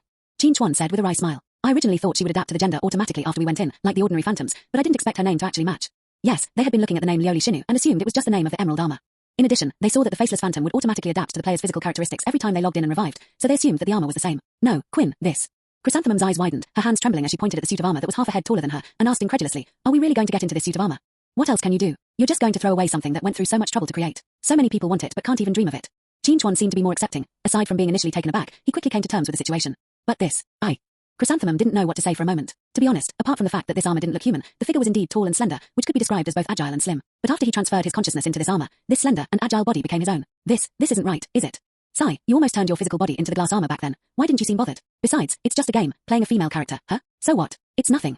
Qin Chuan said that chrysanthemums were nothing new, but in reality, he had infused them with nearly 20,000 entropy points, raising his willpower to level 7. After exceeding level 5 of willpower, each increase in willpower will correspondingly expand the capacity of the void passage, the number of item teleports, the upper limit of void energy, and add an unlock option for void specialization. At level 6 of willpower, Void Ray is almost a must-unlock skill, so Void Sense can only be unlocked after level 7. Qin Chuan opened the specialization panel and activated the light spot on the head of the humanoid outline without hesitation. Void Communication, unlocked. Buzz. Jean Chuan only noticed a momentary tinnitus-like buzzing in his head, which immediately turned into a clear and transparent feeling, as if he had woken up in a sunny valley after the rain. Furthermore, even the technique of transmitting consciousness seemed to have become an instinct in his mind, the kind of technique that transforms one's own willpower into a stream of water in the void and transmits it into a target object that can bear one's consciousness. Soul transfer, or possession. Jean Chuan had a strong sense of déjà vu, but it didn't matter. At this moment, he only needed to look at the armor in front of him. Transmission of knowledge. Cool, his consciousness seemed to be swept up by the wind, or more like a torrent rushing into his armor. Jean Chuan felt as if he had returned to the time when Xia Shang released him into the phantom. His whole body slowly filled into a container, and he felt the existence of this container. Without blinking or opening his eyes, the scene before Jean Chuan was clearly displayed in his eyes, incredibly clear and sharp. Is this the armor's light sensor? Jean Chuan looked down at his hands, clenching his fists tightly. He could feel an abundance of power. Even though he was taller than before, he felt incredibly light, as if he could easily break through the ceiling with a single leap. Of course, he wouldn't try that, because the ceiling is too thick. What does it feel like? Quinn. Chrysanthemum saw the armor in front of Jean Chuan suddenly move and knew that he had already transferred his consciousness into it. Judging from the way the armor moved its limbs, it seemed to be adapting to the new body. Very good. Don't look at me like that. That's the armor's built-in voice. A crisp, glass-like sound emanated from the armor. Given its completely integrated facial structure, the sound clearly did not originate from the vocal cords. It could only mean that the armor itself had another vocal organ, which was likely made of thin glass. This chapter is not finished yet. Please click on the next page to continue reading the exciting content. Is it really okay? Chrysanthemum pressed. Jean Chuan thought for a moment, then bent down slightly to gather his strength. With a whoosh, he spun 180 degrees in the air, and his entire battle armor was pressed against the ceiling. Chrysanthemum was startled and looked up at the armor that was stuck to the ceiling. To her surprise, she found that the armor was actually stuck to the ceiling and was not falling down due to gravity. However, upon closer inspection, one can see that the air around the armor controlled by Jean Chuan is slightly distorted, as if some force is causing it to adhere to the ceiling surface. This force should not, in theory, last indefinitely. As if to verify his conjecture, about 3 seconds later, the suction force on Jean Chuan's body disappeared, and the entire battle armor flipped 180 degrees in the air before landing on the ground with a thud. Chrysanthemum looked at Jean Chuan's legs, her gaze fixed on his heels, and remarked with considerable admiration, "How can he be this steady even in high heels? No wonder his Quinn." Snap! A slender hand slapped Chrysanthemum on the back of the head in an instant, and the next moment Chrysanthemum was sent flying, crashing into the wall with a thud, her shield buzzing and flashing. "No way, Quinn, you must be kidding." Chrysanthemum exclaimed, kneeling on one knee in shock. "Ah, I didn't mean to, I just wanted to give you a little tap, but I didn't expect your physical strength to be so high, I'm not quite used to it yet." Jean Chuan said awkwardly, looking at his hand. "Moreover, I feel that this armor, like the Phantom, has a growth potential. I can't use my skills right now, it seems like something is blocking it, and the power of the void can't be released." Regardless, Jean Chuan had already demonstrated the lower limit of the so-called battle armor's capabilities. No matter how hesitant Ju Hua was before, after being slapped, she just wanted to go in and experience it as soon as possible. Hee, the Crystal Lady, here I come. Transmission of knowledge. The chrysanthemum symbolizes consciousness also being embraced by the glass lady. A few minutes later, in the control room, after a busy day, Xia Shang finally had a moment to stand up and rest for a while. "Otis, have a cup of tea." As Xia Shang picked up the warm teacup and put the sweet tea into his mouth, a loud bang suddenly came from all directions, startling him so much that he spat out all the tea. What the hell is that noise? Kroni's attacking. Xia and Shang were greatly alarmed. Chapter 210. How do NPCs relieve boredom? They relieve their mothers. A few minutes later, Xia Shang rubbed his temples. The control room was surrounded by players who had come to join the fun, and all he could hear was a cacophony of chatter. Standing in front of Xia Shang were two seemingly well-behaved and sensible people in glass armor, namely Chrysanthemum and Quinn. "So after you got your new armored bodies, you were itching to fight, and the two of you almost demolished the work area?" Xia Shang asked rhetorically. Yes, that's how it is," Jean Chuan said with an awkward smile. The chrysanthemums nodded repeatedly. Xia Shang was speechless and could only shake his head, saying, "I understand your excitement, but this is a one-time exception. The power of the battle armor is extraordinary. Even if your two battle armors haven't unleashed their full power yet, their physical attributes are incomparable to ordinary phantoms." As he spoke, Xia Shang stood up, picked up the cup beside him, took a sip, and then waved his hand, saying, "Remember not to use force lightly on your own territory. Besides, you two have your own missions to do. But before that, you two go and repair the damaged partition wall. If you can't repair it, go ask Lyle." They casually shooed the two armored vehicles away, and as they walked out of the control room, the dream players outside erupted in cheers and followed the two away, buzzing like a swarm of wasps. Xia Shang finally found peace and quiet that belonged to him alone. On the other side, Jean Chuan and Ju Hua were attracting more and more attention. After all, they were wearing high-heeled armor that made them 1.8 meters tall, which was already very eye-catching in the corridor. Moreover, with the commotion they made, it was hard for them not to be watched. "I feel like we're Gundams being watched at a comic convention," Chrysanthemum remarked. "That's all your fault," Jean Chuan said speechlessly. "Quinn, is this your new armor? Can you show me a skill?" A player with the ID burning eyes above his head asked Jean Chuan from the crowd. Yeah, check out the skills." Quinn could only shrug and say, "I just got this armor, it's not in sync yet, and the skills aren't unlocked. Use entropy to increase." Players were all joining in the fun. "Where's the entropy? It's all been used to level up the account. It cost over 20,000 entropy to reach level 7. Even Chrysanthemum complained. The road to Lyle's arm store was only a few hundred meters long, but the two felt like they had walked for an eternity. "Good brothers, we still need to repair the house. Everyone can go home now." Lyle was preparing to close up shop and take a break because he planned to go to the Red Crystal Mine tomorrow. He hadn't been back for the past 2 days, and a lot of his belongings were still there. Suddenly, it became noisy outside, even more so than during the day when there were people inside the walls at the door. "What's going on? It's the middle of the night. Aren't you guys going to rest?" Lyle poked his head out and cursed at the outside. The reprimand did quiet things down a bit, but once the noise subsided, Lyle was able to see exactly what was going on outside. Inside the walls, two tall figures in terracotta-colored armor stood in concentric circles, their bodies adorned with dazzling glass ornaments, creating a scene that was both solemn and pleasing to the eye. "Wait, is this the time to praise them? That's a damn heavenly sword. Holy crap, Sky Warriors!" Lyle exclaimed in shock, pointing at the two suits of armor outside. "And why does it seem like they're heading this way? Have I ever had a grudge against someone like Chenji before?" With only a few steps in front of his armor, Lyle reminisced about his past life, almost starting to search through his memories for information about the old merchant guild. "Mr. Lyle, it's us." One of the armored vehicles emitted a sound like a glass flute, which was quite pleasant to hear. "No, wait, do we know each other?" Lyle asked cautiously. "It's us, it's me, Quinn." Jean Chuan bowed and pointed to himself. Lyle was stunned for a moment, pointing at Quinn without being able to speak for a long time, and then pointed at the chrysanthemum. "I'm Ju." Ju Hua said shyly, feeling a little awkward if someone she knew saw her in this female battle armor. "And why is it still a one-piece high heel design? The production team must have some kind of twisted sense of humor." Chrysanthemum thought to herself. The last time he wore high heels was back in kindergarten. "You too, Channy. Well, I was making a fuss. You didn't come all this way just to show off, did you? But maybe you did." Lyle looked at the people in the walls around him. No, what's there to brag about? Qin Chuan smiled wryly and quickly explained how the room was repaired. Although some people around me were indeed whispering that they only wanted to play as female battle armor in the future, and judging from their voices, they were male players. And there's more than one. After understanding the whole story, Lal touched his forehead, feeling somewhat speechless. This Xia Shang, even for such a simple matter, they had to go out of their way to bother me. They really look down on my cup's technology. That's easy. Have this mower come with you. I've equipped it with a building scanning module that can analyze how to repair the damaged parts. Lal turned around and remotely pulled an orange-red mower from inside the arms store. Upon seeing the mower, Qin Chuan and Chrysanthemum peeked out and carefully examined it. They then reached out to pat Lyle, but fearing they might break Lyle's shoulder with too much force, they withdrew their hands and chuckled. Do you handle paint changes? Paintwork. Lyle looked at the terracotta color on the two of them, seemingly lost in thought. About 2 hours later, Qin Chuan and Aju finished repairing the wall and escorted the mower back to the arms store. Even in the Kingdom of Yu, it's already past midnight. Most players have logged off, and the few Night Owl players have gone off to play their own games, trying to craft their own armor as soon as possible. So now that no one is following them, things are much easier. When are you planning to leave? Come and pick up the hoverboard then. Lyle reclaimed control of the mower, letting it return to the warehouse on its own, and then asked. The question was naturally about their mission. Now the entire base knows they have a hidden mission to complete, but no one knows when. It seems they are probably waiting for the armor to be finished. Tomorrow, I've been busy all day, I need to rest. Qin Chuan waved his hand repeatedly. Chrysanthemum nodded in agreement. We'll set off tomorrow. To be honest, I'm a little regretful. The thought of all the travel ahead makes me regretful. As she spoke, Chrysanthemum tried to wipe her forehead, only to find 3 hard pieces of glass on her face. She could only awkwardly lower her hand and say, Tomorrow, I'll come pick up the hoverboard tomorrow. All right, but we're on a long journey. It can get boring, but at least you'll have company, so you won't be too lonely. Lyle nodded. Back when I was traveling around with the Merchant Guild starships, I was also very bored in my workshop. I could only play some music or listen to the interstellar radio to pass the time. What? Seeing the 2 armored vehicles tilting their heads and looking at him, Lyle thought he had said something wrong. Is there music? Is there an interstellar radio station? Really? Lyle was puzzled by their strong reaction. This kind of light entertainment is something only the Imperial Ball doesn't have. The Kroni don't understand what spiritual needs are, since they're all just formatted clones. Lyle made no attempt to hide his contempt for the Kroni. Chapter 2:11 Rescue from the North ready. Yes. Have you brought everything? There's probably nothing missing. Weapons and ammunition are all stocked up, and the stored materials have been transferred to Audis for safekeeping. The rest are just some camping facilities. Since the armor doesn't need to eat, it saves us the trouble of bringing food. At this point, Qin Chuan's tone revealed a hint of regret. You see, before this, he would always make time to watch a wilderness survival tutorial about a certain man and learn a lot of wilderness survival skills. Who knew that the only thing forgotten was that the armor had no mouth and didn't need to eat, while his original phantom armor, which he used for pioneering, was stored in Xia Shang's hands. The desire for food and drink is not really a problem. After you grow for a while longer, the phantom and the armor can coexist. This is just a temporary and necessary stage for you, Xia Shang said with a light laugh. What does that mean? Qin Chuan asked upon hearing this. To everyone's surprise, Xia Shang just shook his head. Seeing this, Qin Chuan understood that he would have to wait until he delved deeper into the subject to find out. He knew that Xia Shang always kept people in suspense like this. All right, it's time for you to get going. It's almost 10 a.m., so I won't keep you any longer. Oh, and when you're resting in the wild, remember to be mindful of your surroundings, Xia Shang finally reminded him. It's clear that Xia Shang was still somewhat worried about the 2 of them going on a long trip. Moreover, for some unknown reason, these 2 changed the appearance and color of their armor overnight, with the chrysanthemums being sprayed with black and white patterns that wrapped around their bodies. Qin Chuan's car was painted grey and white, and for some reason, a red ribbon was tied around his neck. It must have been Lyle who provided the technical support. Okay, we're off then. The 2 mechs threw out their differently shaped hoverboards. Chrysanthemum's hoverboard was transformed into a small, detachable hovering electric scooter, and sitting on it actually looked quite decent. Qin Chuan's suspension board has been equipped with a 4-sided folding kit. When fully unfolded, it is more like a door panel than a suspension board. Lying down or sleeping is not a problem. There are also thoughtful raised edges to prevent the driver from falling off while sleeping. The driver was sleeping. That sounds strange. Bye-bye.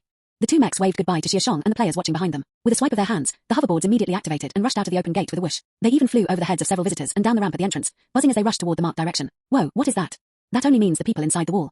Stop looking and go inside.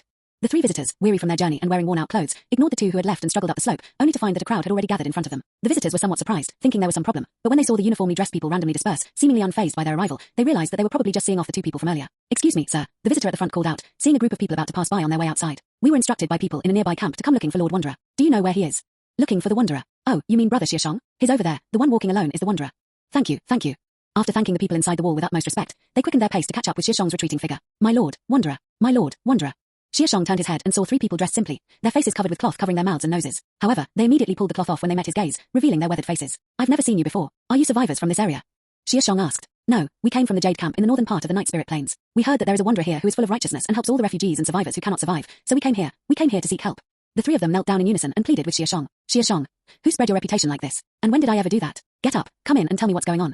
Noticing that the number of players around them was starting to get excited, Xia Shang quickly gestured for them to get up. The 3 survivors dared not disobey and quickly got up to follow Xia Shang timidly, wondering if this wanderer was easy to get along with, given his rather direct attitude. Instead of taking them to the main control room, we went to a meeting room that had been cleared out along the way. It hadn't been used much since it was cleaned up. The camp in the northern part of the Night Spirit Plains has come a long way to get here. Being given such a mission means you are carrying the hopes of the camp. You must not be nameless people, right? Xia Shang asked. Reporting to your excellency, I am Yu Chu, the son of the elder of the Jade Camp. This is the head of the guards, Jin Liang, and this is Shaku, the most experienced hunter and guide in the camp. Yu Chu, who was in the lead, nodded and introduced them. He then said, we have been traveling for 7 days. We originally wanted to seek out Elder Ku Zhong at the lakeside market, but he was very busy and was guided here instead. 7 days. Generally speaking, traveling on foot is the most common way to travel in the Night Spirit Plains. Even ordinary survivors, as long as their lower bodies are not obviously damaged, can walk 35 to 40 kilometers a day without any problem. Moreover, the plains in the northern part of the Night Spirit Plains are relatively flat, and the distance between the mountains is much farther than in other places. With experienced hunters as guides, 7 days represents at least 200 kilometers. This chapter is not finished yet. Please click on the next page to continue reading the exciting content. Xia Shang frowned slightly, signaling them to explain the details. It's like this.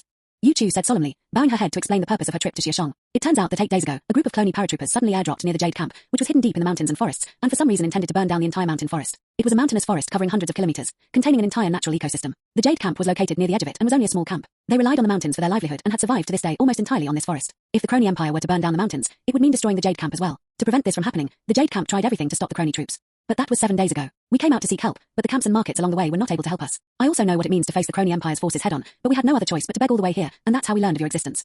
At this point in Yu Chu's speech, Jin Liang, the head of the Jade Guard standing nearby, could no longer remain seated and immediately rose to plead with Xia Shang. Please, sir, lend a hand. With your power, and considering this stronghold was entirely Kroni's doing, if you could seize an entire stronghold from him, you certainly can. Xia Shang waved his hand to stop him from speaking, but not to refuse him. Rather, to tell him to calm down for the time being. Please sit down first, Xia Shang gestured. Jin Liang dared not disobey and could only sit down again. 8 days ago, around the time the convoy of the Iron Defense Line arrived here, burning the jungle has never been a tactic of the Kroni Empire. Even though the small patrols of the Kroni Empire often got lost near their jungle outposts, this had never happened before. Moreover, according to these 3 people, the sudden arrival of the Kroni Empire was directly aimed at burning the forest. It's clear that there's a specific purpose, but why take such action? An area spanning hundreds of kilometers would take several days to burn, even if they did. Wouldn't that be enough time for them to achieve their goal through other means? Is he looking for someone? Or is he forcing something to appear? This would be all for today. Next part coming soon, so please like, share and subscribe to get informed as soon as the next part drops.